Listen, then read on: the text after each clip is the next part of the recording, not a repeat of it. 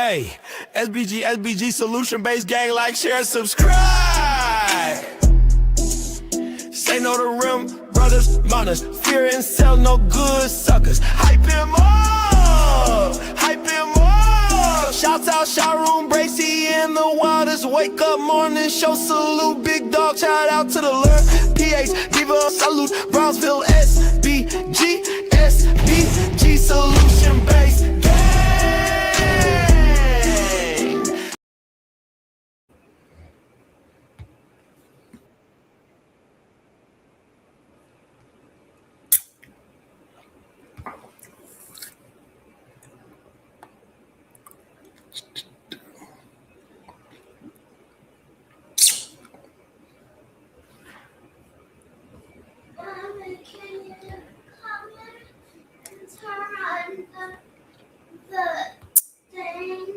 You turn the TV on? Yeah. All right.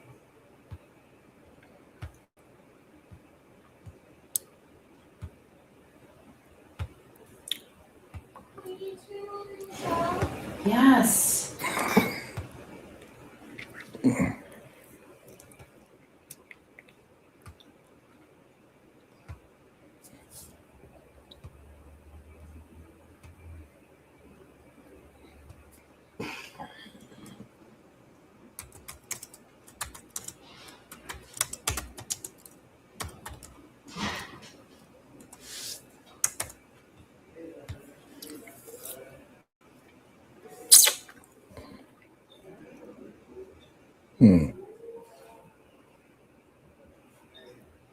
I know what I'm doing. Find a renting, rented, finds it.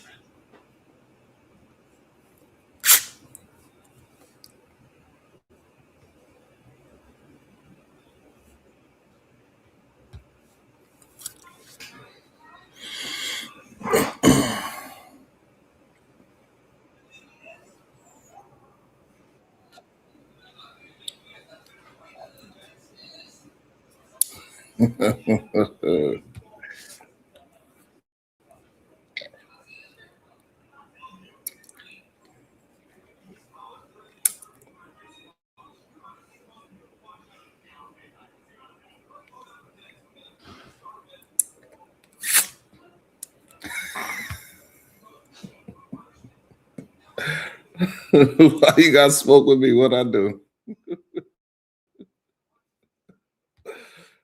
What did I do? I'm gonna send MJ the link early so she can get her smoke out. Let me know if you want the link now.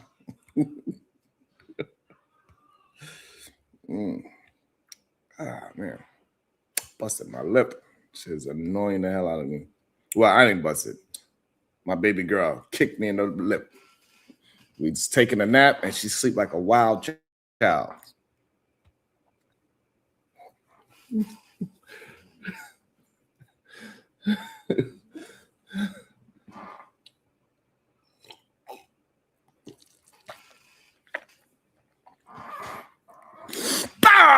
Let's go. Good day, everyone. Scared the dog. Good day, everyone. How are y'all doing today?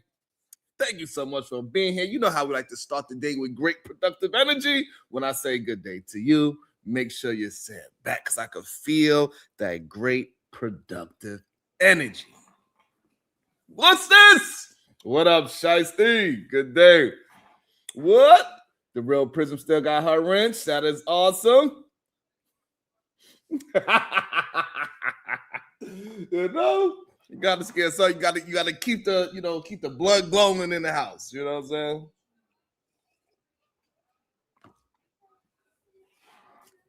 That's right, Shiesty. We are in the goddamn find out stage. Goddamn it!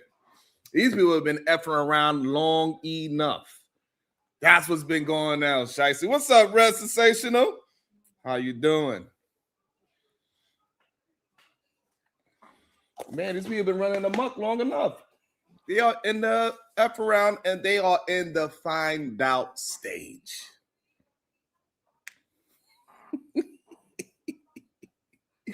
They are in the find out stage. It's going crazy over there in Iran. It is absolutely ridiculous how they protesting over there. Ilhan Omar is absolutely being ridiculous. And in Minnesota, they are definitely finding out over there. It is wild over there. People are getting shot point blank with those goddamn pepper ball sprays. Wow, right in their face. They get hit with bear spray right in their face. They are in the find out phase. Ilhan Omar, I don't know what is I don't know how she got there, but all I do know is that she's been taking some pictures with the same people that frauded us out of $9 billion. What? No, I did not see it, MJ. I did not see that at all. Shout out to Uda. He was having a great show and early in the AM. Shout out to Uda on Go. Salute to you. And also, we got the FBA movement being recognized. Good day, Corinne. What you mean, Red? You know I can't see. I can't. Red, what you talking about? Red.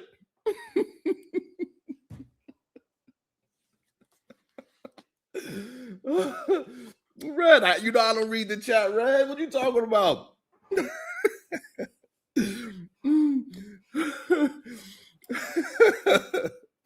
And also we got over in Senegal, they have a goddamn husband school. They have a husband school. We're gonna go ahead and do that as well. That's right. They got a school for husbands because they've been wilding out over there. The husbands don't know what to do with themselves. They say he who finds a wife finds a good thing. Now she who put her husband in school, that does a good thing. Because these men are out of order. As we seen an out of order man yesterday. Yeah, I still got the yesterday banner up. My bad. You see, I'll be just getting to work. I'll be just getting to work. Where y'all want to start? Maybe I should start with Tucker Carlson so I won't get beat up anymore. So I won't get my ass whooped anymore. I don't want to do this anymore. I need an NBA flag in the background. I do have one. Don't make me go get it, Shiesty. Don't make me go get it.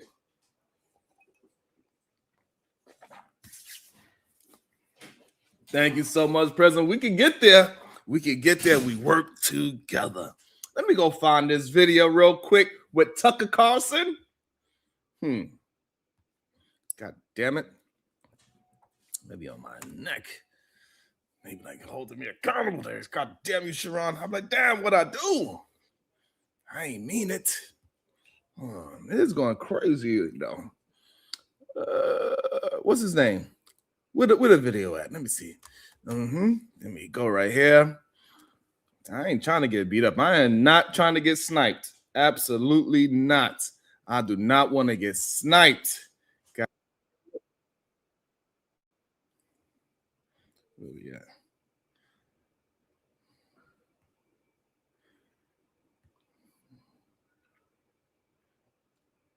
All right.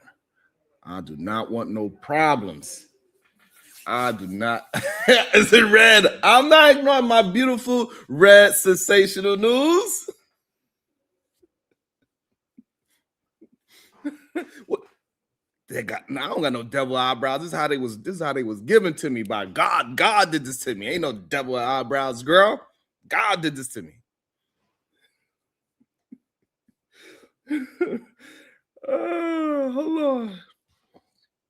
Hold on. Let me get myself together. God damn it. So I'm not together this early in the AM. I am not together. Sheesh. Who should I blame for it? I've been putting in hours. That's why. Shit. I've been working. MJ, let me know if you want the link early. If you want to give me your opinion on this whole situation right here, let me know. Shit. Beating me up. Holding me accountable.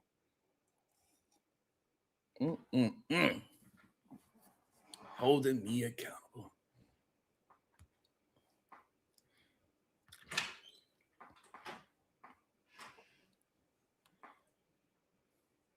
Shicey Bun told me I gotta get a new flag. It's crazy. What you mean? I gotta get a new flag. Yes. Nah, I got you right now. Let me get myself together. Goddamn it! I gotta get myself together.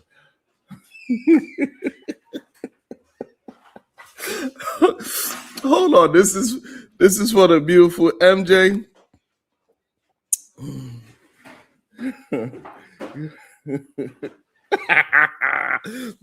Red got smoked, so I got two gun toters on my neck. Oh God. I got two of them. Oh Lord, I'm in danger now. I got two gun toters on my neck. I'm so hey, look. I don't want no problems. I don't want no problems, goddamn. Let me make sure I don't get myself in any problems. I don't want no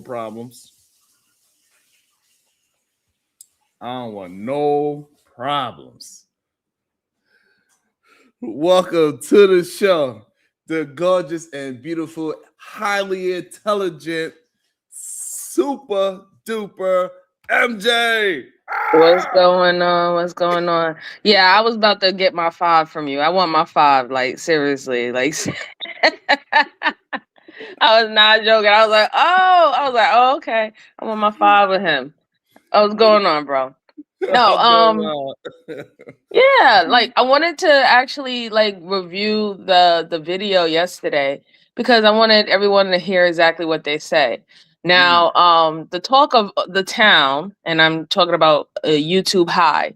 Everybody is actually going over this interview with this that fisherman guy and Tucker Carlson. My point is with the whole thing is that these conversations are being paid attention to. When it comes down to small content creators, you have big content creators who are actually viewing and listening. So I wanted people to understand that there is influence that is actually going around. Influence that you think that you don't have is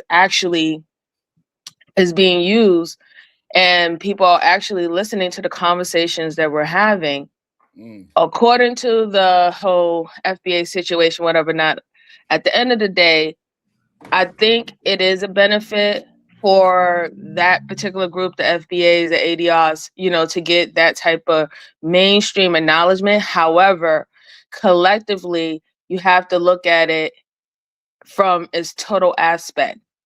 We have seen that these particular type of I guess organizations and stuff, they have always played the sides on everyone. You know what I'm saying? Like at one point it's Black Americans, but immigrants is great. And then now it's, you know what? Well, these immigrants is getting out of line, or these immigrants is in our systems and stuff. And you know what? They really don't have a leg to stand on. So just because we can identify the acknowledgement, just because we can identify that there might be some leveraging that FBAs and ADOS can use to actually position ourselves better in this country, don't get it twisted. The motherfuckers don't like you either. And they never did. And it will have the same type of psyops continuing on going forward.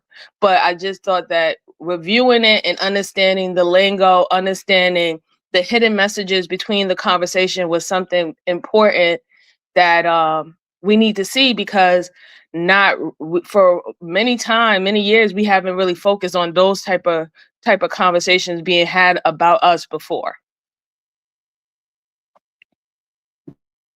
Yeah, I like it. And I think I don't know what it is about the gaslight on smaller content creators, and at that, if I got 20 people watching that, one of those 20 people can't be a million subscriber or 2 million subscriber, and he's he or she sees something that is good and they take it and they, you know, they blow it up on a channel and it look like they the originators of it. I don't know why that's such a difficult thing, that they believe that we are just bottom tiers and the people that have the audience is just top tier off rip.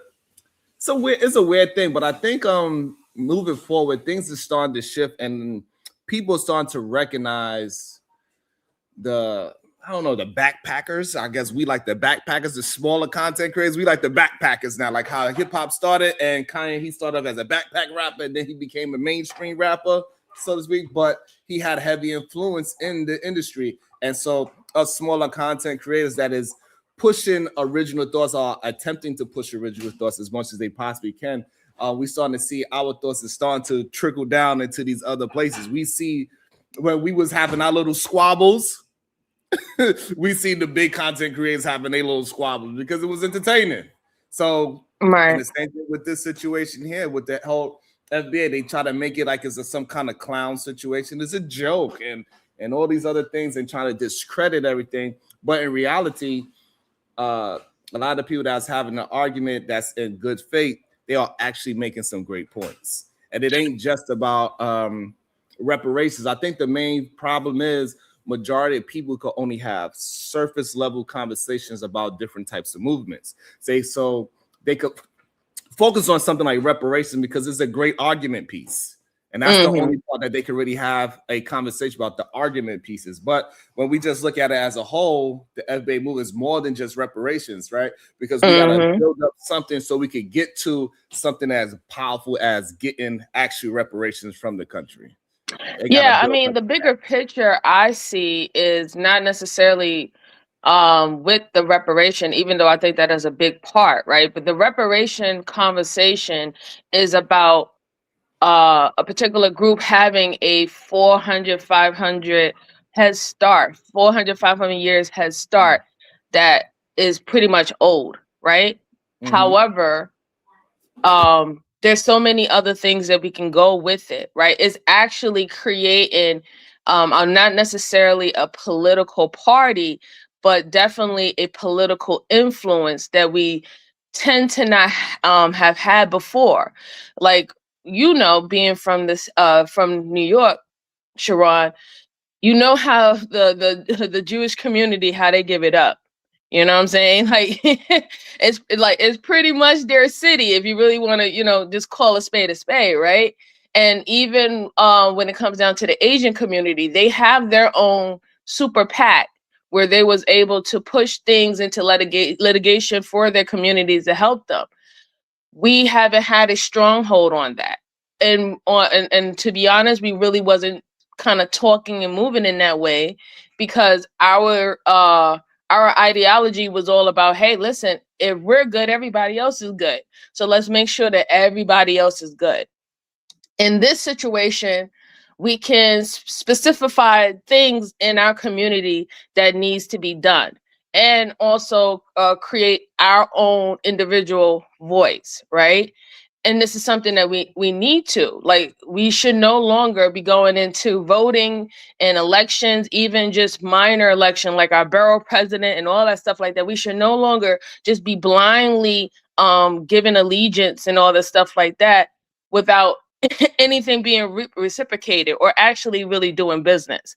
And the only way that we can do that is if we can identify what we actually need and what our causes are, right? So I think that is a good stepping stone.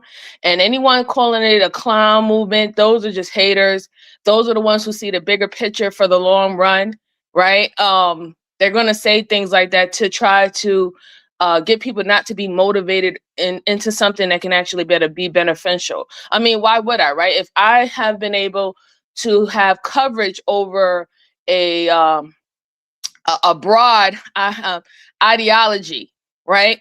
Why would I want someone to start to separate and make things specific, knowing that I'm not going to be able to have access or benefit to it? I mean, if I was in the other foot, I would probably kind of feel the same way too, right?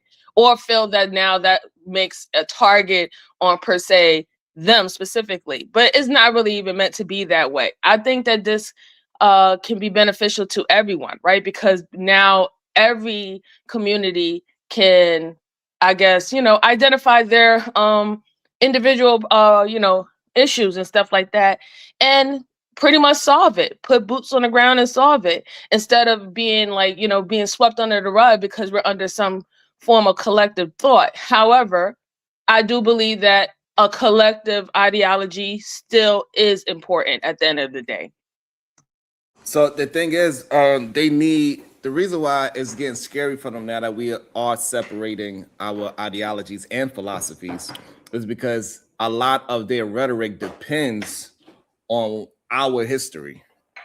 They need our history to give them what's the word I'm looking for? Validation, because they cannot use the fact that we've been discriminated against because we are such and such and such. You can't use that. You just got here. You know what I'm saying? I got people that me and my brothers put our lives on the lines for each other, but guess what? His mama is from a Caribbean and his daddy from a Caribbean. Mm-hmm. So, you know what I'm saying? And that's my brother in arms and everything. However, in reality, you can't consider him my FBA. Right. But that's still my brother. And if he was a politician or he was into politics or something like that, and something was to happen to him, he cannot use the same thing because our grandfathers went through different things. So he can't have a history of saying what happened to my family here in America, and they are trying to do it to me now. It's just a different cause, and they got to come up with their own version of oppression or their own version of adversity. Right? No, I agree, and it's hard, right? Because even when we talk about the Immigration Act of 1965, when we started having an influx of many immigrants from different countries and stuff like that, while coming into the country around that time, going up to now, there are things that they might have experienced, per se, right? Yeah. And that's why I would say that's where the collective mindset to change certain things that is not beneficial to all Americans going forward, that still needs to happen. However, when a correction in history needs to be done and it's been presented, and this is for a specific group, that has to also be, addressed as well, right? I would never tell an immigrant from the Caribbeans or even from the UK or anything like that, or even Africa, I would never say to them, well, whatever colonization you dealt with on that particular land, you shouldn't fight for what is owed to you during that land and how you helped build that particular country. You should go and definitely speak to them about them, like, hey, there's wrongdoings that have occurred and we need to address it now going forward for the betterment of our people, that's our particular group that's still in their country and in the country in totality, right? I would never tell them not to do that. And we just see that that's always the case when it comes down to Black Americans, which is like the most, is like the asinine thing for me at all. It's like, it's the weirdest thing. It's kind of like a creepy kind of obsession at this point. Of literally telling them, And what I think is going to happen is that they're going to do the same thing. They are going to do their own separation within their culture as well, because they're going to have to start recognizing that it is a group of immigrants that is cosplaying as they are part of the struggle, because we have legit people that is from the Caribbean, don't have no long history over here, but they rock with us 100%. They're like, nah, we are all Black, right? But they also have the group that is a part of a Caribbean that is the opposite. They just cosplaying as Black folks and to undermine us as Black folks. And then eventually what I think is going to happen is that the people are going to understand that there's a difference between being an immigrant and being a tether. And then so they're going to start separating themselves. So like, oh, now I see why y'all was calling them tethers and I'm not a part of that tether group, right? Because there's two different things. And I think for a lot of our brothers and sisters, they believe that just because you come from a foreign land that you automatically considered a tether. And that's No, just and that's where it's just I not the feel case. where it becomes negative, right? Yeah. And people will have like that bitter taste in their mouth because if we're just calling everybody a tether, like I don't think that's cool because that's not really what Yeah. the terminology was for. You know what I'm Right. saying? So in a way that will make their argument I guess valid of making it feel like it's xenophobia against any form of foreigners, and that's not the case. Yeah. That's not the case. So that's why we also have to, like I said, if we want um our brothers and sisters who are immigrants from different countries and stuff like that, who understands what's going on, they have to call out their bad actors, and we also have to call out our bad actors that's making it seem like we're being xenophobic, that's making it seem like we're going from the how can I put it, the FBA movement straight into the white supremacy pipeline, because that's what I kind of see is leading up to, because we're having a lot of alt-right and right wingers like Tucker Carlson, and also that representative that's going against Byron Donalds in Florida. We have a lot of them now picking up speed and making it seem like, oh yeah, these are the people that we should actually supposed to be talking to. Like, we know this is all a play.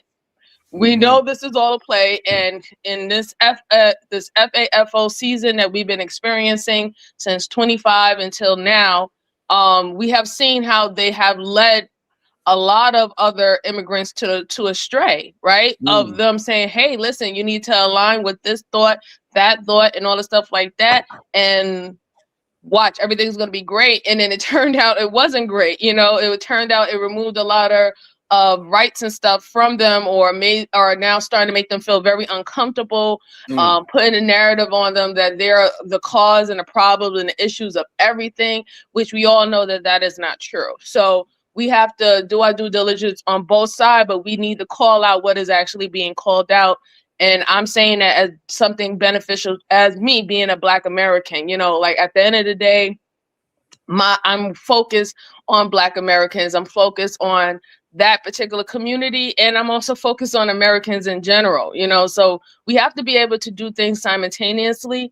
We have to be able to put the right people in the right positions to talk about things the way that it needs to be talked about and addressed. And that's how we have to play it out going forward. There's no playing around at this point.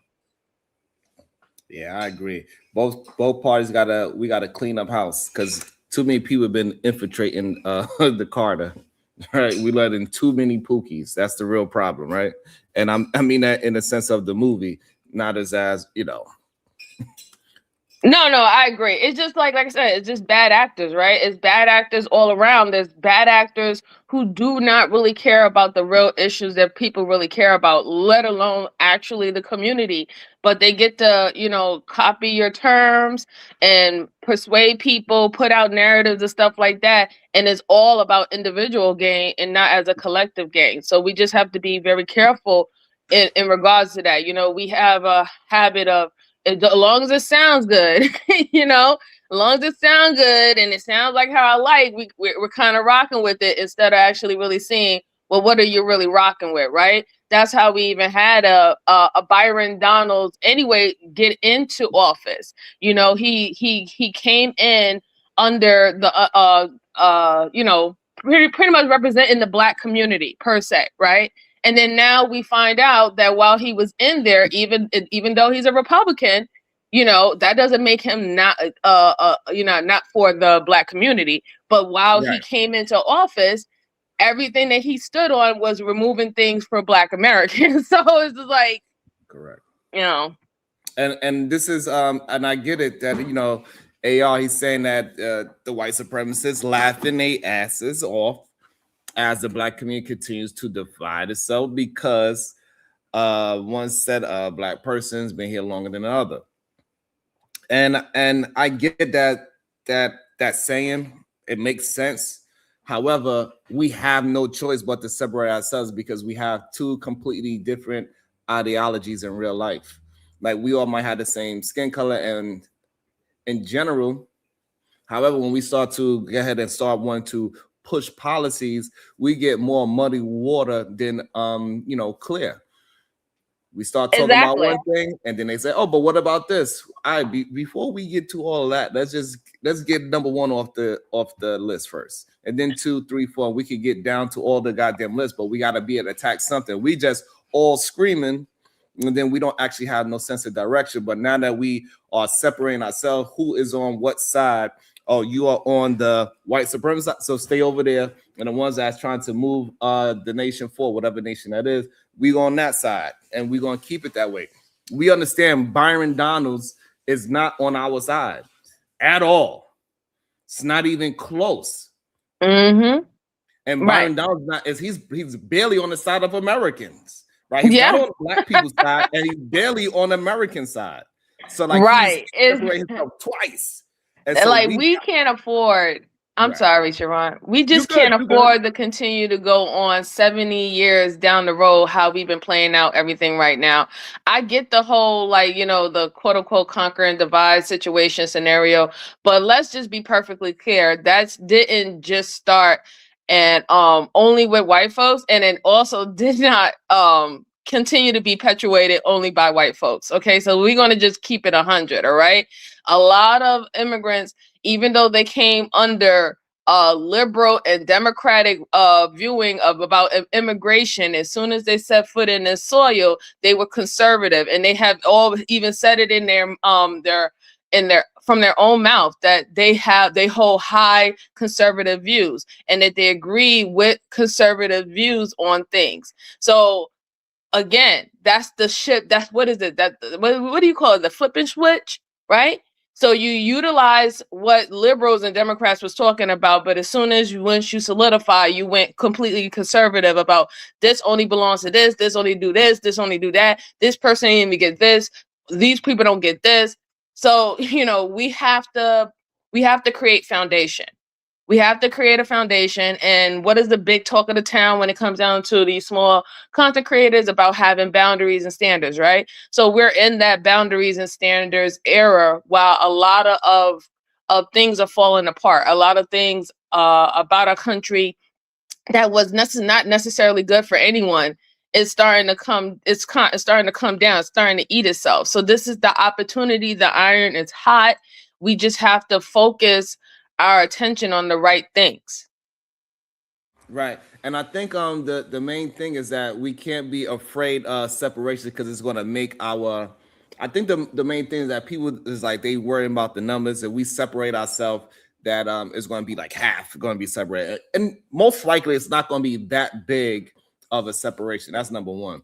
Number two, the smaller the group, the more focused it can be. And if we get more focused as a group on group thinking and what we are going to achieve first, 1 to 10, 10 to 20, and so on and so forth, we could get more done that way than trying to convince 100% of the 13% to move in a certain way. So if we could get, even if it's only 40% on one accord, thinking in the same, hey, we got to get these things done at these different levels, that 40% is going to be more effective than having 100% of a group just trying to figure out what is it that they're trying to do. So yes, separating ourselves is going to make us more focused and get us to execute on plans and implement these situations, get our money together and point it towards the right direction and vote people in and out of office as we see fit for our or whoever and whatever county you are in, right? Because each county is going to have a different 10 set of things that they want to get done. Right. Right. I mean, it's more important. Even in the same state, right? You know what I'm saying? Like, even in the same state, the county in Ronkonkoma might be different from the Hamptons. It's completely different, actually, right? Because you're talking about Montauk County, and then you talk about Suffolk County. So and you know how we give it up in New York. Every different county, how they own it has their own issues and struggle and things that they go to their local board and they advocate for. And that's just what it is. However, you do see how New Yorkers in general, they tend to vote and elect about the bigger issues about the state. You know what I'm saying? It's going to be completely different. And that is fine. That's absolutely fine. There's certain things that we can agree with, but like I said, Rockland County is not going to look like Westchester County. Right. It's just not going to be the same. And we have evidence in places like New York where small populations get big things done all the time. So we are 13% of the complete population. That doesn't mean we need 100% of that 13% to be on one accord. But what we should know is how we actually, how we actually average out, right? Like, for example, we're considered 47 million or 50 million in the United States when it's considered of Black people. However, the immigrants who are Black immigrants, when they're a part of our Black percentage, there's only 4.7 million. So Black Americans is still the majority in America, right? So there is a lot of things, our group, there's a lot of things that we should be advocating for as Black Americans. 100%.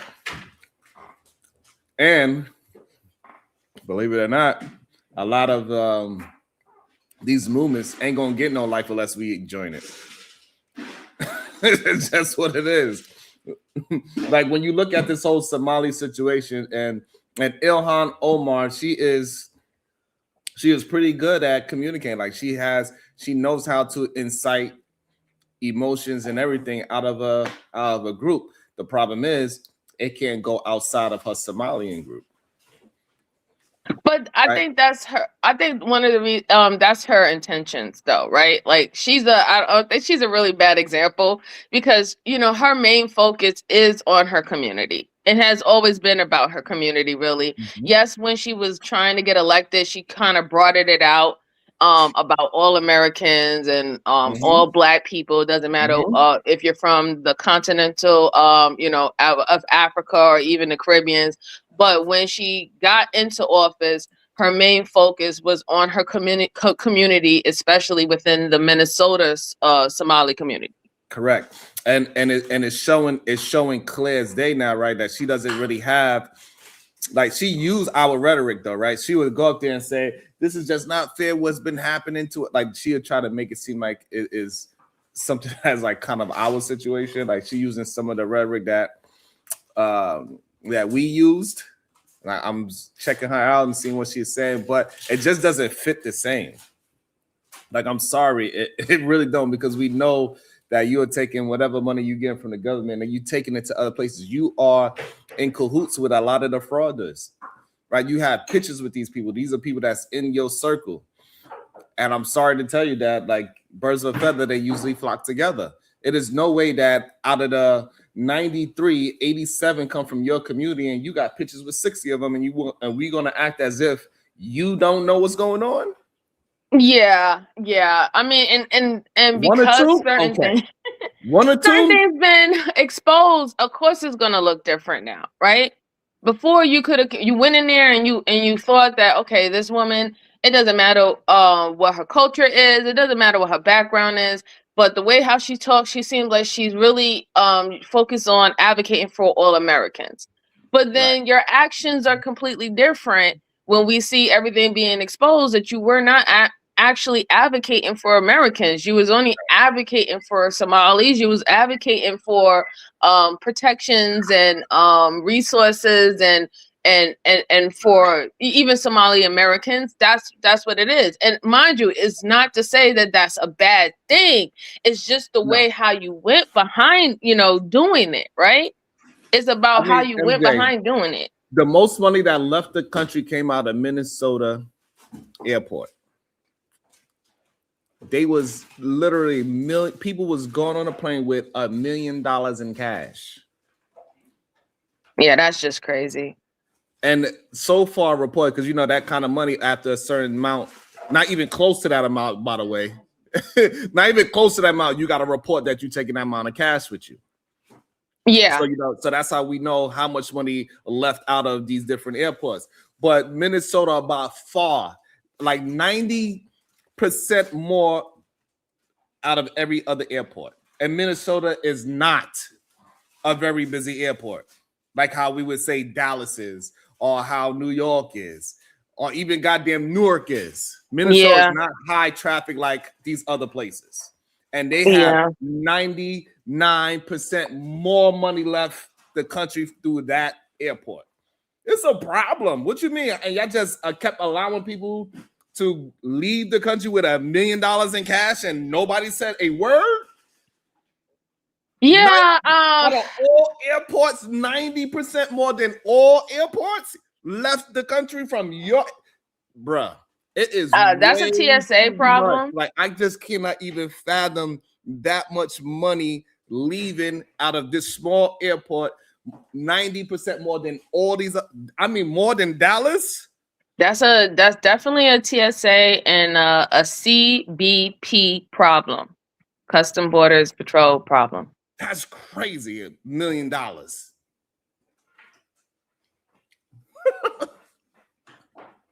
Mind you, let's keep this in perspective. You got to disclose over 10,000.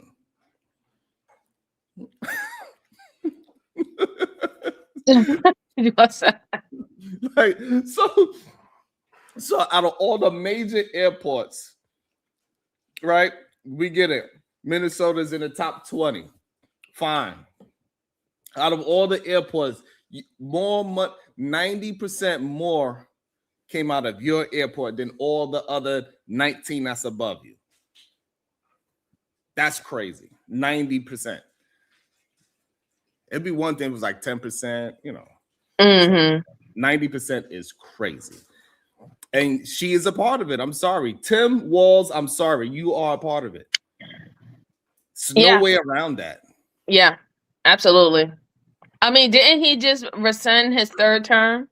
Absolutely. There's no way that $9 billion left the country and y'all... and you don't have no whereabouts of it. Come on. But you could catch me if I go ahead and try to get $1,000 out the bank and you can't find $9 billion. Like, there's like something's got to change, right? And we starting to see it. And I'm glad that it is happening when it's happening. It is what it is. We see the people that's being affected in Minnesota. We see what the riots look like. Again, if you look at the riots, you can see that they're cosplaying us. Especially the ones that is on camera. The ones on camera, they look like young black children. That is a part of a urban regular city. They don't look like young Somalian men. They're not dressed like how like the majority of them going to be dressed. Even I agree, but I'll also just take into consideration is about, some of them who are going to assimilate into America, and we do have to also admit that that's what Americans want. We do want foreigners and immigrants to assimilate into our society. So there was gonna, eventually become a decent amount of population that was going to actually assimilate into our culture and what we do and stuff like that. However, but the difference is now we could separate ourselves and say, yeah, like you cannot just compare us because our clothes are the same. Because yes, our clothes are the same, but our speech is different. Our lingo is different. The music we listen to is different. Everything about us is different. The only thing that you can say that is the same is our clothing. And so that's when the separation is really starting to pay attention, because people are not saying you see these black children out there wilding out. No, they saying you see these Somalians out there doing X, Y, and Z. And so that separation changes the scope, because if we keep it that they was just black, then we could keep saying that the black culture is trash type situation. You see how these black people act. No, I agree. Low IQ, and we know that the IQ situation is lower on their side, not on the broader side of Americans. And it's just okay for us to have that separation, just be truthful. Us being honest about what's happening is not disrespectful. It's just what it is. Because it was okay. It was okay when they said that, hey, we just telling the truth about black people being the most violent. That was okay. But now that black people are trying to separate ourselves and do the exact same thing and say, hey, this is what's going on here, it ain't going on right here, all of a sudden, we can't do that. No, I agree. And the funny thing about it is that type of separation is not only just happening with Black folks. If you check out the new FASA form application, they're even breaking it down in the white group too. Before they used to just have European white or Caucasian descendant, but now they're actually breaking down to what type of white you are. They're actually labeling different type of countries and stuff like that. So I do see this happening going forward. I don't think it's just only within our group. And so shout out to Black and Pride. He says, I never hear you talk about the people Trump is taking pictures with and they fraudulent acts. Damn, Black people do better. We've been, hey, listen, when he was campaigning, we was going hard over here about the people that he rocking with. All the people that he put in the cabinet that is not qualified to be there, we went hard.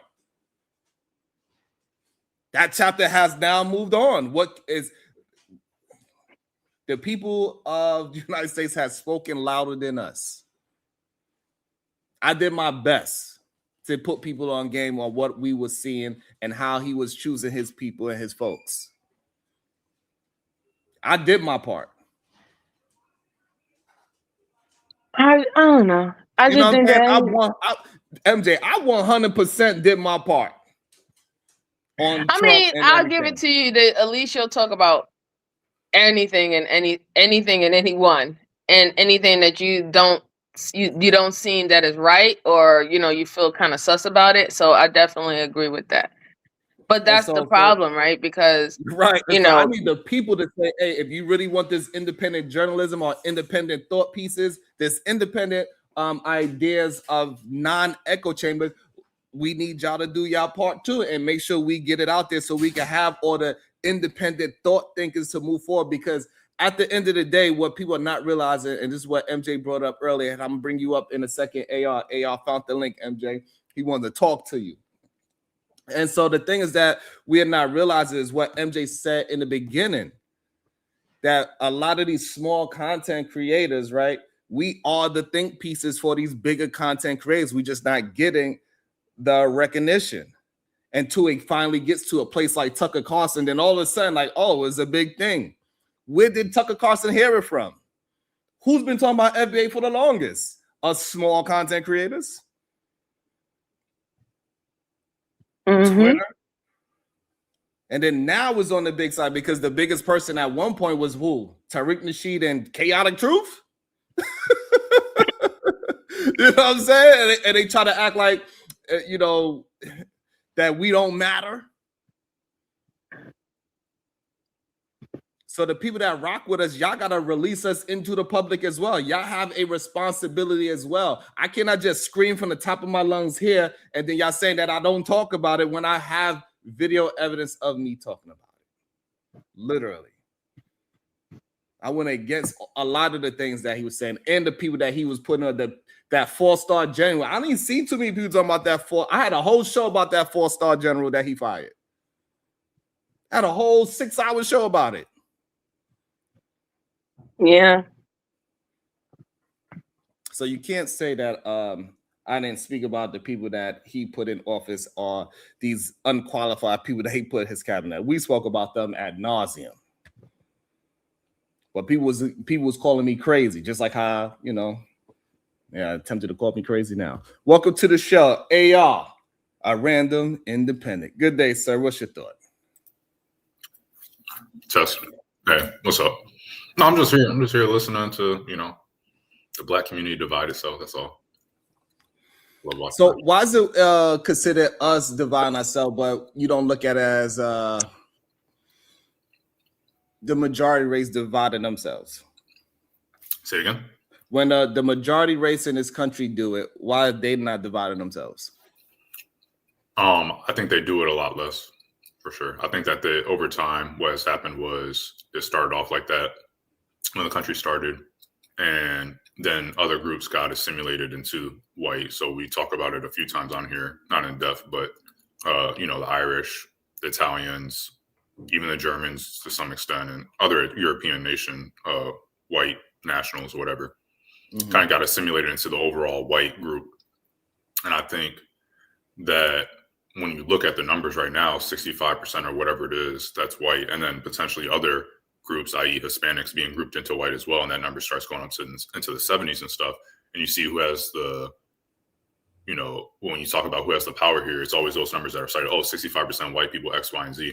And so when you talk about the Black community being 13% or something like that, and that's if 13, 15%, whatever it is, and if that's including all people in the United States that are Black, it would make sense to me that if you want that, if it's a numbers game and you're going up against 65, 70 something percent, and we look at how it's transitioned for white Americans, and it's, most people would say it's only made them a more powerful voting bloc, then it would make sense to me that you would follow that. If you complain about that being an issue and that white people have the most power because they're 65%, and you don't divvy them up when you say it, then it would make sense, logically speaking, in my head, that you would follow that logic and go, okay, so if they count everybody that's white as white Americans, and I think that they have the best voting bloc, then I'm gonna do the same thing for my community so that my voting bloc then becomes larger.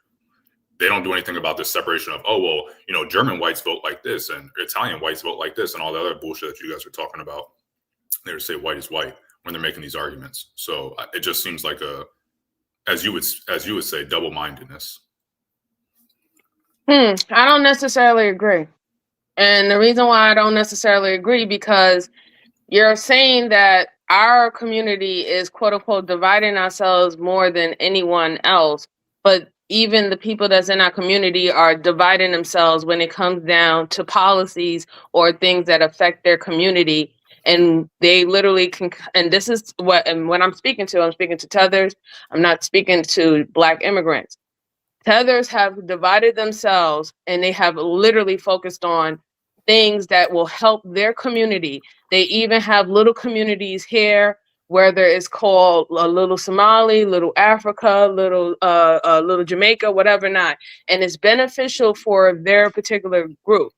So so my mindset is, if this has already been playing out, where yes, they understand that they're Black, but yes, that they understand that they have specific needs for their culture and their community and how they want to continue on their culture, their community, their heritage. Why is it only a negative if Black Americans decide to do that? It's not a negative. I think it's more so when we're talking, like, locally speaking, sure, we can talk about it, you know, if it's a citywide or, you know, maybe even statewide, even though I think that statewide is stretching it. I think those discussions are a proper thing to have. But when we're talking about on a national level and groupings banding together as a Black community, then I think it's detrimental. I will say yes and no. And the reason why I would say yes and no, because I understand when you're talking about a numbers game, the more numbers, the better, right? Especially when it comes down to voting power. I definitely agree with that. But I said that this has been happening and playing out for 60 plus years, and it's actually been a negative to us, because what we actually understand is that, yes, they consider themselves Black on paper when it comes down to getting any type of resources and benefits under the umbrella of Blackness. But however, when they get into the voting booths, when it specifically has anything to do with our per se communities, they vote completely differently against it. So do you have any like articles or something? It wouldn't necessarily be an article, but we have already seen a couple of representatives who we know have immigrant background, who has already stated that a lot of things that Black Americans said that they wanted to help their communities, that they were against it. Well, you're saying that when, you know, they're Black on paper, but then when it comes down to voting, they vote against Black interests, or, you know, Black American interests, however you want to put it. And so that should bear out. And like, there should be articles about, hey, this voting block votes this way, this voting block votes this way. Like, there should be something, some study, some article, something. Yeah, but we can't do that. But that's the thing. But here's the thing. But my thing is that if I can finish. Hold on 1 second. Hold on. Right, his name is Byron Donalds. Like, right. That's what I'm saying. I don't know why we trying to act like we got to have an article to prove it, but we literally have. But not even, Sharon, it's not even about an article, right? It's because of this. Wait. No, let me finish. Let me finish, AR. What do you mean, let you finish? I thought you were finished. I was talking. Wait, let me finish. I want to answer your question. I didn't get to finish the question. But you said about articles. So I want to express what I feel about this article that you're saying that I have to look for. All right, so I'm gonna finish what I was saying, and then you can express what you want about the article. So, and the reason I asked, or part of it, is because if the Black immigrants are voting 90% alike with, you know, what you would call quote unquote foundational Black Americans, and 10% is this other, hey, this is more like something for our culture, because obviously, or for our, you know, immigration status, whatever it is, because obviously they're immigrants and they get treated differently. They have different acts that align with them. So maybe they do have to vote a certain way, or maybe certain things do impact only them and not necessarily the Black community, or maybe they're at odds with each other. So they might vote that way, but if they're voting 90% with the Black community on everything else, does that mean they're not for the Black community? So again, as I was stating in reference of these articles, you're not going to have those stats and articles that you're requesting if we don't delineate. If we're under the same umbrella of quote unquote just one Black, then how would we ever have those stats to know what they're actually like, you know, in the physical form? How are we going to actually have those records about what they're actually voting on and what they're actually not voting on, right? So that's why the delineation is important. What we can do see, though, in the physical realm, we could see how when there's certain things that is pushed and promoted to help benefit their particular community, we can see that they are advocating for things that helps their communities. Like, that's just in the physical form. Like, we wouldn't have the situation what happened with Somali if you didn't think that there wasn't advocacy that happened for Somalis. That didn't have anything to do with Black Americans. No Black American here can say that they was able to touch the quote unquote $9 million or $9 billion that they were able to get. So again, this is what I'm saying. Why would you talk about stats and articles and stuff like that when your argument is that we're dividing each other, right? So if we were dividing each other, you under your breath would believe that exactly what happened with the Somalis being able to get $9 billion was actually a benefit for all Black people that was in the United States. So when it comes down to the physical thing, I think what you were, if I'm understanding what you were saying correctly, to me, it's no different than if you look at a conservative Black, a liberal Black, libertarian Black, whatever Black person you want to say, it's the same shit. Like, you can't say, oh, well, because they're Black Americans, we can't divide them up, or because they're this, that, and the other, that there's nothing going to be able to be gained from that, or you can't break it down by demographic or whatever the case may be, because they do that. You know, if you're a Black conservative or you're a Black this, you vote a certain way, or studies will show, oh, Black conservatives vote this way, or liberal conservatives or liberal Black liberals vote this way, whatever the case may be. So that is possible to delineate. Hey, they vote a certain way and these people vote a certain way. How often do they vote the same? It's possible. So you can't say, oh, well, it's not possible. It is possible. You just don't have any articles or anything to show it, which is fine. So if it's possible, you don't believe that they're doing that then? No, I don't. I think that I will give you that these immigrant groups, whether they're Black immigrants or anything else, vote for their own interests, and at times those interests are at odds with what someone that's already here, a citizen, a Black citizen, especially one that's been here for a while and doesn't really have the immigration roots anymore, may vote for or vote against. Those are going to be at odds. I grant you that at times that is the truth. Just like at times, you know, a Black conservative is going to vote at odds with what a Black liberal is going to do, X, Y, and Z. My point is that I don't think it's to an extent that you guys seem to be making it out to be. And I could be wrong. This is not a topic that I'm well versed on. So like, I 100% could be wrong with everything I'm saying. I would like to see articles and stuff that I could look at and read and see how people are voting. Everything that I've heard about this shit since I've only been on really like the YouTube streets for like a year and some change, like last November or so. Okay. So everything I've heard from the FBAs just sounds like they want to be special more so than they're speaking in reality. Yeah, I mean, I'm in disagreement with that. It's not about being special.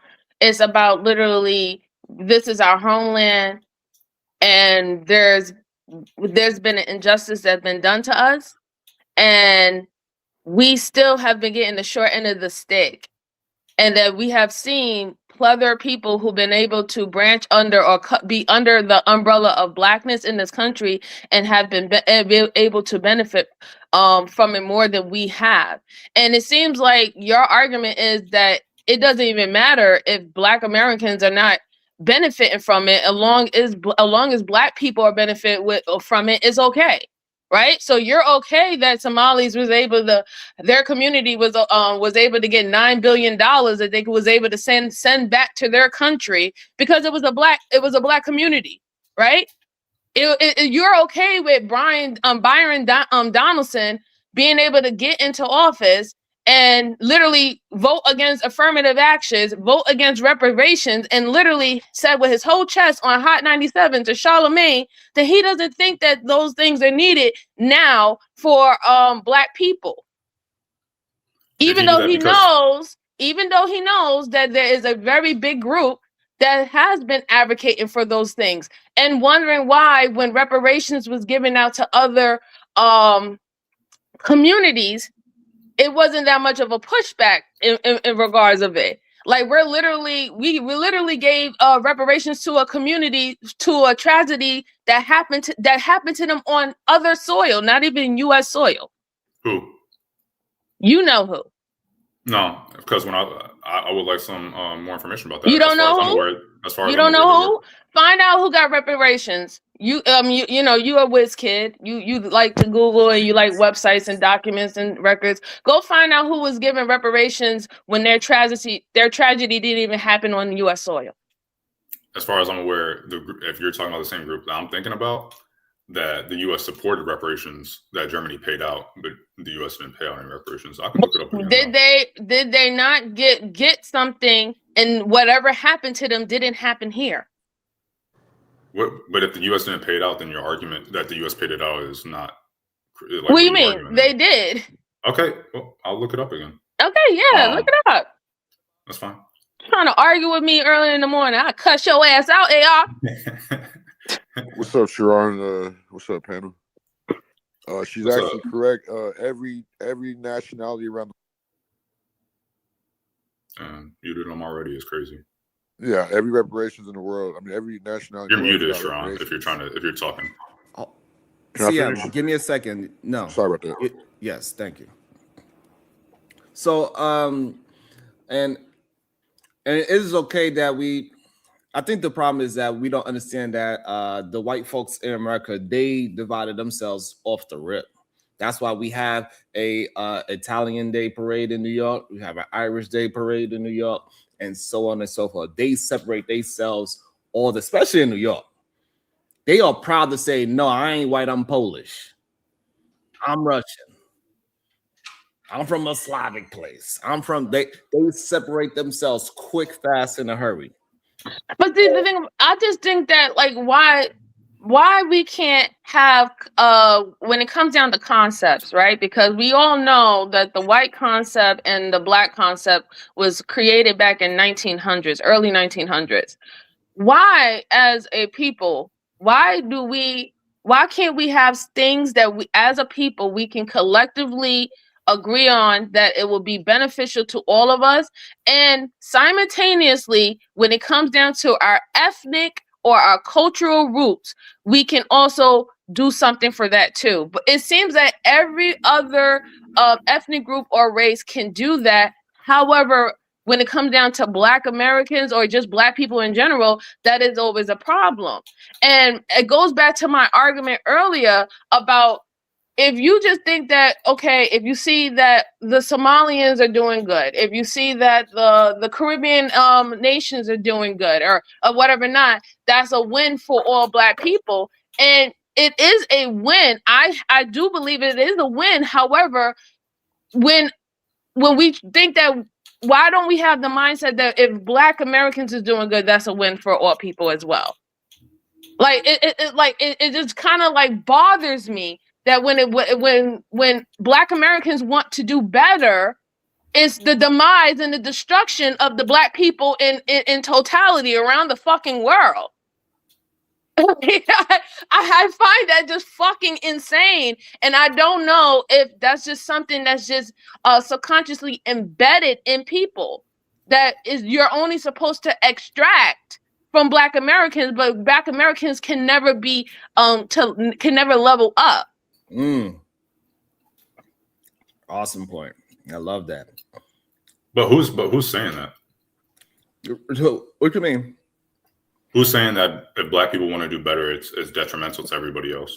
I wouldn't say that you necessarily said that, but you kind of implied that to me when you said that. How can I put it? When you mentioned that if they might other immigrants, Black immigrants or whatever not, if they might do things, or you're willing to admit that they might do things that benefits their communities, but it doesn't necessarily align or benefit with Black Americans, you said that it was a good thing when it's national. I never said it was a good. What? You said nationally. You said that it was a good thing, I guess, locally, but you don't think it's a good thing nationally, correct? No, I wasn't saying it was. I was saying the discussions are a good thing. Can be positive, or I think that they're a good thing to have locally. Like what you're talking about locally, like, oh, they're doing this locally, and that's doing something against our interests or whatever. I think the discussions locally are cool and whatnot, but on a national level, I don't understand where the positive is. If that makes sense. Like I said, so then you just proved my point. Okay. If so, like for example, if Africa, the continent, starts to do very, very well, right? They're starting to do changes and everything like that. You perceive that is a good thing and a benefit for Black people in totality, especially nationwide over here. However, the same framework doesn't work with Black Americans. Apparently, that's a detriment to the Black global family, and I don't understand why. Oh, so you're saying that talking that Black immigrants are not part of the Black community is a positive for the Black community, and since I'm saying it's not, therefore something positive for the Black community is a negative for other people. Is that what you're saying? No, I'm saying that I believe that we are all part of the Black global family, and I think that all of us benefiting is a great thing. However, every single time we have this conversation, when Black Americans want to do something for Black Americans, it's always looked in a negative mindset, in a way that we're literally taking 10 steps back. But when we see this play out in real life, we have other communities, and this is the tethers, not the Black immigrants. We have other communities who's literally the first thing they say is y'all Black Americans are lazy and y'all not doing shit and y'all not moving nothing and all this stuff like that. And we came over to your country and we're doing better than you. We only been here for one generation. This is what gets thrown out. And when we play the quote unquote, like play the behind the seat.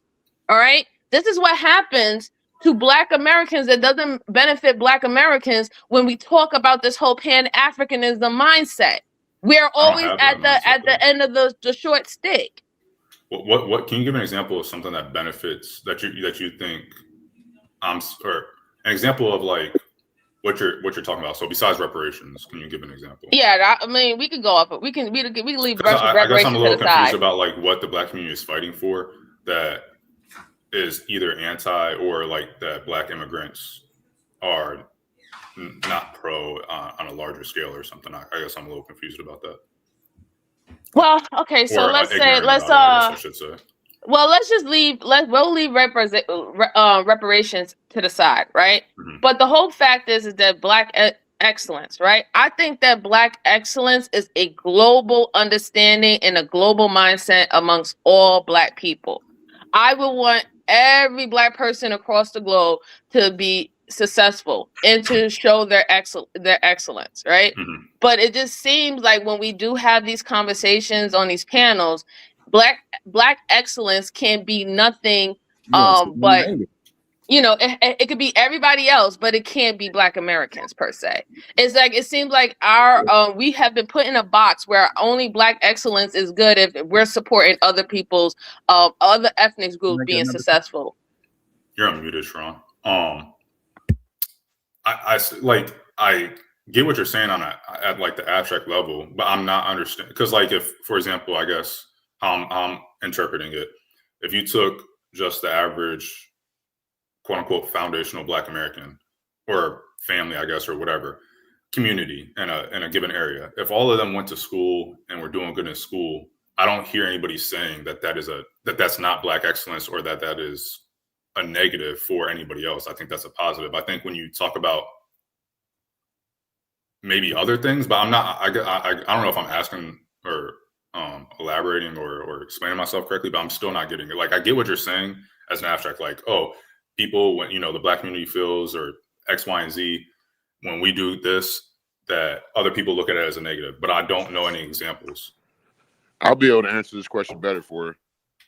Well, I don't know if you can answer it better, but you can give an answer if you feel like it. So the example that she gave earlier about how when they need to say that Black folks are doing bad, they usually go to somebody that is not a foundational Black American.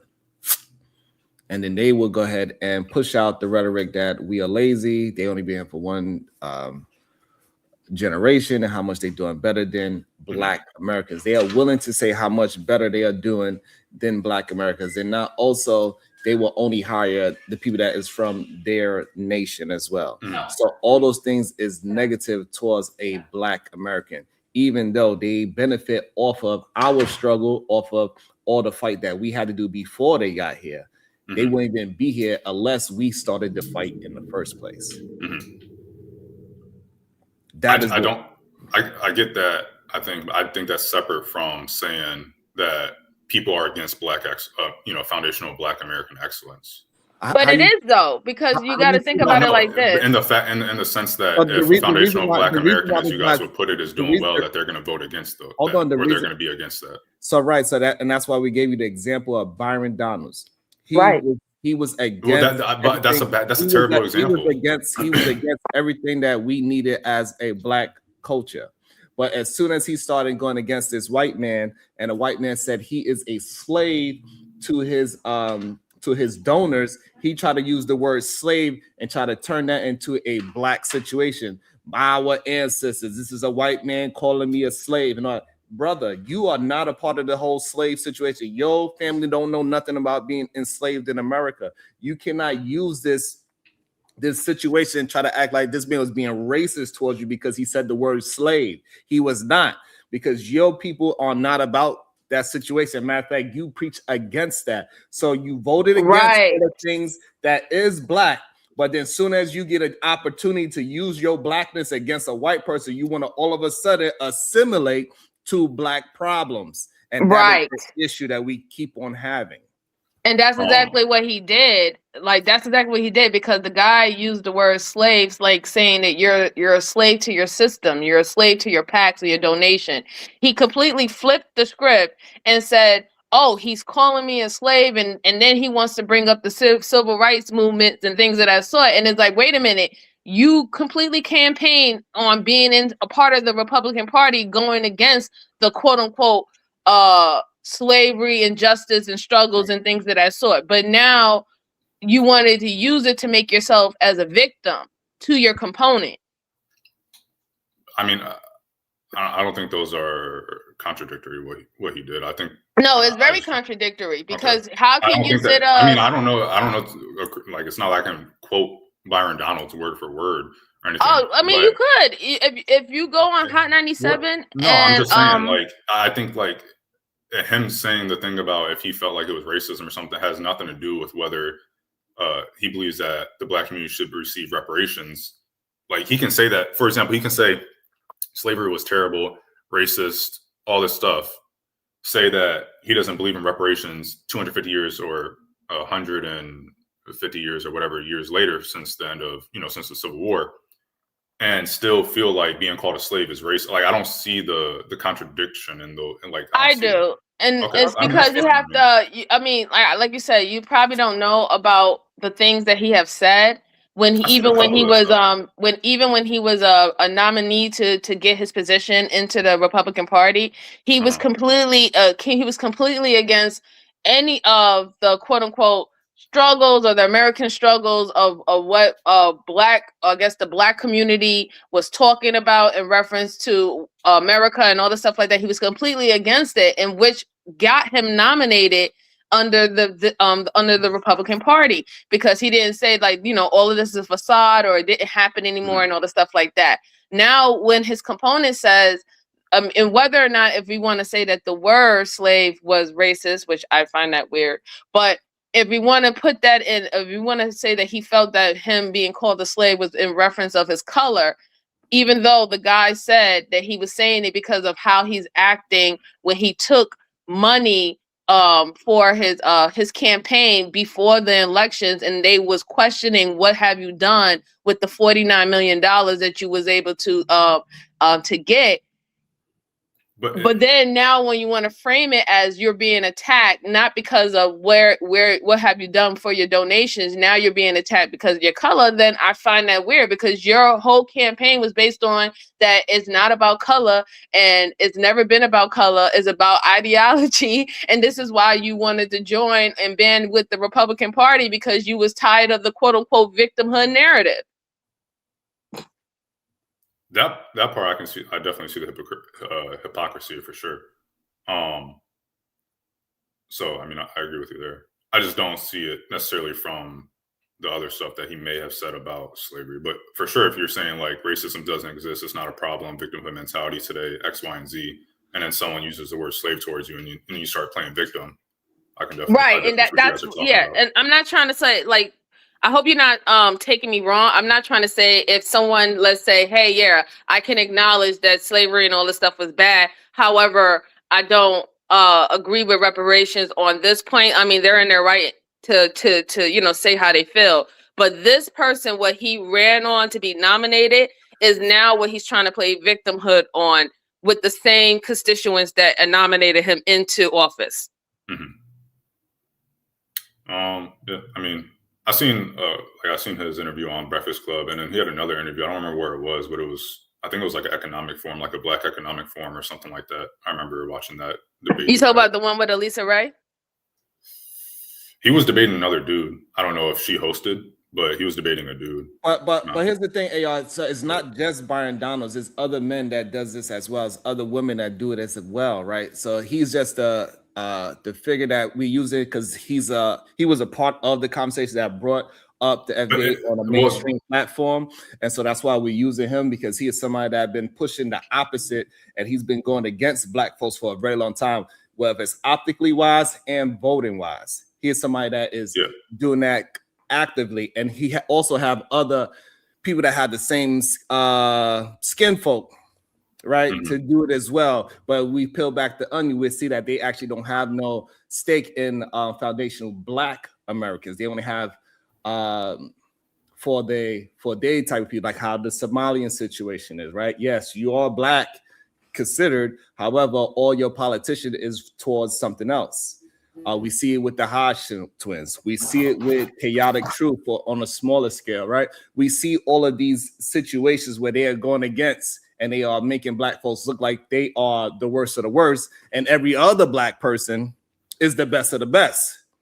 So that's right, again, and going against Black Americans. And another good example is in reference with the Somali community down in Minnesota. Boots on the ground of Black Americans that was down there in Minnesota have said that Somalis would run them out of their malls. They wouldn't allow Black American children to sign up at their daycares and everything like that. Like literally telling them, get the hell up out of here. Like, you're not allowed. You can't come in. Do not enter type of shit. So again, now they have always stated as a community that they didn't perceive themselves as Black. But now that they're being attacked by the government or being spotlighted by the government, now it's a Black issue. So like, you have to tell me, how is that beneficial to Black Americans if one group is doing well? That's a benefit to all. We weren't even allowed to even go into their malls and shit. And not only that, it shows that the separation is better for us, right? Because before we couldn't get in a mainstream media in a good light. We only was we was only in the media as negativity. And then now that the movement is a movement, at least a section in Florida was able to put together a group of people and sponsor or attempt to sponsor this this new politician, James Fisherman, is showing that they're willing to listen and move towards our direction, right? And they don't agree with everything that we have to say. That's fine. However, they are willing to, now that we are separating ourselves from the bad actors, hey, things is moving in the right direction. We are finally getting some coverage that is in a good light, and not only in a negative way. I guess my thing is, I mean, I'm going to look more into it. I understand what you guys are saying from the standpoint of, like, you know, you have these immigrant communities where they essentially only allow them, like, what they view as them in. So, right, so AR, do you what we're trying to say is that also, do you see Black folks in more of a positive light in the politic world or in a negative light in the politician world? More Black people? Yeah, Black people are used as a negative, quote unquote foundation. As a negative. Honestly, I feel like it kind of depends on which side of the aisle you're on. Like conservative, obviously they're going to paint. I feel like the Republican Party paints Black people in more of a negative light, and their Democrats tend to do it more positively. But I don't know if that answered your question. No. Okay. All right. One more time. Because Democrats, the so-called, they are trying to defend something that that is looked at as negative, correct? Yes. Okay, so therefore it doesn't matter what side of the aisle Democrats on, because still Black people are put out there in a negative light, right? They just defending it, saying that no, that's not what it is, right? So are they being pushed out? What Black folks being pushed out in a negative light? Well, I think that in this example,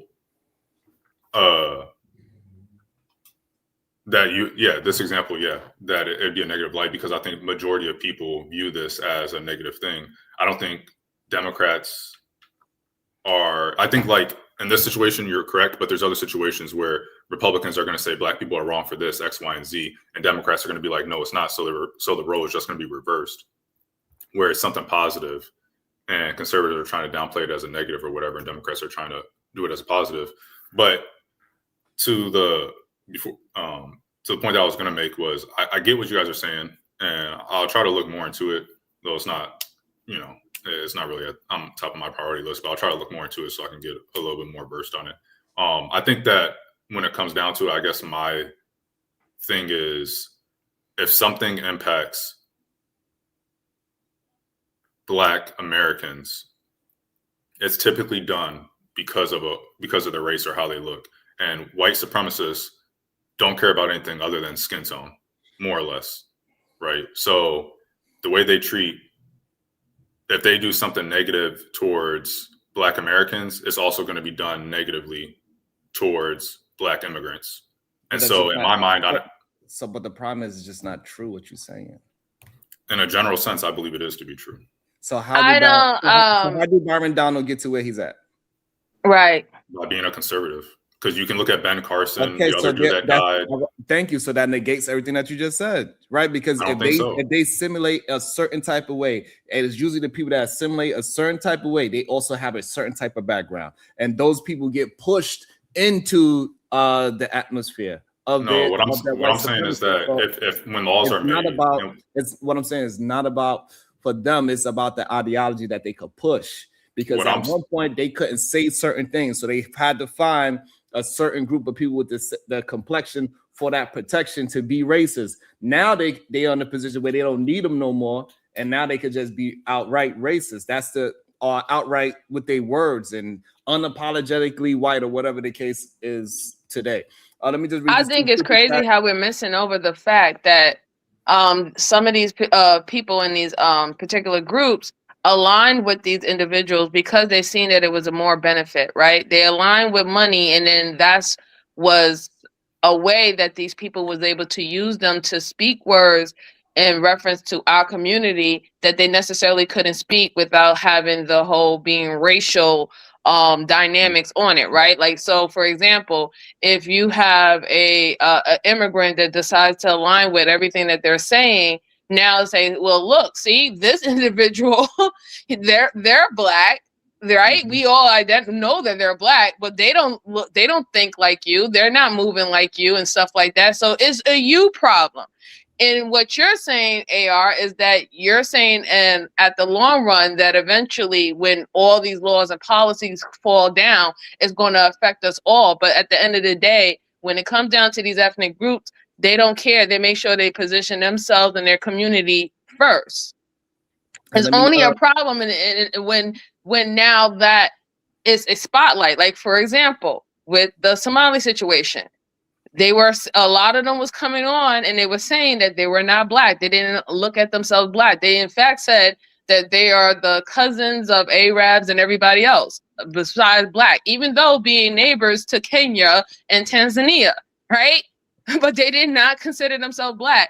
But now that there's a spotlight on them, on the bad actors in their community, this is not to say that the whole community is bad, but they do have bad actors in their community. Now it's oh, we're a black. Now we're being attacked. Black, you know what I'm saying? Like that's the problem. That's playing on both sides, right? And my thing is, in this particular situation, this is a leverage that Black Americans have never had. This is a leverage that every other ethnic groups have been able to have, where they have come in under the disguise of being about everybody is going to be equal. We're going to work and do everything for everyone. But then once we get our foot in, now we can align ourselves with money and help our community directly. I don't see that it should be a problem that Black Americans decide to do that, when now there is somewhat of a spotlight, whether you want to say that it is only online and is only going to stay in the framework of online and everything like that. This is still an opportunity that we need to take advantage, that can leverage our power as Black Americans in America. And also, let me read a couple of the super chats. Shout out to L5261 defined. Byron Donald said he was against reparations because his mother wouldn't get it. AR, stop being disingenuous. And also, we got shout out to Taiwan's with $2. It's a valid talk. Thank y'all so much. Make sure we have over 200 people in the building. Thank y'all so much. I appreciate every last one of you. Make sure you're hitting that like and that share button. And if you have a 99 cent, I would appreciate that as well. And it is okay for you to count it up. Yes, every person send $1, we'll have over $200. And I appreciate everybody that sends $1. Thank you so much. 99 cent super chat. It's all good. And get the likes up. And get the likes up. That's ridiculous as well. AR, you want to say something about that? It sounded like? Yeah, I was just saying, I don't know if I finished when I was saying it earlier. But yeah, I think that when you look at it on a like a federal level, that if a law or something is passed and it has black in it, or can't do it by skin tone or whatever the case may be, it's going to affect all people that are considered black in America. And the black community can divvy up and say, FBA this, black immigrant that, or whatever. But a white supremacist, if you believe it's a white supremacist system or whatever, views black as black. So it doesn't matter whether you're Somalian black American, or something else. That law, that detrimental law, is going to impact everybody just the same. So when I say I don't see how it doesn't, to me, it doesn't really make sense on the federal level or on the national level, is because of that. When something gets passed, it's going to affect everybody in the black community. So divvying up the black community and saying, oh, you're not actually part of the black community, is not good in the long term. Now, right, on a local level, for some reason, I don't understand why you keep missing that point. Is that I don't know. I guess I'm just not comprehending it. Right, because that's the issue, that they get the benefit off of everything that we do, but they also get to undermine everything that we do. But they don't, because the things that are all right, man.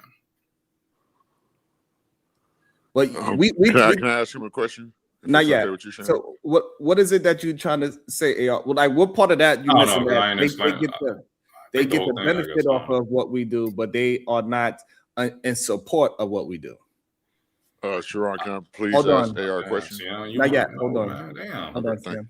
I think I'm just not getting I don't think I understand the foundation. Like, I think I need to just go read some shit and try to understand. I just have a big question right now for whatever reason. I have a question for you, AR. We have expats, right? Who moves into other countries, right? Yeah. All right. Do our expats get the same type of treatment or qualification or anything of that sort as a native of that country? Do you think we do? I would say no. Right. But expat doesn't necessarily have to be a citizen, right? They can just be a visa holder, right? Yeah, but even as a visa holder, even as I don't know the someone rules on who this system. becomes a citizen, like we can like say for example, China, right? We have a lot of Americans, expats in China who's living abroad. In China, you're not allowed to have a business. Like you have to be a national to actually own businesses and stuff in China. So you can come over there and work, you can come over there and teach and stuff like that, but you can't own land and you can't have like an actual business, right? So every country, even when they open up their borders to other individuals, there are things that are specifically for the people who are native of that country, and there are things that foreigners are able to have access to and not have access to. Nobody seems like that is a problem. My problem. Like this is the I think like this is where maybe some of the disconnect is as well, is that y'all So believe you that think we that's should a be problem? more like y'all think we should be more like other countries and be more exclusive, and I think we should be what America was founded on and be more inclusive. That's what I believe. So you're talking about, let's look at all these other countries and see what they're doing and let's emulate them. Let's be like them. That's not what America was about. It's not what it should be about. We're different for a reason, and we should be different for a reason. There's other ways to do things, and the way that they do it does not make them a stronger country. It doesn't make them a better country. We've been doing things like this for 250 years, and there's a reason, and that is part of the reason that we're the strongest and best country on this earth. And so you can't take away all these things like you guys try to do. You're doing to me. You're doing what? Cool. You're muted, Sean. Hey, You're doing. Yeah, do you agree? So I didn't say you was muted so you could interrupt me. Hold on. Hey, y'all, because you. I don't care. Like if someone brings up, hey, what do these other countries do? I just don't give a. I don't care what these other countries do. If the fraud is real with this $9 billion, right? They are people that say they are for this country, and they take that $9 billion and they take a big portion of it and take it to their country. Do you think that is something that is good for America, or that's something that's undermining America? It's not a. I don't think it's a net negative. No. You say no? No, I don't think it's a net negative. So them fraud in our country, taking $9 billion out. The fraud is a bad thing. But if you're talking about just them sending money overseas, is that a negative? No, I said, is it undermining America? Like they are taking sending money overseas or the fraud, because those are two separate things. Right. So they stealing money from America. Okay. And well, if they're stealing, if they're stealing, that's yeah. So they stealing money from America, fraud in America, and sending that money over to their nation. Is that undermining America? It's a negative. I'll say that. Right. It's a negative. It's not a positive. And like, I'm not saying that it's like the most horrible thing to, send money home. No, I wouldn't never say that. However, if we're going to think about it as an American citizen, it doesn't benefit us at all. But it benefited them to come over there because guess what? They wasn't sending that money home when they were in their country, right? So it's like I don't know, like it seemed like your mindset about America, even though we are inclusive, and I agree that's one of the greatest things about us, but your mindset is people ripping off America is a benefit to Americans. I never said it was a benefit. Right, but so I think that we differ on how things are what ripped off really means, and whether something is ripping, and whether something is ripping America off, or whether it has other. But your mindset on inclusive, your mindset on inclusive, if even if it doesn't benefit America in any form of fashion. Okay, so this is where we differ, is that you guys think that let's say they frauded all $9 billion. Let's say they just somehow got the Treasury to print $9 billion, give it to them so they could send it overseas. You're saying there's nothing at all positive, like it has no positive impacts on America in any way, shape, or form, and I would disagree. There are I wouldn't say that, and I didn't say that in totality. I'm just looking. Okay. I wouldn't say that in totality. No. I mean, Okay. and we all know that when we do business, there's nothing that America don't do that where they don't try to find a benefit in it. Of course, like that's just business, right? Nobody goes into business just trying to give out and deplete out and not get anything in return. So, like, I mean, Right, but of I don't course. understand. But regardless of if you, what we're trying to say is that the people that's doing it, they are undermining America at the end of the day.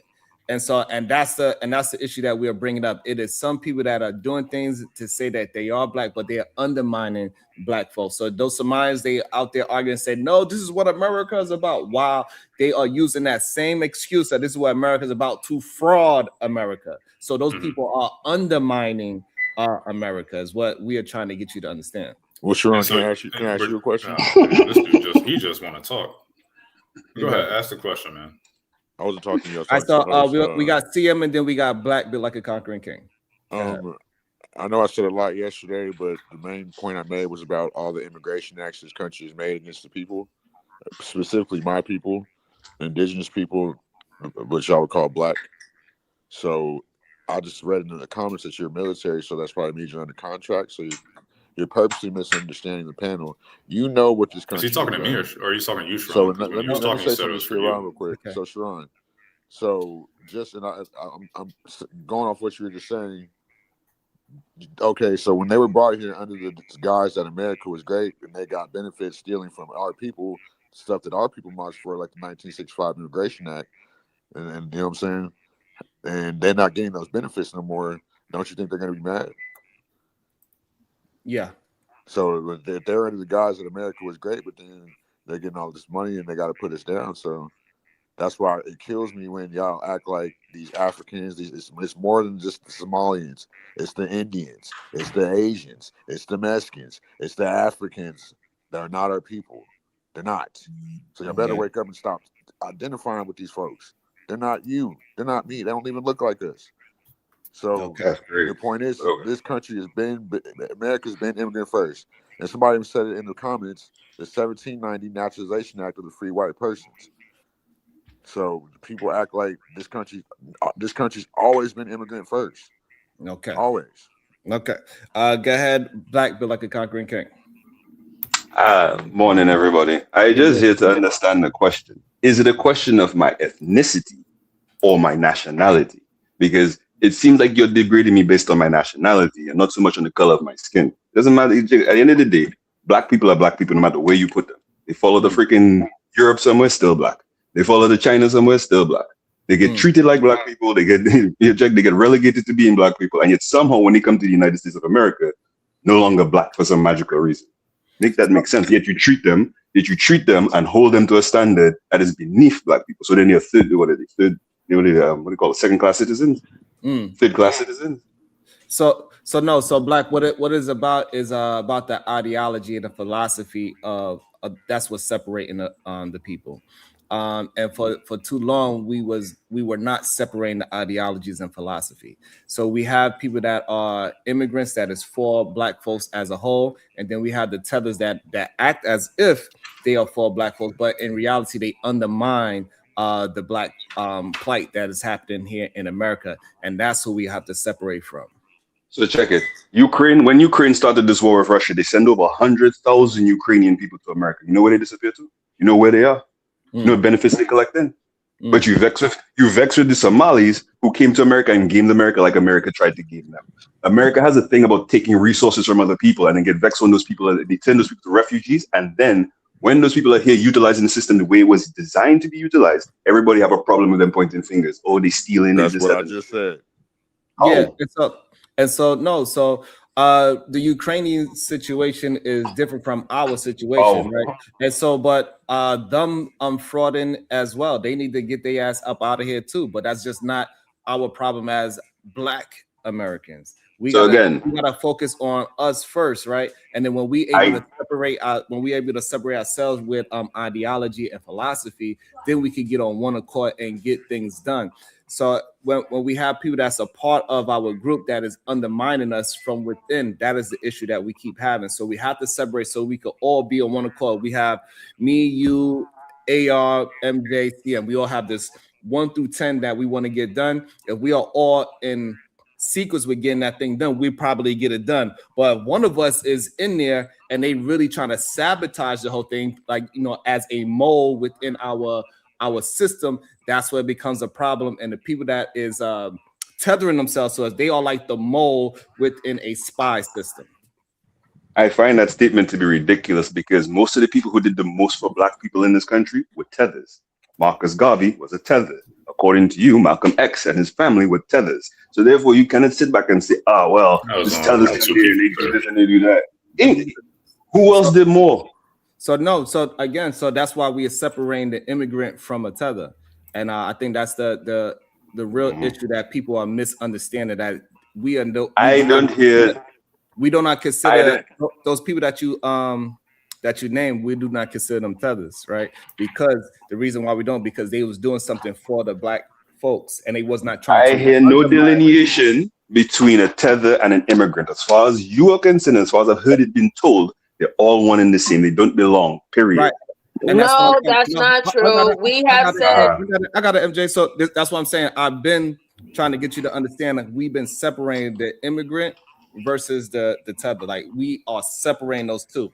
They are not the same. This is even Malcolm X himself. He had a difference between the people that was on his side and then who he considered that was against black folks, right? Even he had that same situation. That's why he separated himself from certain kind of black folks, right? So we understand that for us to have a strong movement, we have to have separation. We cannot just let everybody in because everybody's not trying to move the action movement forward. They just want to be there. They just want to talk. I guess reading Sun Tzu was a waste of my time because I thought the enemy of my enemy was my friend, or at least we had aligned interest. But apparently, the enemy of my enemy is my enemy.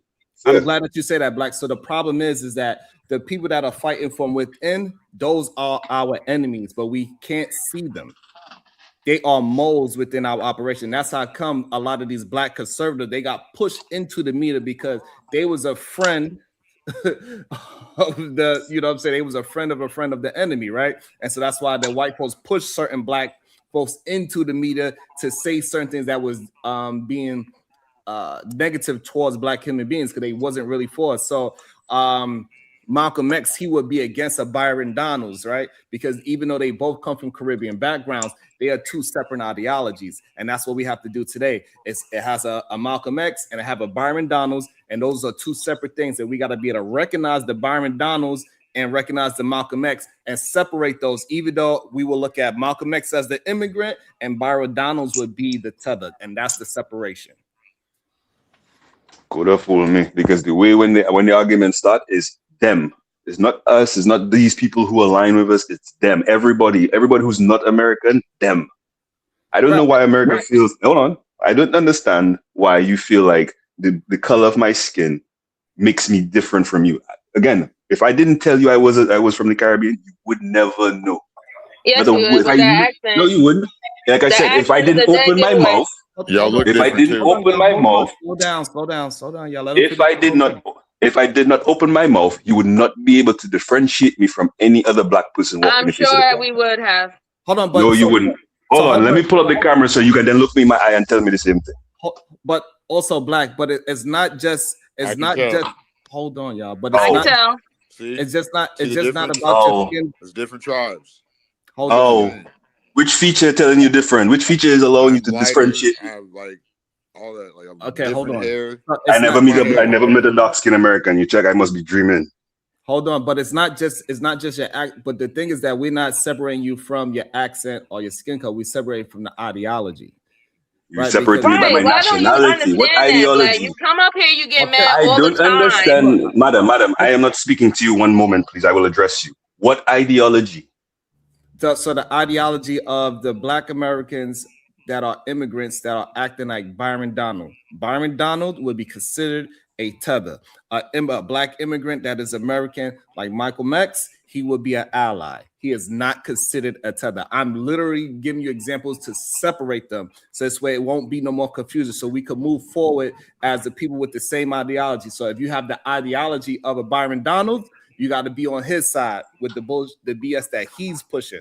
But if you're not, if you all for people moving together as a whole, then you on the Malcolm X side, and then you could be on that side. So this way we understand the two, and we have to have separation so we can get things done, because we have people like Byron Donalds within our organization. He is just going to dismantle us from the inside. Like I said, you're going to run into this. Do you think white people have the same problems? Yes, they have the They same haven't got problem. enemy. Okay, so then why are you treating it? So again, let's acknowledge all of it. Don't treat it as a black, white. It's American issue ideology versus everyone else ideology. It has nothing to do with skin color. Stop pointing at the black people and them, or knocking Africans. Nah, it has nothing to do with anything other than where you check outside ideologies. It could be, you could be a European, come to America and have a bad impression about America, and then you are tethered. So let's just stop pointing. Oh, the Africans are tethered. Everybody's a fucking tethered. Business. Hold on, CM. So the difference is that the white folks, they do not mind separating a Ukrainian from an Irishman, from a Polish person. They don't mind separating. So that's why they have the voting way how they vote. This is why they live. They do mind separating, because again, voting blocks don't. In New York, they have a section in Brooklyn where it's only Russian. The whole language of the stores change and everything, right? Is because they separate and they stay within a Russian community. They do not go to the Polish side, and the Polish side don't go to the Jewish side, and so on. And then even in the Jewish community, the Orthodox don't mess with the other ones, right? So they separate themselves, literally. They separate themselves. Go ahead. Yet somehow, as a voting bloc, they all share the same interest. That's insane to me. All separate, but all with the same interest. I want to address that. So the difference is that they are voting with their money. They're not voting with the actual numbers. And that is the issue, that why we have to separate. So because once we could separate ourselves, and then now we could build our voting blocks, whatever that side is. If you're on the Byron Donald side, hey, go ahead and get yours, do your thing. And we are going to be on the opposite side over here. We're going to do our thing. We're going to put our money together and we're going to vote, because us getting a block together and getting people in a position of power that is for whatever side of the coin that you're on, you get your 1 through 10 situation done. That is how we get things moving in the right direction, not mashing everybody together. Shrinking yourself has never made anyone more powerful. But continue to tell me a story, Isaac. No, okay. So Black. See, this is the problem. This is why this is happening, and it's good, right? Because like if you didn't want to be around a whole bunch of thieves, you don't know how to separate yourself if that's something that you don't align with. But now all of a sudden, we're not allowed to get bad actors. We're not allowed to identify bad actors.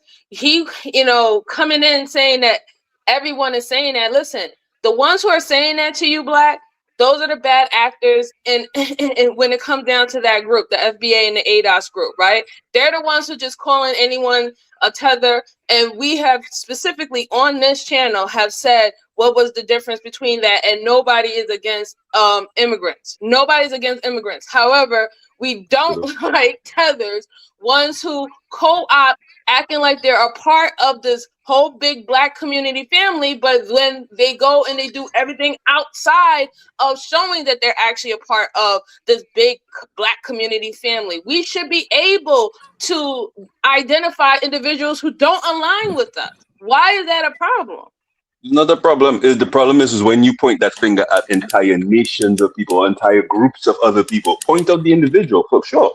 Separate that individual and ostracize him, but to ostracize an entire nation of people because of one jackass is just baffling to me. Because that would be the same thing like me say, oh, because one American do me dirty, all Americans dirty. No, I agree, and that's why I said bad actors. That's why I said bad actors on all sides. So again, if you know that you got people in your community who's calling Yankees all this and all that, and you know some Yankees who are not like that, y'all have to call them out just like how we have to call out our bad actors. Right. Sharon, can I read something to the panel real quick? No. 1965 Immigration Nationality Act. No, I don't want to. That's not what the conversation is about. The conversation is not about what you're about to read. No, it definitely is, because the Africans are in there. No, we actually having a discussion. You got to be able to mind out the discussion that we are having in real time, like how me and Black is going back and forth on our different ideologies in real time. You want to go ahead and read something that's not pertaining to what we are actually saying to one another, so we can have an understanding. So we need people to learn how to have understanding. Black is willing to have a conversation to build an understanding. I believe that's what he's attempting to do. Can I say something to you real quick, then? It is, but you reading something that I don't have to read it, but can I say something to you? I mean, it has to do with the topic. What I'm saying is he's being disingenuous because he knows that his people more than likely got benefits because of that 1965 Immigration Nationality Act.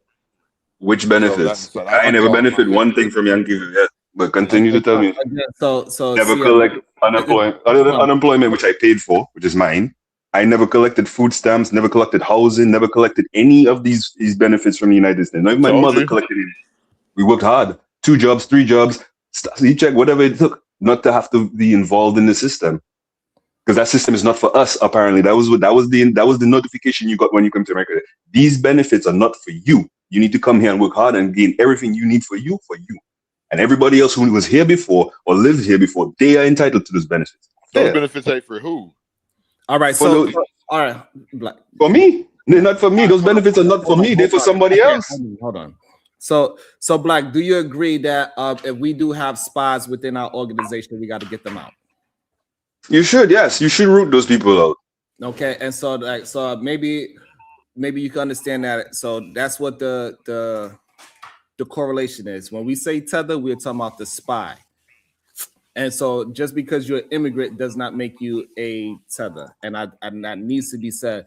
Other platforms, they might try to rope them all in as one, but over here, we are trying to make the distinction that it is a clear difference between an immigrant and a tether. It is something that are 2 separate situations. And moving forward, we got to act as that. So this way we can have the ideology separation. So we have the ones that is against us. You drew that line in the sand, stay your ass over there. And that's what we have to be able to do. And as we are separating ourselves more, we are starting to get more traction in the political world. Like, for example, with them bringing it up in Florida with that section in Florida where they have an FBA chapter that is trying to push out a certain governor. And if they could get that governor to move in a certain direction, he would be able to move laws and just different things that we could get done together as a community, even though we are a smaller population, so to speak, right? Because we went from 13% to maybe 16%, right? Because we FBA. However, but when we are focused at 6% and 100% of that 6% is moving towards a direction, money, ideology, philosophy, we could get things done for our said community. Like I said, I don't think that the immigrants, those that are on your side, the ones that you call them saying the good guys, are on your side, are creating the issues. But they catch the hell because of one person, one outside bad egg that may have done some weird shit or said some weird shit. Not all of them. It's a painted brush. All of them get painted with the same brush, which is insanity. Because again, I never came to America and painted all black people with the same brush. I met different types of black people. When I first came here, I lived in the hood. So I met hood black people. Then I went and moved closer to the suburbs. I met middle class black people. Then I actually moved to the suburbs for a little bit, met some high class black people. They weren't all one and the same. All these people are different people. Some of them are good, some of them are bad. Right. And so, with that being said, so for example, for me, I would get scrutinized a little bit stronger because I marry a white woman, right? And so people like, exactly. Hey, what's that about? And they would question me, but I don't feel no certain way about my folks questioning me and making sure that I am who I say I am. And so therefore the other on that side, on the immigrant side and versus the tether side, the immigrant should have no problem with us questioning it to make sure that you on the side that you say you on. So the same exact thing. So yes, we are going to question each other.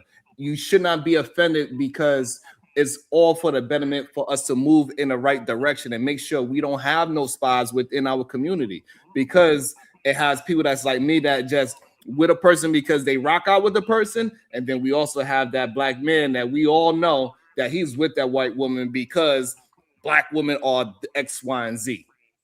It's a difference. So I have to separate myself from that type of black man. Like I said, I'm trying to, like I said, it's fair that, you understand me. That's all, yeah, it's fair. Again, it's fair that you want to separate yourself from those who actually have bad intentions for you. Just again, my whole problem with this thing is you keep painting with a broad brush. So now, specify, bring it down. So now I want to know, Black, on this channel at least, are we still painting it with a broad brush? Or are we pinpointing it down the difference between an immigrant and a tether? No, there's a clarification today. I've never heard this clarification prior to, so I will at least grant the argument that today, yes, there is a distinction between the two. I'm just waiting for the slipper, which I know will come, where you will go back to painting with a broad brush. No painting on a broad brush, Rabbi. I'm telling you, dead ass. We've been me, MJ, and other people that hit the panel like Chicago Gorilla. We've been on it's a difference between the immigrant and a tether. Those are separate things. And I think for way too long on other panels, they've been painting it with a broad brush, and a lot of times the conversation from other places would spill over to over here because we're not really an echo chamber over here, even though people try to act as if it is. But we get all points of views here.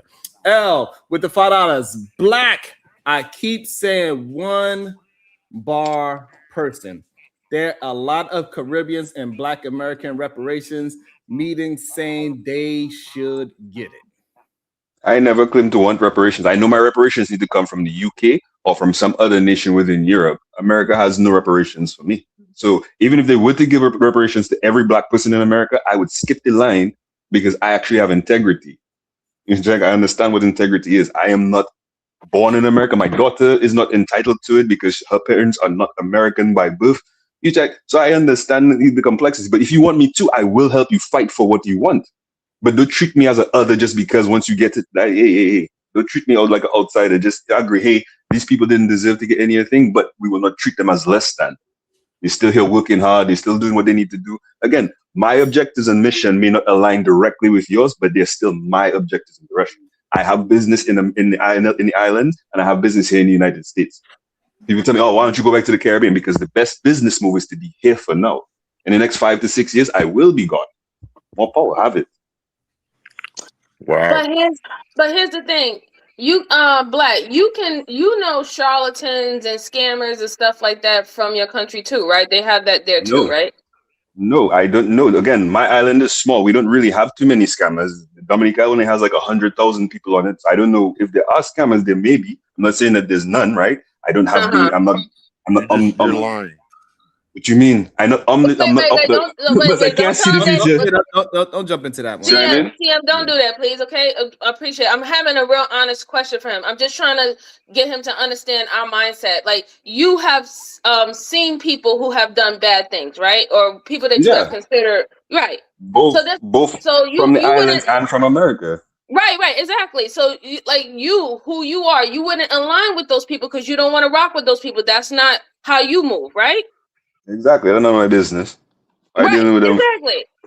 So when we have the conversation here, like I said, I can't speak for everybody else's platform, but when we have the conversation here, we try our best, and we might have to get better at it, but we try our best to understand that there is a difference. This is not a attack on all immigrants and all the stuff like that. We're specifically calling out behaviors and mannerisms for people who look like us but don't like us. You know what I'm saying? And the ones who actually go into our American systems, and even though they harped on saying, hey, none of this was happening to Black folks and all the stuff like that, and I just think that they're just they're whining and being victims and all the stuff like that. We're literally seeing on recordings individuals who are going against what the majority of Black Americans in that group is arguing or advocating for their community, and completely going against it,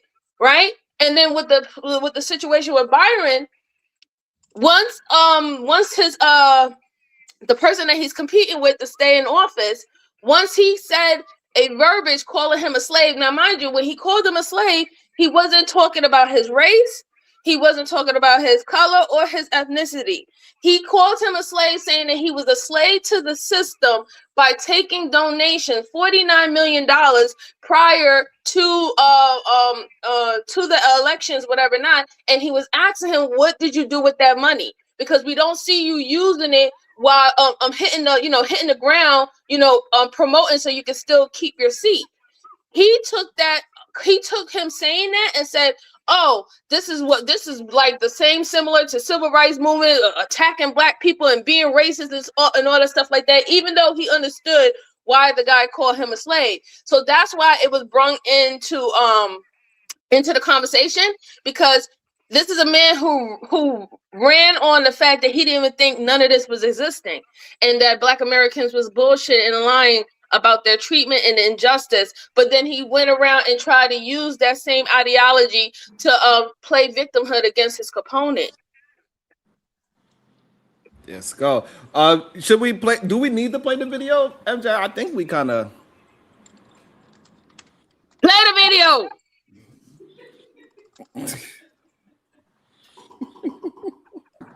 And then let me go after the video, please.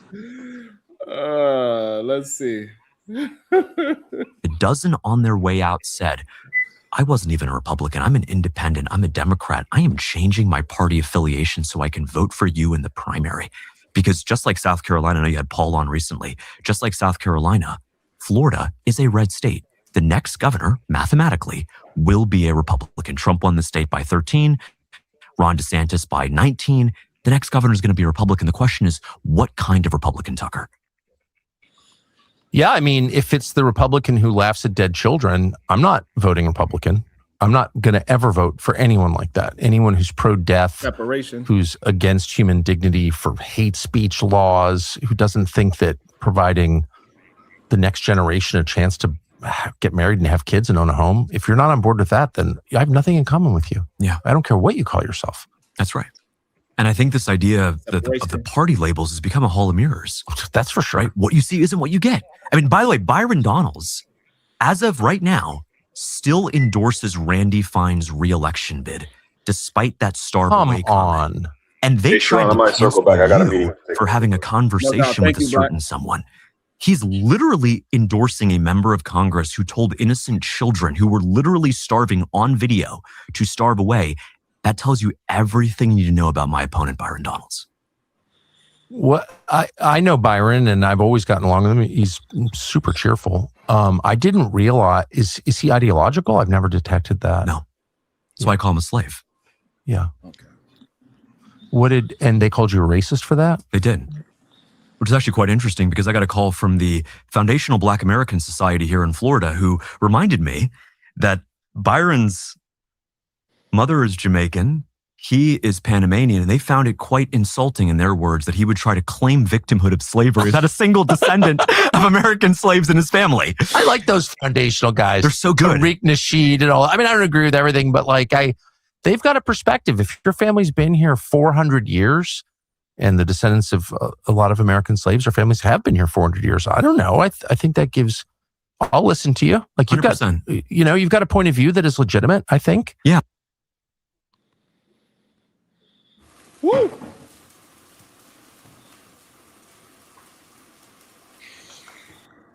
Hey, y'all, you understand now? He said he left. I said, hey, y'all, got I'm trying to help you out. But can I get in very briefly? I don't know why you think I need your goddamn help. I don't need no damn help. The only thing I need the help with is CM. I need you to have your first super chat, and I need you hit the like button, CM. Have you done any of those things yet, CM? I've hit the like button. I subscribe. I haven't even got to talk yet, but Right. You did speak, and you make sure you hit the 99-cent super chat. Pam Mulatto, have you hit the like button yet? And did you send some support with 99 cents to the channel yet?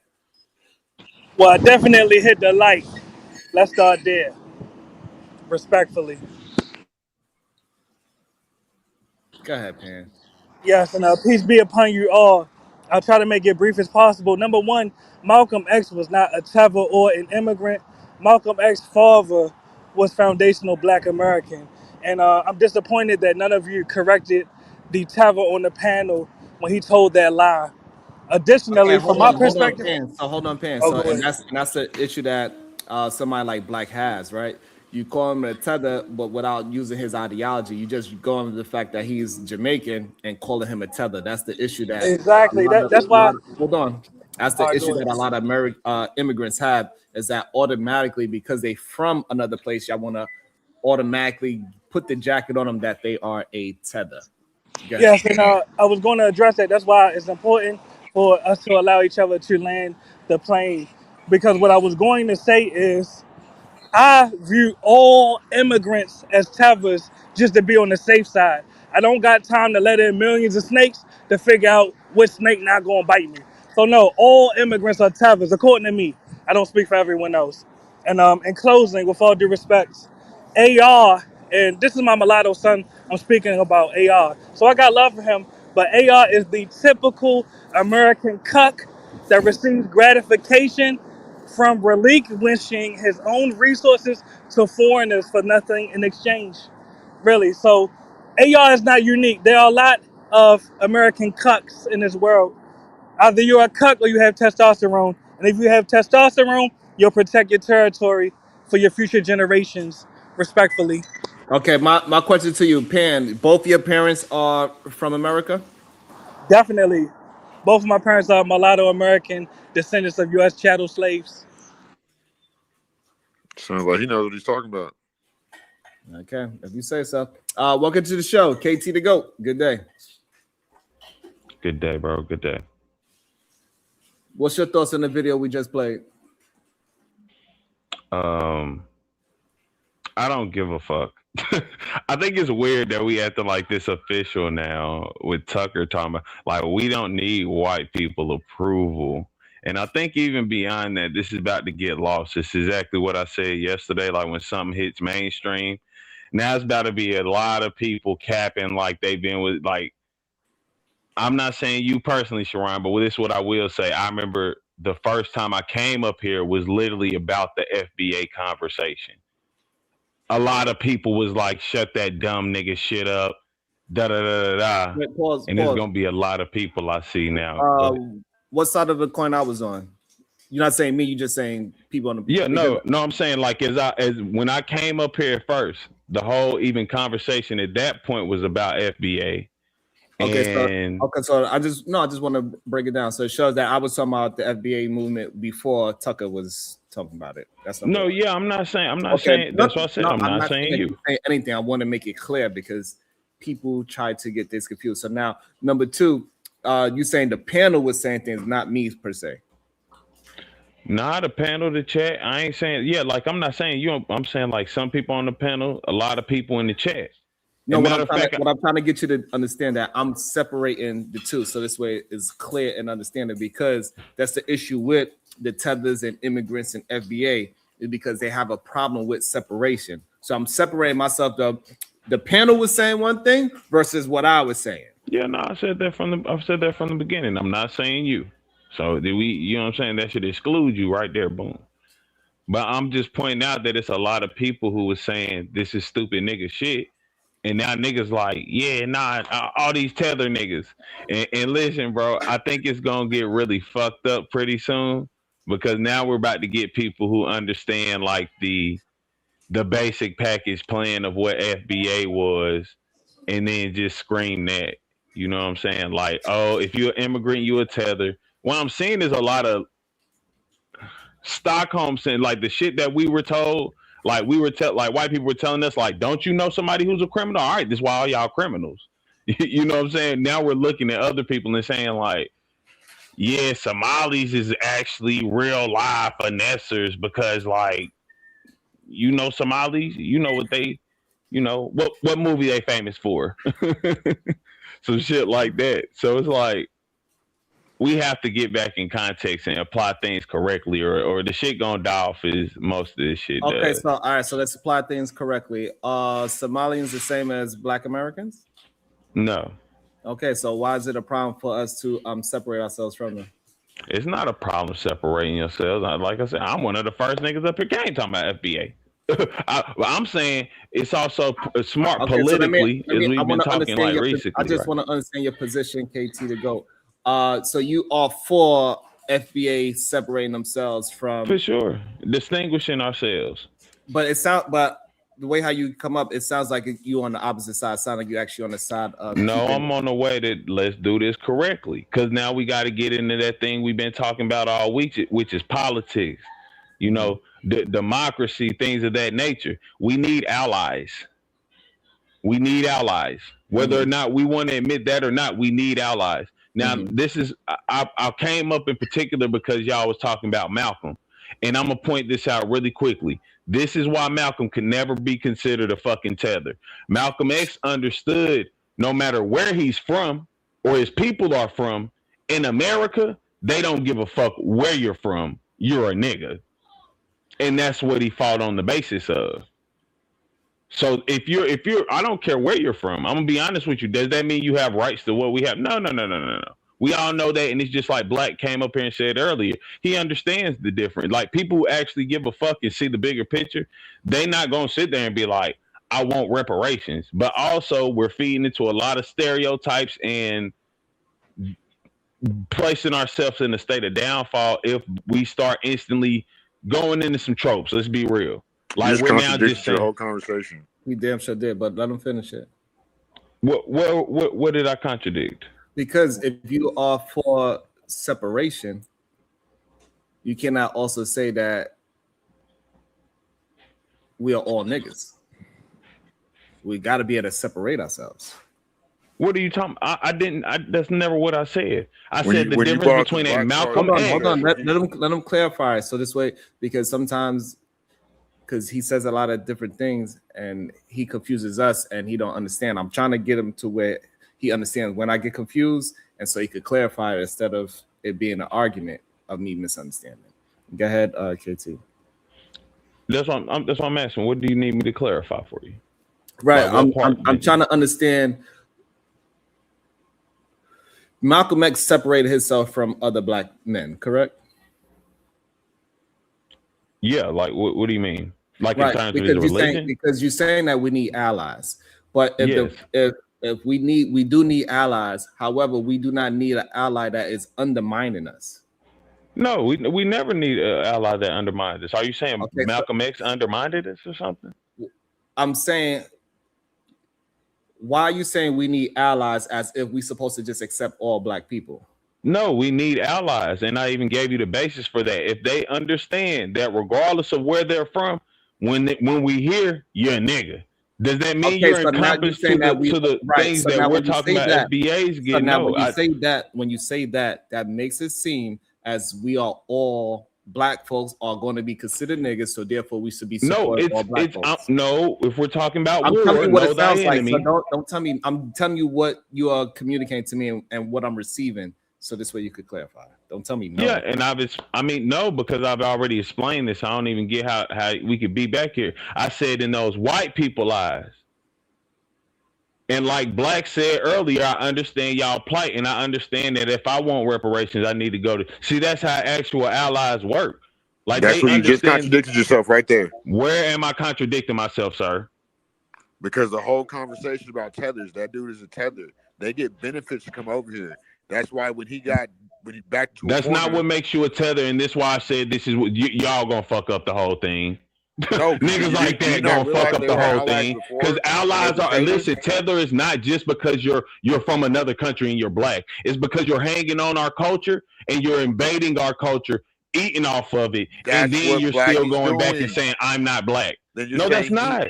He's literally saying I don't want reparations with y'all. KT. Who's supposed to separate them? The white people or the Black people? Who's supposed to separate who? The tethers. We as Black people. Okay. So now base your next comments on that, because I'm confused why you add in what white people look at us as. Because that's who make your classification and shit, right? Like that's who rules the country. Okay, so no. Literally, I said Black folks are going to be the one that separate them. So why you now? Yeah, that's not going to be some shit that's actually going to legally make a big difference. But it has. So hold on, federally, if it hold ever on. wants to get Let's through, slow it's it going down. to go through a majority of white people, right? Let's slow it down.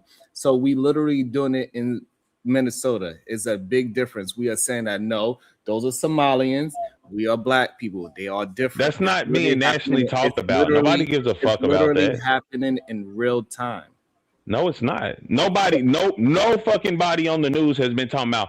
And let's clarify: these are not FBAs. These are Somalians. No, Only thing they saying on the news is Somalians be stealing shit. No, you're 100% wrong. They are clarifying, saying these are Somalians. The frauders are Somalians. They are literally saying them. They are okay. They're not clarifying them. that they're not FBAs though, right? Because you're trying to make it seem by Yes, that's what everyone does. Hold on. What the That's fuck? what I'm trying to get you to understand. Yes, when they call them Somalians, they are literally separating them from foundational Black Americans. You cannot be a foundational. No, this is the thing. Hold on, let me finish saying what I'm saying. You cannot be considered a foundational Black American and Somalian.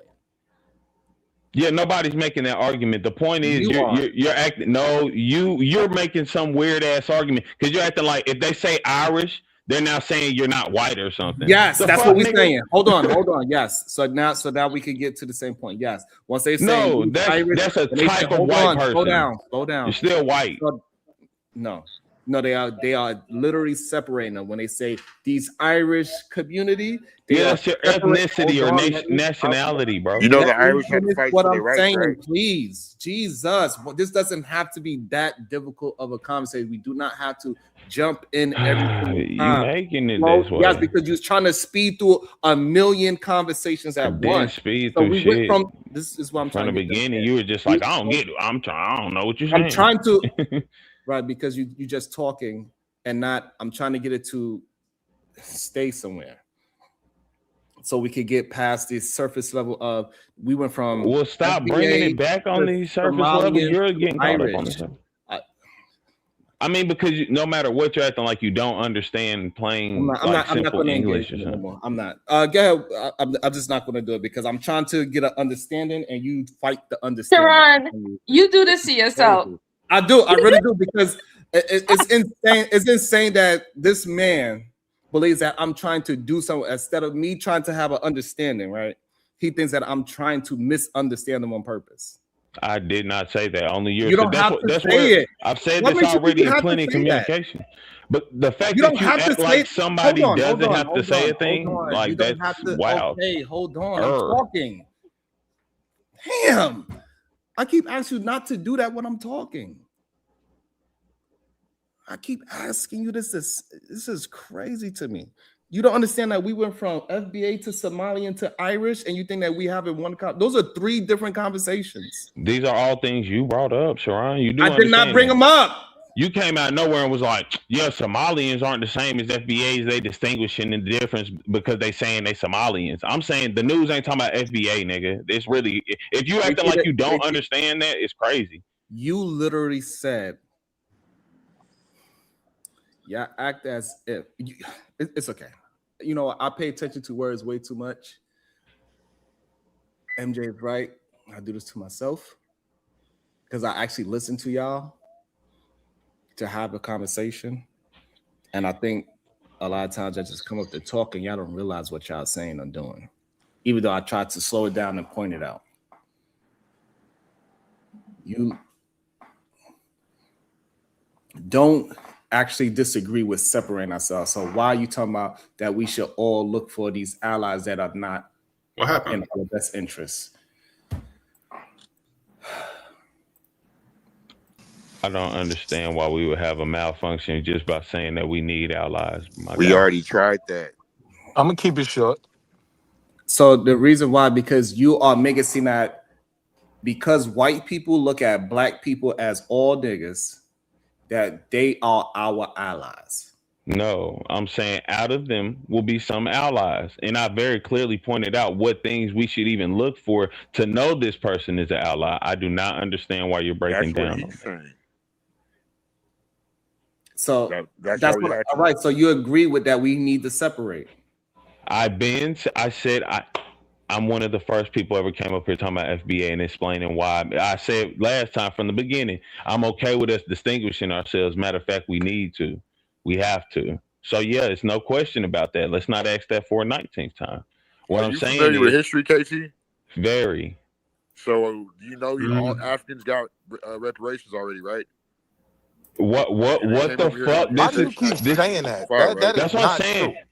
true. Even Where beyond that, MJ go? fuck that. I don't really care about like everybody got So the you don't care about My them point is, getting benefits no, to hold listen us to me. down while we Nobody's had to talking about them getting disassociate and benefits. we They're not found getting out? fucking benefits from us. Why are you upset about it? You African? They're not getting benefits from us. Yes, they are. They're getting No, benefit they off our aren't. ancestors' plate. What are you talking about? This is why Man, you we have sound to stupid. That's separate. what, and that's So what I'm that's what saying. This is Sharon's niggas. talking about. This is who niggas gonna fuck up the allies. We Niggas tried who gonna having be so allies before. The stupid white man that you would have got the just African as hear an ally, anything and the and you Mexicans say and this Spanish is as the an ally. enemy, because niggas don't really understand, as we've been saying, politics. Yeah, niggas are slow. I agree. Like for real, bro. And again, the bigger enemy for our FBA plight is white people. Like No, y'all it's there. not. Yes, the fuck it is, you goofy. No, it's not. It's politics. It literally is. It's politics. White politics. Capitalism is made Politics and ain't good just so white that, people. guess what? Capitalism is good so they can sell our black asses into So this is a slavery. That's the capitalist country, basis right? of it. Yes. So who are so is there? Okay, this is not how conversations work. Just asking, this is what I keep trying to point out. Just keep asking a whole bunch of questions does not actually help us with the conversation. It just keeps moving and moving. So we started off at one place. Let's just mine out that one. Don't add anything into the conversation. Explain to me how looking for allies, because white people think that all black people are niggas, that we should not be separating, because that's what it sounds like you are promoting, KT. I don't know how you can come there if I'm literally saying that's not what I'm saying. And I even vary in detail. So the way that you keep saying, well, this. I don't understand. Just explain it. We don't have to go backwards and say, I don't know why. I'm telling you what I'm having a problem with. Just go forward and tell me the difference, please. I've explained it 5 times. You're still saying you're having a problem. Even though the words are move there. Forward. Move forward. Go ahead. Well, that's what we were doing. Remember, now you're saying we're jumping. Okay, so go ahead and move forward. Go ahead and move forward. Go ahead. Okay, yeah. So again, like me and bro was just saying, we're talking to. When we talking about everybody just get benefits because they off of FBA type shit. This is crazy. I asked you a certain question. We have move forward with what I asked you. What the? Go ahead, Sean. Move forward with what I'm asking you. I don't know why that's a big deal. Just move forward with what I'm asking you. I'm asking you, why are we concerned about what white people are classifying us as if we are the ones that's doing the separation? Go ahead. Okay, so this is a new question you asking. And why would this be an importance? Well, now you're talking about how it's becoming, quote unquote, politically relevant, right? Well, who approves politics? Is it a majority black group or is it an overwhelmingly majority of white people? Matter of fact, like I've been saying for a couple of days, you just sit here and said it's now official, it's real, because some white people brought it up. Because niggas been talking about this. So even with what you're talking about, yeah, we got to talk about the white people involved in it. You think you answered my question?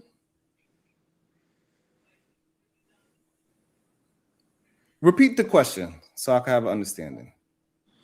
Because I don't. No, I think you have to repeat the question because you asked it. So I don't want to fuck it up verbatim. You're right. Maybe I didn't understand what you said. Repeat that, please.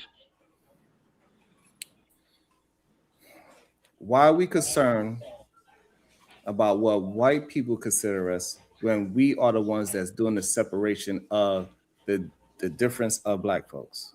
Yeah, because I was correct. So we're talking politics, correct? Like you just brought up, even today on this episode, it's official because Tucker Carlson, some white people are talking about it, right? So who separated Byron Donalds from black folks? What the fuck, Sharon? You Right. asked a very specific question about the white people's relevance. Again, are they now not relevant or something? Hopefully you could just answer the question, please. Byron Donalds is a politician. He is a black man, correct? Yeah. Okay. Do you consider Byron Donalds a tether? Yeah, for sure. Nah, Okay, I won't even call him a tether because I just say a fake nigga. He for sure ain't nigga. So what is a tether to you? Somebody that's going off our culture and then like leeching on to that. The reason I'm gonna say I can't call him a tether, because let's be very honest, he's against black culture. So I don't know how we could really say like he hanging on to black culture. He present himself in blackface and then speaking against black culture. So So this is why I don't. So he's in blackface. So that means he is acting like he's black, but he's against black people, correct? Mm-hmm. And he is from immigrant nation, correct? Mm-hmm. So that is what I consider a tether. Do you not? Yeah, I do not. Like I don't. Why ask why you had to? I don't understand why you had to ask those questions when I already answered them. Because he literally said that a no, white you man asked me what do I think a tether is, and I explained that to you, right? No, you're not. I literally did. When you're leeching onto our culture, and then you're still. So Byron Donald is leeching onto our culture as a black man. No, he isn't. Right. Like the only culture he's leeching onto is he looks like he's black. Because he's all against black culture, right? Like we can all agree to this, right? No.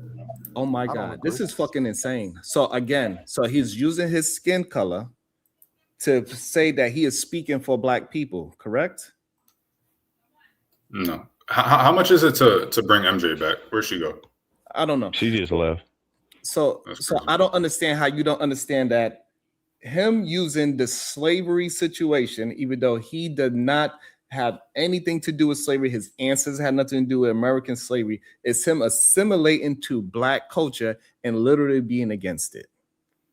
He literally did that. So how is that not a tether? He's an immigrant that had nothing to do with foundational black Americans whatsoever, but he will use slavery when he see fit, and then also undermine black culture by saying that it is trash when he see fit. That is literally the definition of tether, how we describe it here. Do you not agree with that definition? No, you asked me what's my definition. I told you. Now you're telling me what your definition is. Now this is what I will say. Earlier when we talked about whether or not you went against it, I wasn't going to deny and say you even stated a position as far as I could see. But this is things that's already been pre-established before any of this. I've never heard you now say, oh, like the definition, the tethers and all this stuff. You get what I'm saying? So no, I don't get what you're saying. So hold on. Hey y'all, hold on. Hey y'all, have I not put my position of what a tether is and an immigrant is? I think you did it when the Caribbean dude was up here, yeah, before I left. I don't know if you did it after, but I heard you saying like immigrant is someone that recognizes black culture and X, Y, and Z, doesn't really go against it. And a tether is someone that just uses it when it benefits them, is what I got from it. Thank you. So I literally substantiate my definition of I point out like from the beginning when I came up here the first time. I can even go when we was having a conversation way back then about the whole FBA. I said that then. No, you didn't. I ain't gonna say you didn't. I before after I came, but in the moment I was talking, that was I had the absolute same stance back then as I do now, as of what a tether is, literally. Yeah, no, I'm saying when I was up here from the beginning about an FBA topic, when I was stating these things like what's a tether, why we need to distinguish ourselves, all these things, I'm not going to say you were expressing anything, but you never said like, oh, I agree with anything, or no, that's not what a tether is. It's this. You just was like, so again, I'm telling you, I had this position on what a tether is since then. Yeah, okay. I'm not. Nobody's trying getting caught up minor in the major things. You'll say, because the bigger thing I'm just pointing out is because you're telling me that I have not had that position. This is what you're telling me. No, I'm not. No, I'm not. I'm saying you didn't voice this. You didn't voice this. How do I know this your position when you're not voicing this? Because I voiced this position.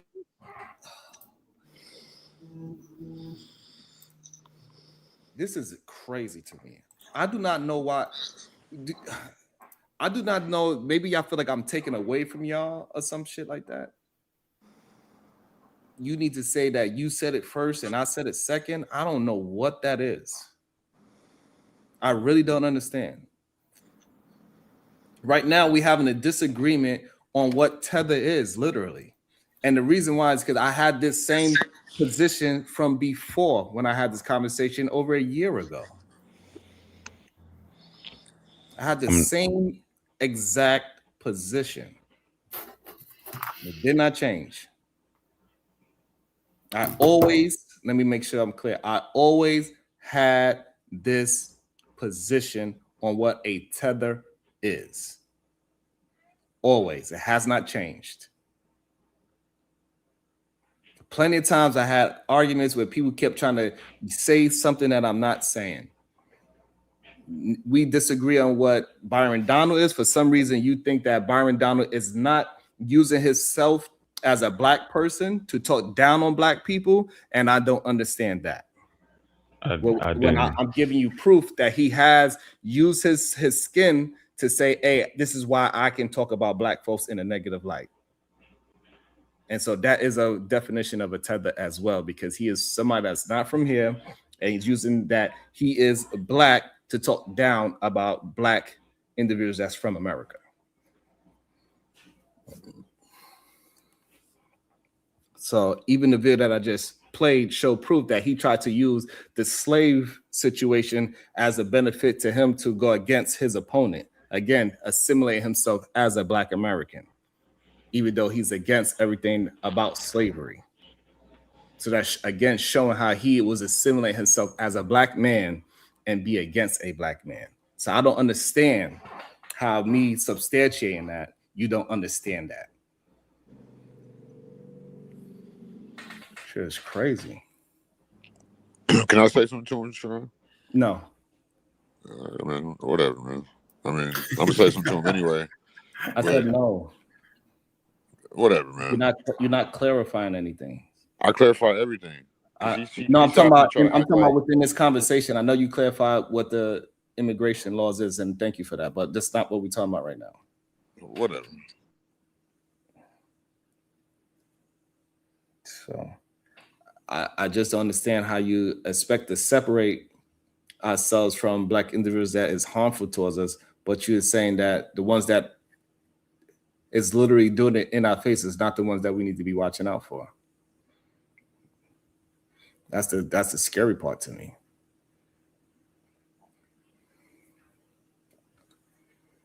It's weird. It's like I don't understand how we on the same side and we arguing. That's crazy to me. Well, can I speak? Sure. Well, first of all, that's how anybody would strengthen an argument, right? You would go with the weak points, even amongst men, friends. Building the thought of America happened with many people because, you know, they had to poke holes at things to strengthen it. The second thing is you really have a horrible tendency of just adding things that aren't there, Sharon. I don't want to. This is why you need to let me talk. Okay. I don't want to sit there and keep doing this every day. You ask, I explained it to you. You say you don't understand that way. I have to explain it 3 more ways. You say that's still not acceptable, and then we keep getting hung up on that. And then, listen, bro, I said, I'm going to say this one last time. It shouldn't be please don't tell me what you think you heard. Please don't tell me, oh, that's what you ain't have to say that, but this what you meant, because that's not how I move. Please don't apply maybe the understanding you have to me, okay? Did you just say everybody built America? What the fuck are you? You did say everybody built America. See him. Let him finish his. He want to have. Let him finish what he's saying. So, yes, we need to delineate. We need to distinguish ourselves. I am for that, and I will always be for that. We need allies also, because we're even doing that in the bigger goal of separating and getting our reparations from white people. Like, let's be very clear here. That's the main enemy. So looking in the bigger thing, the bigger pictures, nobody's saying ignore Brian. I forgot this man's name all of a sudden. I don't know why. But nobody's saying forget him and overlook him. I even said, no, that's a tap dancing nigga. That's a Sambo. I said, I think just the difference with a tether is you're like Fat Joe. That's why they started calling Fat Joe a tether. Because his whole life, he's been posing as, oh, I'm one of the niggas in the hood of New York. And now all of a sudden, he like, nah, you know, I'm Puerto Rico. And that's we see exactly what he's Sharon always been said. like that. No, I'm saying that is not what Byron, and that's why I'm just saying that to me, that'd be different because he does not do that. He's not just out here acting black. You're right. He did some shit for his benefit, quote unquote, but that really was just like playing victim kind of. My bigger thing is even acts black when it benefits him and shows the other guy. No, I'm saying he's been front facing and presenting. Busta Rhymes. No, listen. The moment we seen Byron, we knew he wasn't for niggas. We knew that. What? Oh my God. Did you know that about Fat Joe? What you're doing right now is being a tether. Because like, what you're acting like these immigrants are going to come here and get benefits, including the Africans. Nigga. So when you say something that black, the benefits they get ain't got shit to do with us being black mostly, Brody. We don't even get benefits like that here. That's what I'm saying. It's like y'all lose the enemy. That's why we're talking about reparations. Yeah, because they came over here. And so who are the real enemies? Are they the fucking migrants? That the immigrants? That's why somebody else said. Or are they the white people that we're trying to get the reparations from? Yeah, are we trying to get? We're literally doing that to try to get the reparations from white people. The whole reason why we're doing. No, it literally is reparations. Do you not understand that? That's literally what FBI was made. No, that's the main premise it was made around us. No, it's not. It's so this. Oh my God. So they won't keep coming and cosplaying us from overseas. That's why Somalia's really been. Or Minnesota's really been a good talking point. It's not the fact that they're just Somali. It's about all the immigrants that are coming in, getting our benefit, coming and living the American dream while we live the American nightmare. So how you're saying 10 things at the same time? This is why you niggas is lost and we can't win. Because this nigga talking about how we benefit from the American dream. You're a second-hand, third-hand citizen, regardless if the immigrants are there or not. That's my point. Do you not they're see not. that? That's why they had dual and what's they called? Hold on, KT. What you said you bought 64 acres or something like that, right? Yes, 7. In West Virginia. Mm-hmm. How are you a second-class citizen? What rights don't you have? Saying me individual, what I can individually do does not change how my class or my race will be treated. Yeah. Why were you allowed? And that's a weird argument. Why were you allowed? Why was I allowed? Yeah. Well, it's pretty worthless land if we're being honest. It's not a very valued state. It's West Virginia. Well, we know that, but you still were able to do it. Yeah. That's what he's saying.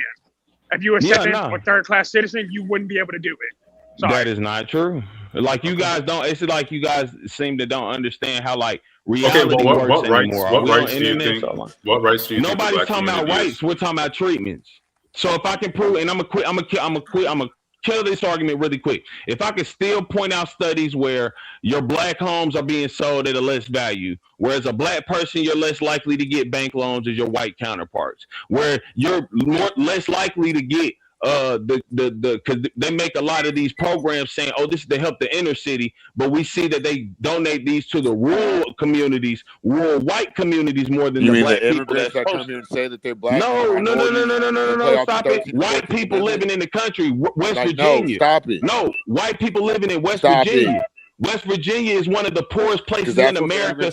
Over what? No immigrants here, nigga. No immigrants here, nigga. No immigrants here, nigga. Said they were black. They were minorities. No, listen to me. Listen to me. I'm pointing out how them programs that are supposed to help us. No, are they stealing from the government or are they taking? Okay, all right. Hold on. So hold on, y'all. Hold on. I just want to point out, without me interfering, we still have this misunderstanding of what you was trying to say, KT. So I just need you to stop saying that it's me doing it, please. Where are we having a misunderstanding, Sharon? You are having a misunderstanding. I think the only thing we having a misunderstanding in is agreement. You are having a misunderstanding with AR, Shadow, and CM right now. And I'm saying I had nothing to do with that. None of them understood what I was saying. That's what I'm saying. You're the only person that said that. We had continuous conversation, all three of us. AR, did you understand what KT was saying? Right now, or? Yes. Because I don't understand him 90% of the time. So I mean, it's not even worth asking me. Okay. Shadow, did you understand what he was saying? Shadow probably is working. So and we already know. I understand what he was saying. I just don't agree with it. No, girl. And yeah, I just don't get how you can, because you're contradicting yourself when you say that they got benefits that we were supposed to get, that our ancestors worked for it and signed contracts for it. Are you aware of contract law? And I'm not going to go there because I respect the show. God damn it! Yeah, we're not gonna do that. I almost did.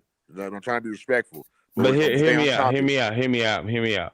All right, so benefits? So let's just slow down. So the problem is that you are given a certain level to Byron Donalds because he's not, I guess, quote unquote, a nigga, and that's your separation of it, which is weird to me. That the only way that you could assimilate as a black person is by being so-called a part of the niggers, like Fat Joe. But Byron Donald trying to use his skin color to talk about black folks, you don't consider that as doing the same thing as Fat Joe? That is very weird to me. One is a pretty clear against us, and I've said that. That's what I'm saying. I don't know what you don't get. Why you interrupting me? You just keep repeating. You don't get the same thing. I'm breaking down 5 different ways. Yeah, because the reason why I don't get it, because you saying Black Joe, Fat Joe, act as he was a nigga, but he's really something else. And the reason why you don't look at Byron Donald that way is because you feel like he was never for black folks. No, he's clearly versed that himself, correct? No, he wasn't. He was. Yes, he. What the fuck? So hold on. That's where I disagree. No, he tried to act as he was black and he is talking for black folk. Okay, so you're lying. I'm lying? Yeah. So he never did rap music, which is hold on. Hold on. That's not he ran a black man. Like, I don't know what you're talking about.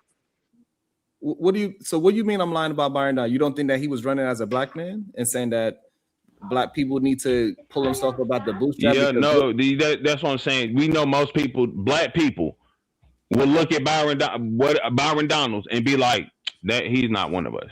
Like, I'm not even talking about fuck the immigrant. We talking about whether or not you're for black people. Most black people did not look at this. Now, maybe white people did. Okay, hold on. All right. And if you're saying you just, I believe that, but slow down. So again, it doesn't negate the fact that he did it. Just because us as black folks that separate ourselves from it doesn't negate the fact that he ran as a black person, and the white folks allowed him to say negative things about black people because he was black. Do you understand that? Allowed him to? Yeah, Andrea was right here. I didn't know if you saw it. I didn't know if you saw it. Allowed him to. Yeah. And like the white conservatives allowed him to push him through the ranks because he was a black person talking negative about black. Can I push back? Yeah, but black people didn't agree with him. It's called being Uncle Tom. Okay, I'm gonna start dropping. Do you understand what I'm saying, KT? So I'm just. So you brought up the whole from the beginning. Why are we talking about white people when it's black people making the distinction? Now that doesn't matter, and now you're going back to what I just said, Sharon. This is why white people are. Hold on. Slow down, please. Just answer what I'm asking you, so we can just get towards something. Byron Donald ran as a black man. Do you agree? Nigga, he's black. His color is black. How could he not? Okay, so now he used that as a way to talk negative. No black people supported him. He used that as a way to talk bad about black people, is what I'm saying. Do you agree with that? I don't think he understands what you just said. Nigga, this is what I said from the beginning. He is Sambo. That's what I'm saying. Why do we have to keep going through this? All I need you to do is answer the question. All you got to do is answer the question. Do you agree that he used his blackness as a way to talk down on black people? No, I believe white people used him. His blackness is valid against black people. This is what black people are saying. I agree with that. All right, so I guess that's where. Well, why can't it be both? Yeah, like Turning Point USA used Officer Tatum and shit. That is absolutely okay. I think I can kind of push because Brandon, whoever, I mean Byron. Sorry, I don't know That's much about him. crazy. He's a governor, right? No, he's a representative in Florida. He's Yeah. a representative. Okay, Yeah. so I think he's gonna run for running. but he got voted for, right? He's Yeah. running for governor. Yeah. Okay, so it depends on votes. Okay, I wanted to push back on that because I have a lot of Black friends and they stand on not voting. It's stupid. But when you, even if you just vote for the president, there's a lot of other local things on those ballots. So you're giving up your voice in that. And I wanted to say that's not really taking anything away. Like if you give that up, you can't really complain with about whoever they put in that spot, in my opinion, because Yeah. you don't even believe in participating in it. So I don't really see how that's really taking away anything from somebody. Like I think that's giving him too much power. You have more So power than that. Like you could, if y'all showed up in droves and like flooded, the ballots and picked another representative, that's you taking your power back just right there. So I don't think y'all should give Tether so much power. Like I who don't you know. It's think? Who, almost. who do you think vote more, Chinese or Black people? I'm sure Black people because Okay. Do there's more Chinese of people get? us. Okay. So So do Chinese statistically people? Okay. speaking, So do Chinese people get things done without being a powerful voting bloc for they people specifically? but they're not complaining about who the I know, but representatives just answer are. the question. That's my thing. It's like No, they don't. So, Andrea, do you believe that the law that passed in New York, did they get that done without voting? What law that When passed they in New when they York? when they got when they was in New York, when they was running around attacking Chinese folks, and then they passed a law to say that you cannot attack Chinese folk specifically for them being Asian, you would get extra time for that. Did they get that done without voting? No. Or Well, yes. yes, they I don't did. know. I think you have to Okay. tell me All that right. So answer yes, because I don't they have did. a lot of Okay, that's fine information. because you're not from New Sorry. York. But yeah, so Yeah. they got things done without voting. So again, this is Okay. why.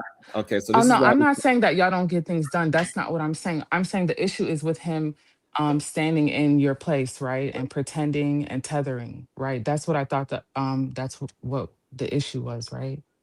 And what I'm Correct. saying is He that it is has a willing to. very simple solution because at the end of the day, a representative is just that it's a representative of your population, right? And Right. so And that's not really him standing in anyone's place is all I'm saying. yeah, but he represented himself as a Black person, right? And so therefore he could say, yes, me Well, as a Black man, I would say X, Y, and well Z, that's and you that's could that's hold the on. And he could use that as a way to have a conversation about Black issues in America, is what I would we are. okay, I wouldn't say he represented himself as a Black person. I wouldn't use those words. I would say that's the social identity that was given to him. It wasn't given to him, he used it. So, So I don't understand why we're not understanding. He used it okay. because that's the reason why he got to the position, because he was able to talk about Black people freely because they're like, oh, this is a Black person talking about Black issues. Oh, you think I get what you're saying. You're saying that if they known that he was of a different ethnicity, he would have got more pushback. He would not And even that's he would not be in existence because he would not be able to talk about the things that he talked about. Yeah, no, it's why more wouldn't white he be people able to supporting him talk? than anything. Can someone else talk, This is KT? America. I Why just wouldn't he said be able one to thing. talk You okay? about any specific thing? Right. So what I'm saying is that if he was a white person, he would not have Right. had He would have gotten got to the more position pushback. on it. Right. No, not pushback. He would not be in a position that he was running on the things that he ran on. He would have to Well, have a completely different campaign plan. I hate to tell you this, but a lot of representatives run on racist things. Like a lot of them are doing it all different races. So And he that's would have been okay. able to, but I'm just saying the proper way to push back on that is to not allow him to get voted in. I think y'all might be talking about two different things. Okay. So Because what I are the think two you're different more so things? saying like these other people. What I'm getting from it just from listening is like you're more so talking about, yeah, they can believe and they can do all these things, but the Black American population is still larger than them. So we need to end. People I know aren't voting, and if they voted, then this wouldn't even be a discussion because those people that were anti quote unquote foundational Black American ideals wouldn't even be voted in. They're a minority. Right. Yeah, I think that's what you're saying. Exactly. And what Sharon is Exactly. saying They don't is, have that power. Yeah. and what Sharon is talking about is more so well, is of various things, but like tether versus immigrant versus, you know, who the black quote unquote foundational Black Americans should support, and the differentiating between those in the Black community and America. Right. I think it's more And my so. understanding is that FBA never supported him. Right. Exactly. They never liked him from the beginning. So And you're saying they didn't like him, but they didn't vote. And so they can't complain that he was even that those who did. Oh, man, KT, nobody's talking to you. This is literally why the conversation got brought up. But okay. I don't care. I know you don't. So I think that's kind of where you guys are. Like, I get what you're saying. I get what you're literally saying. in the same conversation is an FBA chapter that is going against Byron Donald right now. That's good. And they're going to run against him. Are they going to run against him? That's literally what I want to support them. I want to give him support. If there's a better candidate, I want them to be supported. I want to spread the message. That's why I'm asking. The politics is for immigrants. You got retards like CM Punk. No, but seriously, and this is why I was bringing that up, the whole conversation piece, because the thing is that now we're trying to say this dude said FBA's call him and we believe it. Like what interest? Because now we get to the bigger thing I wanted to point out. These are two white people talking about how to, like, let's be real. A lot of people are not happy about the FBA delineation or whatever. I'm not saying they're justified or anything, but it is divisive to some people. They aren't up there mentioning FBA to, like, because we support this shit. They saying it like, yeah, we like them guys. They some entertaining motherfuckers too. But that's my thing. I don't trust this white man just saying, "Oh yeah, the FBA chapter called me." What FBA chapter, motherfucker? So you think he's amused? You think he's being condescending? Hold on, so KT, they say that they entertain me? Huh? Did they say that the FBA's entertain me? No, Tucker literally said, "Nah, I really like them. You know, they got an ideal in there. Look, I may not agree with it, but they stand on it. They stand on it. And yeah, that's not entertainment, but that seems to be the type of things they like. That's the same reason why they supported CK and people of that ilk. Because regardless if they right or wrong, they stand on they got a lot of love for that, I guess, and entertainment out of that, I guess. You think they're being entertained by us? I think that they see it as a division in the Black community, and they plan to exploit that. That's what I think they like about it. And that's what I'm pointing up more than anything. I don't think this is them bringing this up. Now we need to be like, all right, we in political positions, and they notice us also, because they're not bringing us up in a way of saying, yeah, them FBAs, they got a factual thing. Let's talk about the reparations that the shit being talked about. They now bringing it up to tear down this tether ass nigga, which You again, switch your whole conversation. Oh my God, go ahead. This is fucking crazy to me. That is an interesting. So hold on, because it didn't go. This is crazy to me. It really is. I just can't. I can't understand the logic behind claiming that Tucker Carlson is a white supremacist. He doesn't want anything beneficial for the Black community. The CIA, all these other organizations, the media have been used by the government to divide the Black community X, Y, and Z. And then suddenly, because he says something positive about the FBA, you don't second guess why he's saying it. I guess or why he's having the discussion in the first place. And that's where I'm kind of lost at. Not you, KT. People on Sharon's side. It's like he has this clip of Tucker Carlson interviewing some other dude that I've never heard of. And because they're saying something positive about FBA, you don't even question his motives behind why they're even discussing the FBA. And Tucker Carlson is more or less a known Russian agent. Right. And he doesn't have it's just weird. And the Russians the reason why is because they are understanding the power of this movement, and us as our own people are saying that this movement is not real. That's why it's being brought up, because it's more than just internet talk. It's actually people that they hear about it and they are listening. So people that just have this. A year ago, when I was having this conversation, the FBA, nobody's talking about this in real life. FBA talk is just talk on the internet. And so now we see that it ain't just the internet. People that is trying to run for political power also know what the FBA is. And now they also having chapters.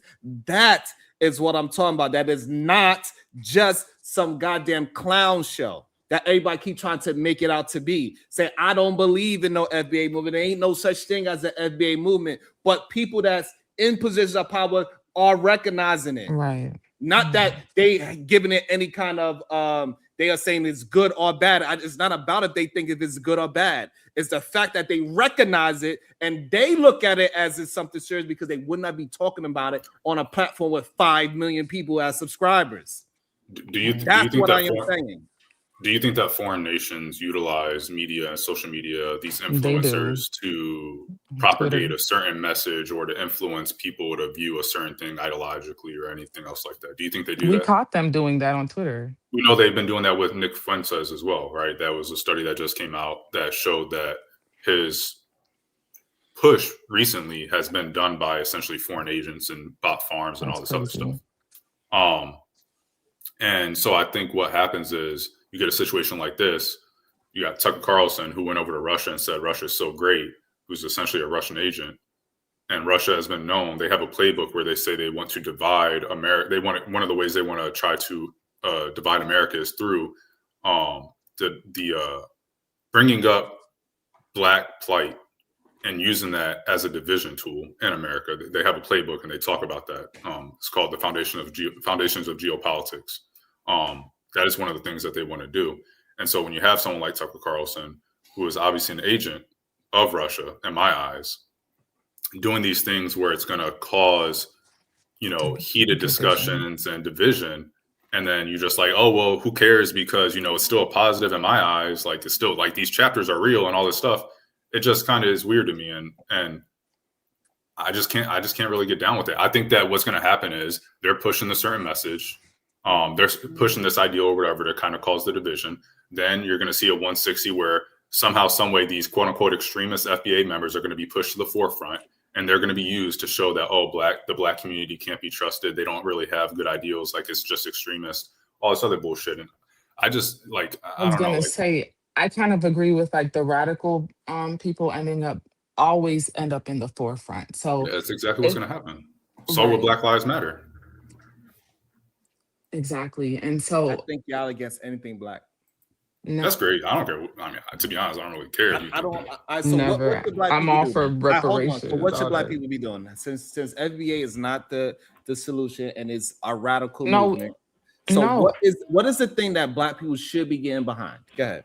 I wanted to say that it's not a radical movement in itself. I'm just saying I feel like the more radical people are getting most of the attention. And so it's derailing from the main. So what FBA radical is that is being pushed to the forefront? Well, I'm just going based off what ends up getting Tucker Carlson. Because we literally now saying, because they brought it up, this is now mainstream. You even keep saying look, they got chapters. What chapter? I've never heard of this. It's taking the information we getting about it, and that's what's going to turn it radical. Like, we got to have true information and really understand what we getting down with. Like, we can see what was already there. So when our opposing people that is a part of the propaganda in America, we are saying that they don't matter. No, my whole point is that they do matter, and that's okay. So they do matter. So if somebody that is of importance starts saying my name, am I saying that does not matter? You must be talking to KT. I'm talking whoever want to answer, because y'all saying because he said it, that means that it doesn't mean anything. So I'm trying to have an understanding. Nobody said that. Nobody said that. Somebody like you are. So what the? Okay, I'm trying to have understanding again. You saying that because Tucker Carlson said it, it doesn't. I don't understand why that doesn't mean anything. It means that people are paying attention to our low budget conversations, right? These small channel conversations about foreign nations are paying attention to it, and you don't. 2,000 people on my show. I spoke about FBA, and now that it's moving in a direction that people that are in a more popular sense understand who and what they are. You saying that now it doesn't matter? No, it's been popular. Like he brought up Tariq Nasheed. That's what I'm saying. It's not like this hasn't already been relevant. So you think It's just Like, that do you once remember? hold on, so him bringing up Tariq Nasheed means what? It's negative? it was already popular. That's what I'm saying. It's just like what I'm saying in specific is you in specific right now keep saying things like Tucker Carlson said it, and whoever the white dude with the glasses he was talking to, they said these things, and look, these are facts. Well, we shouldn't be taking their word on FBA with anything because they don't seem like they're actually for FBA. They're trying to use it and bring it up to tear down Byron. It's not like we're bringing up FBA to say, yeah, we support them in what they talking about in reparations, because that's the main point it's made around. They saying, nah, why he bringing up Black Americans? I got some unknown ass FBA chapter from Florida calling me saying, nah, he actually not an FBA. That's not even what they were talking about. So why the fuck would some black group just randomly? Is Byron Donald against reparations? Yeah. He's against. Wouldn't it be important that if you are an FBA movement that you get somebody that is against reparations? No, we already knew this nigga wasn't for it. That's what I pointed out earlier. Black people didn't support Byron. Why you think that your word is more important than mine? So if it is an FBA movement, they are going against Byron Donald because he's against reparation. Wouldn't that make sense? Well, the thing with hold on, the I need GOP, to answer. I need the. Oh, I thought anybody could answer. First. Sorry, I was trying to answer. All right, so go ahead, answer it. Would it make sense that if the FBAs are for reparations, that they get somebody out of office that is against reparations? Theoretically, yes. Okay, no, thank bro, you. It's not even a good question. It's not like they're going to. It's not even like the Republicans are going to replace Byron with someone pro reparation. On that a little bit though. The thing right now is that in the GOP, there's already a lot of internal division right now. They have their own drama right now, and so just because he might align with him on his ideas about immigration, it doesn't mean that he's going to go in and fully support reparations. That's just my only pushback. Yeah, but you know, and that's true. But I'm sorry, Sharon. I apologize. Go ahead. I'll wait. Welcome back, MJ. Well, thank you. It's a you left us with KT and CM. That was messed up. I don't know why. Well, you know the deal. You know the deal. I don't know why it's such a hard thing that they feel like if KT feel like if they didn't rush to just speak about reparations, that's odd. So I don't understand the argument. It's just from past things I've heard from Tucker. Okay, go ahead. No, it's just because of things I've heard from him in the past is why I think that. I just what do you think? What? That he might not go full force behind reparations. But the conversation. But we don't. But I'm sorry, Gary. I gotta just say this. Like I said from earlier, right? I don't know if you caught earlier in the stream. When I wanted this to actually be played out and we listened to the words and stuff like that, my biggest thing is understanding that this is getting momentum, like how everything in this world get momentum. Did you think that when we helped South Africa remove apartheid, that it didn't start from smaller places first and it grew? That's how any movement grows, right? It has to go outside of just the inner circle talk, right? So my big thing was, yes, we can see that this is gaining traction. Yes, it's being talked about in other communities. It's also being widespread in mainstream, where instead of having 50,000 people understanding this conversation, we now have 5 million people that's understanding what the conversation is about, and it's going to continue to grow. My biggest thing is that, hey, this is something that we need to pay attention to, because I have admitted that, yes, this is something that Black Americans can use as a leverage for our community. However, we all know how this played out. We know the mindset of why they're talking about it now. And like you said, there's so much divisions that's going on within the conservative and the Republican Party that at this time, one fraction of it is trying to gain more, I guess, power and influence for that particular party. So they will use anybody who, to help that situation go. So I was always admitting what was the real reason why they're having the conversation.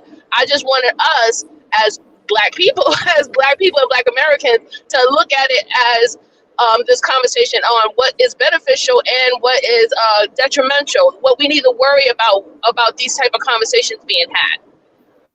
Okay. I see.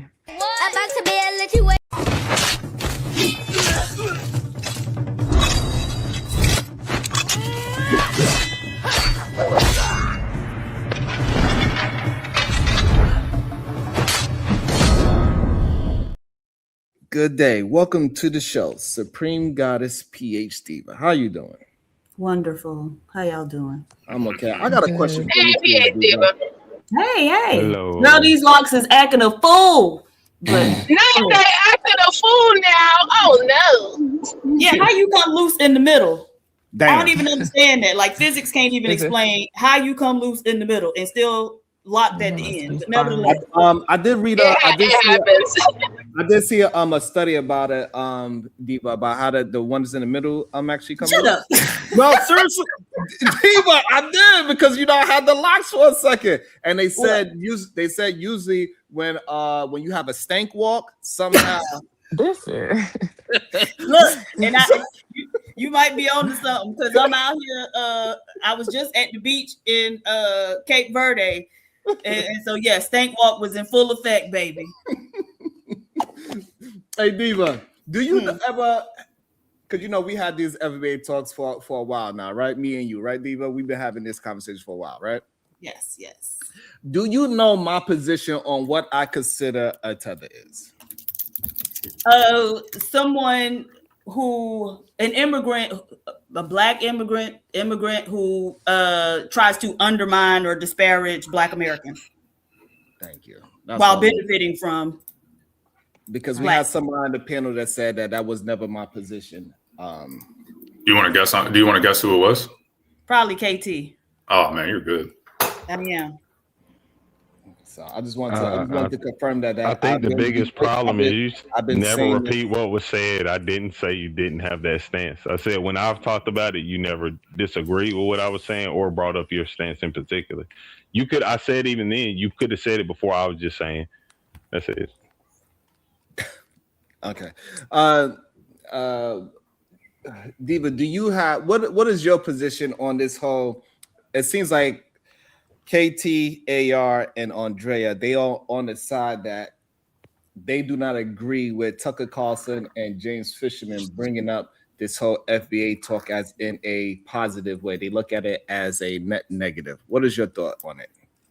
So what was like, how is it a net negative? I guess I would need to understand that first.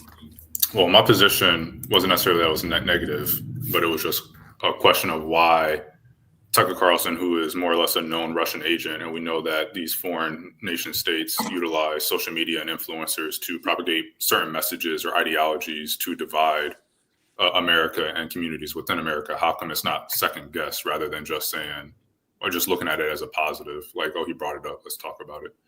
And I didn't even get into the fact that, I don't think that supposedly FBA chapter calling in to say Byron's not a real FBA is going to change anybody's vote. I don't think Black Americans like Byron Donalds for the most part in the first place. So who exactly was that supposed to influence? I think it was just a way to bring something up to kind of start certain heated discussions and division.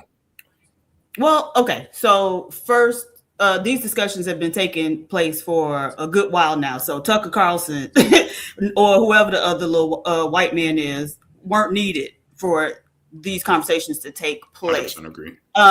With regard to division, what do you mean by that? Russia's playbook, more or less, is to find like certain topics that minority communities, especially obviously the Black community in America, might be divided over, ones that they can cause division between Black Americans and white Americans and America as a whole. And so when you talk about like reparations or something that's a heated topic, they're going to find a certain time to push or fund, not that the reparation talk isn't happening without them, but they will find a time period where they think it's best for them to fund more or tell their bot farms to, hey, talk about this more, get the algorithm going on this so that it's more in the forefront of people's minds. So when it comes to the FBA stuff, there was no reason for, I 100% agree, there was no reason for Tucker Carlson and this other dude to be talking about FBA stuff. However, a black man is running for Florida governor, and regardless of whether he's a quote unquote FBA or something else, you have certain factions within the Republican Party that are like, I never want to see a black man be governor, succeed at all, let alone be governor of Florida. And you have foreign nation states that will utilize those groups, such as Tucker Carlson or influencers, to spread a certain message and to cause division at large. I agree with you. There was no reason for them to be talking about it. Most, at least black people on YouTube know about it. And most black people that I know don't support Byron Donalds. So what was the point of even bringing that up? So the division that the foreign bots are creating or stoking is between blacks and whites? It's a bunch of different communities, but they particularly like the black community for sure. Wait, so where's the division then between the black community and who else? Amongst ourselves, I think. It's both. It can be amongst ourselves, or it can be, black Americans, white Americans, or, Chinese or Somalians, whatever the topic. It depends on what the hot topic is. Right, but with regard to, so when it comes to Chinese people, like, ain't nobody really talking about FBA with regard to Chinese people, right? Because there's not really. Right, so when we're talking about FBA, who are they trying to create or stoke division between? That's what I'm trying to get a read on. Oh, because I think that when you talk about the FBA stuff, I think that, and I had said this earlier, I don't know too much about the FBA community, so I need to do a lot more reading up on it. I said that earlier. I wouldn't be surprised if there's extremists in the FBA community that are very popular, or that Russia or other foreign agents, influencers like Tucker Carlson, will start pushing the FBA movement or ideology, and then do a 180 where it's like, oh, wait, look at this extremist that's head of the FBA. They're already calling it. They're already saying that the FBA chapter supposedly hit them up. What a surprise that the FBA chapter, the lead of the FBA chapter, is going to be some extremist that's once said fuck white people or something like that. And that's where the division gets sown in, or that's where the anti-blackness starts to, procreate, or, the flame is, or the stoked. There we go. Stoked, I guess, would be the word. Okay. So the division. That's what I think is going to happen. Okay. So the division will ultimately be between the black community and white people. In the end, I think that's what he thinks. Something similar to that. Yeah, I think. Okay, there's always been a division between black 100%. People and white people, so that wasn't needed, right? No, it's not needed, but the division is always going to be there. It fluctuates. But it's not about whether it's being new or not. It's about whether at a certain time your country as a whole needs to move a certain way. And a country the United States is not going to fall unless it's falling from within. And we're seeing that where it's fractured more. And so you don't need fractured more than when? I think it's fractured now. Jim Crow?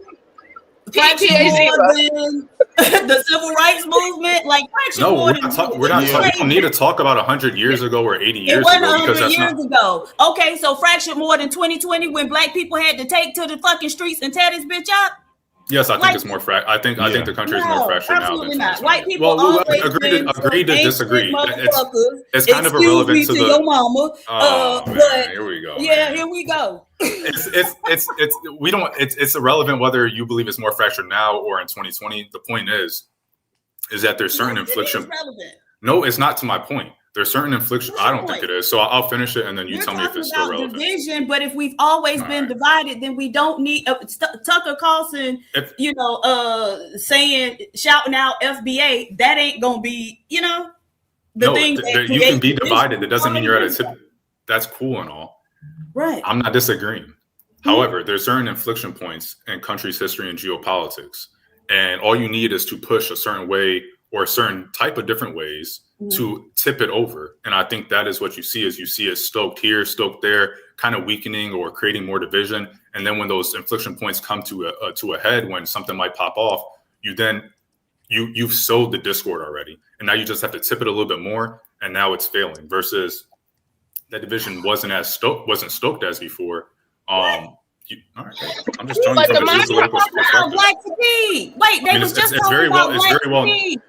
People understand it when they talk about the CIA, but suddenly, all of a sudden, when I talk about foreign agents doing it to the U.S., now all of a sudden everybody wants to act all confused. No, I'm not confused. I understand what you're saying, but it just doesn't make sense because we've always been at odds. There's always been a tug of war between black people and white people. That is what this country is all about.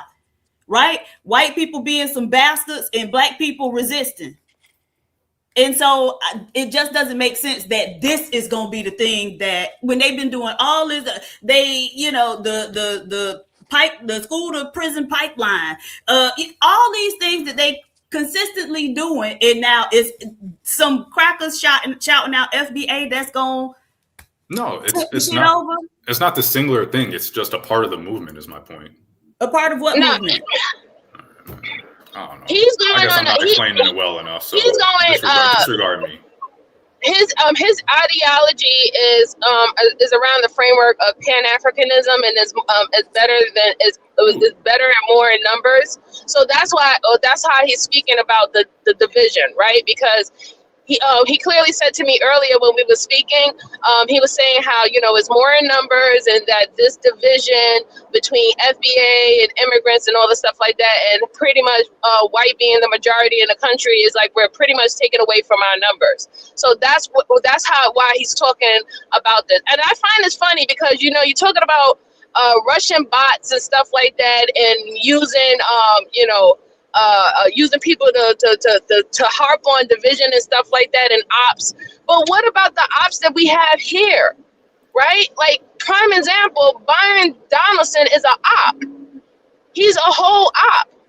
Like, he literally made it known that a lot of the things that Black Americans, this particular ethnic group, is advocating for, he's against. And he said verbatim that he doesn't think that reparations is needed, especially if his Jamaican mother don't get it. So you don't consider that a op? I never said I didn't. Yeah, I think. Let's say he is. Let's say he is a op. Do you think that it benefits foreign agents to support his cause if they want to divide America? Yes, I think it does because a lot of if you have people who still hold allegiance to their country, why wouldn't it be a benefit for them? I mean, I never said I'm a Pan-Africanist. I don't even know the ideology enough to say I was. If I might be saying some of the stuff that they say, but that doesn't make me a Pan-Africanist. Okay. I mean, I felt that you were, because Nasir from Egypt. That's the only time I've really heard about Pan-Africanism. No. I mean, I was just saying how, Pan-Africanism, their ideology is like pretty much just one big Black family, right? And that's what you was kind of explaining to me earlier about this one big Black family. And I said that, listen, Black excellence, I would love all Black people around the world to be good. But when it always talk about Black excellence, when it comes down to Black Americans, it's always framed as the detriment of the big Black family going down the drain. That was my biggest argument. Like, why when it comes down to Black Americans being excellent, that it's bringing us 10 steps back, but it's never looked at with other groups of black people. You literally made the framework that because Somalis was able to fucking scam $9 billion, that was somehow, some way a benefit for all Black people. Never said that. Sharon. He said was them sending $9 billion over, blah, blah, blah, blah. I said, I don't think that necessarily negative. He said, so you don't think scamming or stealing $9 billion is negative? And I said, oh, yeah, stealing, yeah. But if them just sending money over, which is what I thought he was asking in the first place, no, I don't think that someone sending $9 billion over is a net negative for America. Now, stealing the money is a completely different topic. That's crazy. But then he also asked you, how is that a benefit? And he asked you to explain how was it a benefit sending that money over to another country, a benefit for Americans or Black Americans. Right. Yeah, and I didn't get to say anything because we started talking about something else. However, there's definitely economics involved where the money goes over and then it's going to eventually come back and circulate back to the U.S. You can talk about the inflation.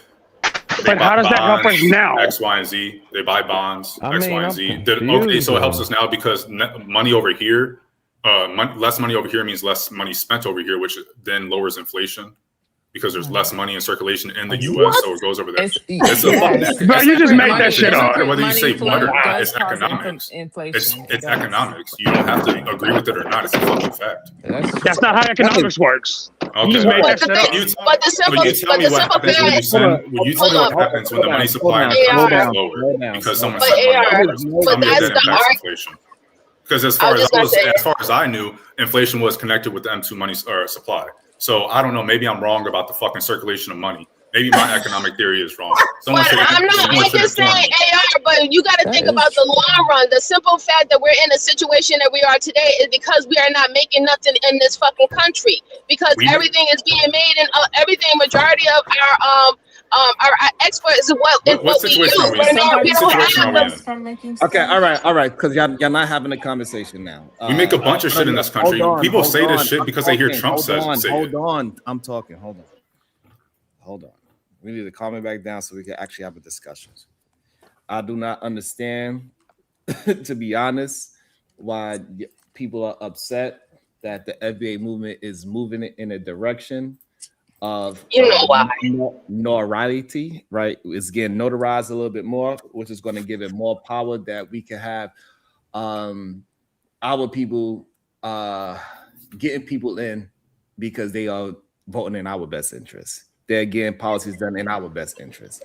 It's a little weird to me that we're trying to act as the powers that be recognizing it is a problem. That is weird to me.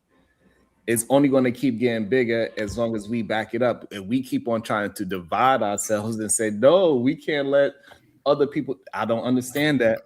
It's not how things get done. Your whole platform is division. Foundational Black American is the name is division. So what are you talking about? No, it's not. That's wrong for you to say that shit. Hold on. It's nothing wrong with us dividing ourselves from people that do not want to see us move in a proper position. So therefore, if we only have 6% of each other that is moving in the right direction, 100% of that 6% moving in the right direction is better than 13% not being together at all. Oh, and something else, because when no, I'm gonna go back in a second, but I want to say before I forget, when the Caribbean dude came on, because I don't know if you guys said it before I got on, but you didn't make the you didn't differentiate between immigrant and tether when I was on and we were talking about it originally. So I think I'm more aligned. I get what you guys were saying when you guys were talking about that, but you guys didn't say that, or maybe I misunderstood or didn't listen or something, but I don't remember you guys saying that. As to the divisional comment, if you call someone a foundational American, you're already, it doesn't matter whether Black American or something else.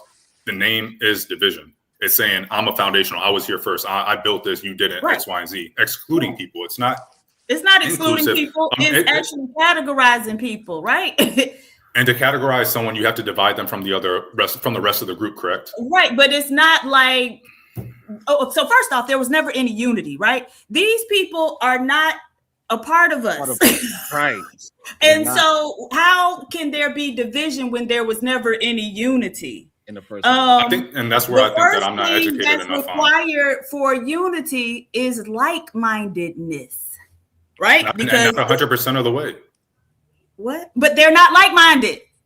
And that's what MJ tried to bring up earlier. I asked for a study. Show me some studies, some Pew Research, something. We don't need that. I don't want to hear y'all pop out again. Don't want to hear y'all pop out. Don't want to hear you pop out. This is the thing. Hold on. I don't want to hear y'all. There ain't gonna be no study talking about like-mindedness between Africans or Caribbean people and Black American people. Actually, you know what? I'm lying. Okay, goddamn. What am I? Because I have it, but I got to figure out where I have it. But so back in say like, tell me what it's about. Hold on, I'm finna tell you if you shut the fuck up. Yes, ma'am. Yeah, all right. Now you got it. Okay.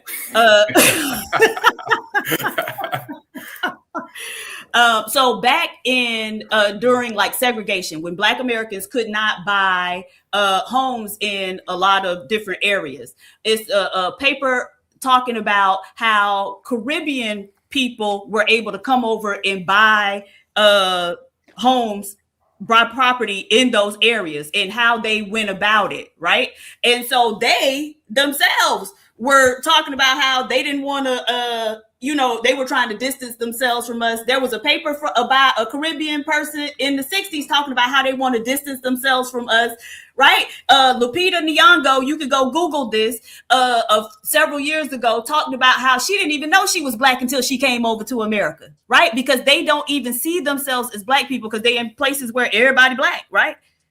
So that's not right. So we are not like-minded at all. And as somebody who travels extensively throughout the Black world, we are not like-minded, right? I used to be a Pan-Africanist until I saw like, oh no, we never gonna be. They can't even get on the same page with each other in the same country, right? And so how are they going to come and be in lockstep with us? Y'all got to understand the mindset of people when they are coming from a place where you are trying to eke out a living, trying to eke out an existence, right? When you are in survival mode, you out there trying to, make $1 for the day so you can eat or feed your family.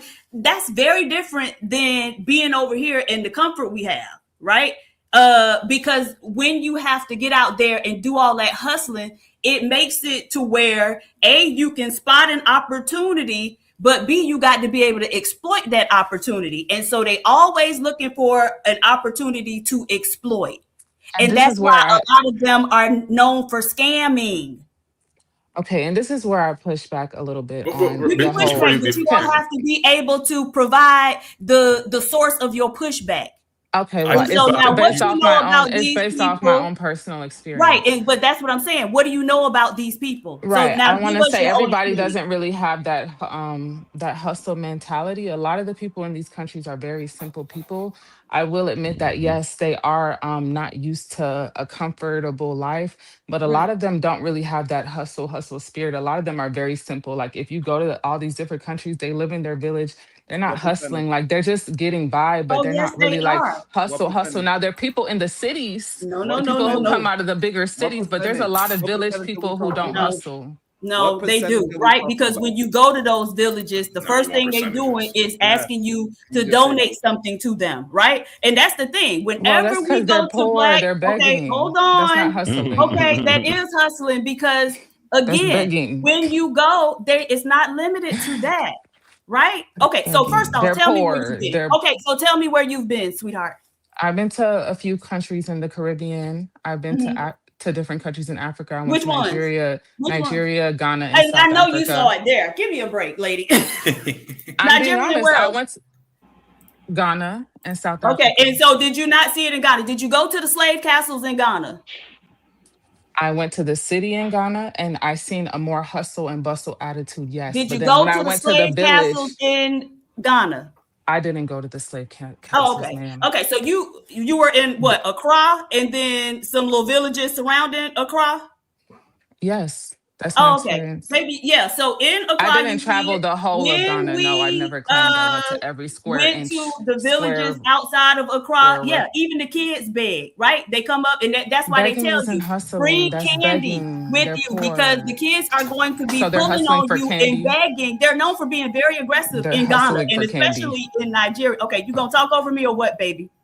They're hustling for candy. I just want to make sure I understand. Are you going to talk over me or what? I want to make sure I understand. Okay, but don't. Okay, but you can't understand if you're talking when I'm talking, right? That's probably why you don't understand. So, no, they tell you bring candy because what the kids are actually asking for is money to eat, right? Even in Cape Verde, I was just out at the beach laying around. It was some kids. 3 little boys came up and started speaking Portuguese to me. I said, "Oh, I only speak English," and they were saying food. They wanted food. I had a pizza that I had only taken 2 slices of. I said, "Y'all want this pizza?" They ate the pizza. But they're always begging. The kids, they get the kids on it. They start learning this shit early, right? So and the kids, you consider them exploiters. Hold on. Let me try. So you're calling the kids exploiters? Andrea. I didn't know. Where did I say exploit? Where did I say exploiter, sweetheart? About you said that when you were earlier. You said that that's what they do. I said that they have to know how to exploit. And now you're using children as an example. Let me help you out. You're using children as an example. I can hear you, Sharon. I can hear you. No. Let me let her listen from the comments. Children. I need to have an understanding. Sweetie. Andrea, what is your idea?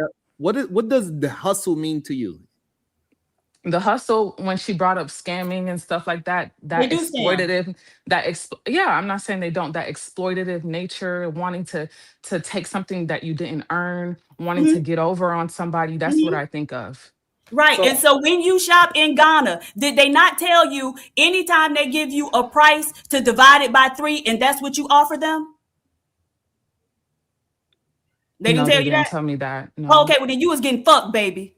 You need to go over there with better people. Wow. But Siobhan, go ahead and check your cash out. So let me understand, Andrea.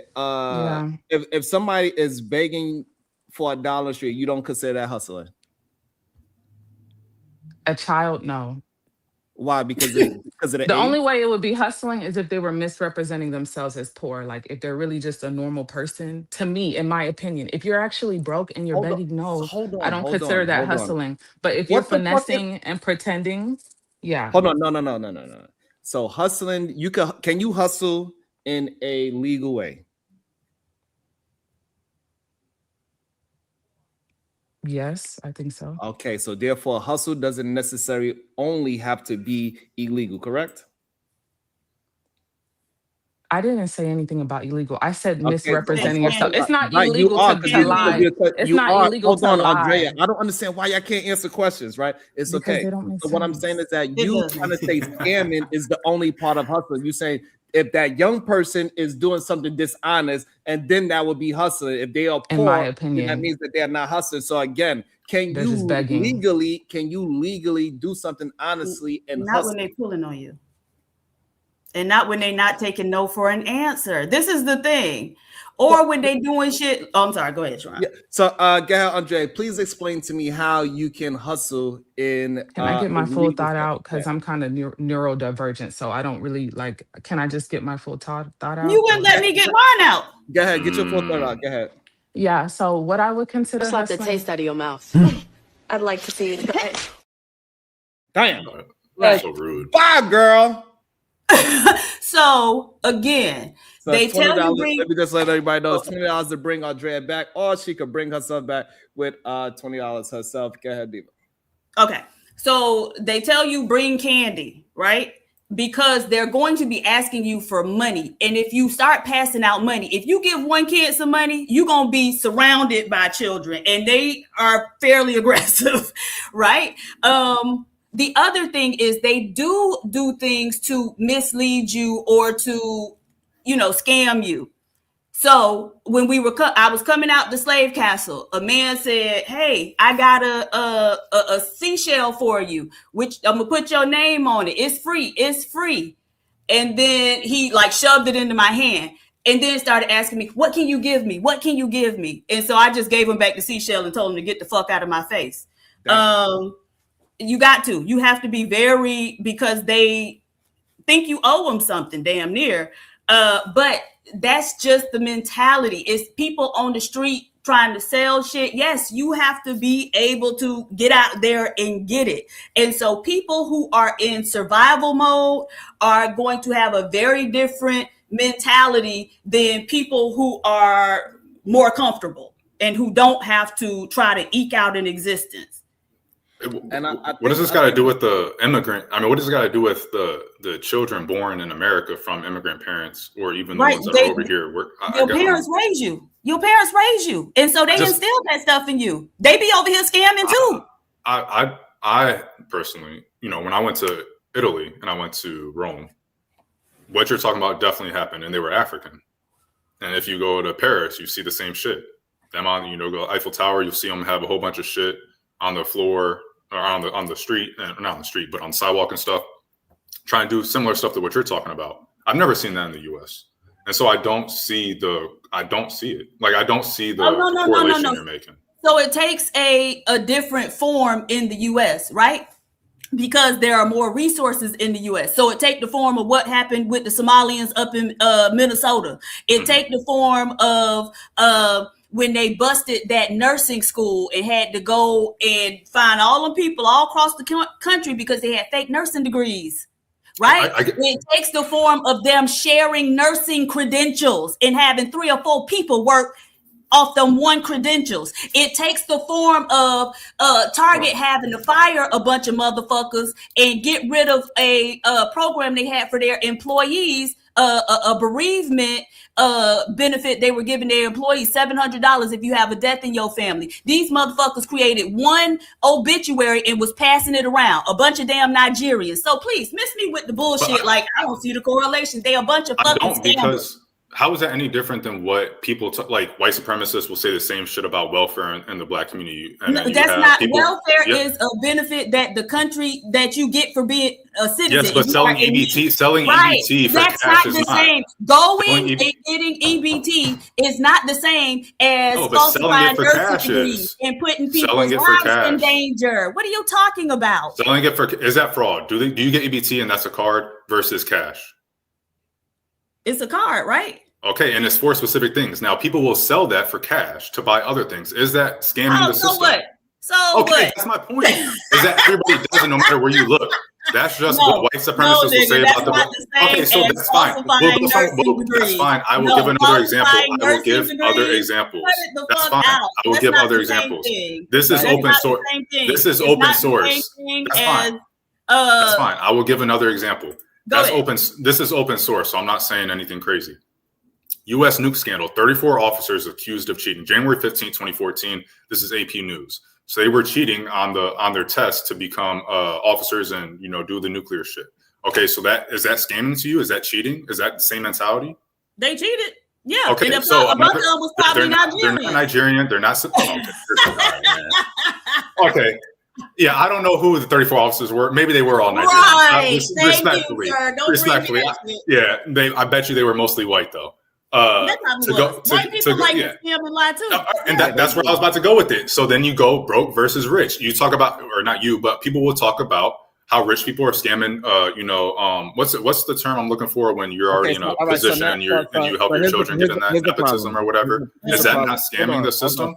Is excess? No, nepotism is scamming. Here's the problem. I think it kind of hold on. Here's not the problem. nepotism. I'm sorry. You got to have something to give to them. Hold on. When white people do it, they do not assimilate as black people. So when white people do it, it affects white people. No, it don't. It affects everybody. I'm talking about. Oh my god. All right. Just being argumentative. Like that's just not. So real. here's the thing, right? So whether or not. Yeah. So the only problem I have. I'm not. I'm still. I guess I'm just. What you guys are saying is going over my head or something. I'm still not. No, you just being a because you're not. You just have because you're not black. Yeah, I'm bitten. I'm bitten. That's the issue. It's possible. Yeah, that's the issue. Because you're not black. Yeah, I mean, sure. If that's the cop out you want to get. Allowed you to get up here and you can kick me off in the conversation. You got the power. You got the power, Diva. Oh my god.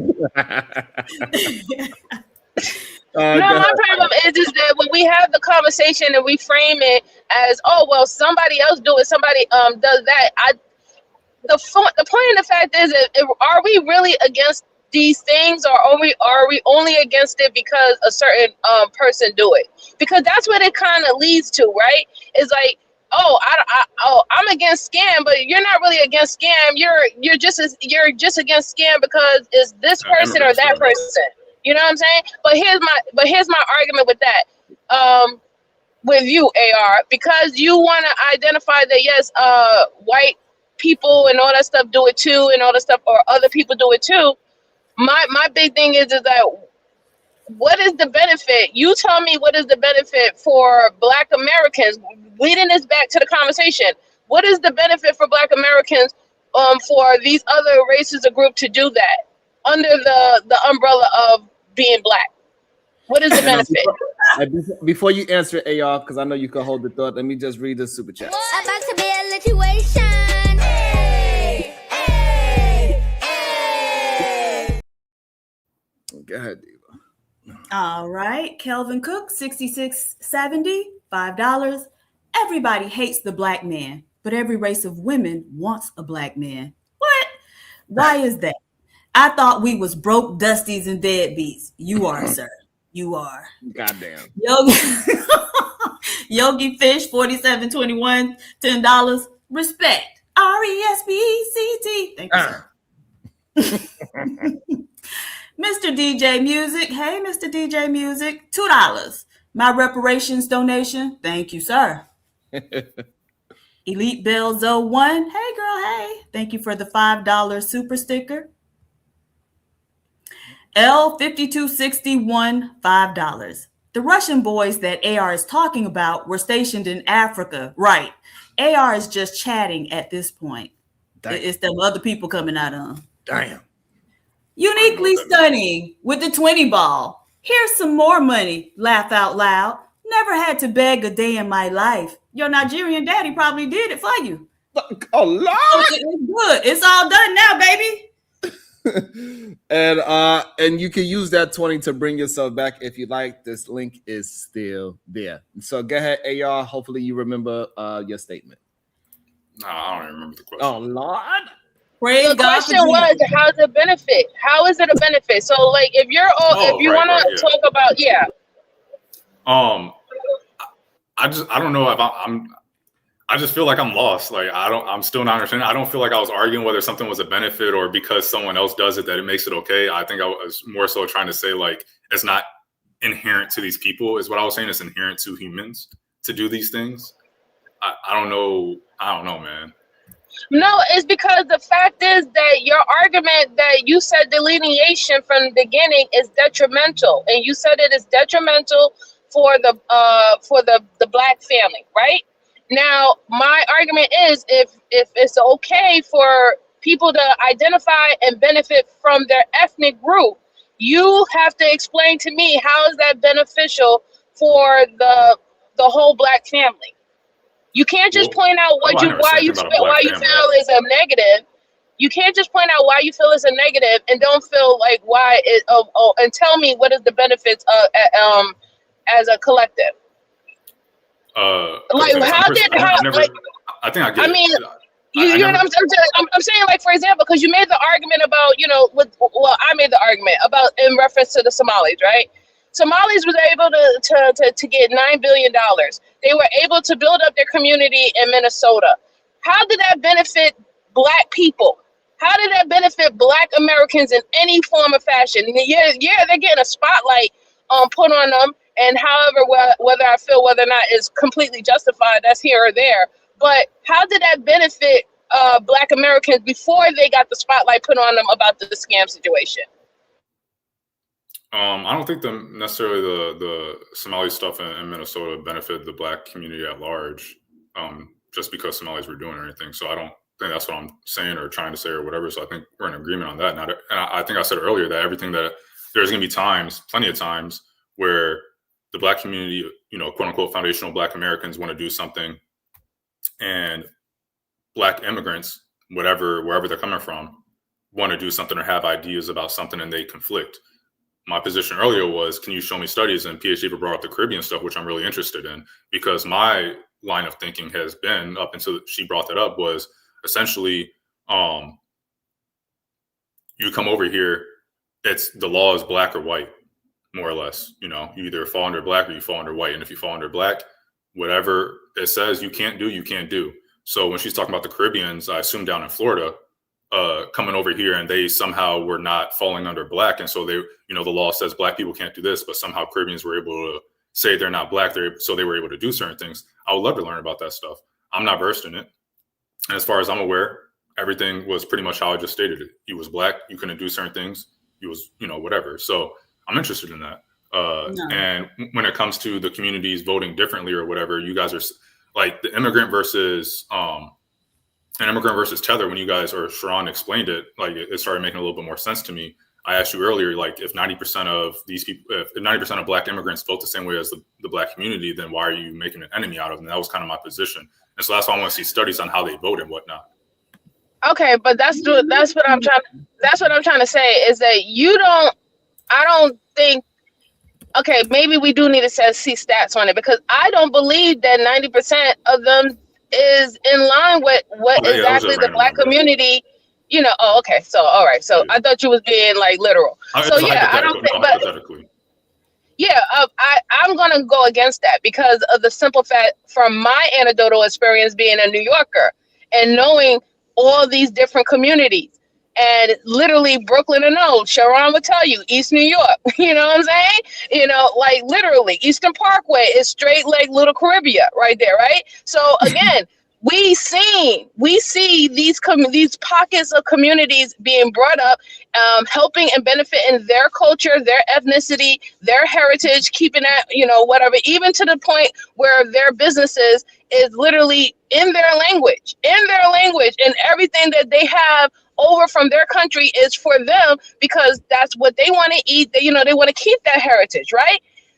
My point is that when Black Americans decide to say, okay, we're going to do something that is specifically for us, why it always get framed back into the notion that by Black Americans doing something that specifically is for them is somehow detrimental to all Black people's excellence and performance in the world. And it makes me feel like it's a psyops at this point for Black American when it comes down to Black excellence to always be put at the backside, and that everybody else has to be perceived excellence, and that's good for everyone. It's like the same trickle down type of mindset, which I find it very weird. I find it strangely odd, right? You know, I can say, hey, I want Black excellence and I want to see Black excellence all over the world, but I definitely want to see Black excellence and the known Black excellence for my Black American people should be out there in the forefront, especially if we work for it. MJ, can I get a clarifying question? Sure. Okay, so is what you're essentially saying that it's one thing that when everybody's classifying us all as Black, regardless of what's going on, but the minute we try to do something that's basically based on foundationally Black people, all of a sudden now it's a psyop issue and everybody has a problem with it? Yes, that's what it's starting to feel like to me because, again, so many different other communities has respectfully, you know, aligned with their ethnicity and their heritage. And it was never looked at as that's taking away from the big Black family, you know, unit, right? If anything, it's always looked at as if Nigeria grows, that's good for Black people. If Ghana grows, that's good for Black people. If the Caribbeans grow, that's good for Black people. But if Black Americans grow, that's not good for Black people. That's divisive. It's division. I think it's more crazy. like if the growth is the foundation of the growth is by excluding other people. So you're talking about these, like, you know, I'm not from New York, and where I'm from didn't really have these pockets of, you know, Hispanic are a big, you know, usually a big group wherever they are. So like besides Hispanic areas having a lot more stores named and Espanol or whatever the case may be, there wasn't these little Italys or little whatever else you guys have in you know, Chinatown or anything like that. Like that's really like, I feel like LA, maybe Philly has that shit too in New York, but like that's not everywhere. I mean, Miami maybe does have some other stuff too, but that wasn't my experience growing up. So I don't know this type of stuff where I can't go somewhere because Nigerians say I can't. I don't have that experience. Are you near a major city? Are you near a major city? Yeah, Charlotte doesn't have that shit. Okay. So Charlotte doesn't have a Little Korea or a Chinatown anywhere in Charlotte? No. Not that I'm aware of. Hell no. Yeah. Nowhere in the state are you going to find a little Italy, Korea, go to Raleigh. I'm in Raleigh right now. That's a minor thing. Hold on. AR, would you be considered a foundation Black American? You're trying to catch me lacking, huh?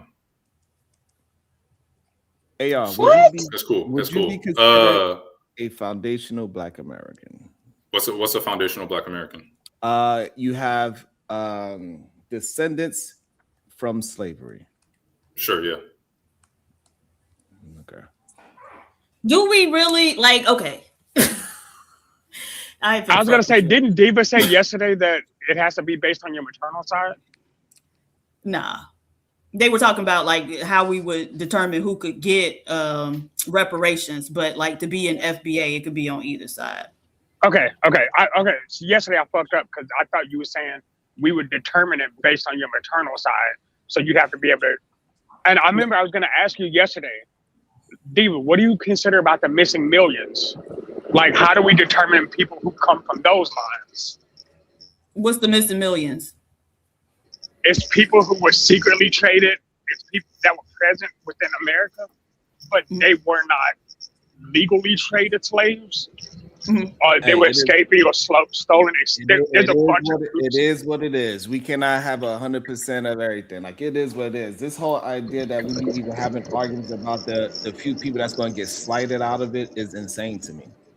No, it's some people that's I'm not arguing it. I'm just saying, like, some people are going to be able to still considered scam. Some people are not. Some people are going to be rightfully not able to get any. That's what's going to happen. But majority of the people that suffer from it is going to benefit, and that's what we need to focus on. Not the few that's going to scam, and not the few that that we can't justify to get it. That's not what it's ever been about. No matter what system you bring about, somebody is going to find a way to scam it. Do you guys think that immigrants should pay reparations as well? What the fuck? We said the government is the one that's going to pay. So all the taxpayers are going to pay. Yes. If we're talking about taxpayers, then absolutely, right? Because they came over here to benefit from everything that we had already laid the foundation for. So absolutely, pay in. Okay. So how far back does it go? It doesn't matter. Hold on. Why I can't ask questions about the ideology without you getting offended. Hold on. Why does that matter? Because I don't know the ideology. I want to know where your guys' headspace is. Why does it matter is what I'm trying to understand. Like, it doesn't necessarily have to matter to anything to the argument. It doesn't matter the fact that I want to know. Hold on. If the government owes something and we get reparations for what we owe from the government, it doesn't matter what day, time, and all that shit. It happened because slavery happened, and those people that is affected by slavery through their heritage needs to get paid their reparations. That is that. That's great. So he just brought up the question about, the missing millions or whatever the people came in at. Yeah, but the people that came in after and whatever, you were just like, it doesn't matter, forget them, who cares? Like, correct. You're willing to analyze who deserves it and who gets it. And I'm just asking you, who do you guys have that saying? We will use the same paying it. So the same people that how far back does the immigration line go that deserves reparations? Is it only slavery era, or is it also Jim Crow? Is it all? So not Jim Crow. Again, we said it's very specific. Why are we trying to ask questions that have nothing to do with it? It's very specific. So you cannot add anything else. Don't try to add Jim Crow. Don't try to add redlining. It is very specific. If Japanese people can get it, if goddamn the small hat people can get it, if the Native Americans can get it, why we question if we can get it? It doesn't make any sense. They all got it for whatever their reason is, and nobody says and better eyelash, even though we know for a fact it have $5 Indians. And nobody bats a fucking eyelash and say, well, what about the $5 Indians? No. I don't give a fuck if they do scam. The majority of the people that needs to get it needs to fucking get it and stop trying to question when it comes to us. So what happens when someone questions it when it comes to anybody? AR, I had an idea. Y'all don't question shit. Y'all sit up there and the immigrants have to pay reparations, but y'all won't say shit when America giving out billions and trillions of dollars to these other groups of people in other countries, right? I think y'all should get it in stocks. Shit too, right? Baby, I'm not talking to you. Why are you speaking over me? I was just speaking. I don't think I could speak over you even if I tried. Okay, but again, it's rude to speak when somebody else is speaking. Nobody's gonna, and like you just said, nobody ain't gonna even be able to hear you, baby, because I got a big mouth. So I'll let you talk, but please let me talk as well. Can we do that? Absolutely. All right. So yeah, AR. Someone compare me to Drake. That's offensive. That's just fucked up. Yo, is Drake cuter than you? Let me see. Turn on that camera.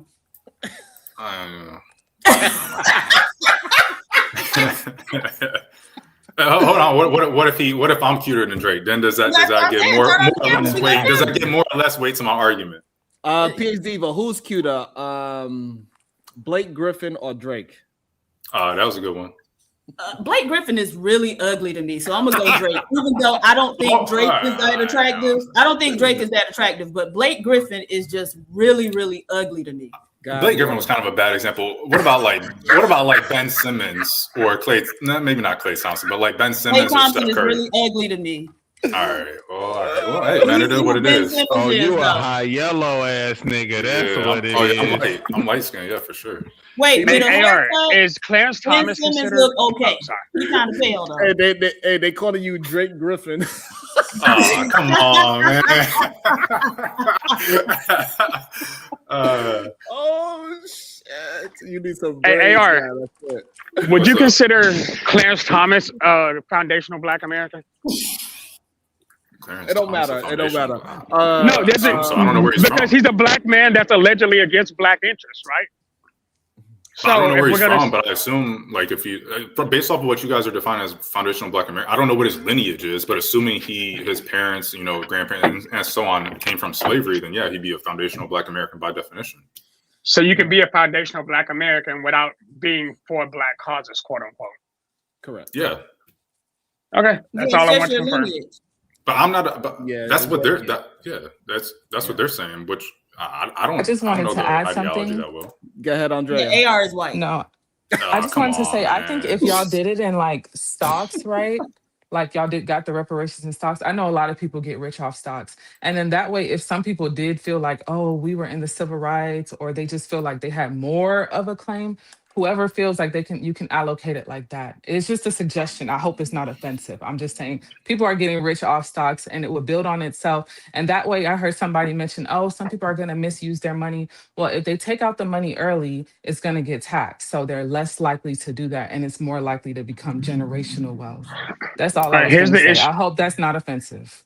Here's the issue with using it as stocks, I really do. If you do it as stocks without teaching people how to do stocks or what stocks mean, you're basically giving a bunch of unknown money to a bunch of. I think they can get the hang of it easily. So have you ever? So hold on.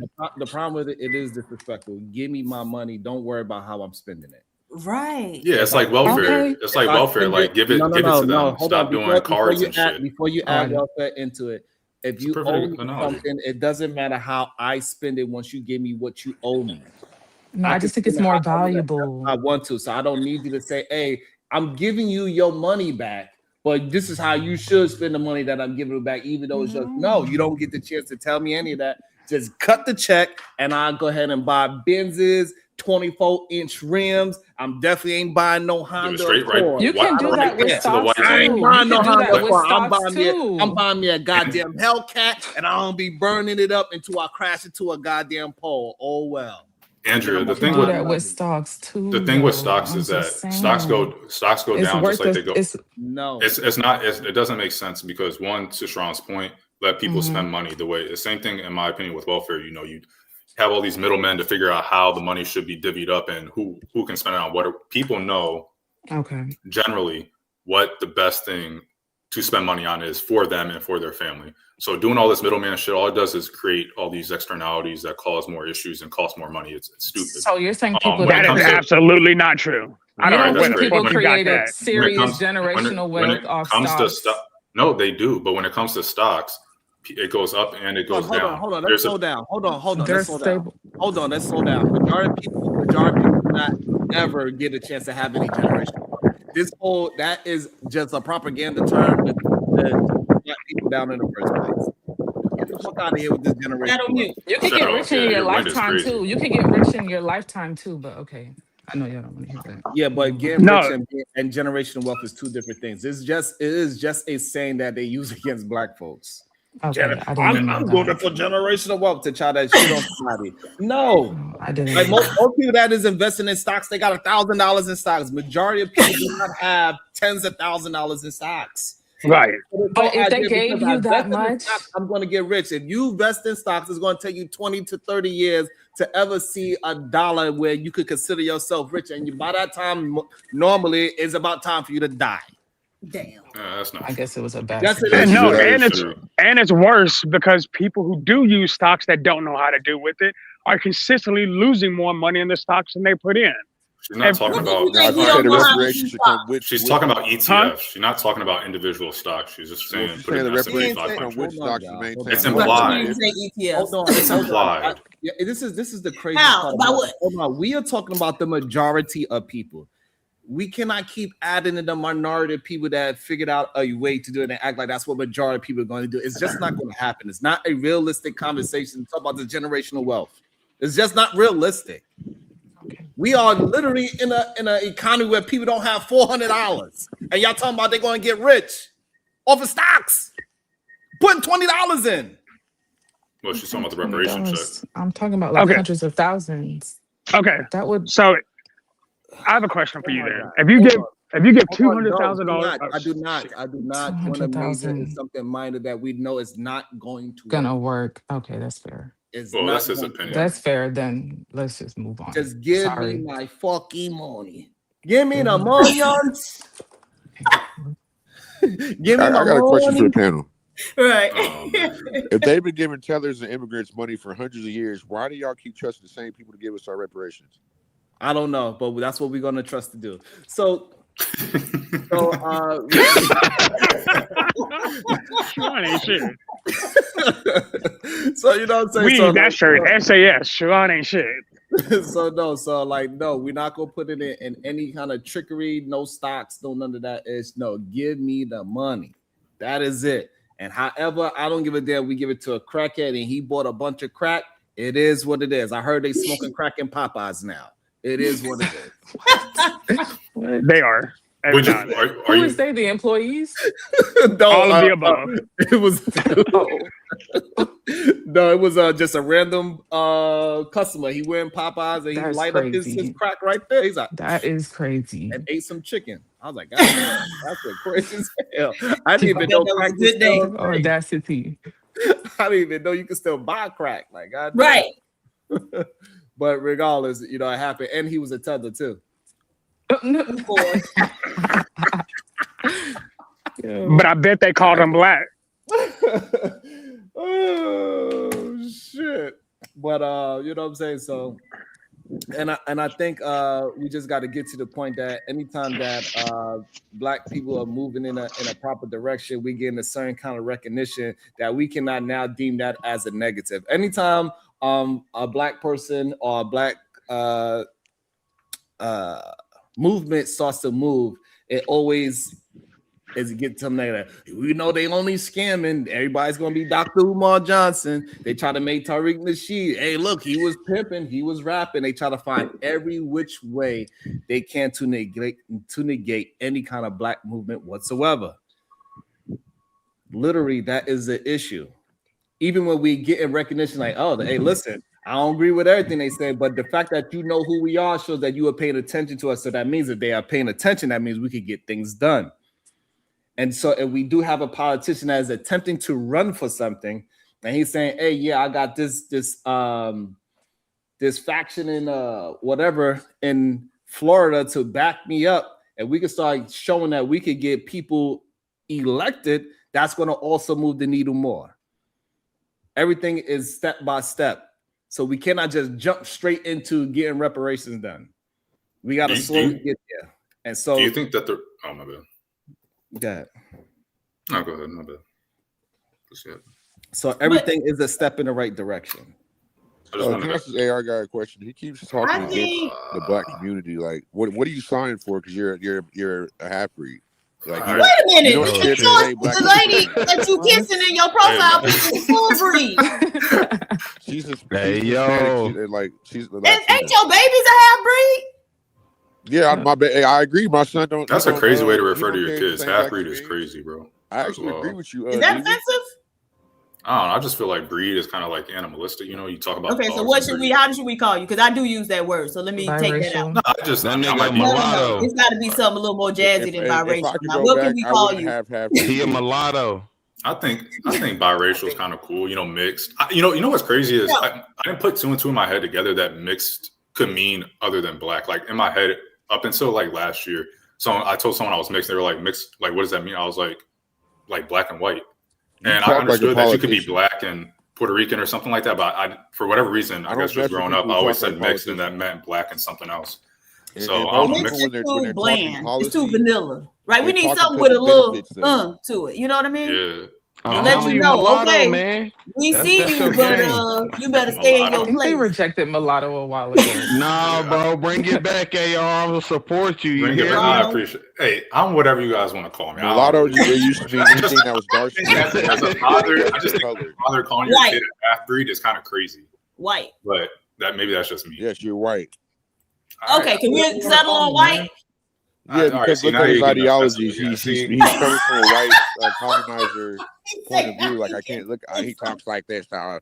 Trump's gonna get us politics, and we're gonna be okay in 2026. Like you blacks ain't gonna get nothing. Reparations, desperation. And Andrea, can you stay out of black folk business, please? I like you. I do. Hey yo, where But is you you coming from? Yo, chill, fam. Chill, people don't fam. like my people, and That's it how you really feel? bothers me because y'all come over here under What? the guise that What you're people gonna don't like your people? American mama. Ain't your mama Black American, Andrea? Yes, but but I want to hear what he's saying about my people. Well, Don't have y'all like. You want to hear this dude talk? Because I don't. Have you ever seen a broke Don't like- African? In Africa, I did. Yeah, when I went to Africa, I did. Exactly. Not in America, because over here they're rich. No, the fuck they ain't. That's It's not what the people issue driving is. Uber Right. and shit, taxis and shit. No, it's a whole lot of unrich. They'll put them in the ghetto for a little bit, but then all of a sudden you'll see them in high rises. Then the Okay, subway. now when they start scamming, that's when you see them there. But generally speaking, no. I was gonna say you said my dad was a scammer. Okay, Well, so home health. yes. Thank you very much. I did. I'm standing on it. All right, CM, What's what's your He did home health. So that's scamming. Anybody can do home health. Just saying. Just So throwing that out what they're there. really And fighting get for rich. is breaking the law. I said anybody PhD, can do but home health. By the way, just saying, and get rich. Y'all, they're Another fighting for idea. breaking the law. Yeah, but I know I done had some dealings with the home health Nigerians. Bitch, I was so scared. I went in there to sign up for a family member, but then I was like, I can't do this because I No, would have they had to treat like them lie about good. something. And so then my other family member was gonna go do it, but I had gave them back the paperwork. And then when I left, I realized, oh shit, I put my social on one of them papers. Boy, I was scared as hell. I was checking my damn do credit every day. I got another question for Andrea. But they didn't scam you though. See, you have a Is it good story. true You have a that, story of not that getting African- scammed. that Thank African you. women don't date black men? Yes. They're not That's allowed not to true date at black all. men. Is that true, Andrea? That's not true at all. You said, bro, you. Can I? That's Hey, not I true need, at all. There's hey, plenty look, of them. hold on, y'all. I need Plenty of- 23 more likes. Can we get to that shit? Yeah, even though I was called all these different names, let me make sure. Let me add another like too for both my sides. I like the vertical video too. Ah, thank you. I appreciate you. Yeah, don't even worry about it. Hey, CM, when's the last time you was locked up? Oh shit. Damn. I'm just asking. He said he go every year. I was locked up. Yeah, when's the last time you was locked up? You said when was the last time I was locked up? Until Yeah, I yeah. learned contract law. And then you stopped So getting that's locked what up? this country's about. It's about contract. And then you stopped getting locked up Oh, after you learned contract law? Yes, and I bought my own house. Okay, so you stopped. Okay, so when's the last time? So when was the last time you was locked up? So you, Because I how many? can't How many? afford You said you bought your own house and did what? You want to see my house and my assets, my vehicles, my money? Do you want to see it? I can cancel. No, we don't want to see your So why are you scamming shit, dude. complaining? All right, so Well, I hold did on, this so, on my hold own on, hold on, without no CM. So benefits, what do you do Andrea. for a living? Did that was already asked? What you do for a Scams. living? So what was where are you getting at with this jail question? Seymour Stacks. What do you do for a living, sir? I'm actually like a co-owner of a construction company, and I have a very blessed family. So you're privileged. What kind of construction you do? I usually build like fences and decks, and like I do like installation, home renovation, pools. You still do that now? You said used to. I don't like doing them too. I like my skin. I'm an entrepreneur. Okay, so what business do you have then? That business, I What do business? other things. Like why? You said you used to do it. No, I said I used to do it a lot more. Yeah, like I know the skills. Like Okay, so what business now are you currently making money off of? Why? I'm just asking you a question. What business are you making money off of? YouTube. Now your turn. Okay, I make money off my construction business where I go line out jobs. But you said you're not doing it no more. I didn't say that. I said I slowed down. You said I'm not doing it no more. Okay, so are you doing? Do you have a job currently in construction? I have my own company. I'm like. Do you have employees? Yes, I have a lead contractor who I give my jobs to, and I go line about jobs in the morning. Okay. Oh, okay. So you just get the jobs and then you sub them out, basically. Yes, to a Mexican. Not to a Mexican. This nigga, yo, you're a terrible human being, Loki. Well, I mean, I made a lot of money younger, so I understand financial literacy and proper business etiquette. Mm-hmm. So why you was going to jail? Well, He that's came off from a not- well-off family, and he's still going to jail. I mean, that sounds like a failure. No, that's not true. It's You said jail's blessed about family. I don't know what the contracts. hell that meant. Do you know All right, that? so where you getting these contracts from? What about the American and their contracts? You need to Where ask where you getting these construction Government contracts from? contracts. people that call my company, my other people's And how do they find your company? on Google, like do other job referrals to other customers. Yeah, what's the name of the company?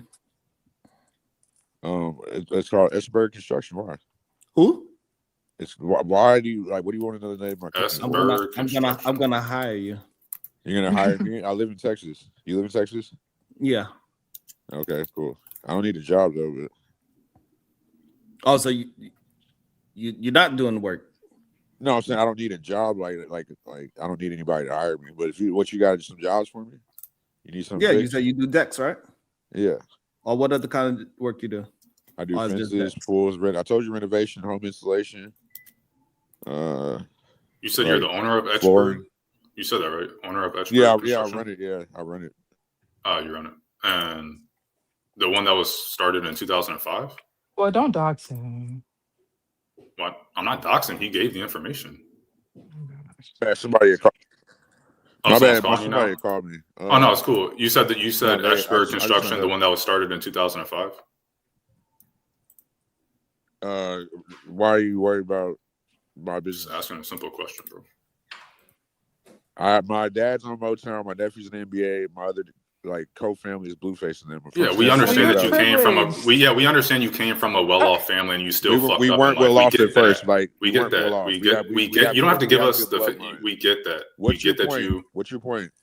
Is this 2005 company the one that you said you found? I lied. Okay. Like, get out my business. Simple question, man. Like, get off my dick. So, like, get back on politics and worry about whether Trump's going to save you or not from getting deported. Just seem like a liar to me. I'm not an to immigrant, lie you for. goofball. Wait, like, do you have any vehicles? Yeah. I guarantee I have more vehicles than y'all. I don't need a lot. Why do you think having a depreciating asset, Mr. Financial Literacy, why do you think having a depreciating asset is a brag? How old are you? I mean, you want to know the company I own and what size shoe I wear? I didn't ask you what company you own. I didn't ask you what size shoe you wear. I mean, I just asked you how old you are. Okay, that's cool. I don't talk to anyway, liars. back That's to the what issue. I was saying. It's like, I have a question for you, Sharon. It doesn't bother y'all that these immigrants know politics better than the American people? When the same thing has been repeatedly happening for hundreds of years, America has been immigrant first. And I see you about to chime in, Andrea, because it's kind of a guilt trip, but it really bothers me because I had to. So what bothers me is that do you frequently go to channels and shows that you said is not growing? Stop getting stop getting mad at me. I like talking shit. Well, why you like talking shit about me? I haven't talked shit about you yet. If you said my channel's not growing, it clearly is growing. I'm here. So why would you say that in my chat? You think that's going to help my chat? So if I was to go and write a review and say, I see why this company is not growing anywhere because they are a piece of shit, do you think that's helping your company or hurting it? I have other ways to make money. I understand that, but answer my question. Do you think that would be helping that particular situation, or would it be hurting? Well, it depends on how financial literacy the owner is, like, and how. Okay, so I'll need you to answer a question. Do you think that would be hurting the company, or would it be helping it? Which one? It depends. Okay, why? So that's it. This is fucking insane. I don't know I do not understand what's wrong with y'all. I don't understand why people just cannot just stand on their decisions, bro. It's okay. I don't know. I've never been around so many men that are scared to say, yes, this is my position. Yes, it will. I don't get that shit. I asked a question and they started giving me a whole 10 paragraph essay. It's crazy to me. It's a yes or no. That's it. I said yes. Thank you. After me asking you 3 different times. Thank you. Sean, do you think he works for a construction company because he's a felon? I am a felon. That is definitely the place. That is definitely the place to be for felons for sure. But I guarantee I'm more than you. He did say he's a felon, so I guess that answers it. I'm a felon and I'm a gangster. See, yeah, that makes LA. sense. Thank you, gangster. Hey, gangster, can you do something real gangster for me? It depends if you're very polite. All right. Can you please send me a 99-cent super chat, gangster? Yeah, I have my people do it whenever I get with them. All right, so go ahead, get with them and send me that super chat. Don't talk until you do. So that's your boy. Man, I can't believe we got stuck on. I had like 3 topics today. I didn't even get to my original thought of the whole goddamn. Damn. Interesting. I was going to talk about that goddamn school too. What school? Mm-hmm. The new school that I'm developing. So, but we gotta go to synagogue to do it. So this way, these men learn how to be husbands. You for real? Mm-hmm. Would you What's it gonna be? Would you suggest some fellas to come to my school so they can learn how to be husbands? Absolutely. KT to go. Would you come to my school so you can learn how to be a proper husband? Hell no. To the no. I said hell to the no. You like being a horrible husband. Oh, no, I take care of my family and my kids. I do a very good job of being I never a husband. said you didn't. I said you like being a horrible husband. Nah, I'm a very good husband. Well, I'm not. What I'm probably bad at is being a good, thoughtful person sometimes. Sometimes I'm callous, I'll admit. I don't His school have enough empathy for others. Who taught you that? You don't, all right. So you don't listen. You say what you say. You think that you're the only person that's correct. Nah, that ain't true. I'm not even a human if I'm saying I'm always correct. When have you been wrong on this platform? Plenty of times. I've said it. That's crazy. I haven't been wrong yet. That was nasty work. Oh shit. Crazy. Yo, Minnesota's just absolutely in shambles right now. But I did hear just got a good email. It said that the young man that got shot by ICE on December 31st, Mr. Keith Porter Jr., got his daughter set up a GoFundMe and it raised over $300,000. Wow. Nice. You talking about the one in LA, the boy in LA? Right. That actually happened in my hometown.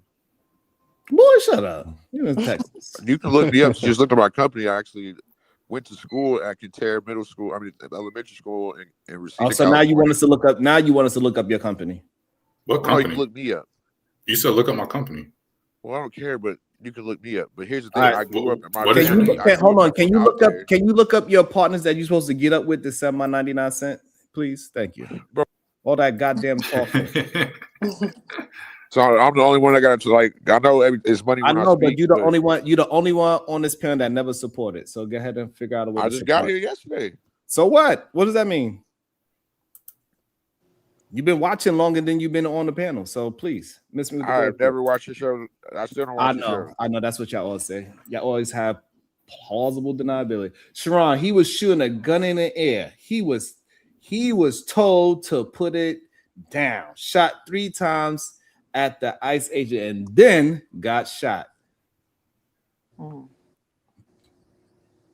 does that mean? I don't know what that means. Sound like he's saying it's self-defense. That's what it sounds like he's saying. The person that told him to put the gun down was off duty. What's that got to do with anything? So therefore, if I got my gun in my hand and you look like a regular civilian, who are you to tell me to put my you stop unmuting yourself until you send a goddamn Cash App or Super Chat. That's that. I'm done with this playing around with your broke ass. Figure it out. Send a Cash App or a goddamn Super Chat. One of those contracts you got, send it. Talking about these bad contracts. Boy, if you don't sit your goofy ass down, I'm tired of you motherfuckers acting like y'all supposed to be able to just do anything. Y'all don't want to support the very thing that is giving you a voice. Let's go band for band right now. I got cash. Let's go back. All right, so send it. For cash, you got cash? Send it.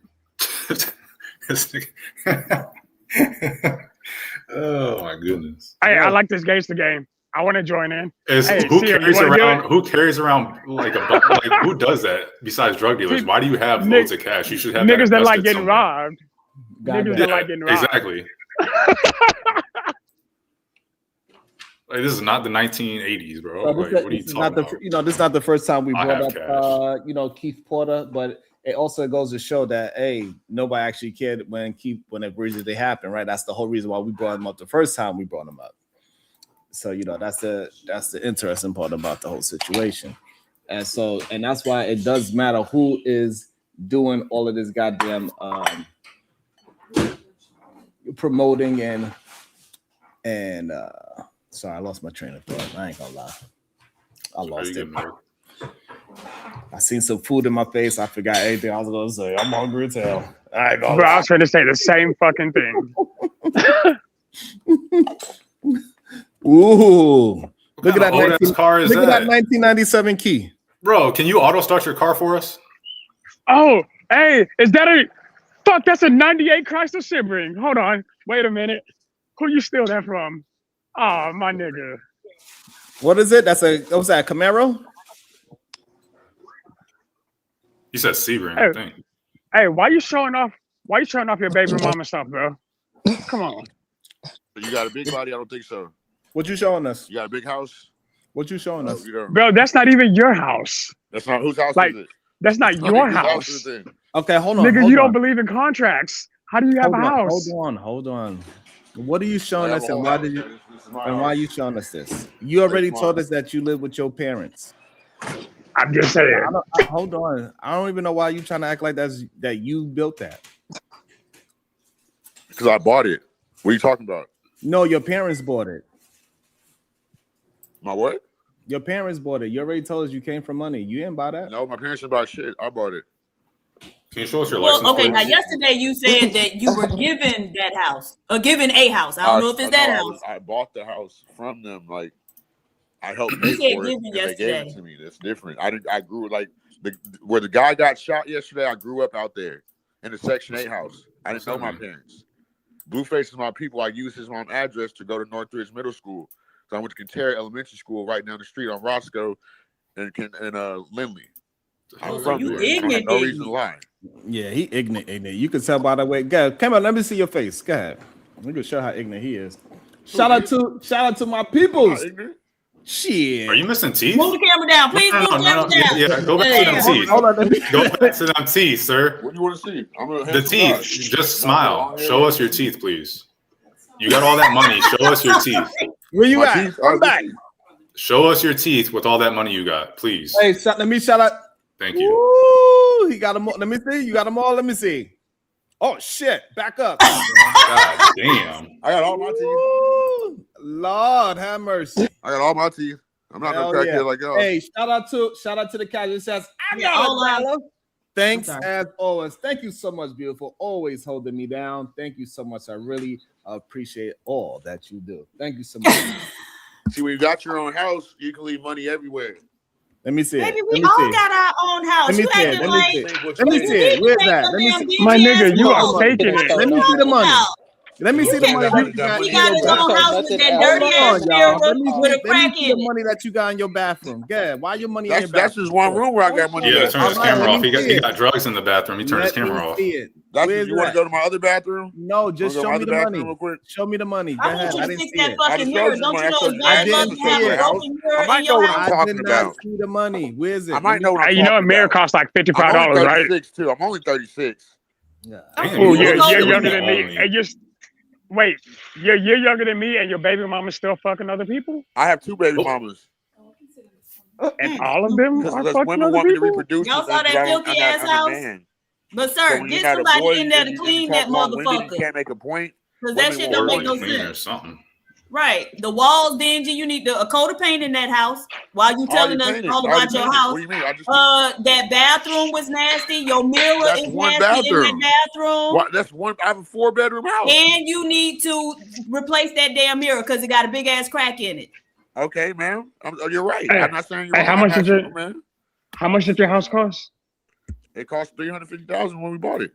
That's it.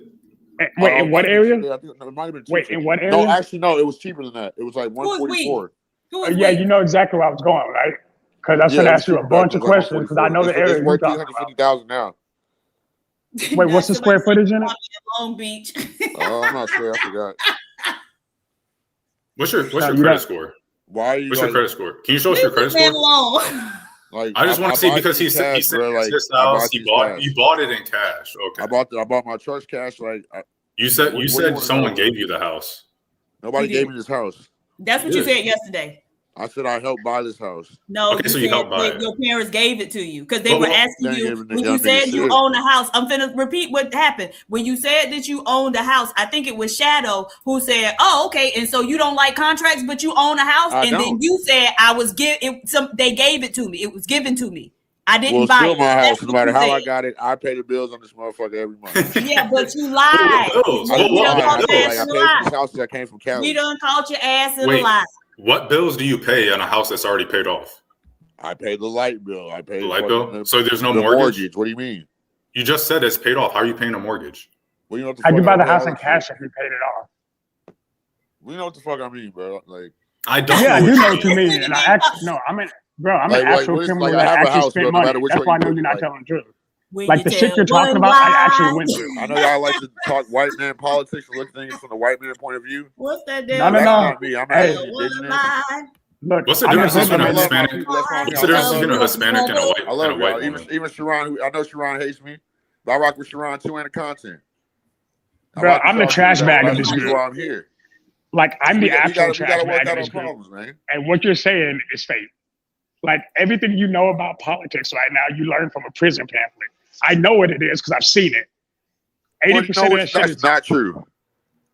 I'm telling you, everything you know about history, the shit that you're quoting is from a prison pamphlet. It's all on Google. It can be looked up on Google in the books. You didn't learn it. I know. You didn't learn it from Google, though. Real black history. No, you didn't learn it from Google, though. Land patents, again, laws, bro. The reason I'm able to quote everything you said. Do you know why people? Do you know why people in prison use the Black's Law Dictionary? Because it's simpler. You don't know most of the. You don't know most of the laws you're talking about. People that are indigenous to this land. You notice you're still talking. Including the you're still trying to talk fast, but you're not saying anything. I hope y'all know this. Nigga, by literal definition, I'm telling you, you're literally quoting the prison pamphlet by word for word. Nigga, your entire history knowledge is from jail. You did not crack a book before that. You didn't crack a book before that. And I can tell because you regurgitated. Black Law Dictionary. Bro, you didn't even know where the Black Law Dictionary came from. To be a lawyer, to get on the bar. So you need the Black, wait a minute. But I have two of them at home. I got what I got. I have two of them at home because I actually went to federal prison. I actually went to jail, and I actually went to trial. Did you go to jail? Here's the thing. No. My paperwork proves what I'm saying. Fuck everything you're saying. Two different things. Like I'm telling you, I'm a black man degenerate. Like real shit. You're not a good nice guy. You're a good guy. Nigga, what? Yo, Josh, please stop, bro. I love you, bro. No, but I be feeling where she's not coming from, but shut the fuck up sometime, bro. Stop arguing with God damn. This is crazy, This man. nigga's lying. Like, bro, I spent my whole bid meeting people like Josh. that. I like the perspective. I ain't never been to prison. I hope I ain't never gonna go there. So I like the perspective of someone that has This shit's goofy. They ain't put you in the brig. Nah, I'm I got a couple of things with y'all work, but nothing crazy. Prison just like military, teach you structure. Bro, that's how you know bro, you're institutionalized. No, I'm not, because I've not been back to prison since I've been out. Hold on, now we're gonna really hold on. He's not institutionalized. We're about to really he have literally some doesn't even understand what institutionalization. We're really about to have some great understanding now. Welcome to the show, and Kills, you need to send me my dollar because you're not on camera. Hey yo, salute to the platform. Salute to the first lady. Salute to the first lady. To make him vaginal PhD. Salute to you, man. Siobhan, can you let me know what's a black man? What's a black man degenerate? You. Oh. But how can you be a black man and a degenerate at the same damn time, though? You What do either you one or mean? the other. No. I don't get it. If you're an adult male, that makes you a man. If you are melanated, that makes you a black man. When you act how y'all act, that makes you a black male degenerate. Bingo. And I put them all on their own row. KT, how Hold you ended on. up? You said they KT? all in the same row. Damn, Hell no, nigga bro. ain't even saying shit and just got yo. You was a real piece of shit, Sharon. I ain't gonna lie. That was crazy. Y'all ass is crazy. Nah, you know what? Fuck it. I'm gonna defend these niggas. Just shut up. Nah, Sharon. The funny part was Sharon was like, "Give me my money." I don't want to hear about the white man this. Yo, here go KT, the white man this, and we need that's is our real pressures. And come on, bro. You wasn't even talking about the money though. What about the money on? Oh man, it's been funny this morning, man. It's been funny. Nice.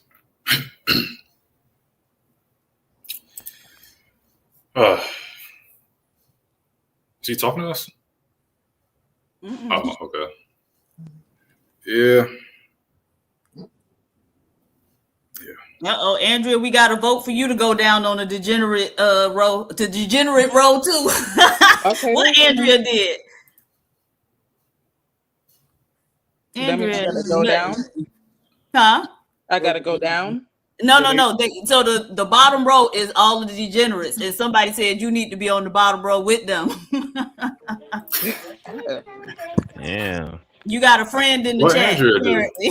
Right. Never even been to jail. So Sharon, I was trying to elaborate about the ICE shooting in my hometown. What do you think about that?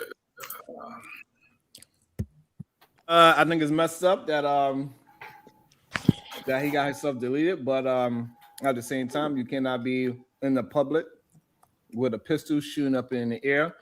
At the same time, that is something that happens in America on that day. It is a known thing, especially over here in New York side of town. Police don't even respond to gunshots on New Year's Day because they just know that everybody is in the street shooting off their gun in the air. Well, maybe this will make them think twice. I don't think so. It's a tradition. Can I tell you about that side of town though? No. You know, black people don't come outside on that side of town because they're probably the most racist gang in America called Canoga Park, Alabama Street. And they literally hang monkeys from people's porches. Like, they make you literally have to join a gang. Like, they shot my homeboy in the butt at like 14 years old when he was playing basketball. Like that's how racist they're. They hang monkeys from black people's porches. You can look them Wait, up. where they get monkeys from?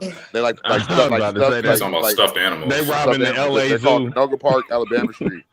Then they're there to protect like the I think the black people from like Agora Hills, Chatsworth, and Calabasas. Can you show us a yearbook picture? Like a yearbook that you have? I just want to know where they're getting monkeys to hang from people's porch. No, they were getting like stuffed animals, like San Diego Zoo. Yeah. Yeah, that's in the San Diego Zoo every weekend. Oh, stuffed animals in the store, dude. I was in the fetish market and they did have monkey heads. So if y'all y'all ain't joking, bring doing that to our people. let me know. So where I was getting at, I wondered if it was like gang related, and they're just like ICE when they like took out the gang, like because that's a very gang infested area. It might not seem like it, but it is. They're called Canoga Park, Alabama streets. They are violent and racist. Like they will kill you. I think they shot up a church full of black football students in like 2006. I left California like 2008 when I was like 18. Wait, was that when you were cripping?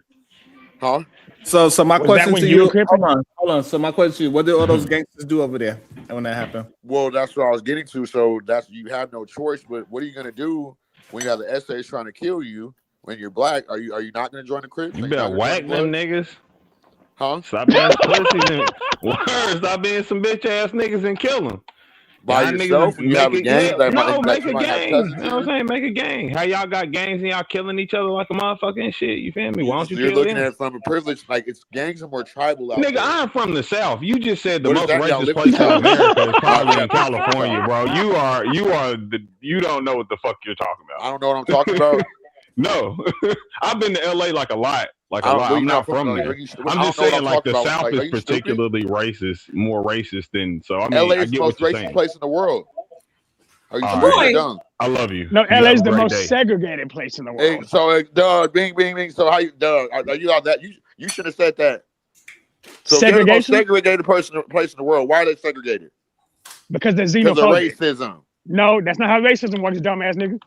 Are you dumb? I would even words take have that, meaning. but they No, don't fuck words with each have other. meaning. That's what Yes, you're they capping do. on. The essays Like, they don't mess fuck with each other unless Bro, they're listen to people me. black My brother is light skinned as fuck. He big, bald headed. Like look like he fresh out of jail. He look like a Mexican. I got long ass dreads. Exactly. So that's like, Why you got no hair up there? Yo, chill. Now listen. You should play the video, Sherrod. You should play the video. When I went to LA, my niggas legitimately was like, "What the fuck is a Mexican and a Haitian doing together?" I swear to God. Why would they say that if it wasn't racist? No, I know they don't fuck with each other. Is my point. Like Yes, if they that's what I'm see trying it, to they tell literally you. gonna point it out because they don't fuck with each other. And I'm not saying even from a racist. Blacks like and niggas Mexicans don't out fuck there with don't each other fuck with when each you're other. segregated. Yeah, blacks, whites, Mexicans, but I'm No, saying it's they really the don't fuck blacks with and each the other in that Mexicans. basis. So nigga, if anything, quit being pussy and go make a gang to kill them niggas. What are you talking Isn't that about? what we all did? I don't know. You the one talking about you ain't got no Before choice and or shit. after they moved Hold y'all on. up out of y'all neighborhoods? We moved because of redlining. Nah, them Mexicans was up there And I had to use spraying the Blueface block. on my address. Spraying the block, nigga. No. every Y'all day. Cali niggas lost all respect. Y'all let some Mexicans come in and move y'all up out No, of the y'all government community. did that. No, The they government was didn't spraying move y'all. Y'all ass. moved. No, they did They with was gentrification spraying and y'all redlining. There wasn't no damn redlining, nigga. This Yes, happened it in the was. damn 90s. So wait, Come they on now, gentrified and moved Redlining y'all Hispanics asses in? in the 90s. Huh? Wait, they gentrified and moved another minority in? Nigga, that shit don't even Yes, make that's sense. what they do. Stop. Are we not talking about immigrants right now? I feel so strongly about this. In the hood. It's still Yes, damn that's hood. what they do. They move them in the hood. I've seen it with my own eyes. Nah, Cap. They'll have them Cap. houses Something you Hey, listen. improved 10 it. of them. As It's a still man a from an damn hood. all It's a black bunch of city in the fucking South, Mexicans. bro. We had some Migos moving to one apartments. We was worried, and them niggas never made it beyond them apartments. And that's at the edge of Different the in city. California. Yeah, I know. Niggas a little pussy sometimes. How when you got the state, everything else. Hey, Nigga, but you're in hey. Houston. You're in Houston now. Las Colinas is right down the fucking street. Quit playing, bro. Like everything around La Colonias, all of that shit is black. Every fucking area of it. I know where you're talking about and where you play the game. My nigga, what you're saying isn't real. What do you mean? I know You the don't area even know you're what I talking said. about. You said I'm in Houston. We're talking about California. What are you talking about? Nigga, the same I reason live it in didn't Houston. Yes, spread but in we're talking Houston about the is San Fernando Valley where I grew up. What are you the talking reason about? it didn't spread in Houston is the reason it did spread in California because they came up and y'all moved out. In Houston, We moved they because said we no, could we're buy a keeping it. better house. With Wait. Oh, so you voluntarily left? So you voluntarily talking left? about a big I house didn't in voluntarily Houston? leave. I can tell y'all. You want to know the story why I left? My house don't cost no $350. What part of Houston you in? Nah, you really lying, nigga. Okay, you want to know? You want my address too? Goddamn. No. No. You live in Rosenberg. You I live live in in Spring, River Texas. Oaks. Sugarland? Where? I Are live you in Spring, Sugarland, Greatwood? I live in Spring, Shut up. Texas. Where? Spring. Nigga, that house don't cost Nigga, you live in Cypress. That house don't cost no. I got family who live in Spring, Texas. Boy, get the fuck out of here. Are you crazy? You're right. It's $450,000. No, it ain't. Get no, the fuck out of here. It ain't. No, the fuck it ain't. A house like this costs. No, it does not. Not see in it. It might fucking be a little Spring, dirty, nigga. You but ain't even in the You woodlands. not If see this. maybe if you was in the woodlands, but depending on when you bought it, I would still wouldn't believe it. You got Boy, cut it washroom, the fuck all out. that, I know you too know much what I'm about Houston. No, stop it. I don't Diva, he's care. playing a whole game. Yeah, and it's a cookie cutter ass house. Every house in that neighborhood looks similar to that. I don't care. You can get a big house in Houston for $160,000, depending on when you got it. Diva, the place he's talking about is just like Town Center in Rosenberg. A bunch of cookie cutter ass houses that all look the same. I know. Like, get the fuck out of here, bro. I'm about to take my black ass to Spring. That's what you called it? I'm calling I it. was about to say. Bro got him a I'm double blacking out wide there for right the now. cheap. You ain't slick. That's a double wide. He talking about, look at this bathroom, boy. This nigga probably live right around the corner from my family members. Probably. Hey, are you on the Right, Cypress that's side of how I Spring know. or the Katy side of Spring? I'm on the Katy. No, there is no. Right, it ain't no I Katy live on side of Spring by the Spring. Woodlands. Damn, D, I was trying to see if he's gonna catch it. Huh? I live in Spring by the Woodlands, bro. About 99 in Kirkendall. What else you want to Oh know? yeah, because my peoples live right off Boy, get So, out of so here. you live on Grand Parkway? So you live Yes. down Grand Parkway, huh? I live on Grand Parkway. Okay. All right. Hey, your house costs Pull up. Okay, don't $450? say no more. Pull up. Yeah, go ahead and stop. Yeah, we're gonna Pull stop up. there. I mean, I'm pull up, gonna like, I'm gonna let you know right I'm now. not, like, Hey, what I'm do gonna you let want you me to know say? right Pull now. up. What you're saying is not real, homie. What Right. do you mean what I'm saying is not real? I don't live here now. Letitia, Like, maybe y'all just if wanted he me had wrong said so bad. Cypress, I could have believed it more, right? If he had said Cypress, I might have had more understanding. But this nigga said Spring. I'm Yes. sorry. But Diva, even in Cypress, he's talking 450, 350. Right, Yeah, exactly. come My on. house is worth 350 now in equity. Boy, you cut it out. We bought the house for 130. 140 Jahad, in what the fuck we 2008. been We moved to watching? LA. We literally saw that This is nasty why we can't get nowhere. bathroom in that Y'all want to nasty argue. room. Y'all want to argue streets and white man's price of the houses. So Bro, it's because we understand how the actual housing market. On us, now it's the white man's prices. Boy, Right. shut up. It is. And y'all want to No, argue with me you like say what it's y'all worth want me y'all want me to 350. say the world? Your math isn't I mathing, can say the bro. world. Your math isn't mathing. Okay, You're first you talking to said people that who I actually couldn't have say the been there. Mexicans from Cali to Texas. Like, what do you mean? Like, now you're saying my house ain't worth 350 or 4. Like, what do you want? I guarantee you your house isn't worth $350. Yes, it is. You're not saying just a 4-bedroom house. Hey, hold up. 2.5 If your baths. house, look, I can Zillow your zip code and I can't find a single fucking area in there. There's not a single goddamn house in that area. Quit playing with me, bro. Okay, but I'm not retarded like you. Are your braids too tight? See, 99 in Kirkendall you're is not a playing the single game with house the in wrong that one. area. Like, I'm actually, bro. Do you want I my can fucking address? Like, just say that. I don't need your address. I don't need your Type address. in 99 in fucking Kirkendall. Why are you giving them? All right. There you fucking Why are you stupid. doing Pull up. that? And if you come over here, call me. You said 99 what? And we can do whatever. 99 what? And Kirkendall. That's it. Yes. I'm telling you. I'm not from telling Texas, dude. Nope. Absolutely not. Absolutely not. Absolutely not. Y'all will have to figure that out on your own time. They tripping. Now they tripping. Why do you think people fighting so much against FBA starting to get some goddamn recognition and starting to move in a proper direction where we could get things done? Ignorance. Like, we know that the first politician that's going to back us ain't going to necessarily be the best one for us, but it shows that we have some power and we can keep on adding, taking away until we get the right politician on our side. That's how it works. Yep. Why we act like it doesn't work that way? I don't understand. I'm just saying because y'all. Yeah, that's how it starts. We got to get at least one of them, and 2, 3, 4, and then when they try to scam us, we figure it out. Okay, your ass is out the door. You ain't getting no more funding. There's a reason why Byron Donald got $45 million in funding before he even announced that he was running for governor. No, really, he did. And we know that's not a normal thing.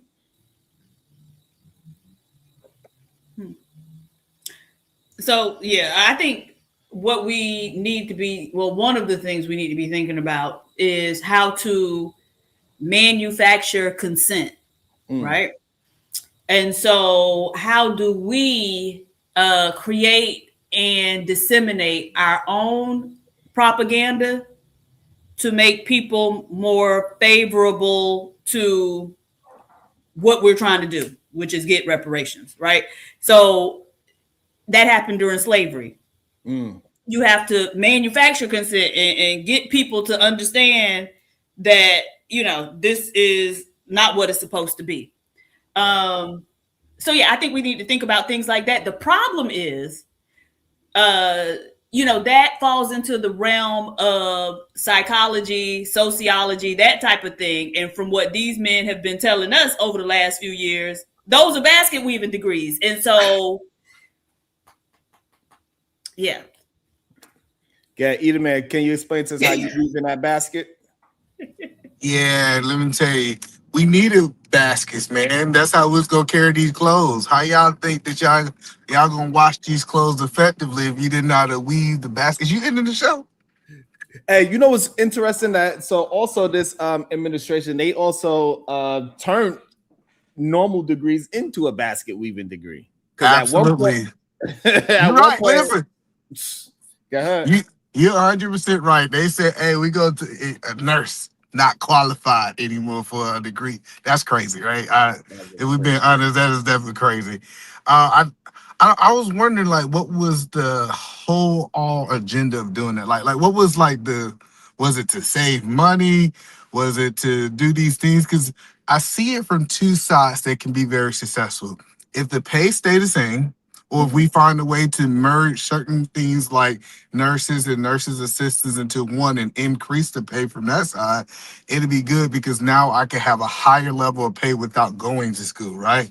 Or was it a strategic attack to be able to stop, in so many words, people from women? Well, I guess you have women because women are the ones in the most in the nursing field. Was to stop them from an education point of view, not only an education point of view, but also to stop them decrease their ability to provide financially for themselves and their family, because we know a lot of them don't have men, right? So I can see how it can work, but I don't trust them. I ain't gonna lie. I can act like I trust them. I don't trust that they gonna do the right thing with it. It makes the pool finances a little bit more difficult too. So it's not and it's not close. And it's not close. What's the word I'm looking for? Financial aid. It changes the scope of how you get financial aid for those programs as well. Right. And that's the main thing, right? So it limits the amount of loans that you can take out. But, you know, let me back up a little bit. So first off, it's not just targeting women, right? Engineering is also on the list. Architecture is also on the list. Those are male dominated. Architecture. Right.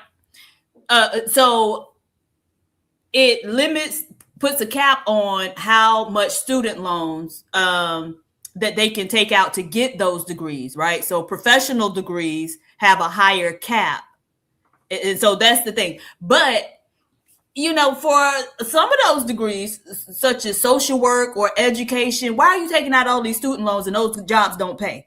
So for people like that, it might be beneficial. And, you know, one thing is, okay, if it's across the board that people going into those programs cannot, you know, they have a cap on how much financial aid they can receive or how much loans they can take out, then it may force universities or these schools to lower tuition, right? Because they still need students.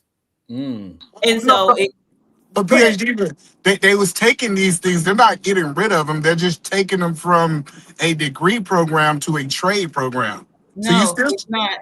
It's not. They just changed the designation. They used to be designated as professional degrees, right? And so because they were professional degrees, they had a higher cap on how much student loans you could take out to get those degrees. And so when they remove that designation, it lowers the cap. So I think over 5 years, they have a cap of $100,000 in student loans. But look, a lot of people, go ahead. They just going to community college. Listen, we need to stop promoting these big schools anyways, because a lot of people can't afford it. You need to go down there to a low. Listen, they accepted me at the community college. They told me I didn't even have to take the ASVAB. I'm not the ASVAB, the ACT. I ain't have to take that. The community college, everybody's welcome. They'll get you up. You'll take some tests. What you got a degree in community college?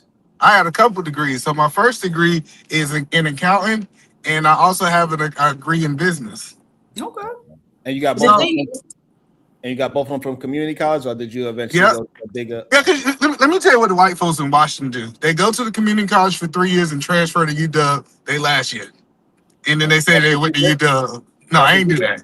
Okay. No, I said I ain't transform. I'm gonna listen. I'm TCC stand up. I want to rep our community college. Wait, what's TCC at? It's in Tacoma Community College. Oh, okay. So one thing about that is that most students who go to community college will not go to a 4-year institution, right? So there was a study in the last 3 years that came out and showed the vast majority of students who start out at a community college never go to a 4-year university. And I forget, why they were saying that might be the case or whatever, but that's what it was. No PhD, but see, you understand they took 4-year programs down to the TTC for us normal people that read what you said at the 5. They said we ain't listen. If you really look at it from a map, the community college is a smaller classroom, so people like me that you say can't speak, I could get some one-on-one time with the teacher, so that we could be almost like a remedial class, right? I needed a smaller class. The teacher can give me some one-on-one time that she went trying to teach 100 people. I think it was like 25, almost like high school. I was so happy at my community college. And if I can do it, everybody can go to community college. So, hey, so I got a question for you, Eda Man. That was pertaining to what we was having a conversation about earlier. Do you believe that these white politicians acknowledging the FBA movement is gaining anything in the political world? Yeah, I think they acknowledge it. I think that's why I think they don't want to put the battery in the tether backs. I think they gave the Somalians the money. I see everybody keeps saying the people stole that money. No, I think they gave. Like, you gotta understand that white politicians they're playing chess. I'm telling you, they're playing chess. So it's almost the same like when they go down to the cartel and they give the cartels the guns. Like the reason they're doing that is because they're involved in these things. People are not natural. A lot of these things are manipulated behaviors. So I don't think the Somalians just went in there and stole the however much money they stole. I believe it was some white man who was involved with that to do it, and I think he got his fair share.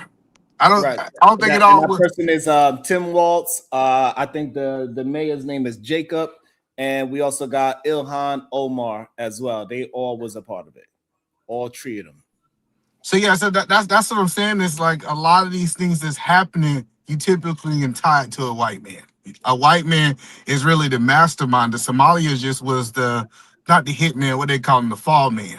How you feel about the FBA movement becoming more mainstream? I think it should. Like, so the good thing about the FBA movement, it's the first movement. Like, it's a lot of movement, but it's a first movement that I see a lot of Black people talking about outside of the movement. Like, I done seen a lot of movement happens, but you typically see like if you know if you're part of the movement, you're part of the movement, but the people who wasn't. So we got everybody talking about it. Like I'm starting to see foreign people talk about the FBA and why it's just not great. So usually when you start getting that type of smoke back, I truthfully and honestly think that it's getting traction. I think, and then we got people like Jasmine, like regardless if you agree with her or not, she still aligns with a lot of the viewpoints that the FBA movement does. So we already got people in place that are aligned for it. So a lot of movements in the past, we didn't have politicians in place that we felt that have somewhat of our interests of Black color, right? So that I think it's. This movement is so far has got us farther than we ever seen in the Black community. Nice. And if KT's willing to came up to have the conversation, I would love that. That would be so much better. So yes, he can cam up, but he'd be choosing not to. But go ahead, Eda Man. So yes, I think we should have a movement now. And this is the thing.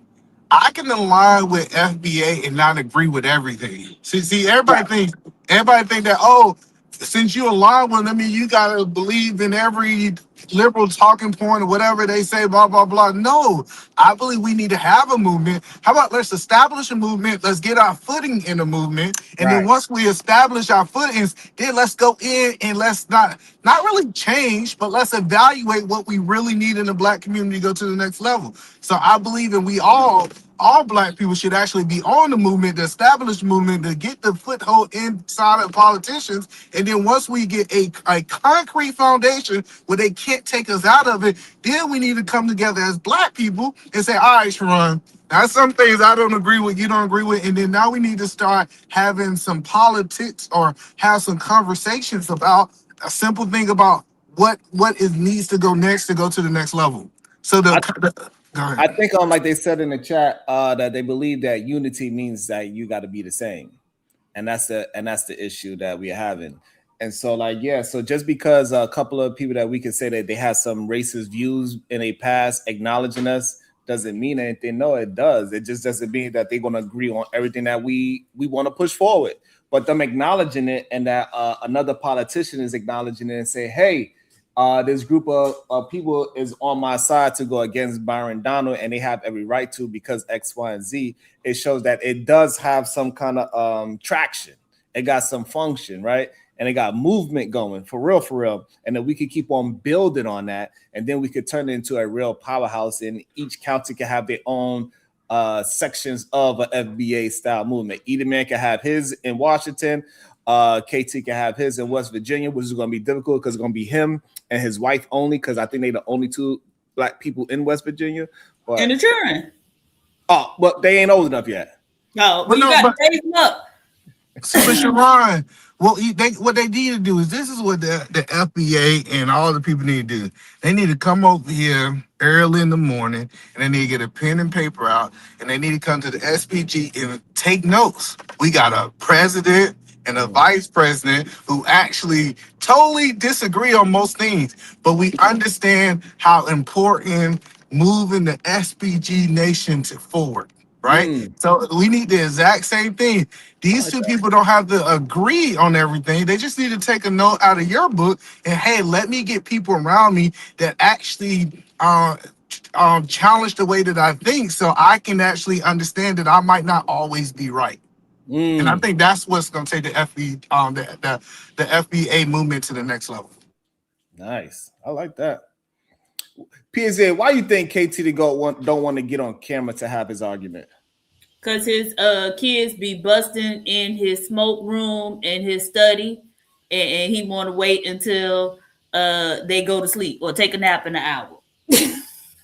Most of the time, he said they homeschool. Most of the time, they run around in their own room doing their homeschooling. He don't got no excuse. My kids is homeschooled too, and they be right up in here harassing me the whole time too, having whole conversations about nonsense about their drawings.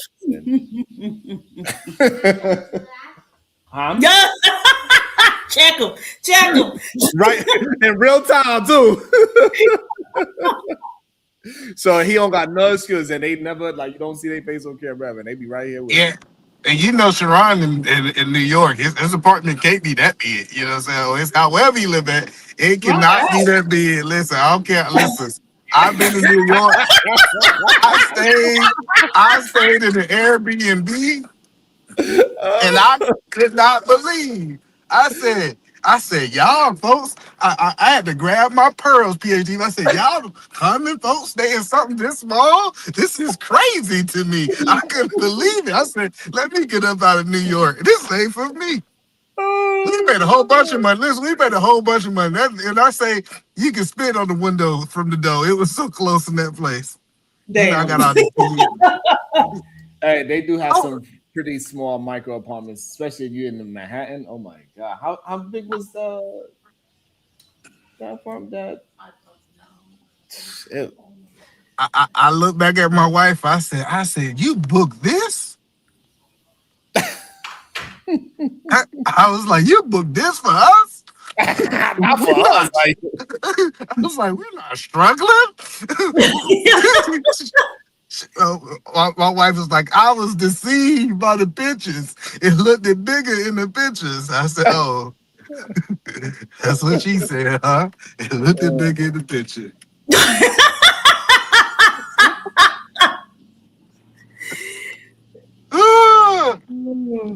Hey, them pictures do be fooling you for sure, though. Yeah, but nah, I just think that we gotta say this: everybody ain't gonna have a voice in the FBA. Absolutely. Listen, if certain people, if you can't make, if you're not good at communicating, you need to be on the front line. Stay to go. We need you protesting. We need you as our violent enforcer in case people don't get along. We don't need you talking on our behalf. I think we need to start understanding that some people got the gift to communicate, and some people got the gift to fight. Damn. AR is one of those people as well too. Like he had to give a fight. He just, AR, we gonna send you to enemy territories. See, we gotta have some people to infiltrate the white man. Absolutely. He gonna be one of the guys. He gonna be Copenhagen test. He gonna be part of the Copenhagen test. What's that? We need AR to go over there like the Somalis and get the $9 billion and bring it back to the FBA. The Copenhagen test is where you send them into the line of fire and you make them do difficult decisions. So you send them in the line of fire. He gotta go save the kids, but the kids is not they're not a citizen of America. And then you call them and say, hey, listen, you save anybody that is American citizen first. We don't care what age it is. And then you send in a decoy of a grown-ass woman come and say, I'm American. You gotta help me. And he says, okay. And then they call him back and say, we only got one seat left. And now he got to make a choice between the American citizen or the kid. Which one you gonna choose? The FBA? You gonna choose that FBA woman that needs your help, or you gonna choose that little kid, that little Somalian kid that ain't got no goddamn no heritage here in America? Who you choosing, AR? Copenhagen test. I gotta let one of them die. Yes. One of them gotta stay back. Who family got more money? You know, like who does one of them got a reward out? See, if I this save is the one? problem with the Just asking a simple question, man. I'm just asking a question. That's the part that you don't got no time to be asking those questions. It's bullets flying past. You got the little kid with the puppy dog eyes looking like Puss in Boots, and you holding his hand, and you know he ain't no goddamn citizen. And then you got this beautiful black American citizen with blood. She just got punched in the eye, and that she go, save me, they going to kill me. Yeah. Am I single? Am I single when this is happening? And don't forget, the people at the higher up, they said save American citizens first. Are you gonna save that black lady with a black eye? Or are you gonna save this little white kid from Italy? You said something. You like Italy? Switching up. I do love Italy. That chip don't kick in. Yeah, saving my kid ain't gonna give me that quicker.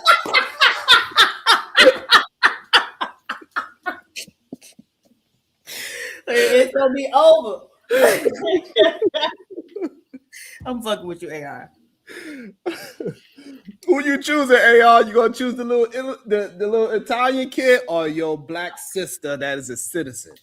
You only got one seat on the helicopter. One seat on the helicopter. Look at him, he's sweating. I mean, I feel like if I save the one, I'm gonna get yelled at because my girl go, "Why you save another bitch?" You know. So like, shit. I guess I'll go with the. Oh, that's crazy. With the woman. You'll save the woman? I got to, I guess. What's she gonna tell the kid?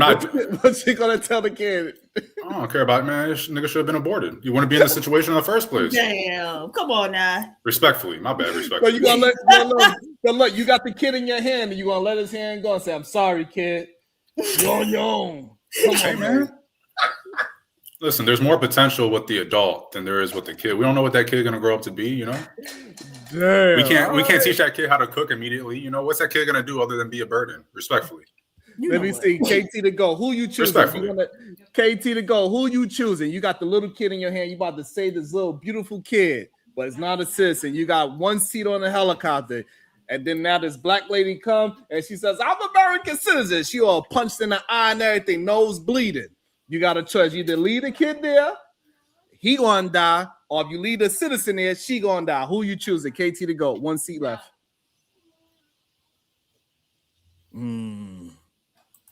Now he acting like he taking kid. Okay, hold up. Thank you.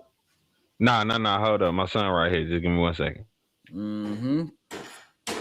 But that's the Copenhagen test. CM. That white lady in the picture is the one. The white lady in the picture or your black sister? Who you saving? Oh, that's a yeah, good get one. that cracker bitch up out of here. I ain't gonna lie, that shit All ain't of a even sudden he can hard. talk now. All of a sudden he can talk. All right, my sister's with Yeah, it that shit without wasn't even hard. adapting to the American system. I'll say my sisters, if they stop identifying with the white man's system. You gonna let your girl die? I mean, I'll go get another girl. I got plenty of girls. Damn! Yeah, put her on the mic. Put her on the mic. Now my black woman stops identifying with that system, I'm jumping out the window with a cape and with no bat wings, man. God Head damn. first for her. Does your girl know you talk about her like this? Damn. I just want the government to start being his my bitch a woman's Mexican, bro. man. She used to this. This is a good life. You know the migantes. So who you choosing, KT? Since your ass can talk, who you choosing? I told you, nigga. Fuck that white bitch. Fuck her. No, we ain't talking about. We talking about the little kid. We talking about the Yours little is kid. a little kid. Oh, you said kid or what? You got to choose between immigrant child. You got White. one seat left on the helicopter. You can save the immigrant child that is not a citizen, or you can save your FBA sister that is a citizen and she got a black eye. She said they're going to kill me. You only got one seat. You only can save one. Yeah, I'm gonna say the black person. Fuck, are we doing here? I'm gonna But say you gonna my tell that black little- people. So you got this little kid on the hand. So you hold him by Hey, the you hand. ain't got the complexion for the connection. Get the fuck off my plane, Cuddy. What the fuck are we doing here? That's easy. Wait, question. Am I also one of the seats on the plane? Yeah. Nah, I have two seats then. Fuck that. Hey, Sherrod. Hey, Sherrod. You know what I would tell the little kid? What's that? Black Lives Matter. Sorry. Oh shit.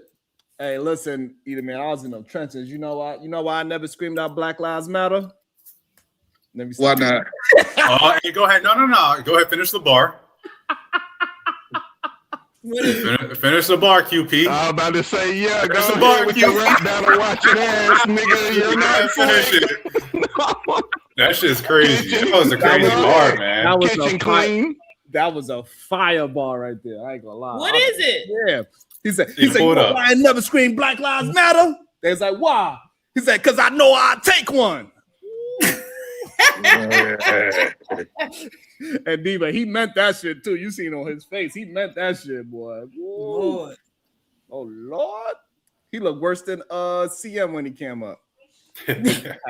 Yeah, sweat flying down. His vein was about like 2 inches thick. Crazy.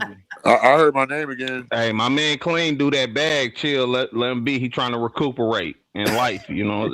I heard my name again. It sounded like Yeah, we're just talking about how many. We were just talking about the big felons man. on the panel. That's all. Damn.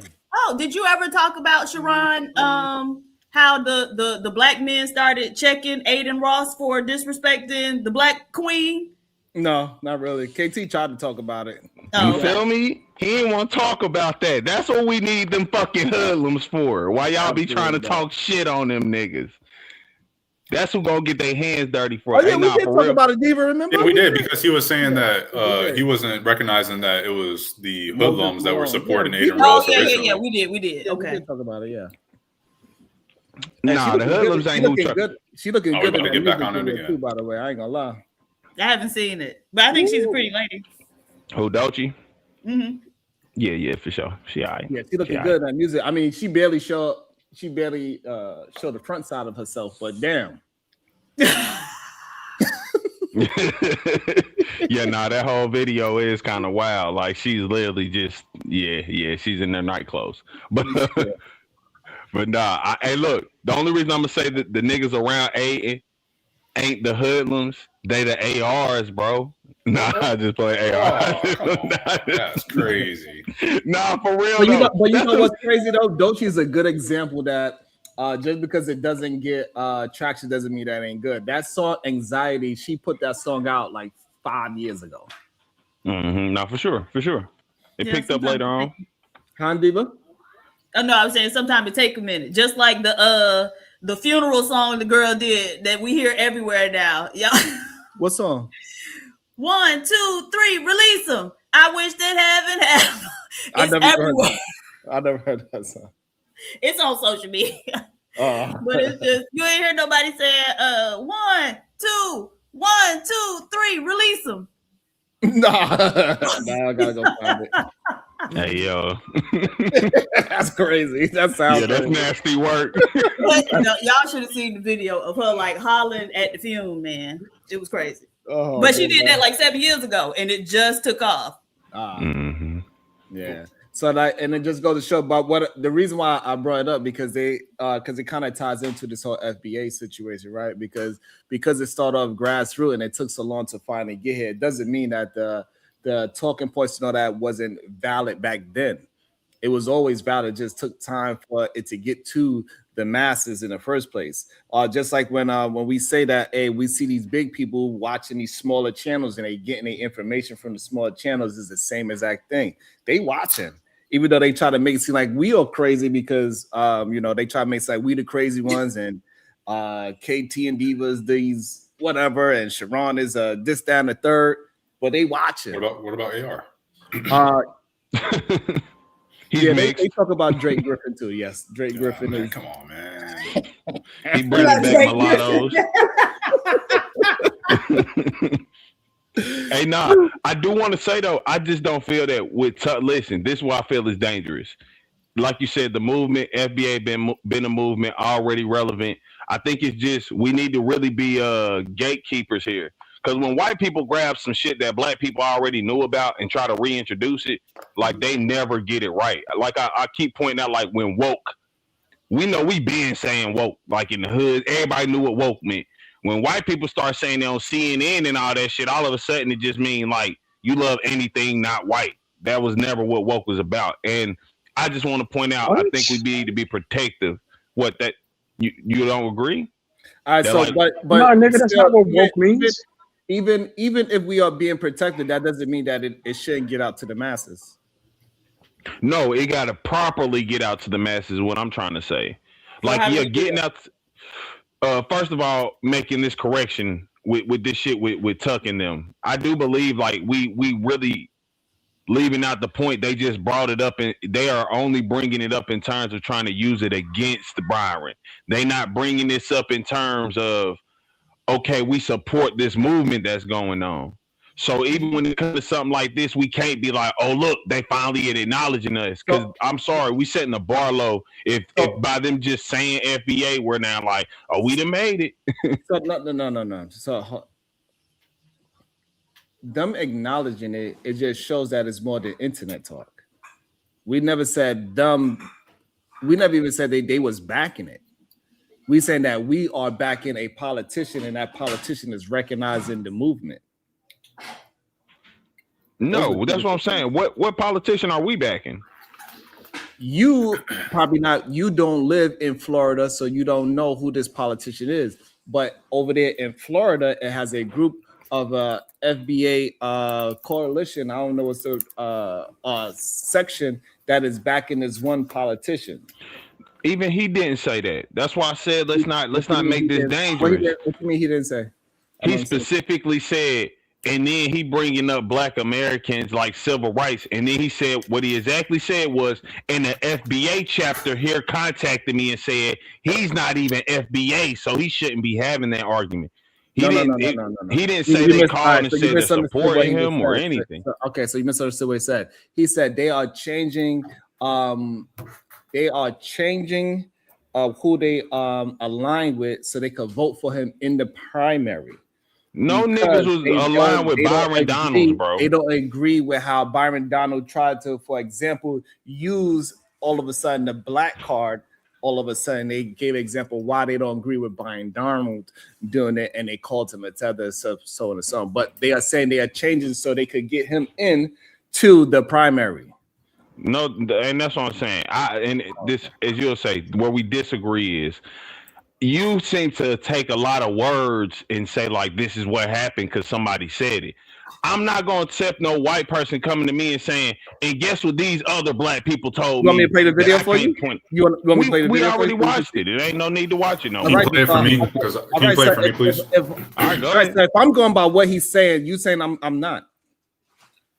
No, as vice president, I say play the video. Play the video so we can get all this. No, I'm saying you're accepting what he's saying is fact. and it doesn't even seem like he's presenting anything. He's like a group of some black chapter. FBA called me. Every FBA chapter is black. Like you didn't say no area, and no FBA people were supporting Brian Donalds in the first fucking place. So that's what I'm saying. Them naming it doesn't mean we should equate it to like. So that's where you're wrong again. And so you're saying they know? Or do you believe that do they have black conservatives in Florida? Boy, most FBAs are not black conservatives. No, straight up, no. So that's where you're wrong. So it is black conservatives. Go ahead, play the video. So it's black conservatives in Florida that support Byron Donald. I said most FBAs are not black conservatives. We're not really talking about the voting population, right? People that are into politics. I right? doubt it is some chapter of black FBA conservatives supporting Brian Donald. We're having a conversation about politics. We're talking about the people that are voting and the people that live in Florida. Florida is heavily a red state, and it is okay that we understand that Byron Donald is also supported by black people that is conservative and Republican in that state. We do understand that, right? He's literally been voted in by mostly white constituents in areas. The area that he was even a politician for wasn't a black area. So do you believe the black conservative and the black Republicans in his area are not voting for him?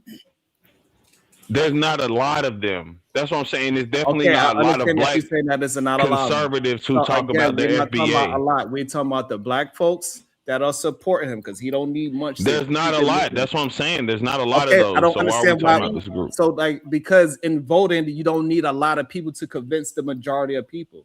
No, you literally win the vote by the majority. What I'm trying to get you to understand, Barack Obama, black people not the majority, but they still got him in, right? So again, so Byron Donald only need a handful of black people to say, yeah, he is talking the right thing, and the other people will follow. So okay, we know how politics works. So now that's a really gross misrepresentation, though, right? So now in Florida, do you believe the black conservatives and the black Republicans will vote for Byron Donald?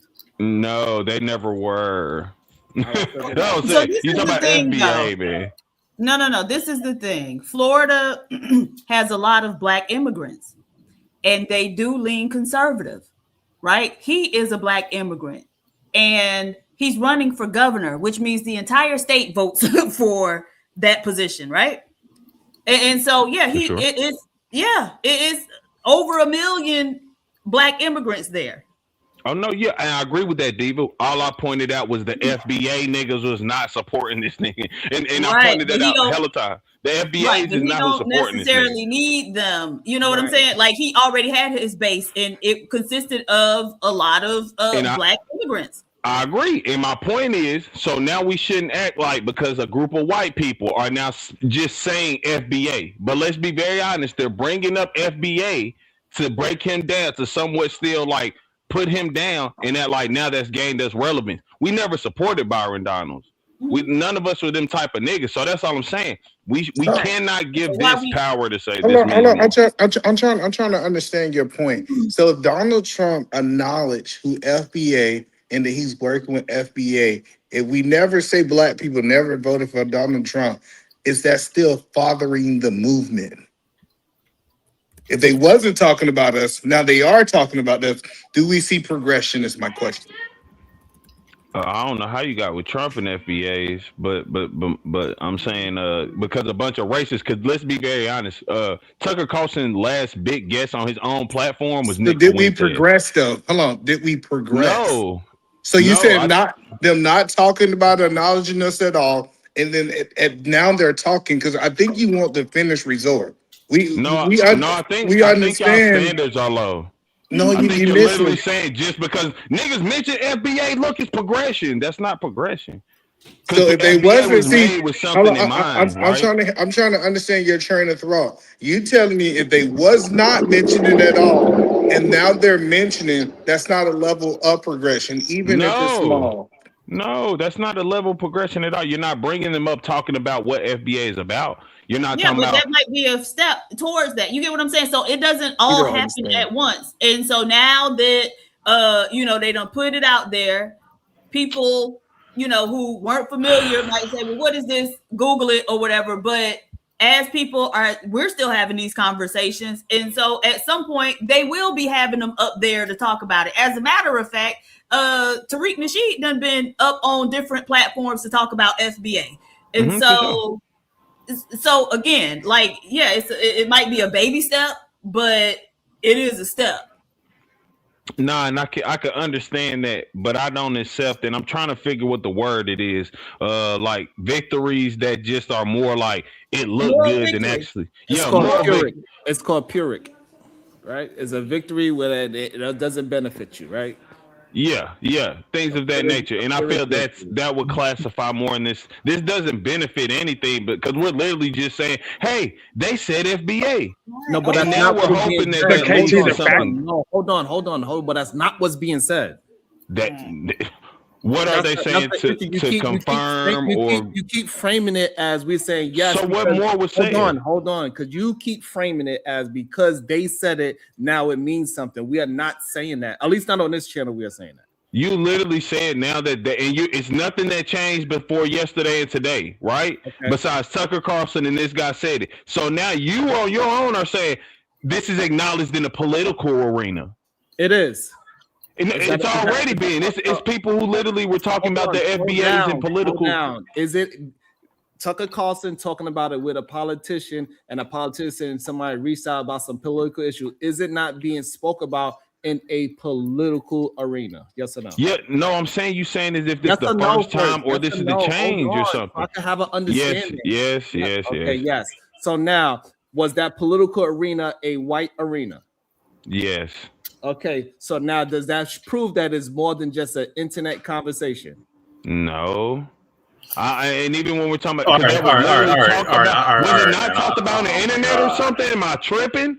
You're showing us the video because it happened on the internet, right? So I would just want to ask a question because, goddamn. So y'all see Tucker Carlson interview Nick Fuentes, a well-known white nationalist. Russia, China, both extremely xenophobic, very nationalist. If we take the position that, immigration and diversity has made the U.S. better and is why it is the greatest country on earth and X, Y, and Z, you guys don't find it weird. But let's just say you did, though. Let's just say, hypothetically speaking, you took that position. Did you see my stream? So would you, if you took that position and then you see Tucker Carlson go from Nick Fuentes to then talking about it's the 15 degrees out here. Kind of odd to you? Yeah. Hey, Sharon, it is 20 degrees out here. Hey, it's 20 degrees out here, and this white man out here running with no shirt on. You can't make this up, Sharon. Hey, are you aware Tucker Carlson can still reach 5 million people at any given time? And we can't really hear you. Sorry. Are y'all aware that Tucker Carlson can still reach 5 million people at almost any given time? The fact that he even mentioned the FBA has caused conversations with other people outside of Black people. That's what I'm trying to get at. And that's why it's but that's what I'm saying. What is the help with that? The point being is that if it's a movement if the movement is xenophobic in nature and Russia and China recognize it, if the movement is nationalist, which tends to lean towards xenophobic ideology and stuff, and the U.S. entire history is based off of diversity and immigration, which it is. What? No, it ain't. It ain't. It's very famously known, or at least stated, that prior to the Civil War or during the Civil War period, more than half of the people in the United States were immigrants. So it is. And no motherfuckers couldn't get it done without the damn Black people. What does that got to do with what I'm saying? Because immigrants, that's some shit that they try to talk about. This whole country is all about Black people. I have no clue what that had to do with what I said. Yeah, so I just not understanding the argument, because we are not saying because Tucker Carlson mentioned it, that means that it is valid. That's not. No, you just. My point is that you don't care who's pushing it and what they're pushing it for. You just like it because it's being pushed, and you don't care about what the No, but ramifications. hold on. But we're not or the saying intentions of it. that's where the Because you guys can say hold on, FBA is one hold thing, on, but that's not what's going to be pushed by nation state because y'all adversaries. keep That's not what's going framing to be it. pushed. Hold on, y'all keep Okay, framing okay. it in a way that we are not presenting it. You NKT for some strange reason. We are not saying because Tucker did anything. We're saying that for a long time, so because on this show we've been talking about this for what, over a year, Diva? Mm-hmm. And every time we brought it up, they're like, I don't know why you're talking about it. This is just the internet. The internet is the only place you talk about it. Yet this is not real. Nobody knows it outside of the internet. You go outside your little channel, Sharon, nobody mentions this. That's what I'm saying. But I don't care about that's that. never I'm been talking true. about what I'm saying is that you can have been talking about it for the past year, 5 years, whatever it is. Hold on. But we cannot just skate past what I'm talking about to say I'm talking about it in a different sense. Because you keep on bringing up, you're bringing it up in a different way. I don't, respectfully to KT, but I don't know if he's saying it the same reason I am. You're saying that we're bringing it up in a different way or for a different reason or whatever you're trying to say. What I'm saying is that's cool that you've been bringing up for the past 8 years. I don't give a fuck. The point is that you're not sitting back and asking yourself, why is it that these people are now talking about it this instance? Right, but okay, but it's being talked about, so it's a positive. Who cares? No, we Who cares? can get to that. Hold Who's on. funding it? No, we can get to why they're talking about it. Hold on. No, AR, we can get to why they're talking about it. But first, do you see the progression? We trying to see. Do you see the progression first, AR? No. No, there's no we're not progression to talking. be saying. Y'all even keep saying because it's in front. It's said by somebody who can instantly hit 5 million all right, viewers. Casey's not answering for me. Based off of what Sharon has said, yeah, I understand what you guys are saying about the progression. It was just a niche movement on the streets of YouTube or in the Black community, whatever. And now you have bigger ups, people with more views and stuff talking about it. So therefore, it has more exposure. Yes, I get that point. Yeah, and then now let's go to what you're talking about. So then I start looking up how many people after this interview have was Googling FBA and they said it went up 1,000%. So they might not go to that white man to get the answers. It's going to drive their eyes to people that's actually a part of the movement that actually running the website to be able to get more people to align with the FBA that see the of all colors. Because we're gonna need all colors to vote. So that's what we're saying is that first of all, in any movement, we're not gonna go from from ground level to the stars. It's progression, and that's what we was trying to calculate. I'm not. That's the thing is that I think you're associating. I don't know what KT. Right? KT seems to be making an argument. Maybe I'm not going to put words in KT's mouth, but I'm not saying anything about progression, this progression, that, where it started, whatever. What I'm saying is you have a known Russian agent speaking on a subject that was, by your admission, not mainstream, at least to the rest of America. Why is he doing it at this instance? But AR, why does that matter? Hold on. So, regardless of why he brought it up, it doesn't necessarily mean that he got to have a nefarious act just because he's a nefarious person. Like I said, we had this discussion yesterday. You are willing to give people benefit of the doubt no matter how many times they show you their true colors. I was talking to you. So the main thing is that they brought it up, so it shows that it has some power and it can move forward. Now, whether they start paying people like Tariq Nasheed or anybody else that's in the FBA so-called movement and they start using them as radicals, that is a whole nother conversation. No matter what group you have, they're going to find a way to infiltrate it. That's just a thing that's going to happen. If it gets big enough, they're going to find a way to infiltrate it. We all know that. So I don't know why we're trying to act like because it's us, it's negative. They did it in the Republican Party. They did it in the Conservative Party. They did it in the Democrat Party. They all have their own spies and infiltrators. However, it doesn't negate the fact of what is it founded off of. That's great. Couple reasons. One, because you guys never talk. Nobody ever talks about it. It doesn't matter what organization it is. It's never talked about when it's happening. It's only talked about after the fact. Oh, that organization failed because it was infiltrated and blah, blah, blah. While the infiltration happens, nobody wants to talk about it because, oh, well, it's still furthering our agenda. It's still furthering our movement, X, Y, and Z. And then when the shit starts fucking happening, it's too late to do something about it. Or it's then you go over to your people and make them stop it. Go over to your people and make them stop it. So the problem is why y'all only want to do it when this is the problem that we have, and people only want to do it when it's our movement, it seems like. That's the only time where it's like, well, we got to make sure that. What you mean? All of a sudden, now y'all so concerned about making sure? Get the fuck that's what you always supposed to do. Have I not talked about geopolitics this whole time? All I'm trying to understand, why do I gotta be super nigga to get some recognition? I do not understand that. Everybody else could be a fucking scam. What's that dude name? Risan Ricci or whatever the fuck his name is. Who? He got 30 goddamn degrees. Oh, Dr. Dr. Richie? Richie was not gonna slander Richie Dr. Richie. Rashad? Talking about Rashad?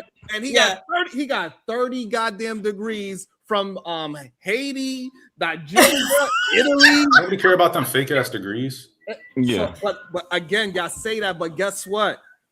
He is pushing agendas. Right, he already done. Which who's y'all? Like this, y'all keep on saying y'all, you guys. Stop putting me in a unless I. Hold on. No, it's collective. Hold on, y'all gonna let me talk? No, because y'all would support and y'all would let that person go ahead and speak his mind all the way up into finally somebody said something. Now he's getting the backlash, but he's been doing it for 5-10 years, made plenty of money, lying to people, literally.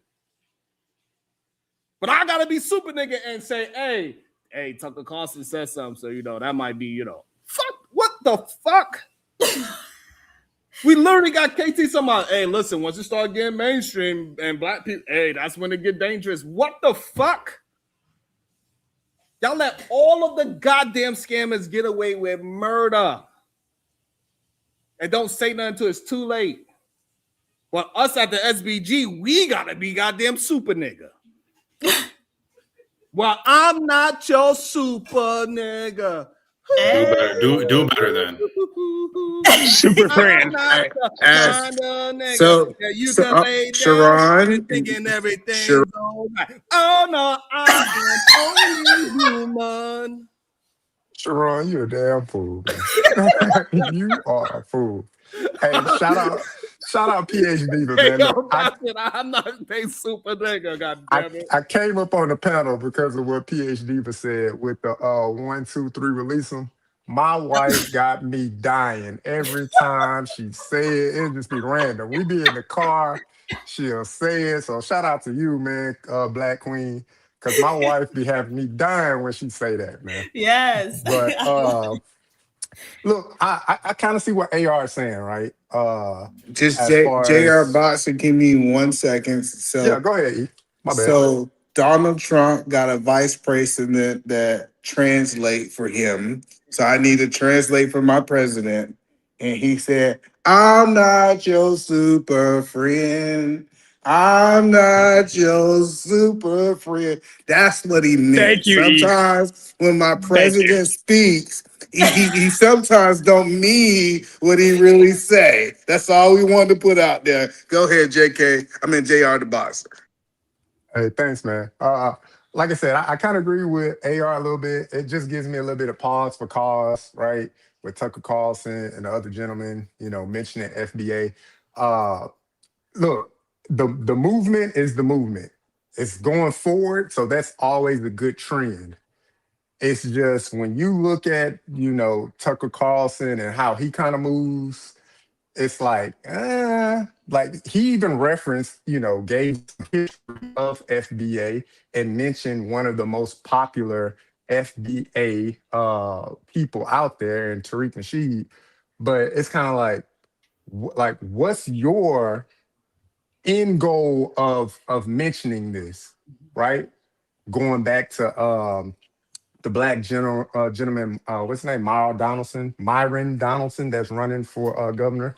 So Byron Donalds. Mm-hmm. Yeah, Byron Donalds, excuse me. Thank you, KT. That's my only thing. It's kind of like pause for cause. That's all I got for it. So the thing is, okay, so we know Tucker Carlson and his folks. Look, all white people is racist. Start there. Now, if y'all want to start slicing and dicing, you're going to have to go down to that level, right? But we understand who these people are. And so we know that they are doing that. There's an agenda behind it. They want to use FBA. Okay. And so it's up to us to figure out the best way to use them back. I can agree with that. But this is why I've been arguing the whole time. When we let them, because like we said, it's 5 million more views, but 5 million more people. Yeah, we might say that we want them to go to maybe the Tariq Nasheeds or whoever we look at and say that's how they're going to get their explanation. But let's be very frank. Those 5 million people who never heard of FBA before, they still not going to go look it up and research it. Now they're going to wait till Tucker comes back and speaks about it again. It's just like doing rap features or something. Just because like Drake hop on your song do not mean now all of a sudden you're going to get all Drake fans. Your song going to do good because his fan base going to appear there because he's there. And he's talking about it. But that doesn't actually help your career. And that's what I'm saying. Like, this can be taken very quickly out of hand if like next week Tucker Carlson have a whole I got Myron Gaines up here to explain what FBA is. And these are the people these are the people he aligned with in real life. So I mean that's what I'm saying. This So this is what he's saying. We not saying that he's gonna move the movement forward. We saying that we got that part. I think the FBA have some good people in place to move the movement forward. We saying that we need more exposure. He gave us the exposure. Now, just like your rap example, we have to capitalize on the exposure that we get. Good job, Ethan, man. Absolutely. Let me welcome somebody to the show. Maybe and plus the way how y'all be framing, y'all act like I just started talking about this shit all of a sudden. Like we haven't been talking about this stuff on my channel for like that's the shit that really be pissing me the fuck off. Y'all be trying to act like I'm part of the goddamn scamming group about this whole FBA move when I've been arguing about this shit for over a year. Miss me with the bullshit.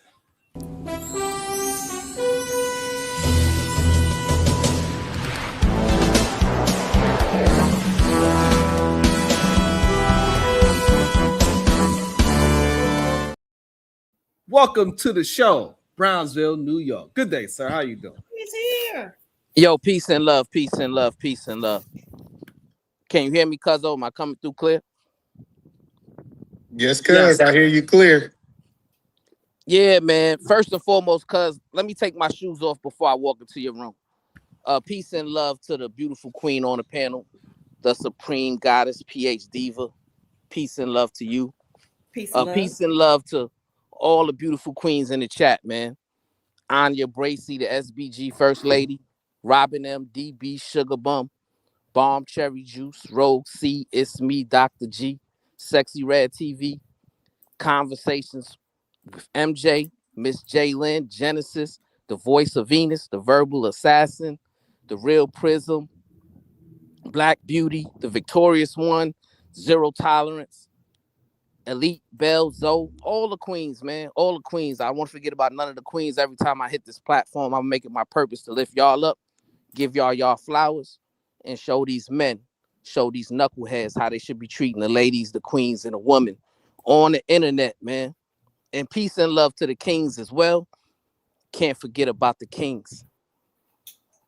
Cuzzo, for me, you know, and a lot of people ain't gonna agree with this take, but this is how I really feel.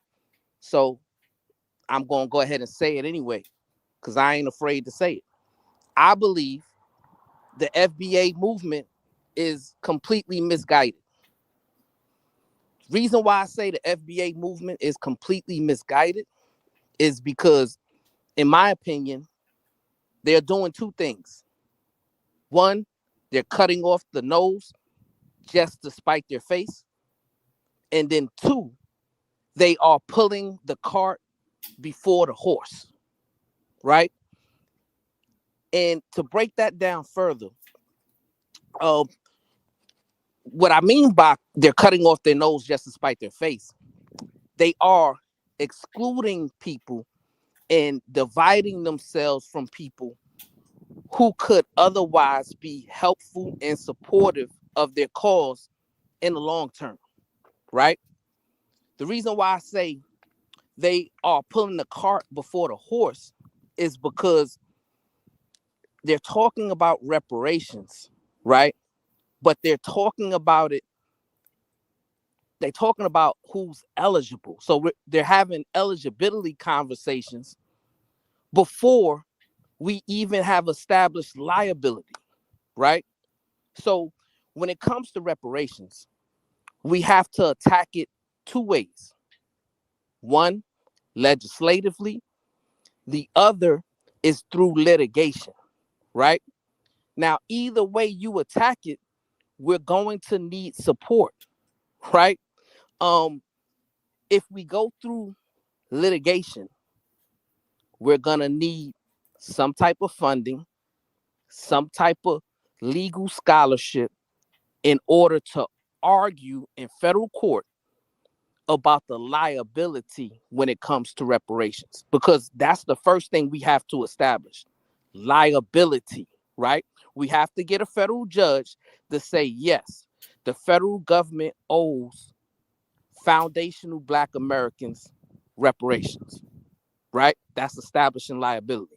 If we do it legislatively, what that looks like is a bill that is voted on in favor of in Congress that says, yes, we need to give foundational Black Americans reparations, right? And then once we establish liability, that's when we can go into the eligibility conversations, right? So that is how we're pulling the cart before the horse.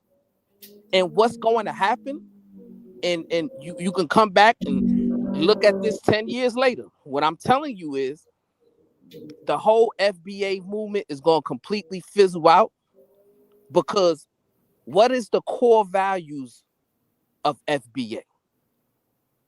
Can anybody on the panel right now tell me the core values of a foundational Black America? Separation. Wait, hold on. So, what are the core values of a Nigerian? I don't know. Right, it ain't none, right? Because it's just a lineage, right? Igbo or whatever. It's just a lineage. It just means that you descend from people who were enslaved in this country, and so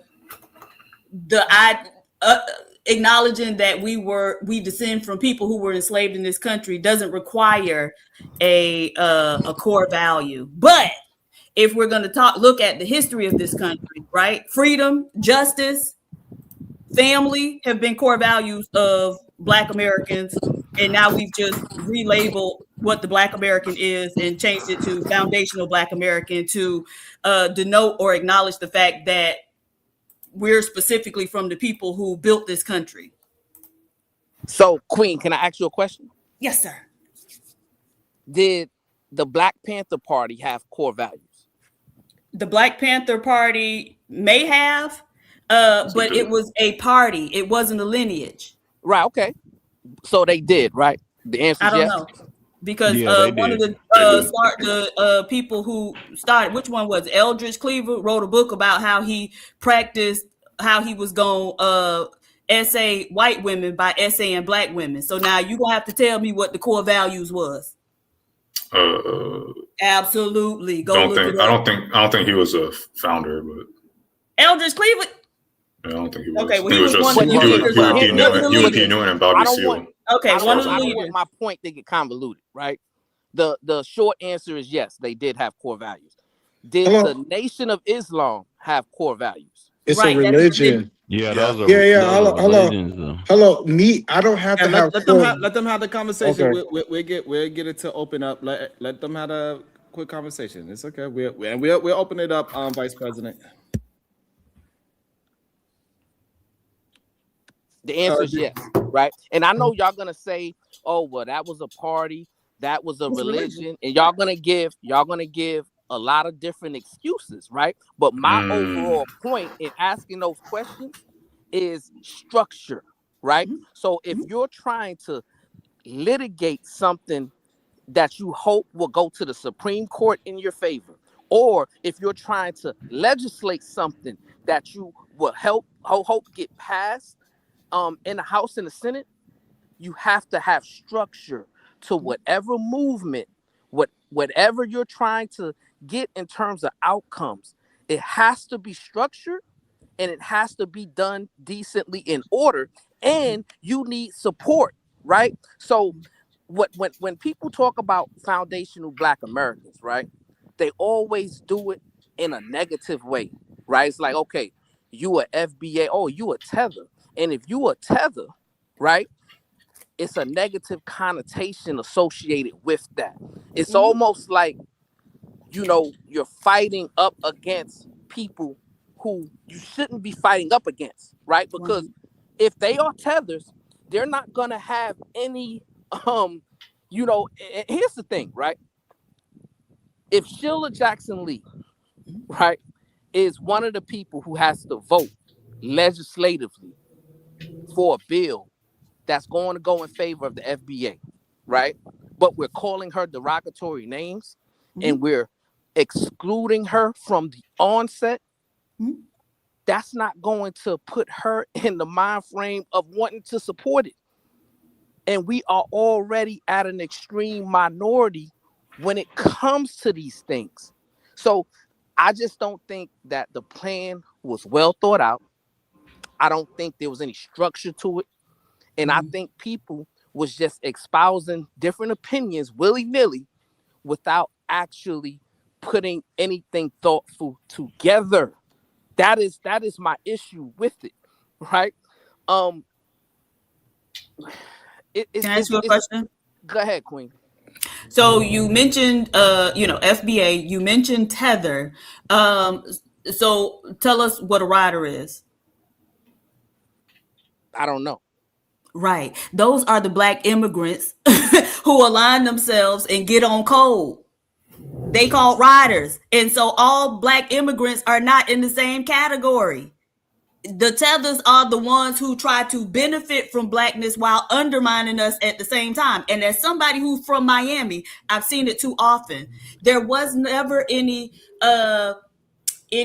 unity between the Black groups. And so there can't be, you know, this is not creating the separation. The separation already existed. Hell, they don't have no unity amongst each other. And so these people are not like-minded. This is what I was talking about earlier. They are not like-minded. I'm in Africa as we speak. When you talk to African people, I went to the Vodun festival in Benin. My tour guide was saying, oh, you see all the setup? Because it was very well organized. I said, yeah. He was like, oh, yeah, they let some Chinese people come in and, you know, set everything up. I said, well, why wouldn't they give those jobs to their own people? They could use those jobs. He told me, oh, because when they give it to the foreigners, they can get a kickback and the foreigners not going to talk. If they try that shit with their own people, they going to talk and everybody going to know that whoever giving out the money expected something on the back end. Look, y'all got to understand these people's mentality and y'all don't. You really don't. Right. And let me say this. I love Africans and I love Africa. That's why I'm always coming here. But you still have to understand who these people are. They can't get it together amongst each other. And so the idea that they're going to come and get it together and get in lockstep with us, it's ridiculous. But we've already seen it happen in history. When did it happen? The Black Panther Party, did they have immigrants? Not a lot. The Nation of Islam. Not a lot. A couple one-offs. No. Now we're not going to try to use some generalized based on some individual people. No, we're not going to make no generalization like that. Absolutely not. Right? Well, because the reason why we can know, Queen, is because I heard you say, I believe it was yesterday. I heard you say, well, the eligibility of being FBAs, you got to go back 3 generations. Right. I didn't say that because I said you got to go back more than that. Okay, right. So exactly, right? So what I'm saying is that in and of itself is going to exclude people who would otherwise be supportive and helpful to your cause. And you don't have to exclude them, right? You can accept them and establish liability. And then when the eligibility argument comes, that's when you can engage in those types of conversation. Well, you can still be FBA, but you're just not eligible for reparations.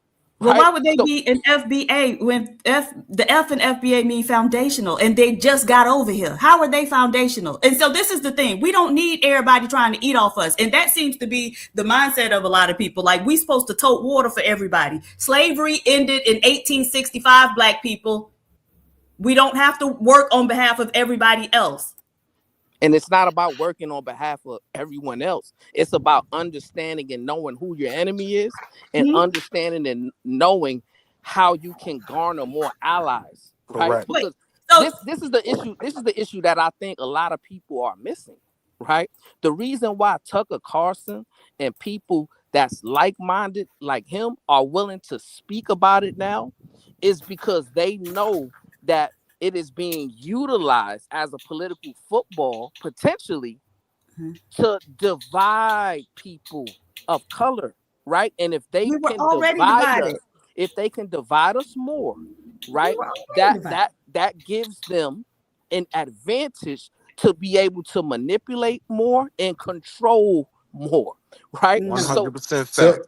I hold don't on. think So you understand, again, these people's mindsets, right? Take the HBCUs, for example. HBCUs have been opening their doors to these people for, decades, right? And so now this is what a lot of times we don't get as Black people. When you people are small in number, yeah, they gonna smile and go along and get along and all that other stuff. When you reach a critical mass of people like you, then that's when you start bucking, right? So they have been at our HBCUs for all this time, and in the last decade, maybe decade and a half, now they're having events at HBCUs where they talking about they bringing the culture. What? Right? And so they have a colonial mentality, right? You don't go in and just work with people. You're supposed to try to take, and that's what we don't have that type of mindset, right? We want to kumbaya with everybody, which has always been our downfall. And so we got to know how to separate the wheat from the chaff. Is that what it is? But these people, I'm telling you, they are not here to try to work with us. They've been telling us here. They say they come over here to take. They not over here to make friends. They've been telling us this. And so we got to listen to these people. so listening to you, Brownsville, I think you might haven't did enough research on the topic because like the FBA movement really affected the state of Washington.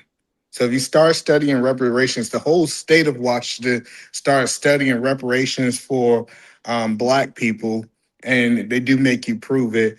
Where at this stage of it, they're giving out loans because a lot of people think that we got to have all this structure to make impact. So the state of Washington is currently working on a reparation process in our state. And if you look at the state of Washington wasn't even a state when slavery was happening. So this idea that the movement is not having an effect because it wasn't organized or we excluded, and I keep hearing people say this, we need, foreigners. Foreigners does not implement policy. We need white folks. And that's kind of what FBA, we need white folks to align with us because if we can get white folks to align with us, that's who's going to write the check. Foreigners are not. And you Right? see, and So, that's a silly. I mean, it's just a silly comment, right? So you're okay. saying that it's more beneficial for us to align with white people than it is other Black people With our stated who may enemy. not have three generations deep in the soil. No. That's No, what well, it is. So this is the thing. We can have more than one enemy. This is what we all need to recognize, right? And for a very long time, and still now, anti-Blackness has been the currency of upward mobility for immigrants, right? And so we've seen this time and time again. When the Irish first came here, they had to be right next to Black people. Now Irish people, some of the most racist motherfuckers you ever gonna encounter, right? Same with everybody does that, right? When the Cubans first came to Miami, they was cool. They got a critical mass, and now Black people being pushed out of Miami. I still can't click my goddamn heels and get back home. We have to start paying attention to the landscape and understanding that Black American people, we ain't got no friends.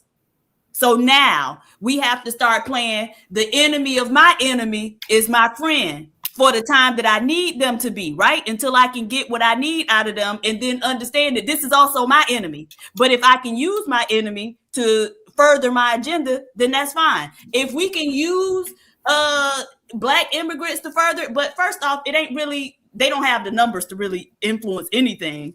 And then, they trying to stay here, they busy trying to hide up under us. But so I just don't think that we got to act like, oh, it's just the white man when everybody been trying to gang up to shit on us.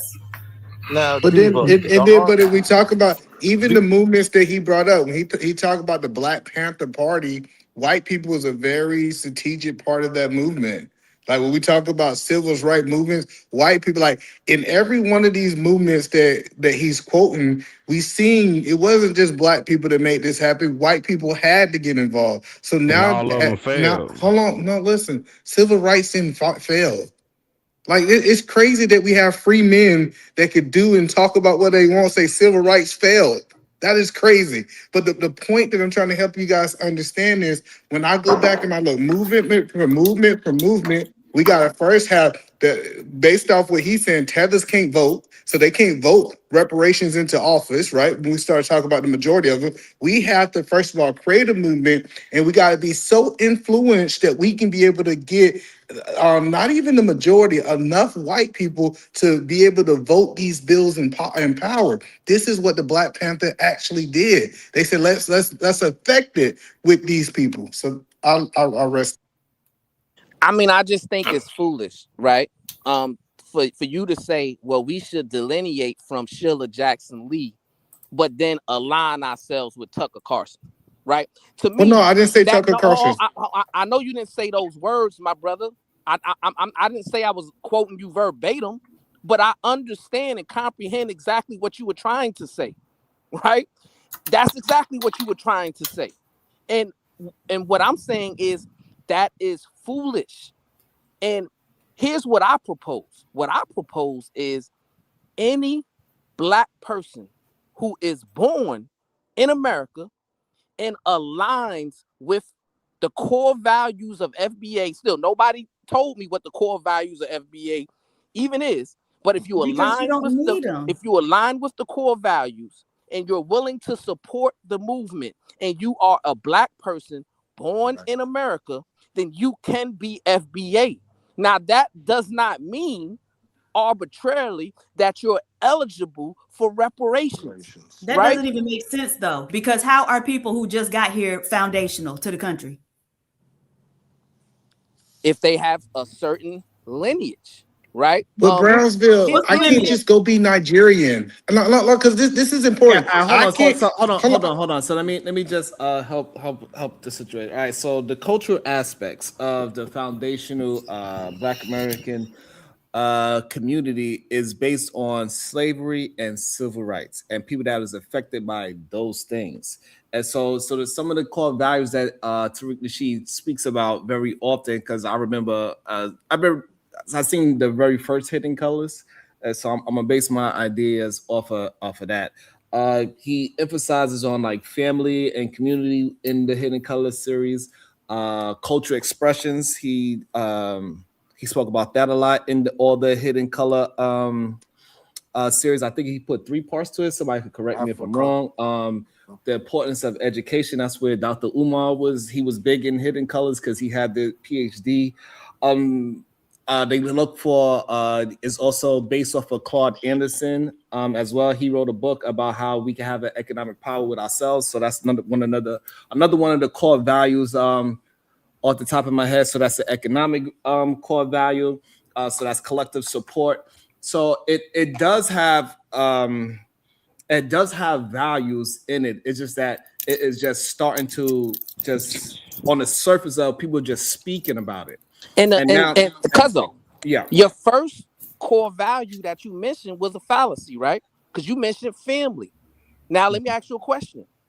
Tariq Nasheed, is he known for dating outside of his race? Yep. I don't Right. know. So His wife is here's the biracial. thing. Here's the thing, right? You want to argue about this FBA foundational Black American and we need togetherness and all this. But then when you look in a mirror, right, and you actually reflect on what's going on, you realize it's just talking, right? Nobody's actually doing anything substantial to further any type of cause, right? And what it is, it's online rhetoric that produces more divisiveness than solutions. Okay. Let me tell you what has happened. And so the problem is that what you are saying is actually what is representation of what the tethers are doing. That's exactly what they are doing. They are the one that is dividing us on a day-to-day basis. They're the ones that do not care about our Black community whatsoever. Actually, they actions show that they are trying to dismantle it and just be all about themselves. So regardless if his woman is whatever the case is, she is still saying she will vote for reparations. These other people that look like us, they are not willing to vote in our direction for anything. They actually willing to build platforms talking negatively about us. And so that goes to show again that they are proving a point that we need to separate ourselves from them because they do not believe in us at all. They think that they are better than us. They think that we are below them. And that's when we come out those actions of that type of family. No, they don't. But through my anecdotal experience, right? I would say that is a very small minority of the Jamaicans, the Nigerians. No, it's not. I'm telling you from my experience, right? From my experience, from my anecdotal experience, the majority of people who have a Jamaican lineage, who have a African lineage, they never, gave me any type of impression that they viewed themselves in a higher magnitude than me. But Brownsville, they started doing interviews and saying that their parents told them to stay away from us, not to reproduce with us. I'm telling you, like, we can go and get factual data that they was told to stay away from us. No, they were saying that before. Cut it out. And the thing is, you're supposed to be a Pan-Africanist. What if y'all haven't accomplished anything, Willie? Right? I used to be a Pan-Africanist. And y'all asses, all y'all are is a bunch of talk, right? It's an ideology. There's no action behind it, right? Y'all haven't created any type of inroads in Africa for us. All y'all want us to do is tote water for Africa. And so miss me, Wall Street Willie, with the Pan-African bullshit, because y'all really aren't about anything. It's a bunch of pontificating. Y'all haven't done anything. And when we had this conversation before, and I asked you, what have y'all accomplished in all these years, right? Because Martin Delaney, who kicked the shit off, was in the 1800s, late 1800s. And so what have y'all accomplished in all that time? And you told me the African-American parade in New York City. Right. That was a tangible example. Right. And if that's the best tangible example you could come up with, then y'all ain't doing shit, baby. And I know y'all ain't, because again, I used to be a Pan-Africanist. And what got me to stop being a Pan-Africanist is being around a bunch of different Africans and seeing that they couldn't get it together themselves, right? And so y'all Pan-Africanists are also very disingenuous, because you will sit your ass up here and talk about FBA all day, but Ivory Coast is up over there actively trying to undermine the Sahel states, and y'all don't say shit about it, right? Rwanda and one of the Congos was about to get to hacking each other, and y'all wasn't saying or doing shit about it, right? South Africa was just kicking out Nigerians, or trying to, rioting in the streets to get the Nigerians out, and y'all weren't doing or saying shit about it. Ghana was just rioting and kicking Nigerians out, and you niggas wasn't doing or saying shit about it. So miss me, Wall Street Willie, because y'all aren't about shit. Now, can I cook? Nigga, you got cooked. And so the problem is we are just ignoring the fact that when we start having a real conversation, it ain't just a passing conversation. When we get into what their real ideology is, that's when all this information is coming out. When we have these conversations, the fact that people will still call an immigrant a tether after we already disclosed what a tether is and how we separate an immigrant from a tether, and they will still try to place everybody in the tether box. It shows that they want to keep it divided, because if we start actually separating them, say, no, this is an immigrant, this is my brother, versus you a tether, you are my enemy, they won't be able to infiltrate anymore. And that's why they want to keep this whole, we are all the same thing.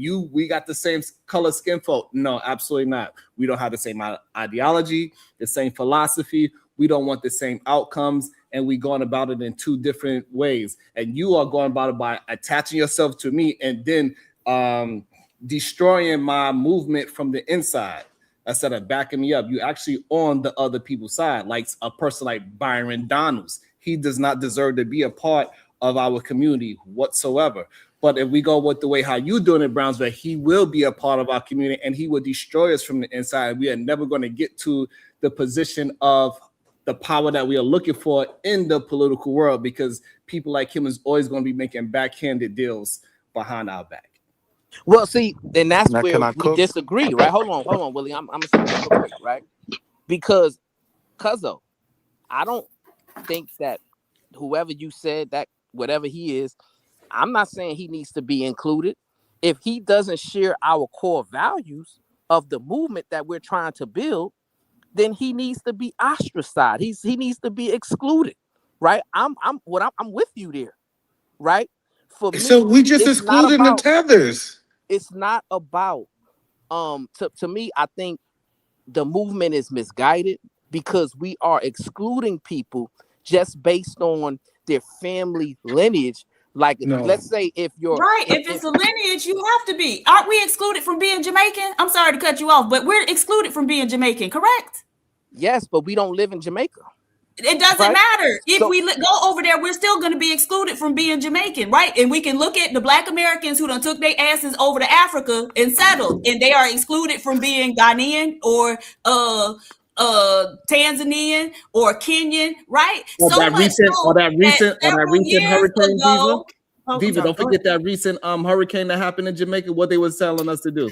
Right, stay away, get out of Why here. y'all want to be like other countries so bad? Right. So Thing can I ask is, you a question, Queen? That shit baffles me. In Ghana, 2 elderly sisters who had been living there for over 30 years were killed by Ghanaians over some land. They over there scamming the shit out of Black Americans and doing all types of other stuff, enacting violence against them. Several women, it was one point, this might have been maybe 2022. It was like 5 different Black women who had been murdered over there. They had relocated over there and had been deleted over there by the men.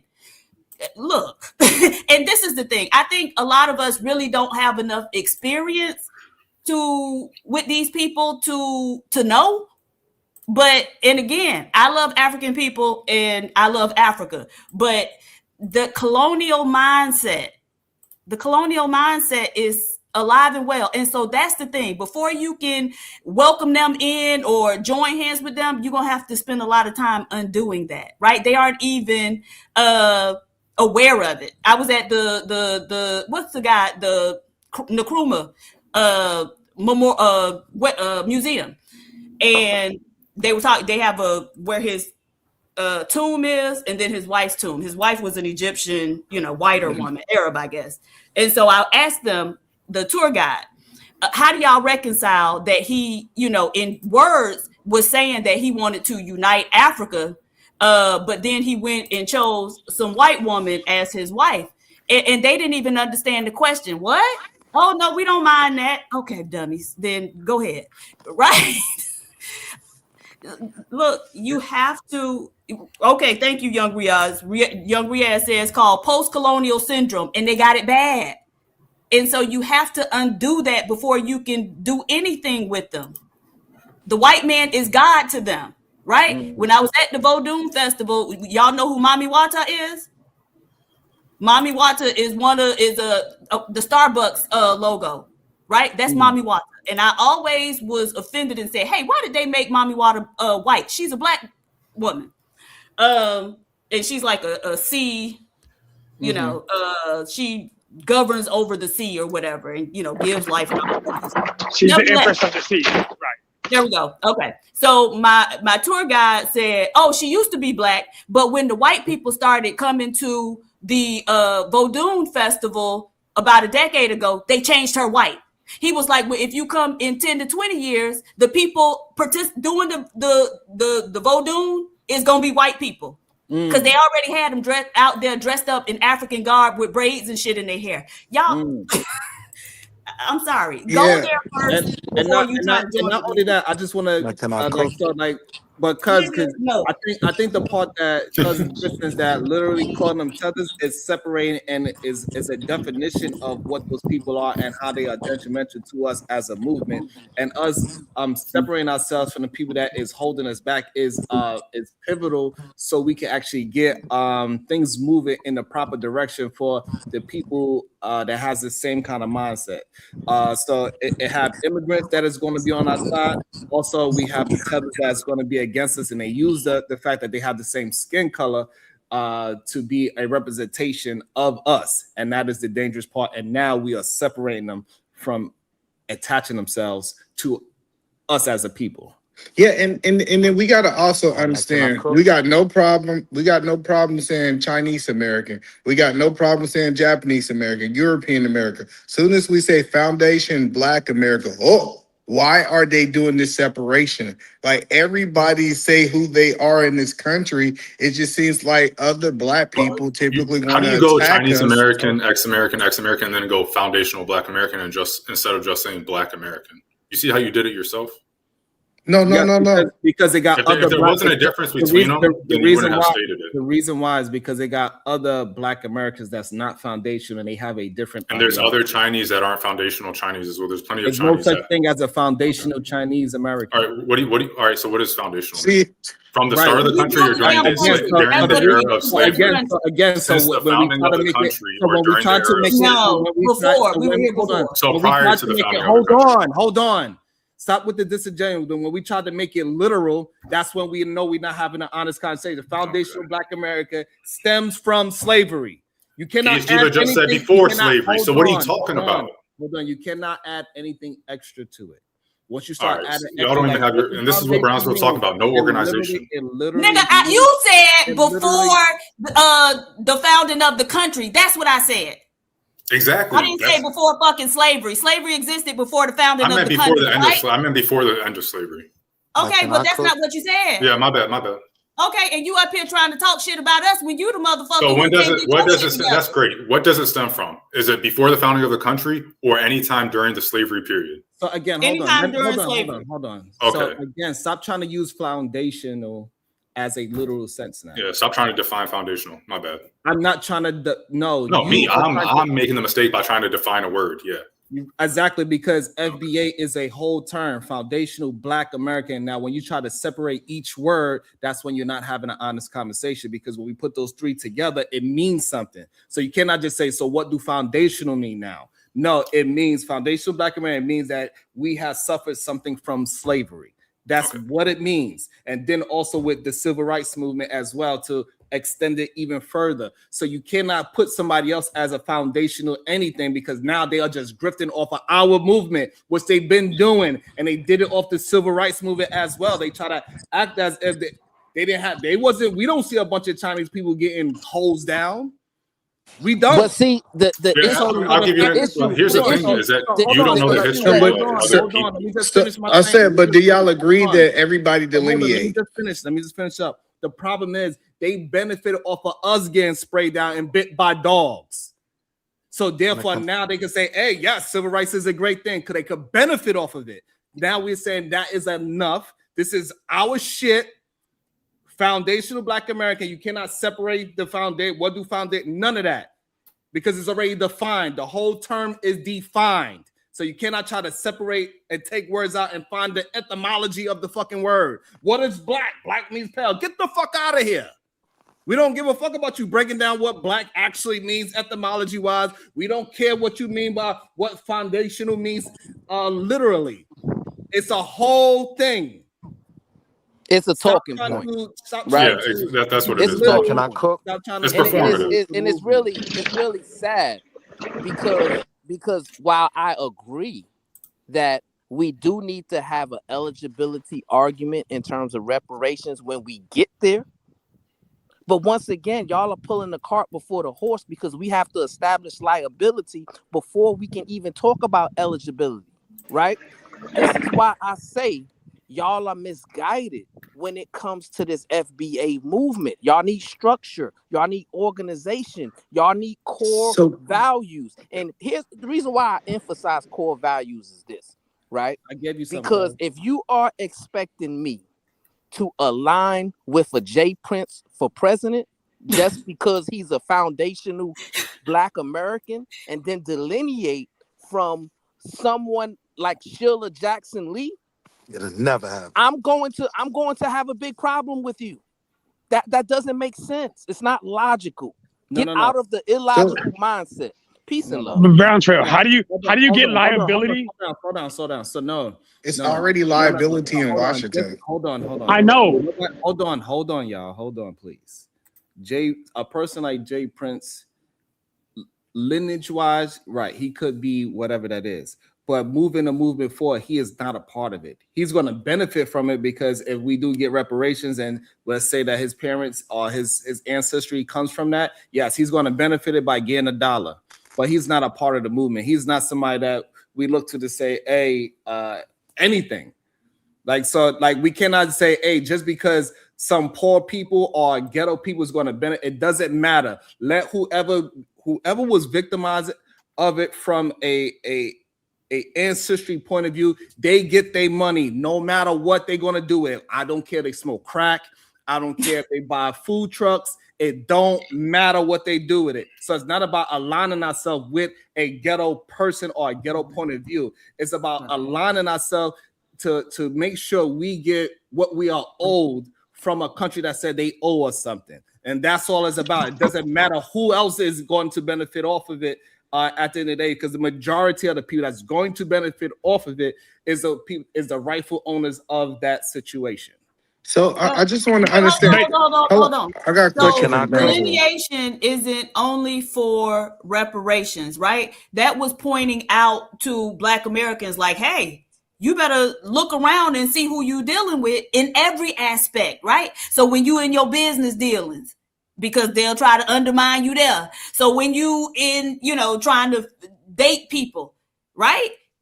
And so in every aspect, you got to look at these people and see who they are and vibe check them and make sure everything is everything.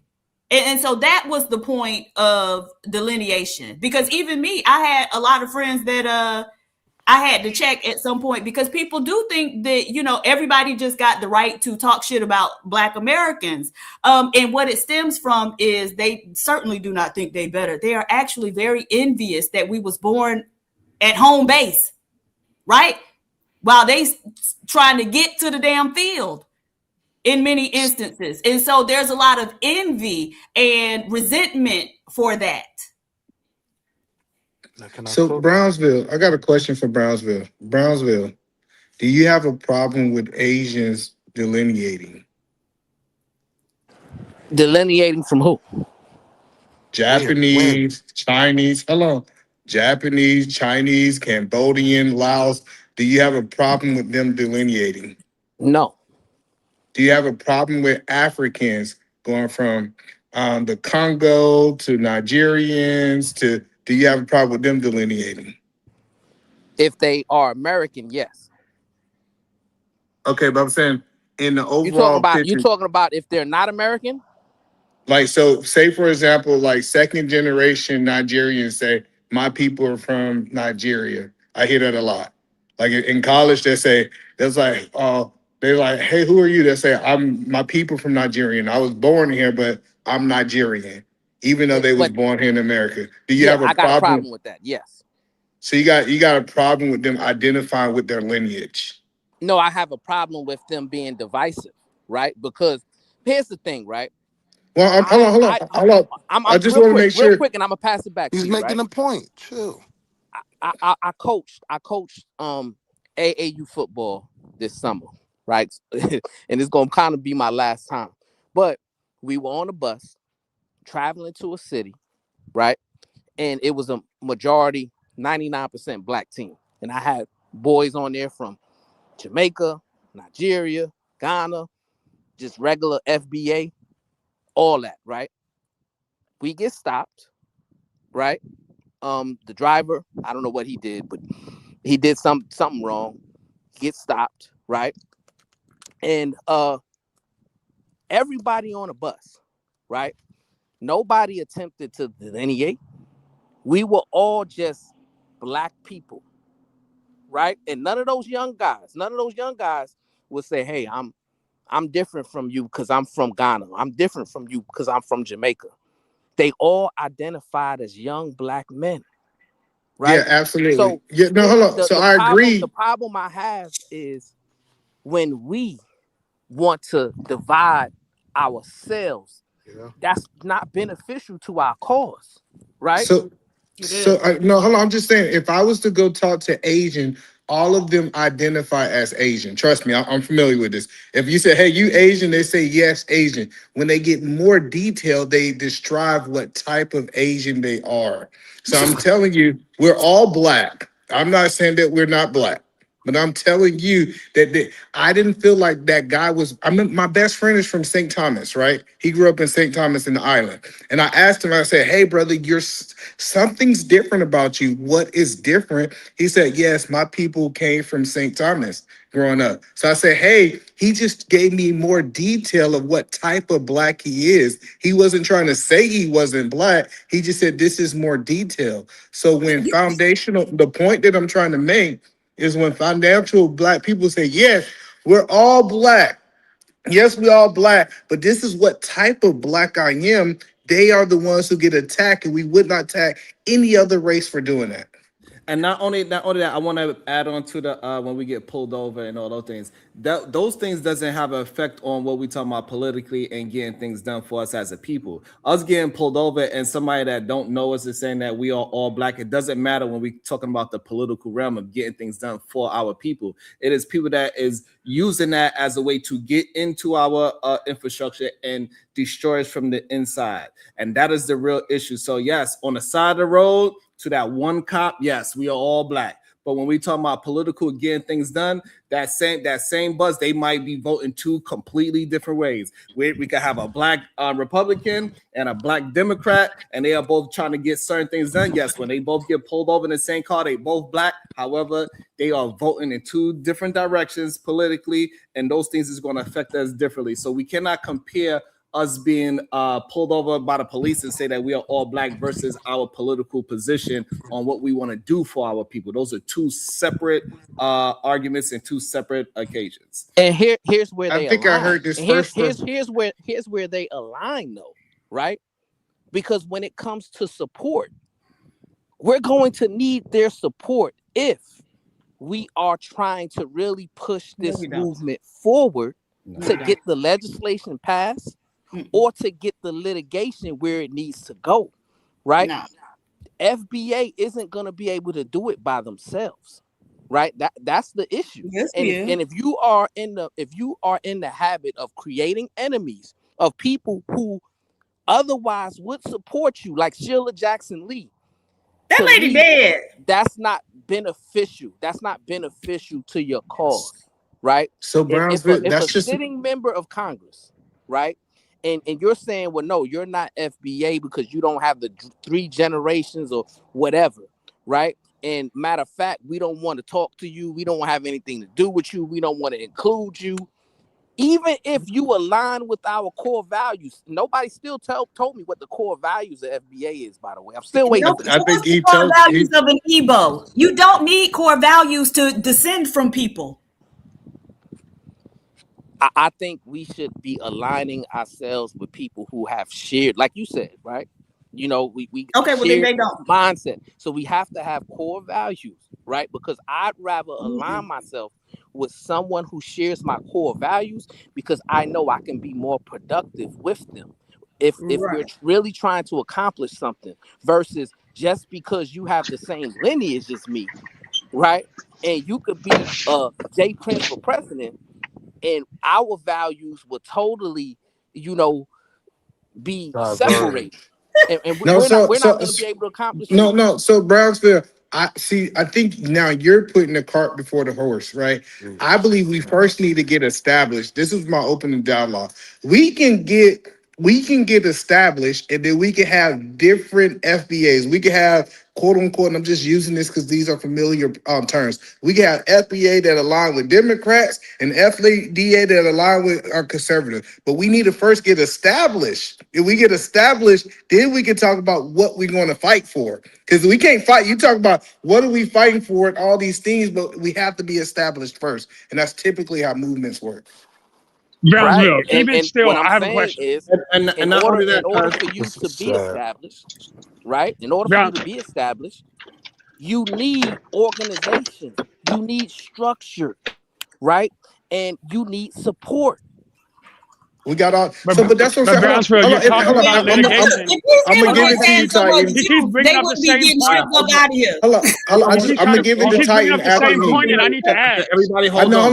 Hold on, but 1 second. Everybody, hold on. This, Everybody, hold on.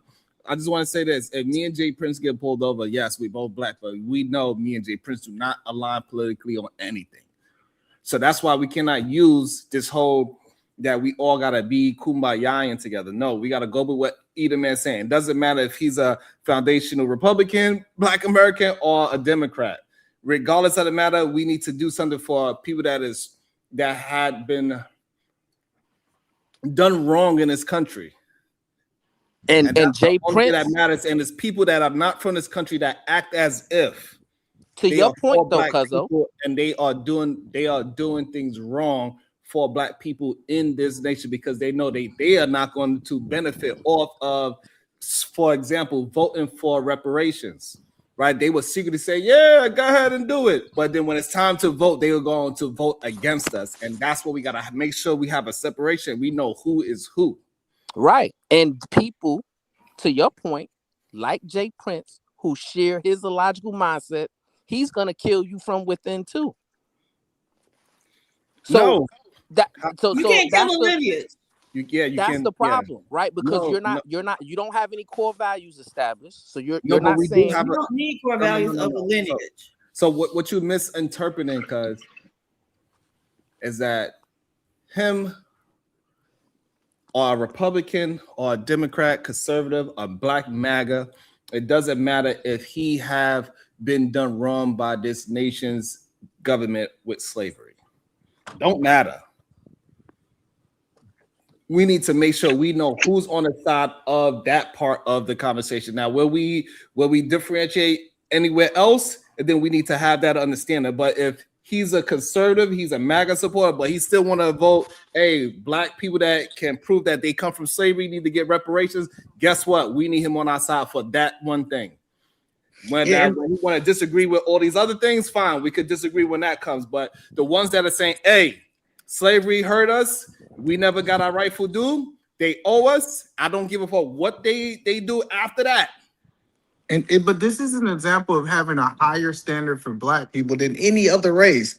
Like Asians disagree. It's Chinese that vote Democrat. It's Chinese that vote Republican. They don't agree from a politician. I mean, a policy point of view. And so that's what we said is first we need to say, let's get what African Americans, and then we can do the what one person agreed to separation. But see, but even without that delineation, if you go, I challenge you, Edelman, to go into Chinatown in New York City and do something to a Mongolian or do something to a Korean and watch what happened to you. Right. They're still gonna fight together, but it's different.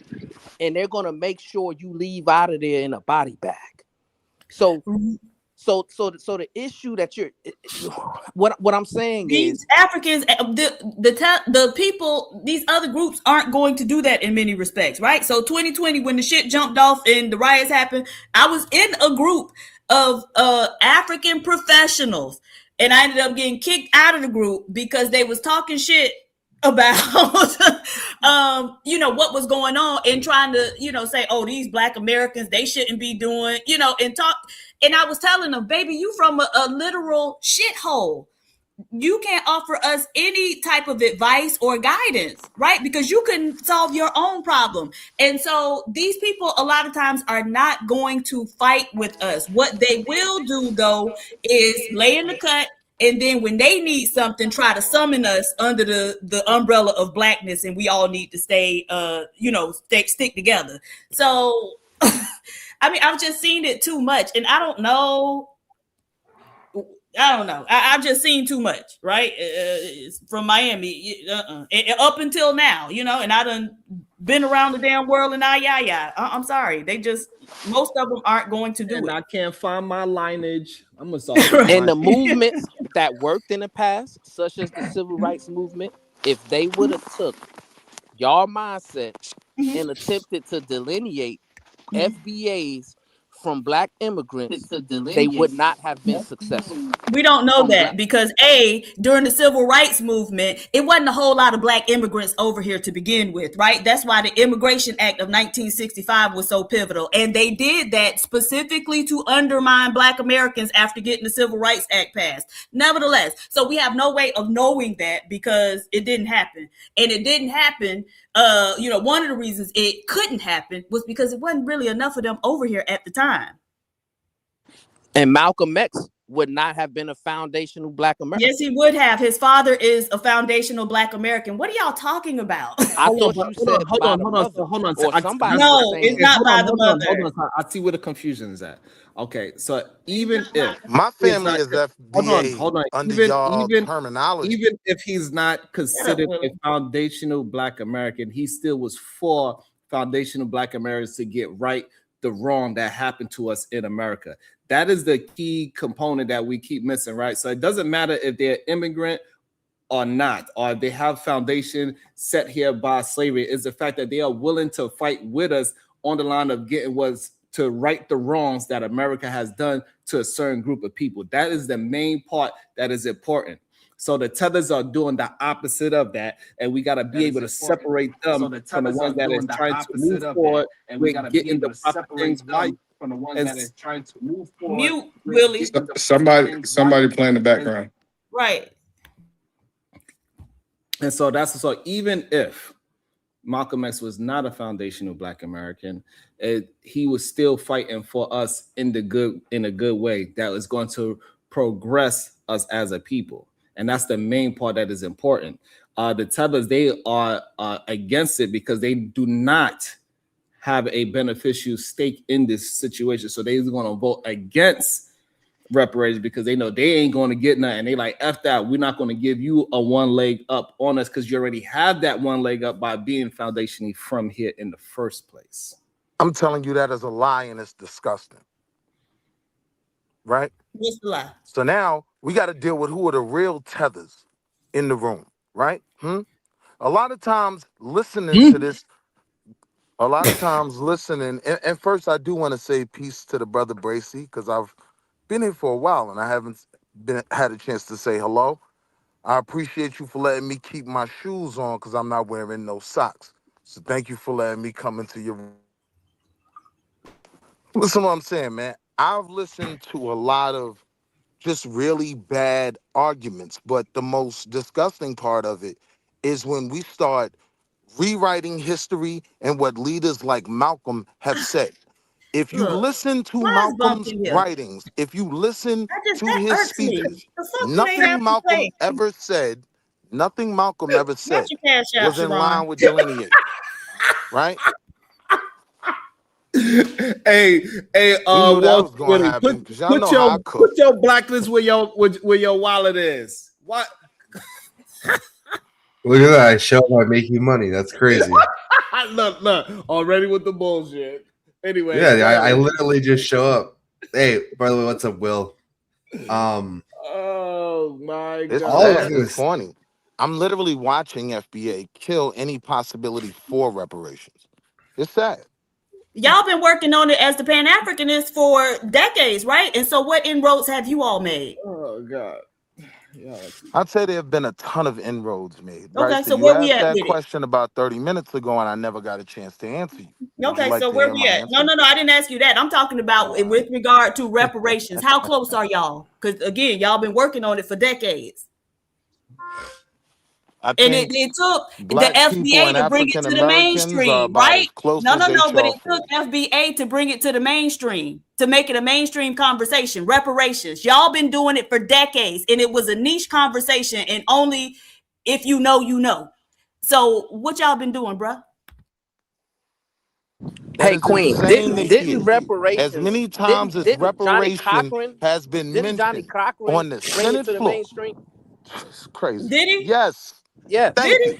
Oh, The so good Johnny brother Cochran, Johnny, yes. Johnny Cochran ain't no And Pan he had a Africanist, plan or for it wasn't too. no Pan Africanist. What did you all do? So again, right? Nothing. No, I can't. I'll go back on mute. No, But go when y'all ahead. ready to Tell us let me what the cook, Pan just let Africanists, me how cook. they brought it to the forefront. Did the Pan Africanists get anybody to draft any legislation or put any legislation through? Like, what were y'all doing all those decades that y'all was talking about reparations and raising money? I'm not here to defend Pan-Africanism. I'm I'm here to asking a tell you question how about what you all have disgusting done, the because entire you're FBA telling us movement that a is. Pan-African ideology is superior and it's going to be more effective. And so if y'all have that, y'all are the group of people who do that, then tell us what successes you've had. What have you done? How have you progressed, pushed the conversation forward, pushed the agenda forward? What have y'all done? You've asked the same question mad long. My point would have been done. I'm not Because here you never to answer it. defend. I'm not You here to never defend answer it because you Pan-Africanism. can't. Okay, so then what are We the were talking about Pan-Africanists doing FBA, about the correct? Sahel states? We were talking And about Ivory Coast FBA, trying to correct? undermine them. What are y'all doing? That's all I Wait. want to know. What are you doing? Supremacist vaginal vessel, the beautiful queen that you are. Hold on. Mm-hmm. The topic was FBA, correct? Oh, okay. And you don't want So to I talk about wanted what to you keep, did in that yeah, I regard mean, or for nowhere once in else. a Okay, I while, got Willie likes to keep it on the topic, right? So I wanted to talk about how disgusting, right, and totally destructive this movement has been toward black people. I mean, here's the whole question, right? What about people like me who, under your definition, is FBA? I'll never join that little club, right? That club also contains a bunch of people who believe that black people were just here in America, and that's who we are.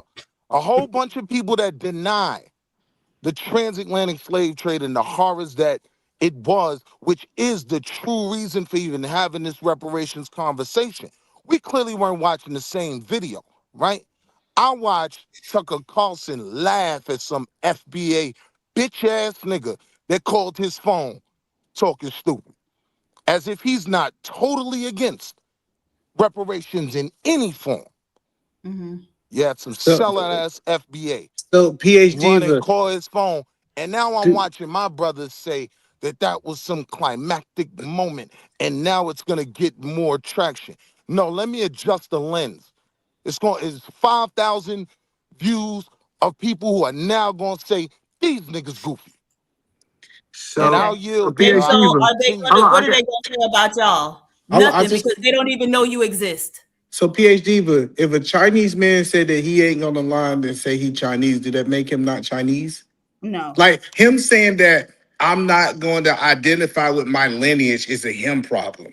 I don't know why he think that that got anything to do with FBA. I Because am identifying with my lineage. That's why I could never be a part of this Harry Potter myth y'all are trying to create. yeah, I know my heritage. that's your. My heritage is African American.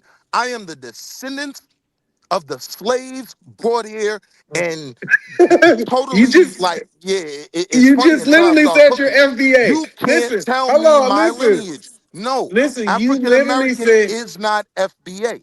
And there Okay, are that's fine, blacks child. that have the right to say that.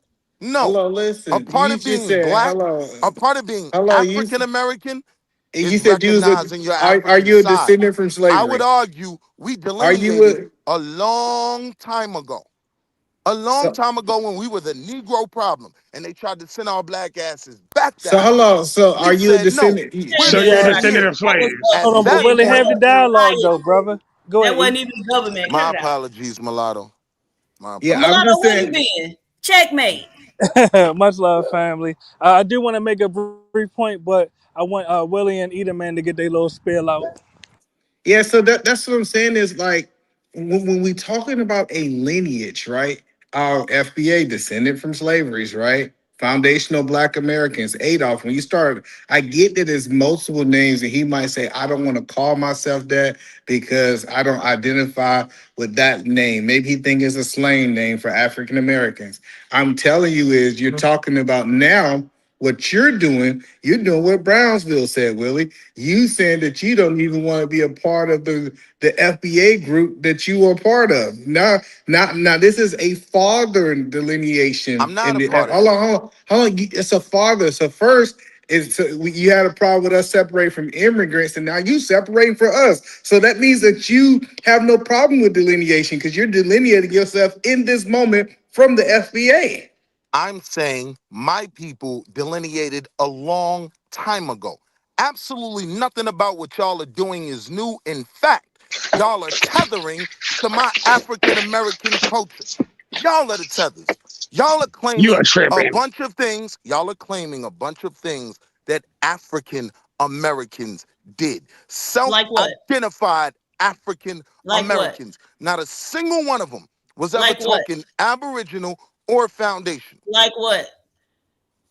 I So mean, the FBA goes back to the that's slave trade, chapter. though. Hold on, slow down. You went a long time, but Diva wants an answer, and I'm gonna always put the supremacist vaginal vessel before you, my brother. My apologies, right? So when you say have done what, hmm I would say what haven't they done, No, right? no, no. But Like you these said we're people, taking their accomplishments, and so which accomplishments, or we're trying to claim what I'm we're tethering saying on all to of what it. they have done. I'm So saying what? Give us y'all are trying examples. to take our lineage. My lineage was already defined, right, by people way before me. 1817, you Mm. get the African Methodist It's the Episcopal Church. Episcopal Church. Yes, I'm The aware. word, the term African American can be documented in writing in the 1700s. You think I'm gonna let some goofy niggas that made a club 6 years ago redefine who me and my people are and our So, history? Now, so can you be yes. both? Now Can you be you've both? become the Yes. problem. Can you be both? Can I be an African Willie American? don't have nothing to say because any question I ask him, he skate right around. Willie, you typical No, Pan African babble, I'm right? keeping it Because on the y'all can topic. never put a stake in the ground, and you can never nail y'all to anything. So miss I'm me, keeping it Willie. on the topic. yeah, I'm hold on, saying hold on, Martin hold on. was a But Pan Willie, this African. this is it. I'm saying So can Malcolm I was be a both? Pan Can African. can I'm I saying Marcus identify? Garvey was a Hold Pan on, Willie, African. I'm saying Marcus Willie. Booker Garvey was T. Hold also a Washington on, was a Willie. scammer. Pan African. He Hold on, also was Willie. Long a as y'all scammer. leave them alone, And that's why I'm they cool. busted his ass for mail Go fraud find and some sent him back to Indians. Willie. damn, deported his ass back to Jamaica. Willie, I just got a question. Can I be an African American in FBA? Is that possible? I don't get to define that because I'm not on FBA time. I'm not focused on Okay, so keeping let me ask people you a out different and question. I got you. delineation. You don't want to do that. Okay. So the biggest thing is, are you doing a separation from FBA or African Americans? Or are you saying that they are all the same? I am saying African American and FBA is not the same. I'm Okay, saying that's I'm the an delineation. African. I'm saying I am an That's the African delineation, right? American. I'm saying I am an African American, a term that was created in the 1700s That's that perfect. You my said that people already. You that don't have to hold keep on. repeating it. You Well, why said you that. I asking me the heard it. question? No, but you. It was So I'm saying simple. you didn't answer my question. Is that a delineation? African American and FBA. Do you agree that No, that? Okay, hello. because So we were if you never connected. separate, hello. If I know by definition, if you separate from, it's called a delineation. And If y'all are delineating from African American, then yes, that's what you choose to do. no, I'm you saying me as an are, African because I'm American, I'm saying it's the I was same never a thing. part of FBA. And No, this is what I want I'm y'all to saying that understand. it's this. There will be, this is It's all the I want, same and I'm gonna land thing. here. This is what's important why I said, what Okay, about someone Wall like Street me? Willie. Hold on. Can I just, Hold and on, I don't hold have on, nothing else to because you say. hold on. No, you hold Go on. ahead. What is the difference between an African American and a foundational Black American? An African American is a Black It's American different here because in, never mind. Yeah, what you say was? No, start we like need that. it's different because It's different because African American is attached to Black. Black is specifically attached to the people of West Africa throughout the diaspora in the Caribbean and the blacks in America. No, it is not. Okay, That so now is what the is connection. No, foundational? it's not. Okay, so now what is That's why foundational it black? gave Okay, birth to okay. African So now American. what is foundational No. black American attached to? Aboriginals in a club, some Indians. I don't know. I'm Okay, just so all saying, right, You don't so don't attach it to know. okay, my no, I'm history. glad that you You said you don't don't. know. So I would tell you, it's attached to slavery that they got wrong in slavery. It's attached to Arutusisisis. Okay, Right. that's fine. That's fine that you want to make jokes about it. That's fine. But This however, is your hold holiday. on, hold on. As Okay, he that's fine. celebrates Kwanzaa. It doesn't matter As he what celebrates Kwanzaa. I don't care about what joke you come up with. So again, they are attached to wasn't a slavery. That's joke. what they're saying. They're making a new claim saying that they are attached to slavery. That's what a foundational Black America is, and they got done wrong in that time period, and it's time for America to pay what they owe and pay reparations for that. That's what the difference is. Cool. Yeah, but is it And Will's for me, that problem? makes them either traitors or tethers. Traitors to who? To African Americans, black people from my history, my lineage. Boy, How- don't shut the fuck up. So, but I like how can you? I don't understand. Yeah, we try What to I'm figure out saying is how everything you this movement is delineating the about. two. I'm Like, saying yeah, like- everything that this movement is about. Like my good brother I'm not- Brownville was Okay, trying so to say. I'm not so talking let me- about the let me- movement. I'm Every talking about the metaphysical Let identification. me understand. Do African Americans believe that people that was harmed by slavery should get reparations? Do African Americans believe that? Yes, because you are the Absolutely. representation of them right now, right? Most, So absolutely. okay, so why do you have a problem with the FBA movement then? Because the FBA is destroying the reparations argument. I'm watching them single-handedly kill How? any possibility Okay. of reparations. Explain how. Number one, first and foremost, right? We spoke yesterday about it possibly being tied to You something can just say you don't historical. know if you don't. Hold You can say on. you can say you You don't know asked if me. you No, don't I know. know. I Yeah, 100% but you're not. You already the way how you started it off shows that You don't didn't even know. give me a sentence. I don't need Right? I don't need a full sentence for me to understand that you bullshitting. Hold on one second. Mrs. KR, good day.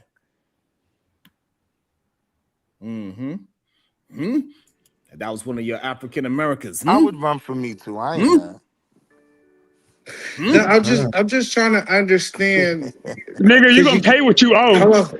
You keep saying that it's something different. He keeps saying that these two things are different, and we ask him very direct questions like, how is it different? And he won't tell us. Yeah, he can't. It's because he Okay. doesn't believe they're different. He really Right. does not believe it. And you can hear it in everything he says. Absolutely. I agree 100%. So now that we see it, because let me ask Willie. Willie, do you have a problem with FBA separating themselves from y'all hear that noise? Yeah, somebody got some music playing. So Sounds like a slot machine. Okay, Willie, do you have a problem with FBA separating from tethers? Willie. Oh, he must have been the one on the My slot bad. machine. My bad. That was my seatbelt. Absolutely not. Because for me, a coon's a coon's a coon, right? So it's a lot of foundational black ass coons as well. Okay, I am cool. delineating from coonery. Yeah, that's what I'm saying. So you have no problem with that. Okay, so your problem is the terms that they use it for identification. No. Okay, problem. Because it sounds like you believe. They said they're descended from slavery. They say that they believe that we should get reparations. And matter of fact, they have been the organization that have got the closest to getting reparations, aka Washington is gainfully putting policies in place to give the people that are unique to the state of Washington benefits that nobody else get in the state. So we've seen that they have got the most in the progression, and it looked like it went from a theory to a possibility with FBA. What is your problem with FBA? That's what I'm trying to understand. Has anyone gotten a check from that Washington reparations thing you talking about? No, nobody got a check, but they got payment on their home. So the biggest problem here in the state of Washington, they said that it's a big wealth gap because of the discrimination to foundational Black Americans. So what they did is they started giving out down payments, and they started giving out like kind of people giving them money to but it had criteria like they had to buy a All right, so house. they got some type of a payment. Yeah, they got a payment towards the house. It wasn't a cash Cool. payment because the goal here in Washington, and it's only like 600 people that done qualified and got I it. got you. But the goal here in They got Washington, something. yeah, That was my question. The goal here in Washington is they said that the reason that FBA is behind FBA is behind white people is because of the discrimination. So they trying to close the wealth gap by giving them possession of assets like housing that grows in value. So So remind me of your question again. so my question that I'm asking is, if FBA actually have got the closest to being able to accomplish this thing, reparation talk that you agree upon, my question to you is, what are you against in the FBA movement? So first off, I would argue that that's not the closest that we've gotten, right? I would say the closest we've probably. God damn it, we don't want to know your argument. We want to know what's your problem with the FBA movement. Start there. I don't know what's wrong with y'all. God damn. You said you want to know what's my problem with FBA? Yes. Y'all be lying and grifting and tethering. Lying about what? If you ask 10 different FBAers what FBA is about, right? They'll give you 10 different answers, right? All right, That's so give number me one. okay, go give me But why three was of that a them. lie though? That's just people saying different things. So Opinion. where's the lie? Right. The lie is in this whole farce of FBA being a lineage. Let's be very clear. Do you guys agree that FBA has a flag right now? Sure. Okay. Yeah. Would you like to go through what those flags, stars, the 3 stars on the Hold on, FBA hold on. flag? We about to go somewhere. So let me give you an Yeah, example of the yeah, lie. it Hold on. always I goes somewhere believe. when I start cooking. Hold on. I got you because we about to go somewhere else. I know you Hold on. FBAs better than you know yourself. No, hold on. That's Oh, why I know listen. you Hold on. do. Hold on. I believe. Let me give you an example. If you ask me how I should raise my family, I believe I should raise my family in the church. If you ask Sharon how he should raise his family, he would say something different. He did not lie, or I did not lie, even though our opinion is different. So just because you ask 10 people their opinion and it's different doesn't define that they are lying. So I want to go back to the question, how are they lying because they have difference of opinion? First off, you have an extraordinary grasp of the obvious. I want to give you credence for that, right? Number two, yeah, niggas is lying. My lineage, this whole farce that y'all are standing on, that this is some type of lineage, my lineage does not connect to any people that were here before 1492. When I look at my genetic makeup, when I look at my family history, I know I But am a FBA, product. Hold on, hold but on. it goes back to slavery, not before. Hold on. I know I am a product, right, of the transatlantic slave trade. So I do have some connection to those people, but I became my own people a long time ago. Now, Hey, Goku, can this you is stop dodging questions? this He is a trying to talk about fundamentally the people who say that they're indigenous, which they don't even claim FBA, they claim indigenous. Now, FBA does acknowledge that, yes, a lot of us do have indigenous Roots. ancestry as well. And so, what's the problem with that? And let me answer this. Opinions 3D. Yes, you can. All you gotta do is hit the link. Yeah, so if I'm saying that I am connected to the indigenous people and I am connected to the African slaves, well, let me ask a different question because I need to understand this. Do you believe that slavery was the people that was enslaved in America? It was more than just people from Africa.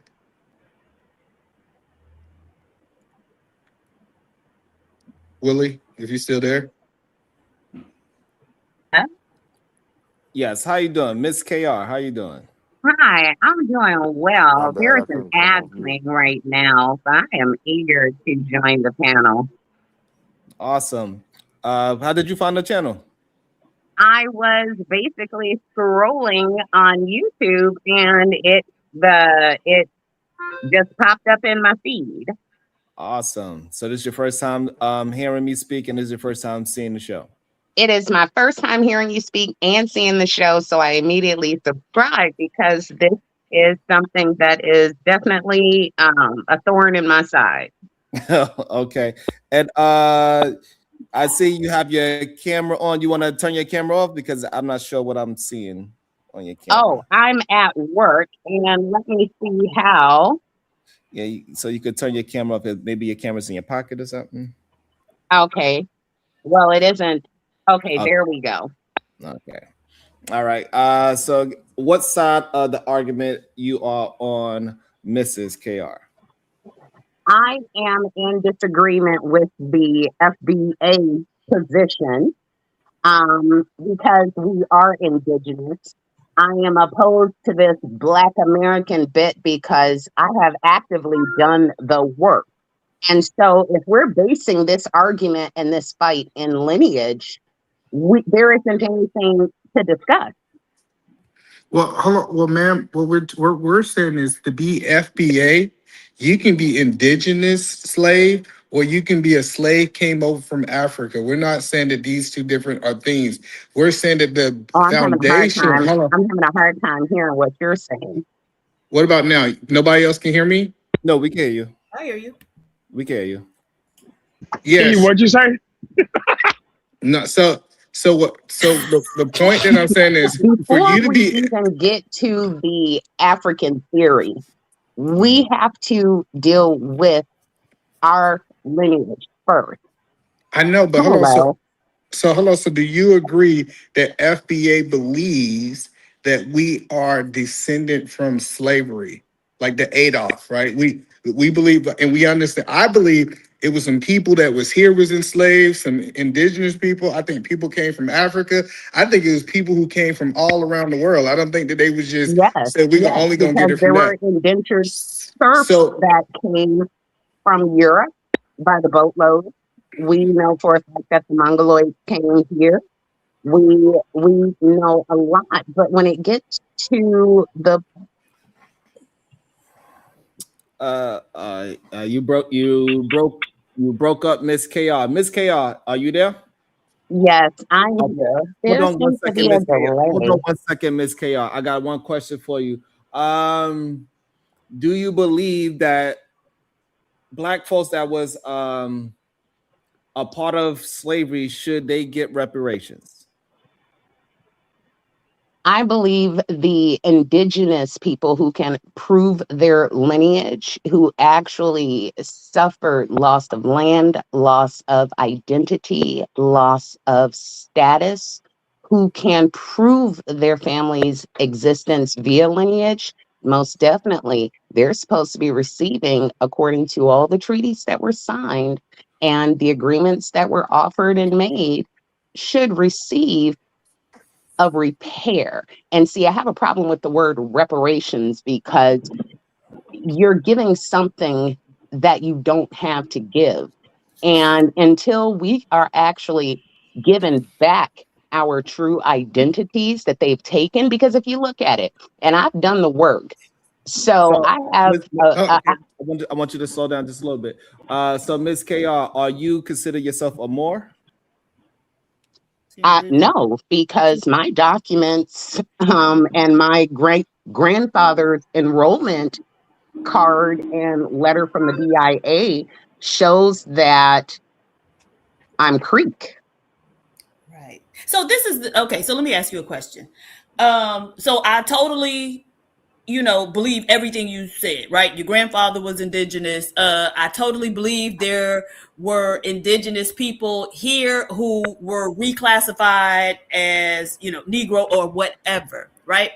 And so what confuses me though is why is it that the indigenous people try to come over and make the FBA people change what they're doing? Like, if y'all are indigenous, then just be indigenous and work your agenda, right? You don't need to force other people or try to force other people to identify or classify themselves in the way that you classify yourself, or you and the people, the indigenous people classify yourselves.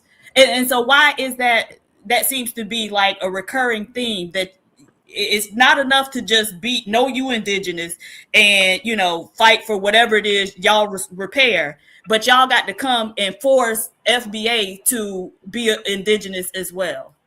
To answer your question, and with all due respect, I personally don't see it as imposing or forcing. What I think it is rooted in is confusion. And when you look at the word foundational, that means original. And you can look at the word indigenous, that also, or aboriginal, indigenous. I believe that the confusion comes from an emotional point where those who classify themselves, thanks to Jesse Jackson, as African Americans, I personally believe they did not do the work and research their lineage. I actually did. And I found it real confusing. Whereas, and I'm 55. So I'm sitting back and I'm looking at my birth certificate. It says Negro. Then I look at my oldest daughter's birth certificate, who's 34, and her birth certificate says Black American. Hold on. Then I look at my third one moment here. I look. This is what got me on my search.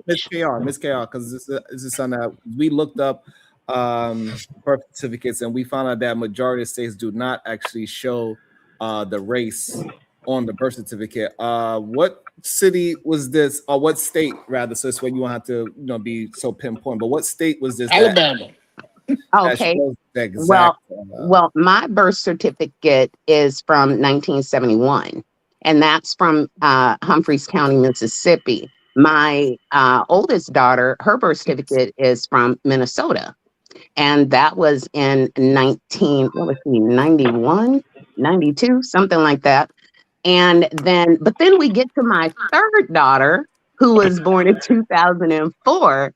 Her birth certificate does not carry a race. So that confused me. It's like, if I'm listed as a Negro, why is my oldest daughter listed as a Black American, but then my youngest daughter has no race? So I went to look at my mother's birth certificate.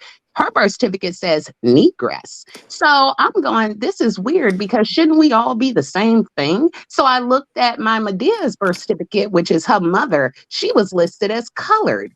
And I said, well, that's awful strange, because we're all from the same bloodline. Why do we have these different races? Okay. So I continue to go further back. So now with all that information, right? So now if you had a chance to vote for reparations or not, you will vote?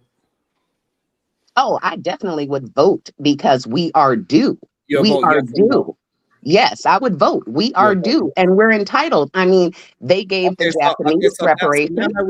So now that we are in this era of the conversation where we had to make a separate understanding, like the FBA, right? It's fairly a new term, because before we tried these other ways. And this is going to be the way to get reparations for people that was affected by slavery. Why not just be a part of that, instead of worrying about exact definitions, instead of about how we are using the word in today's time?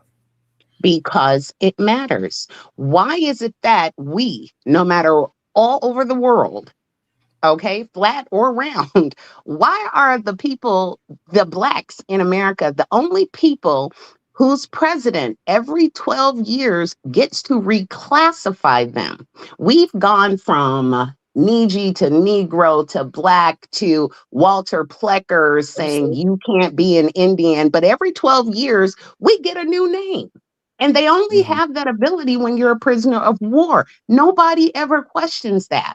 Why am I not equal to the white person who, no matter who their mama or daddy is, what decade, they're always listed as what? White or Caucasian. Or the Asian is always Asian. No matter which country they're from, they're still Asian. Or a Hispanic person. It's chaos. So like, that's understandable, and we get that part of the argument. However, it doesn't move the fact that a group of people are having a FBA movement to try to correct those wrongs. So going by focusing strictly on the definition of things, instead of just getting the first part, this is why my cousin was up here earlier talking about we are putting the cart before the horse, is that first we need to get it in position where it say, yes, Black people are owed reparations from this country. And then we could go to the next step of deciding how we find out. Well, we already understand how we're going to find out who's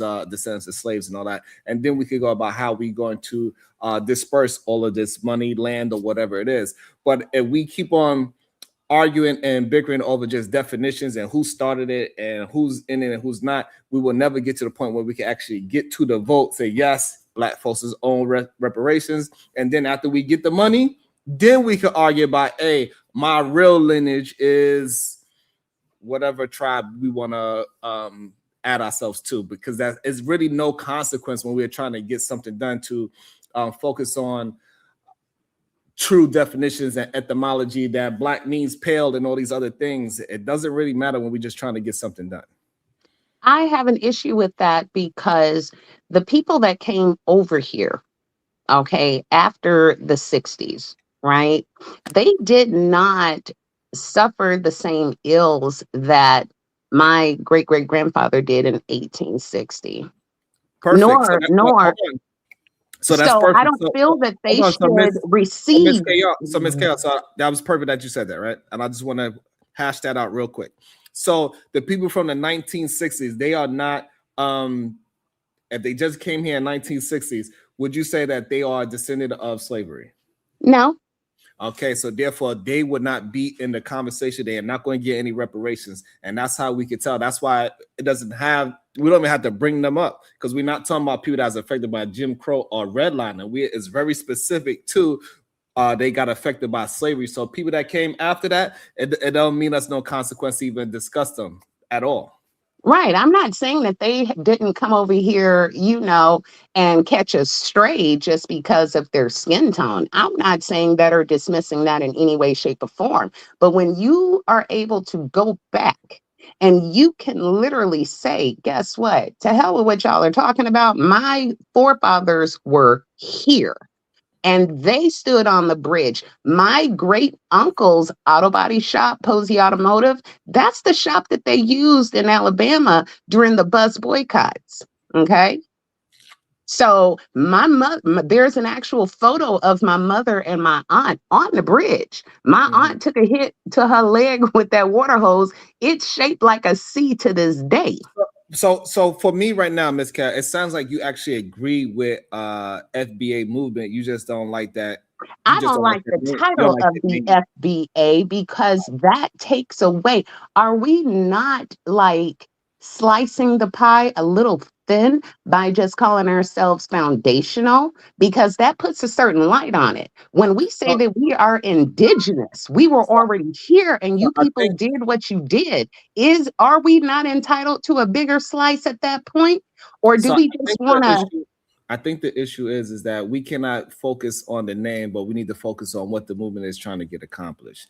I think we are majoring something minor when we're just paying attention to the title of the movement. The title of the movement doesn't actually mean anything.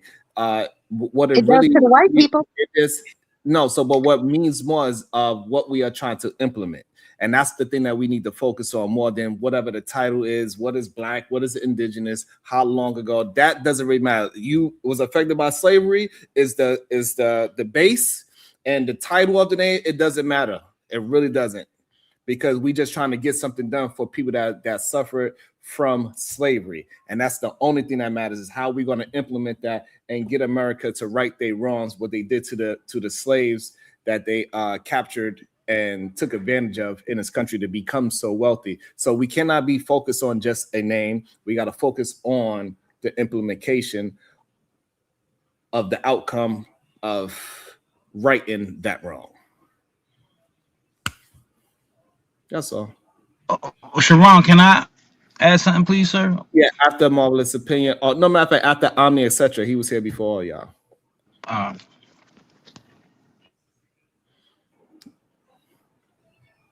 Yeah, so it's my go?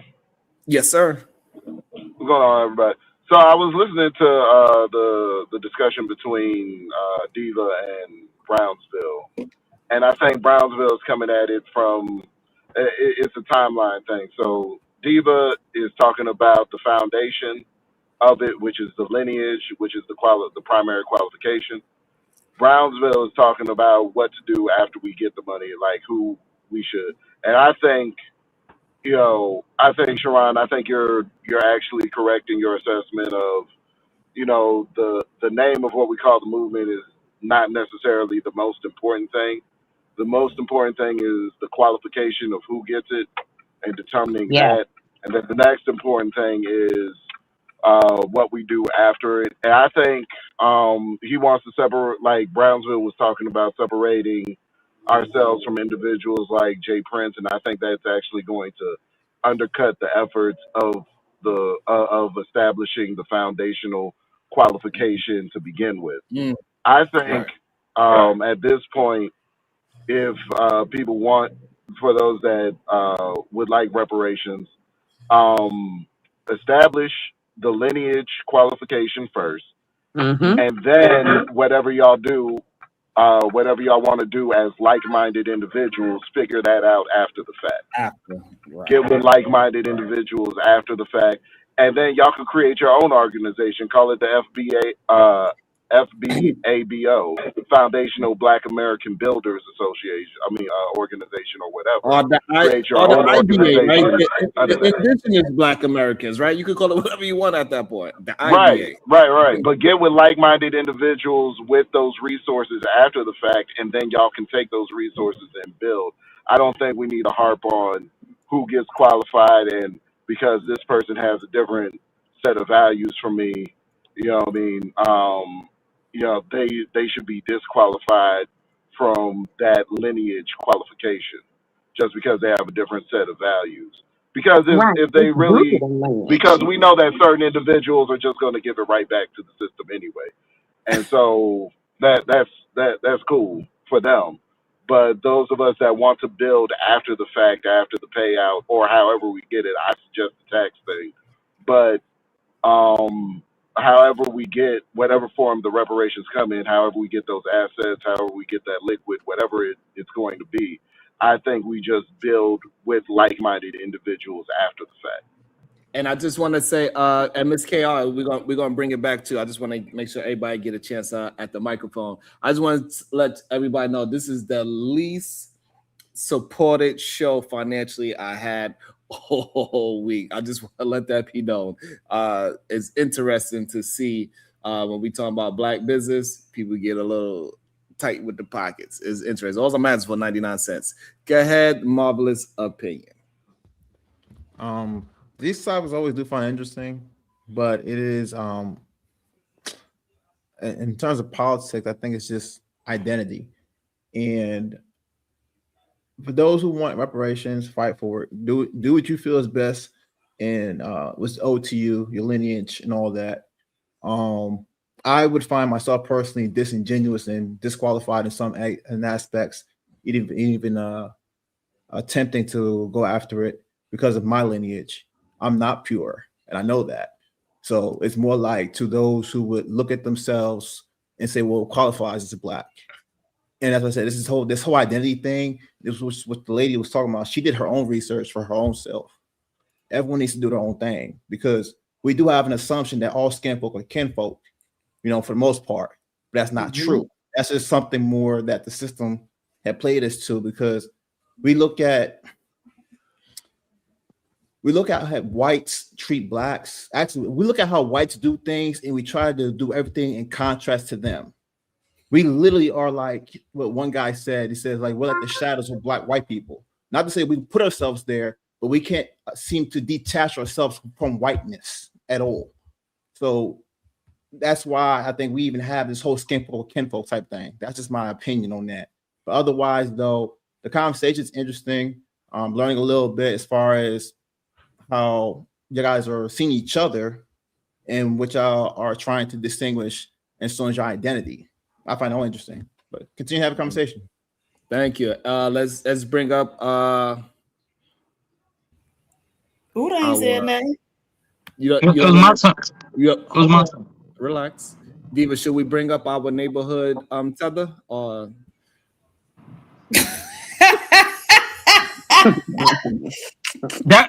That was friendlier than what you called me other times, so I'll take that.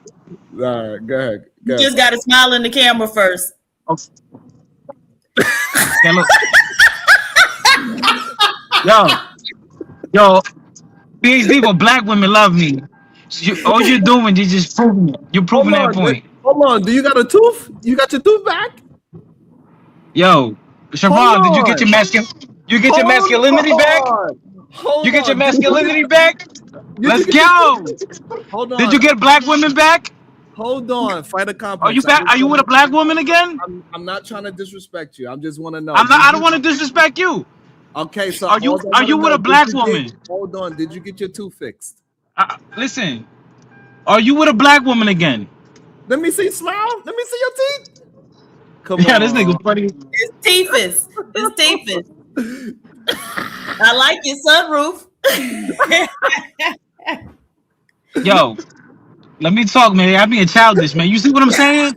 I come here. When I come here to have the conversation, you guys want to joke around. We do. Go ahead, Michael. All right, so Galakan Doggy's the Cloud Chase for Call Dominican representative, proud tether. Now, earlier, the lady that came up, she doesn't understand she's doing herself a disservice, because whether you want to argue about FBA or Aboriginal, it doesn't matter, because they're trying to get paid, right? Because you were enslaved at one point in this country. Most of y'all, right? A grand majority. He didn't get it fixed, y'all. Yeah, no. So No. Oh, listen. So a grand majority. No, to the hell, no. No, Sir, okay, all right, that's cool. All right, Wait, let me all right, just that's cool. address Wait, it's your my one turn. point. Let me just address your It's my one point turn. It's before my we turn. move forward. She's interrupting me. She's I interrupting me, bro. apologize. I'll wait. Listen, right? You go respond. You go respond. So regardless, all right, whatever. That's your other theory. Now, only a little y'all were enslaved, or it was only the the ones that came on the boat. Whatever. That's all theory. You're arguing it. But if you just keep your mouth shut, and vote for it, you can benefit from it, right? But you're arguing about semantics. You could, like they said earlier, you could argue about what your gang name is after the fact.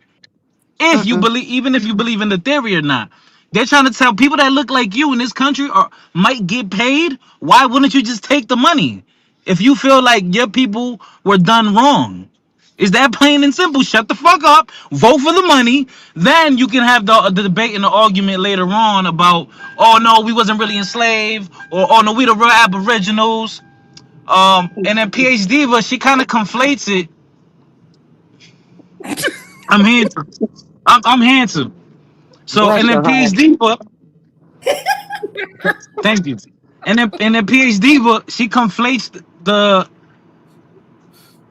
ancestry, right? Because when she'll say, oh yeah, no, they don't say that we have Aboriginal ancestry, right? No, they say that we are the Aboriginals, right? So that's two different arguments. PhD diva. So either are you, so are you so hold on, PhD diva. Me They no don't. FBA, Papa. Me no Yo, FBA. listen. I No, don't no, know. I, no, no, no, I no, don't know, no, my friend. no. Dominicans are the real FBA. We were the first black people of the Americas. We the You said real who said FBA, what? the Dominicans. That's so You said what? special. Look. Dominicans are the real Southern is FBA. Okay, You're Sorry. so so special. Let me hold on. Dominicans are the real FBA. Hold nah, on. Hold on. We're You're We gonna so the original special. FBA. hold on. We're gonna let Miss KR answer first, and now we are changing name to DBA, Dominican Black Americans. All right, I go don't know, ahead, Miss Papa. No. I don't know. yeah. DNA. Let Miss KR answer. Dominican Native American. Allah. DNA. All right. Yeah, don't DNA. Don't DNA. nobody acknowledge that foolishness. You know Now, you black, said Papa. You I know black. was confused. You so happy because a white man said Hold on. FBA. Hold on. You asked her not to interrupt, right? But y'all booty clapping because the white man said Did you ask FBA. her? I'm just asking you a question. Did you ask her not to interrupt? Now my bad. You're right. You got it. You got it, Sharonda. You got it. No, This is Miss K. This is not Sharonda. I'm the one you said was confused earlier based upon lineage. And just a quick side note to your DNA. Yeah, Dominican what? It's more like no. Do not acknowledge that foolishness. Now, as far as lineage goes, yeah, it does serve me to acknowledge the fact that my ancestors were here and accidentally came upon the information. And the further back I went, I was like, hold up. We weren't slaves. The white man writes down everything. How come he didn't write down none of my people being slaves? Right? Why can I not trace that? So the further back I go to the 1830s, no, somebody lied here. Matter of fact, I'm trying to execute a land patent title snatch back from land that I found in Jefferson County, Alabama. Okay, because you need to show this land was what allotted to my ancestors. So a land patent supersedes everything. So when we're talking about getting a check, yeah, cash is nice, but see, land lasts forever. And that patent lasts forever. So it behooves everyone to go back and do their ancestry lineage review. Why? Because see, that's truly Bars. where the money is. That's where I the was money gonna is. say that, but you Don't, got don't, that. don't, Oh, that was don't, so don't, pretty. don't, don't, Oh, don't that be was mad good. because you can't go back and track and trace yours. Don't be mad at I those that can. I know where can. I'm from. I know where I'm from. Yeah, I know and where they my know people where I'm from. from You too. you're So confused. it's You're disrespectful. confused. How am I Okay, confused all when right, it's hold in on, You're black hold on, and co- hold on. white? All right, hold on. Please We're tell gonna me. calm it down because Fighter trying to turn up for no reason. No, Hold I on, let want me him to hold tell on. me how I am I got you. confused when I'm I got sitting you, Miss here with KR. documents in black and white. How am I I got you. confused? Hold on, Miss KR. Let me read a couple of super chats. So a few that I did get. I only got a couple anyway. So go ahead, PhD. The Emperor, $2. AR, why you always crying? Sharon is real, 100. Hashtag Sharon never lies. Yeah. Ashe 2 times, $2, baby. Elon Musk is African American, a whole immigrant. And also, Give me Wall Street Willie. I got a cash up. It says Lele, the Lele. I support FBA. Thank you so much. I appreciate you so much. Thank you. Also, I got support for the channel with the Black Fish, y'all. Yeah. Shout out to my guy. Thank you so much for all that you do. I really appreciate you. Fighter, are you gonna have a discussion or are you gonna just try to throw yeah, yeah. insults? How am I'm I not trying to go confused at her. though? I'm not trying Tell to me go at how her. I'm confused. Tell me how am I confused? Help me, please. Okay. Go ahead. Because you're trying to find your identity. Because I think many Black Americans Put they Trying your to. felt seatbelt like on, please. Put your seatbelt on. Put your seatbelt on, please. Thank you. Safety Good first. job. You you dropped it. y'all funny as fuck. Yo, Put your hold seatbelt on, on, please. Javon. Oh, Thank oh you. yeah, I Thank you. forgot Thank you. Thank you a you. cop. Thank I you. forgot you a cop. Thank you. Hey, thank you. I appreciate you. And all I want to say, hey, ladies and gentlemen, that's what you call leadership right there. You feel me? Go ahead. And he's Now doing I what only he's put it. accustomed to doing, following directions. I mean, he is No, I only. a Black American. Please go ahead and tell me how I'm He's confused when half I have tether. traced mine. He's half Wait, tether. wait, Papa, you don't wait. know So, what you're talking fighter about, Papa. question: Are you conflating You the know fact black. that is you conflating the fact that she's actually saying she's Black, but also has an identity, and you find that to be like weird because it's like, well, if you're Black, then how are you going to be this other thing that you say you are, or saying that you know who you are? You can't claim to be Black. You sound confused. Is that what you're saying? He don't even Damn, know. fighter just paused. He don't even know. But you can't tell me So what I froze. am. He froze real quick, Miss KR. We're gonna also add into the show. Brownsville, Wall Street, Willie, and KT to go. Let's see where this goes. Uda, do you want to jump in at any moment? Uda, let me know. What about Josh? And then we also got Josh as well. I apologize, Josh. So we got Brownsville, Wall Street, KT, Joshua. Go. Hey, cuz, can you hear me? Am I coming through? Yes. Yeah, man. So I want to respond to Omni, right? Because he kind of like misconstrued my point. I was making two different arguments. One, I feel like the reparations delineation that's happening right now is premature, right? I said I agree that once we establish liability, then we can go into the eligibility argument in terms of who actually qualifies for reparations, right?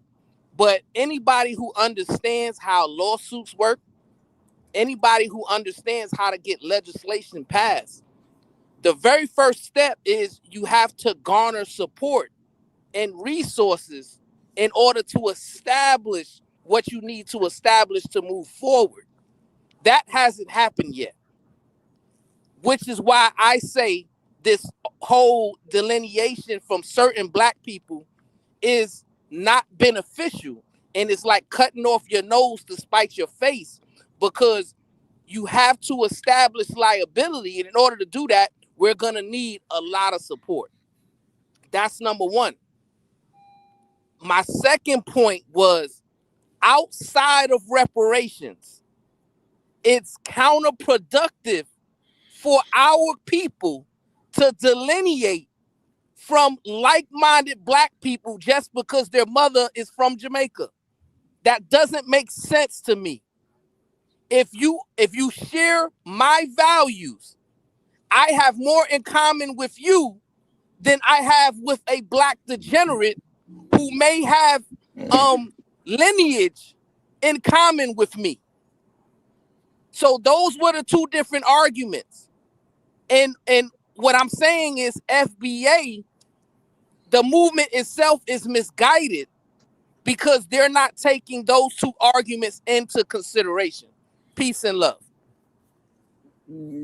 So I think the light-mindedness is, I guess, the issue. A lot of people that is from other places do not have the like mind as what we're talking about for this concept. They might be like-mindedness in other things, say maybe being Christian or starting a business, but they do not have the same like-mindedness when it says that America owe Black Americans reparations. So I think that's where the issue lies, is that yeah, they might be like-minded in a lot of other things, but with this one specific situation of... So let me ask you a question, cuz. Let me ask you a question. So is it possible for people who share the lineage of FBA, is it possible for some of them also to not be like-minded when it comes to reparations and fighting for it? Yes. So that defeats your argument, right? Because if that applies on both sides, then it's null and void, inconsequential.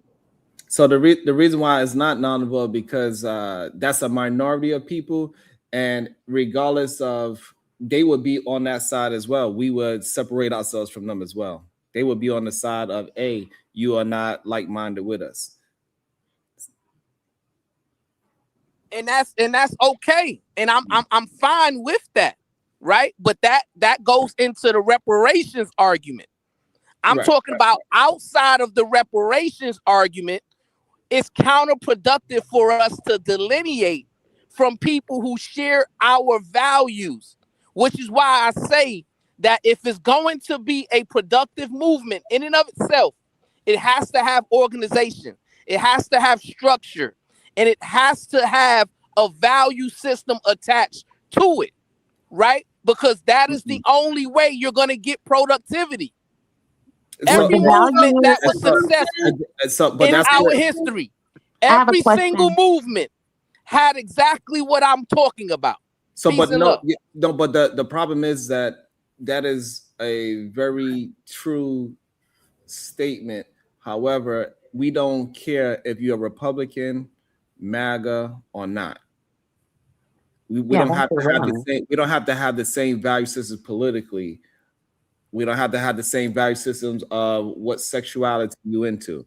As long as we are on the same situation of America did people wrong in slavery, and those people are owed something to them, and that is the main argument that we got to worry about. The other stuff where we separate from, we can handle that once it's time to handle that. But at the meantime, we got to deal with this, the reparation part, or whatever is the main situation. Even though I believe FBA, that's their main problem that they want to get out there, and that's what we got to speak to. Shout out to the Cash App says, how many parents still attend high school reunions? I have no idea. Well, so also shouldn't the value be rooted in lineage? Let me read the super chat. Go ahead. Brandon Dusan, $2. My friend. Yeah. I also wanted to say, matter of fact, this person, you're gonna have to give me a call like an hour, by the way, because my friend. Go ahead, Diva. I don't think it's counterproductive to delineate outside of the whole reparations thing, because we've been getting exploited for a very long time, right? And so you are exploited when you are providing benefits to others and there's no reciprocation, right? And so these people have been delineating for a long time, right? So they're eligible for any scholarship or any opportunity that is earmarked for Black people, right? But then we are excluded from the Nigerian scholarships or the Igbo scholarship or the Caribbean scholarship, right? And so much so to a couple years ago during Juneteenth, I think this was up in New York, they were having a Juneteenth celebration and it was only Caribbean people. They were having their little business stands up there setting. There were no Black Americans. And so in that way, they co-opted Juneteenth, right? So they'll latch on to your shit and exclude you. And so at some point, we have to start watching out for and preventing people from running the same damn play on us over and over, because that's what people do. They smile, they play along, they get in, and then they shut us out of our own shit. And ride your back. Right. And so we even had that with Essence Festival, right? And so that's why there was such a huge backlash, because you taking something that has been, part of our culture for decades now and trying to tailor it to a different audience, right? And now you're trying to even position yourself in competition with us at our shit, right? And so that's where the Jollof versus Jambalaya contest came from, where they had Jollof in huge letters and then Jambalaya in little itty bitty letters, right? So we know a tree buys fruit. And so when you see this behavior over an extended period of time, that's just what it is. And I think it makes sense for us to guard against that. Yes. Lest we continue to be exploited. Go ahead. And so I just want to try to get back into the line that it was Brownsville, Willie, then KT the GOAT. So go ahead, Wall Street Willie. He ain't talking about nothing.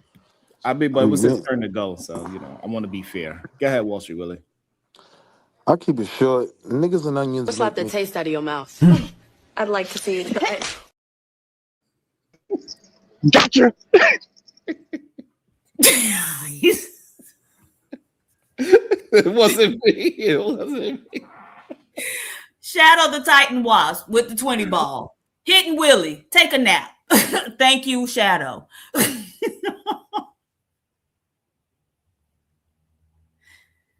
Did I set that up? That made the whole day worth it. That $20 was worth it right there. Go ahead. Joshua. We got Joshua, MJ, and then Miss KR. Is Brownville still in this? Yes, he's still there. Okay, so one of the things he had mentioned earlier was he was talking liability versus eligibility. But the issue is you can't even prove liability against people whose families were not initially slaves. That's why the argument doesn't work. if we did this as a federal tort claim, right, and we were saying the United States of America has damaged blacks who were slaves for these reasons, X, Y, Z. People who are not involved or whose families were not involved in specifically the transatlantic slave trade could not prove liability to the United States because you can't prove you were damaged. They would actually hurt our position more than that. They would actually hurt our positions more. And the Well, reason see, why, sorry, continue. Why would you? Don't provoke me to anger, or else you be in danger. Wall Street Willie, you got brought back. He left soon as he got brought back. That's weird. He was there. So Wall Street Willie, you are able to come back. Go ahead, PhD Diva. We on Lock Nation with the 20 ball. Bring Willie back. Marvelous 0071, $5. Buy yourself a coffee on me. I gotta go. I don't think I can contribute much to this topic. I'll keep the show playing in the background. Hashtag peace and love. Bye, Marvelous. I think to Shadow's point, right? Johnny Cochran was really, really close. He spent years trying to establish liability in the federal court system, right? Because if you're doing it through litigation, if you're trying to establish reparations through litigation, then you have to establish liability. And he was coming after the federal government in order to establish that liability. Now, if you're not doing it through litigation, then you have to do it through legislation. And in order to do it through legislation, you have to garner support, right? And a lot of your support is going to come from non-FBAs, which is why I just don't agree with the derogatory name calling and the unnecessary division when it comes to our people. Like, Sheila Jackson Lee was brought up, right? Saying, well, if she was a tether, then we would not have interest in working with her. To me, I think that's just counterproductive for the overall goal, which is to establish reparations. Now, to an extent, I agree with you, but here's the issue. Even whether we look at it through legislation or litigation, we still have to be able to delineate through the people because we have to prove an injured party, especially in a tort claim. You have to prove some kind of tangible harm was done. Then you have to prove that that harm was done through negligence. Even if we were able to go through either of those two directions, if you cannot differentiate people who got here 30 years ago versus people who drug here 300 years ago, you don't have the capability of even making the base argument. And it's as Willie said, KT said earlier, even at the end of the day, we might, maybe it was E who said it, we're still gonna have to put white people involved in it because they're a majority of the country. If we're gonna do it through legislation, we have to get a lot more people to vote than the mere 13% of Black Americans we have. Because even if you do our foundational Blacks, it's even less than that. We don't even have the numbers to push that beyond. But again, none of that even matters if you can't even differentiate who is FBA and who is not. Right. Well, see, that's already established for us, right? We already know who the victims are. The victims are people who were African American slaves. And then it goes to their descendants, right? So we don't have to establish who's the victim, right? Which is why I say we're pulling the cart before the horse because we're having an eligibility or qualification conversation when it's unnecessary at this point. Let's just garner the support we need to establish a bill, to get that bill passed that establishes, yes, we owe these people reparations. And then we can have the eligibility and qualification conversations to determine who's actually eligible for it. Okay, but how do we establish? That's not going to work. It isn't. It's not going to work that way. We have to identify and we have to classify ourselves, and then we can make the argument in court about what was done. Because if we go under the framework of African American, at this point, everybody who is of black descendant would be African American, as well as Elon Musk. So, so they can make an argument of the fact that they fall under that category, right? And they don't have to have no determination of how long their family has participated in this great country of America. It's not going to work. And and I mean, I understand about, one big black family and everything, and I was all for it at one point. But I'm gonna keep it 100 with you. I'm for my Black American people 110%, 10 toes down. You know what I'm saying? If everybody else can put their ethnic group and their culture and their heritage as a priority, we should too. And I just don't believe that when Black Americans do it, it's the detriment to the big black race. I hate how everything gets framed as if we do it, it's like the big bad boogeyman, and all the steps that we have took in place is going to go backwards. It's weird. It's just really weird to me. But Queen MJ, right? That legwork is already done. They already know who the victims are, and we already know who the victims are, right? So once we establish liability, right, then those entities who owe the money, they're going to be the people who are saying, okay, this is what you need to establish eligibility, to establish that you have a lineage that goes back to the aggrieved people, right? So what I'm saying is we're fighting a battle that's unnecessary, because that's already going to be implied once we get to that point. But the first step is to get to that point. And so far we haven't. And when it came to the litigation aspect, Johnny Cochran actually started that, right? And when he started that, he didn't have to come up with no FBA or any other type of designation. He just established who were the aggrieved people, who were the victims, and what do I need, what precedent I need in order to establish liability, right? That's what I'm saying. We're pulling the cart before the horse. We're having conversations right now that are unnecessary and counterproductive to what we need to be doing and establishing. But Brother Brownsville, I'm going to have to agree to disagree with that, because it's not about only just reparations.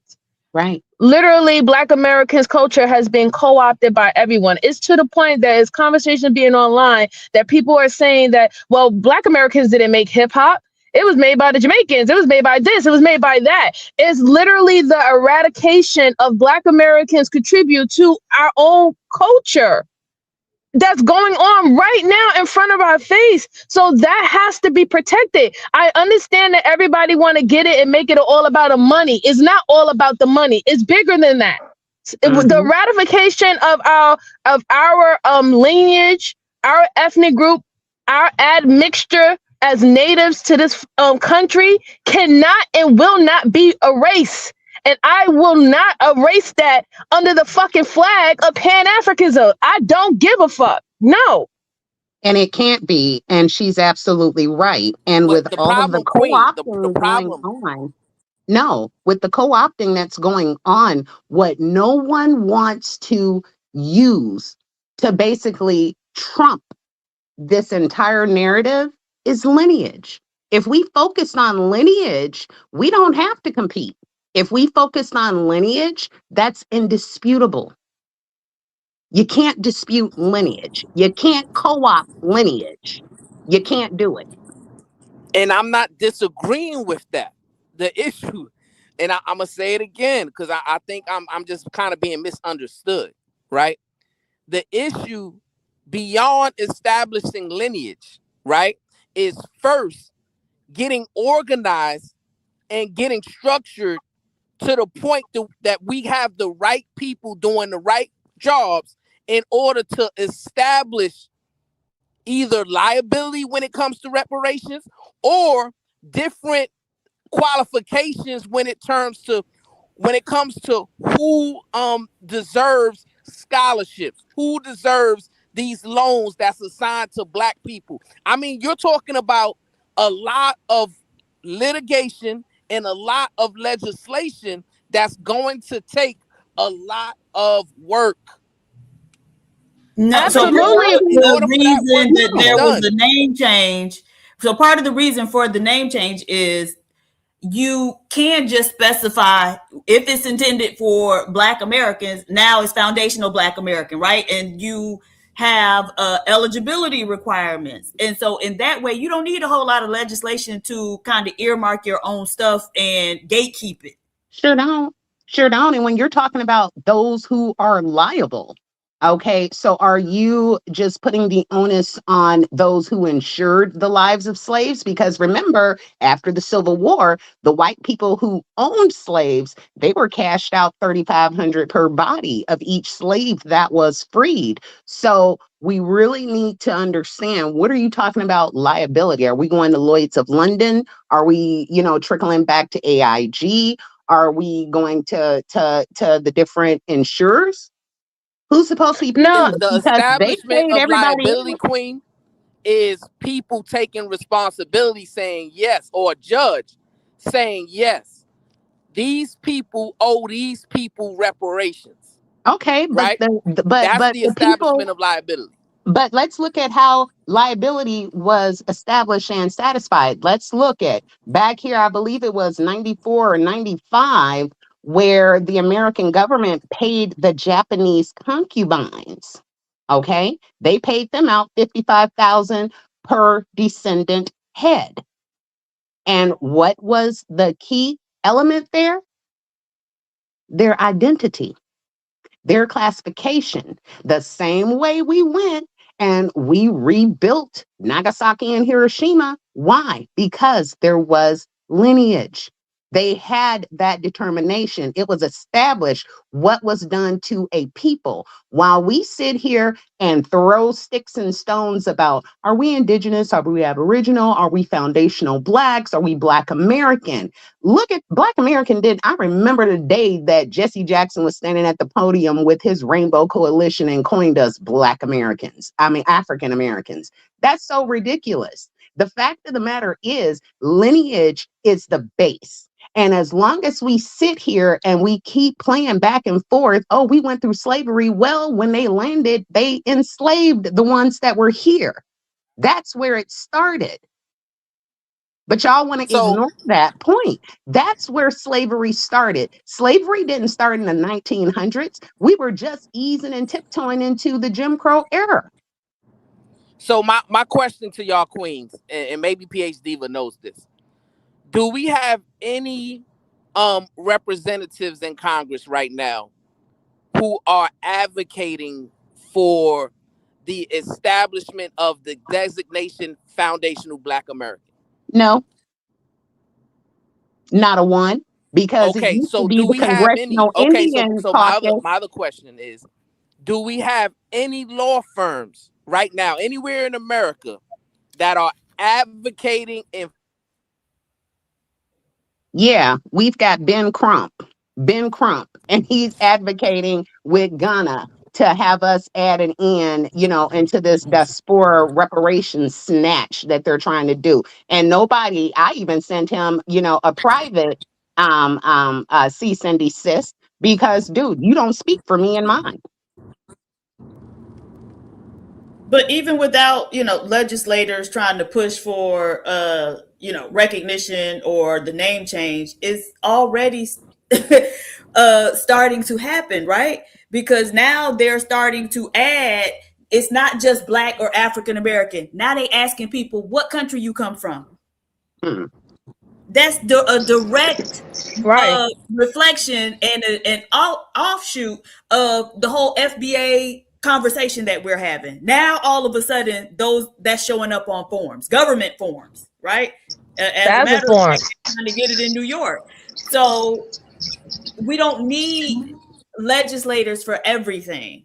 We don't. Right? It was a couple years ago where the OMB, because they are really the ones that determine how the racial designation is done for the census, they were open for comments on it, and people were trying to get FBA. They didn't do it that time, but it opens up, all the time, or ever so often. And so, yeah, we don't necessarily need legislators to do that. But see, Do they we wouldn't need cut it right Wasn't legislators? there. Press? Wait, Do wasn't we need Presley and Lee both legislators advocating for to HR pass a 40? reparations bill? Yes. Oh, well, they My put it question back is, do we too. need legislators to pass Yes. a reparations bill? Yes. And do we need law firms in order to litigate on behalf of foundational Black Americans? It depends. Technically. Yeah, I would have to say It it depends on what? depends. It If you depends can get it on through what are they legislation, then you don't executing. need no law firms, right? Huh?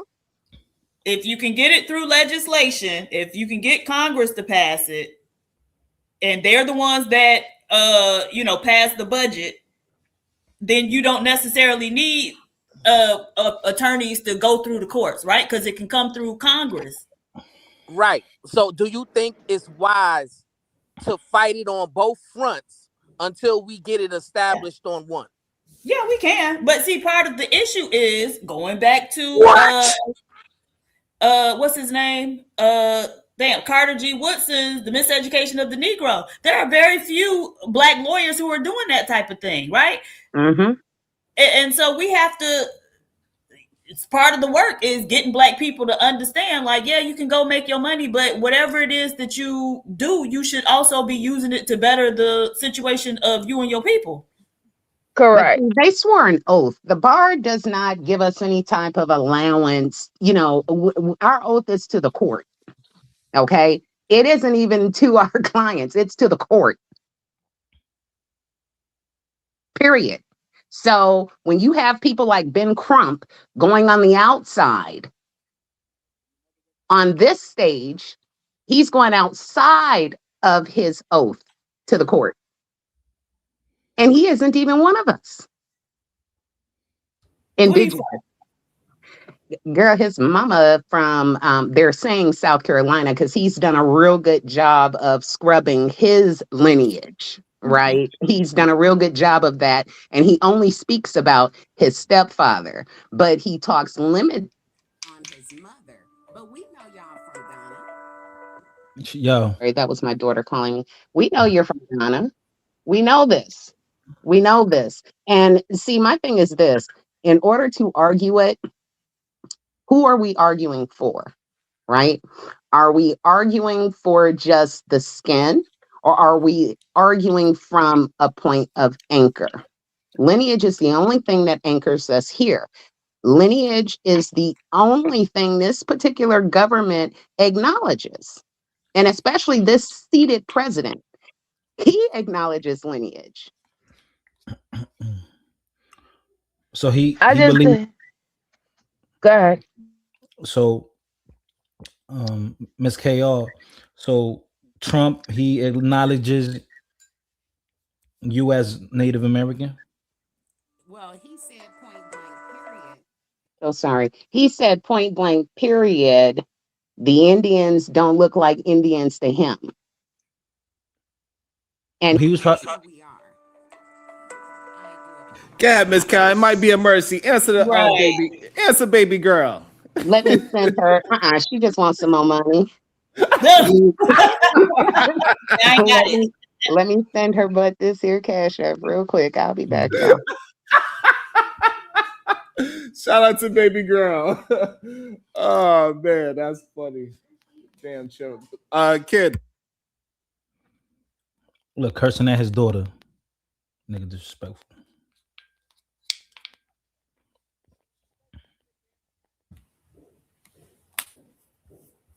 So Brownsville, if you think that we should not be separating from other groups, then how do you suggest? Oh, he left.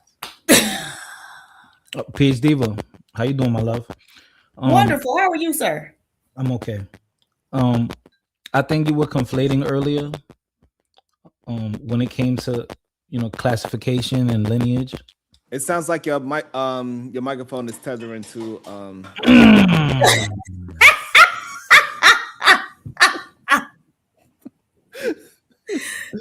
you know what I'm saying? Like your microphone, like it ain't tethered properly to the adapter. You know what I'm saying? Like, you gotta work on that. What about now? It sound better now or no? Same Yes, thing. you sound good. All right. PhD, but you were conflating having Native American blood Mhm. versus being Native American. How was I conflating it? Because I didn't say anything about being Native American. I was saying FBA acknowledges that many of us have indigenous ancestry. Right. But then the sister KO, her argument is she's y'all are the natives. That's her argument. That's That's her argument. That's not my argument. So how was I conflating it? yeah, no. I was making sure that you understood where she came from. Right, because I did. I was arguing from the standpoint of the, indoctrination that my people came over here on a boat. We were enslaved. I think I was like 6 when Alex Haley Roots came on.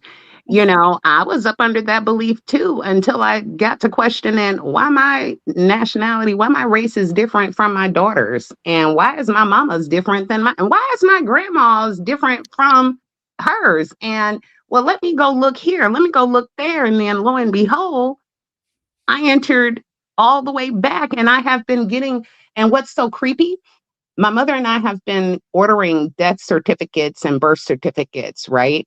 So my great great grandfather, Shaq, and he was born in 1864. Why does his death certificate state he's African American when that was not even a part of the vernacular in 1864? So now I'm in battle with the Department of Health and Human Services and Vital Statistics in Alabama. Why are you guys handwriting it? What's what? Because we've got him here on the census as this, but y'all just wrote in African American. Make it make sense. Well, they definitely should not be changing vital records. Oh, but they It was are. supposed to stay exactly the same. So, like, But you got to think about why would they do that? So, like, again, we talk about exactly. why people do things. Why would they do that? And we know that the vernacular back in the 1850s, they were calling us black, Negro, mulatto, mixed, and etc. Why are you now writing in the terminology that was only given to us back in the 1965? Or 19, what was that? 89 or 88 or 89, thanks to Jesse Jackson. Exactly. And yeah, so my argument is, why are you handwriting this in? And the first battle was, well, the death certificate is over 100 years old. You can't have that. So let me go ahead and send you this legal demand to get the documents because I am entitled. So after doing that hoop, they finally relented, released it. However, they redacted a lot of the information, but it's like, hold up. He's here on this census as being Muskogee Creek. Why and how? But see, they're doing this so that way they erase our lineage and they keep us trapped in the narrative. That has financial consequences when it comes to reparations. I mean, it would be I think even for you per se, Mrs. KR, you have 2 fights against reparations because there was reparations a part of being a part of the first nation tribe that you can probably go after that wasn't given out to your family, and then on the descendants of Atlantic, of chattel slavery in America, you have that part too to argue about reparations. So I understand why you're harping on lineage. I'm fighting to get land back because apparently they're saying we donated all of Posey Park in Jefferson County, but they can't produce any documents. But they gonna catch this hot subpoena as soon as I finish typing it up. Yeah, but she's saying the people that they call black here were not slaves. That's her argument.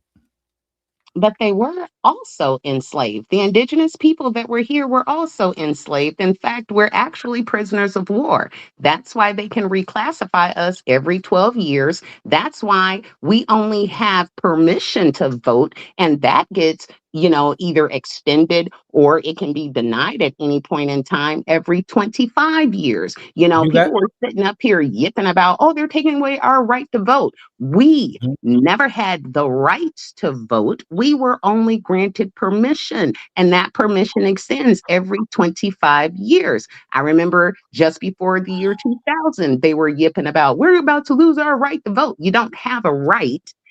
You have permission.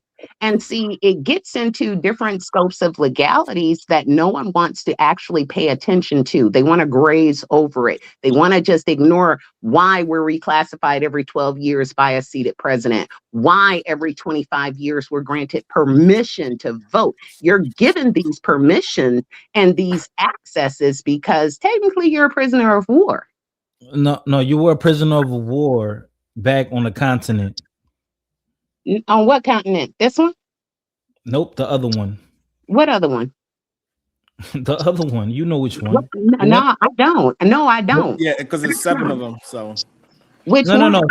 She knows which one I'm talking about. The one that we don't know. It's okay. Say it. I can't entertain the continent of Africa for the simple fact my people documented. Hold on 1 second. Nothing to do with it. Hold on and KR, you starting to break up a little bit. Maybe you're moving. What you want? Not you, Miss KR. What you want, Miss? What you want, I thought you said you wasn't come up here because you didn't get a chance to speak. Habaragani. What I actually wanted is to know what is going on right now. Y'all are just letting know. No, hold on.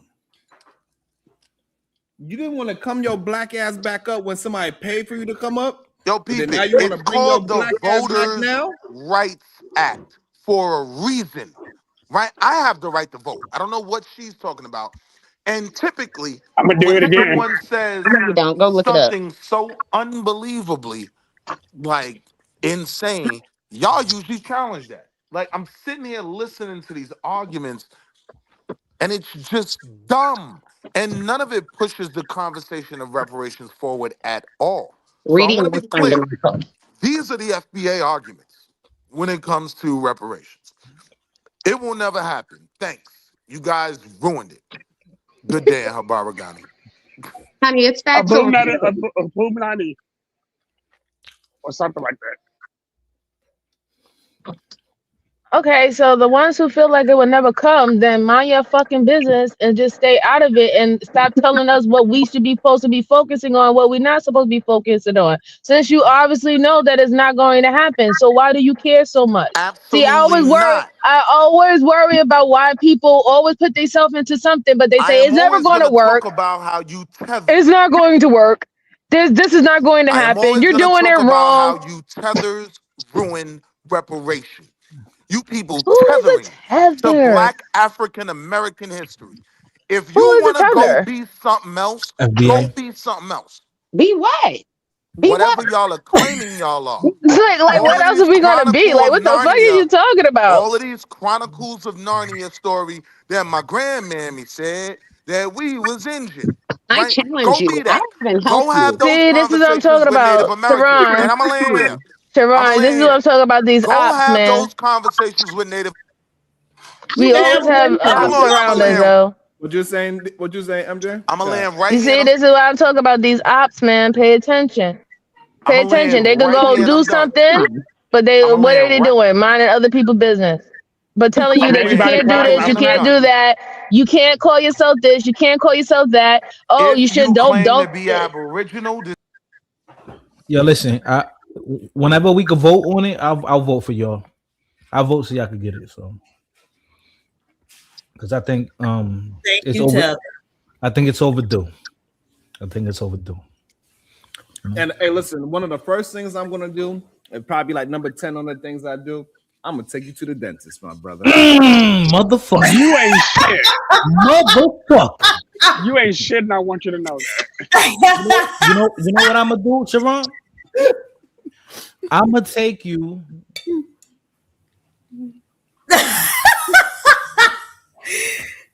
I'm curious, what does reparations look like for the panel? Because I know what it looks like for me and mine. What does it look like for those on the panel? That's an interesting question. You want to start, Shadow? You ain't finna boot me, nigga. I know you're playing. I ain't gonna boot you. You good? But y'all gotta remember, I don't believe in reparations. But what I would say it looks like for other people, I agree with Omni. I like that tax plan. Okay. You either get a tax refund for the last 20 years, a complete refund, or you don't get, or they don't tax you for the next 15. Either or, I don't really care. And by the way, it's your money. Do what you want. Even if you was getting bored, you let it happen. All right. Okay, fair. Then I'm gonna buy my way back because I like that. What's your thoughts, Zebo? What it would look like for you in your mind? Wow, what would it look like?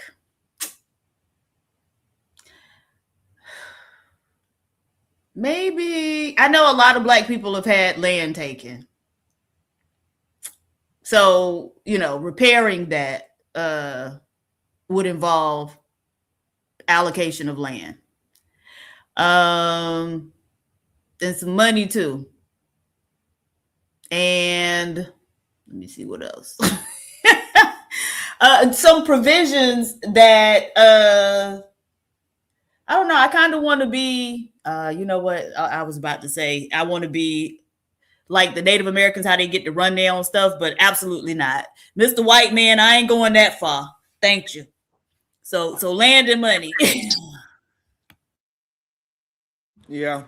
I've been looking at it could be either or too. Like you can have the 40 acres and a mule or the equivalent. Like you get a choice between which one you want. Do you want the land and you can go ahead and till it yourself, or do you want the monetary value of that land in that one mule? And hey, was it Johnson who canceled that? Give me the money. Yeah. I want that like money. Lincoln approved it, Johnson and canceled it, right?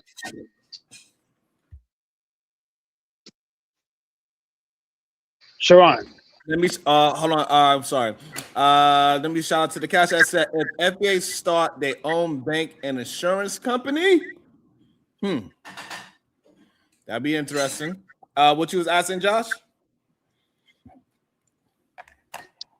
Was it Johnson who ended up canceling Lincoln's declaration for the 40 acres and a mule? Like it was Johnson who took over after Lincoln, right? Yes, I think it was Johnson. And he was the one who backtracked, or he reneged on that deal. Yes, somebody reneged. Yes, I'm not sure if it was exactly him, but yes, he kind of reneged on it, and that's why they have this whole problem with the whole reclassification thing, because they reclassified it, and that's why they didn't finish paying it out. Would we be able to use that as a? I know Ms. KR's. I'm assuming you're a lawyer because you spoke in specific terms, right? So would we not be able to challenge Ms. that KR, issue? Are you a lawyer, Ms. KR? Not in the educationally, yes, but not in the general practicing terms. What does that mean? That you like a means civil I have a lawyer? it means I have a Juris Doctorate, but I had a problem going into law believing that I'm there for my customers to fight against injustice. And then they told me, well, you've got to swear an allegiance to the crown and your duty is to protect the court's interests. Yeah, I had a problem with that. So I refused that end of it. So I got a question for you, to work for a very large insurance do you company. know what's his name? Ronald Richie? What's his name, Diva? Rashad Richie. Do you know Rashad Richie, Ms. KR? No, I don't. Oh, okay. Put the picture up full mask. I like him. You like Rashad Richie? Yeah, he's very funny. He's very funny. Who is he? Oh, he got a show on YouTube called Indisputable, but people been doing him videos about him saying that he got a bunch of fake degrees. No, he actually went to a lower budget school, but no, he does have it. He's been at it for about 12 years, but yeah, he's legit. Yeah, but Right, he because also he got got a PhD, Yeah. several, I don't know about that. right. No, Yeah, I don't know about any of that. Hey, Hey, KR, he got a PhD in astrophysics from a school that doesn't even have astrophysics. He's a lawyer in Haiti to practice law in Haiti, but that's civil law. But he's saying that he could do the other version of law. I don't know. Not Criminal. It sounds weird. It sounds weird to me. No, not here. No, he can't.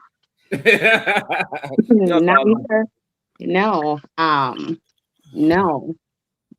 But I think my vision of reparations for us, and I still dislike that word, is particular entitlements to land, to home ownership, an absolute tax free situation where we're not paying any income taxes, we're not paying any property taxes. I do support free tuition. I definitely do, for our children. I also support medical coverage because that's, and our own hospitals, because like on the bases of these reservations, they have their own hospitals, they have their own medical clinics. I mean, hell, even the Somalians up here in Minnesota, they have their own hospitals, they have their own clinics, and we need that for us. We need that for us. And I think we should also receive a stipend every single month, like the Jews receive every single month. I believe that we should receive that. I like that plan. That's a really. I like that plan. I like that as well. They didn't put a cap on how long, and we didn't even participate in the Holocaust. We helped, but we're still paying. My property, half of my property taxes go to Israel every year. So they don't have a cap as to how long they receive reparations. Other nations had a cap on it, but why should we when we're still here? Our parents, our grandparents, some of us who are blessed, our great grandparents are still here. Great point. I love it. I'm glad you found us, Miss KR. Thank you. And we have all different types. This is not the only conversation we have. We have plethora of conversations. We have very diverse. So you'll be able to have some lawyer conversations, relationship conversations, geopolitical conversations, Black conversations. We have them all here. I just think that we could come to a united front if everyone took an hour out of their week and just put in some time finding out who grandma was. Who was grandma's grandma? You can literally just go to Google and say, hey, Essie Berry was my grandmother. Who was her mother? And she will run it all the way back. I did that for a colleague of mine on Saturday, and we actually pulled up pictures of her great great grandmother that she had never seen, that was taken by one of the census collectors, And when we looked at their family census, we were cracked up because, they've got the power of the pen. And so you have this woman who had 12 children. Each one of her children had a different percentage of Indian based upon their shade of skin. But this woman gave birth to all of them, and she's listed as a full-blooded Choctaw on the census. But yet each of her kids were 1/4 Choctaw, 1/8, 1/16, because of the shades of their skin. And it was hilarious. Yeah, that's kind of crazy because I did my research too, and I know what tribe I'm from. Gay tribe? No, I'm from tribe of Checkahoe. So you better watch yourself, ho. You part of the faggots? The faggots? Okay, you gotta go now. Always want to be taking it too far. I told you I'm from a tribe of Checkahoe. I don't know why you had to. Now I have to check this out. Anyhow, I think we could just come to one uniformed space if everyone saw the value in what their lineage holds. And then there wouldn't be all of this disputes about oh, we're FBA or we're AF or we're this, that, and the third, because then you actually have something you never had before. You know your history and you know what your blood is, okay? You know then that you are tied to this dirt and that you are entitled. And I think if we can get past this African American and foundational Black, well, what is the foundation of your family? I like it. I mean, I like the verbiage of it, but I don't think we should at this moment we should care so much about the name of it instead of just getting some things done, and we start getting things into a But quote. that's how we move away from the name of it. From the name of it. See, when you talk about we can't get to that or we shouldn't discuss that, no, that's not true, because we got people running around here accepting the titles that were placed upon us. Nobody talks about how Walter Plecker made the decision where you could not be classified as an Indian. Don't list them that way. You know, we don't talk about how he made it illegal. I have my great grandfather sitting on my mother's porch on camcorder where he was like, good, look, we's Indian. You can't tell nobody because they'll sting you up. You know, my great aunts talk about how, you know, Pearl went and took her house down there and put them on that damn dolls rolls. Now, when her sons come up missing, yeah, they still sit back and be having those conversations today. Granted, they're 96 and 97, but they still sit up and have those conversations. And that helped me understand why some of the family is listed, some isn't. Oh, yeah, Because it was fear. But when we go all the way back, you know, when I went into the DMV and I took my paperwork in there, you're about to take this Black up off of here and you're about to put American Indian, because that's what I am. You know, I'm sitting here arguing with this chick and she's looking at me, looking at me, looking at me. And I noticed she was looking at my hoodie. And so I was just like, sweetheart, she goes, ma'am, you're Black. Uh-huh. But you see that paperwork right there in front of you? That says otherwise. My hoodie is Black. That's what you want me to be, but that's not who I am. And my driver's license is updated. It says American Indian because I'm not accepting the titles that were placed upon me. And because of that, you still owe me. You owe my people you ran up off their land. You owe my people land in Doxy Cemetery in Oklahoma because some of them walked that trail. Some of them said, no, we're going to squat right here in Alabama. You know, my grandmother's people walked from Virginia. I hear you. I like that. And also happy belated birthday as well. I'm assuming because am I correct? Your birthday just passed? No, my birthday is in March. Oh, because I thought you said you was Yeah, I mean, well, it is 2026. I'll be 55 in March. Okay, got you. All right. I'm playing. Hey, I understand the March. I understand the March. You get it. Well, so that makes you the best zodiac on the Pisces. planet. Which is that? Accept it. Pisces. I'm a third. Pisces is not only in March, so there's Aries Marches too. Yeah. So which one are you, Miss KR? You a Pisces or Aries? I'm a Piscean. I'm a March. I'm a third decadent Piscean. Okay, not that February one. Y'all knew what she meant. Y'all knew what she meant. I'm from fight week. Yes, I'm in that 7-day fight week window. All right. Thank you, Miss KR. Go ahead, MJ. Take us up. Wait, are you on the cusp of rebirth? What? Are you on the I didn't cusp hear of what you said. rebirth? The fight week between Pisces and Aries. The week Oh no, between Pisces and Aries. I'm a full blown Aries. No, I'm a full blown Aries. April baby. Okay. Go ahead, MJ. Get us up out of here. We've done past. We in overtime. Yes, we did.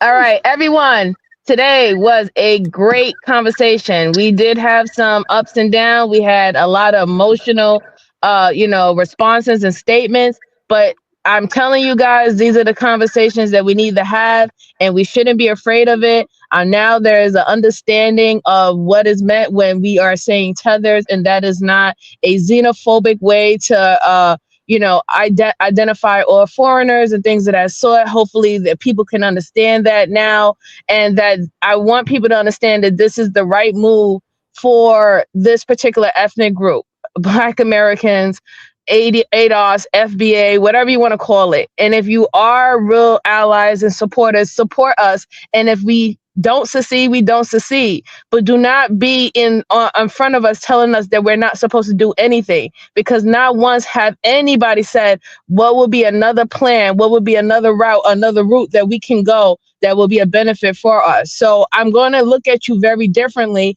when you come and you say that you don't, that this is not the way, but you don't have no solutions with that statement. You know what I'm saying? I'm going to look at you very sus and very oppy, like, going forward, if that's your mindset. But outside of that, if you're rocking with us for us to be better and to really have global Black excellence, then let's go. Let's do it. Let's do the work. Thank you. Shout out to Phil James 1. God bless. Salute everybody.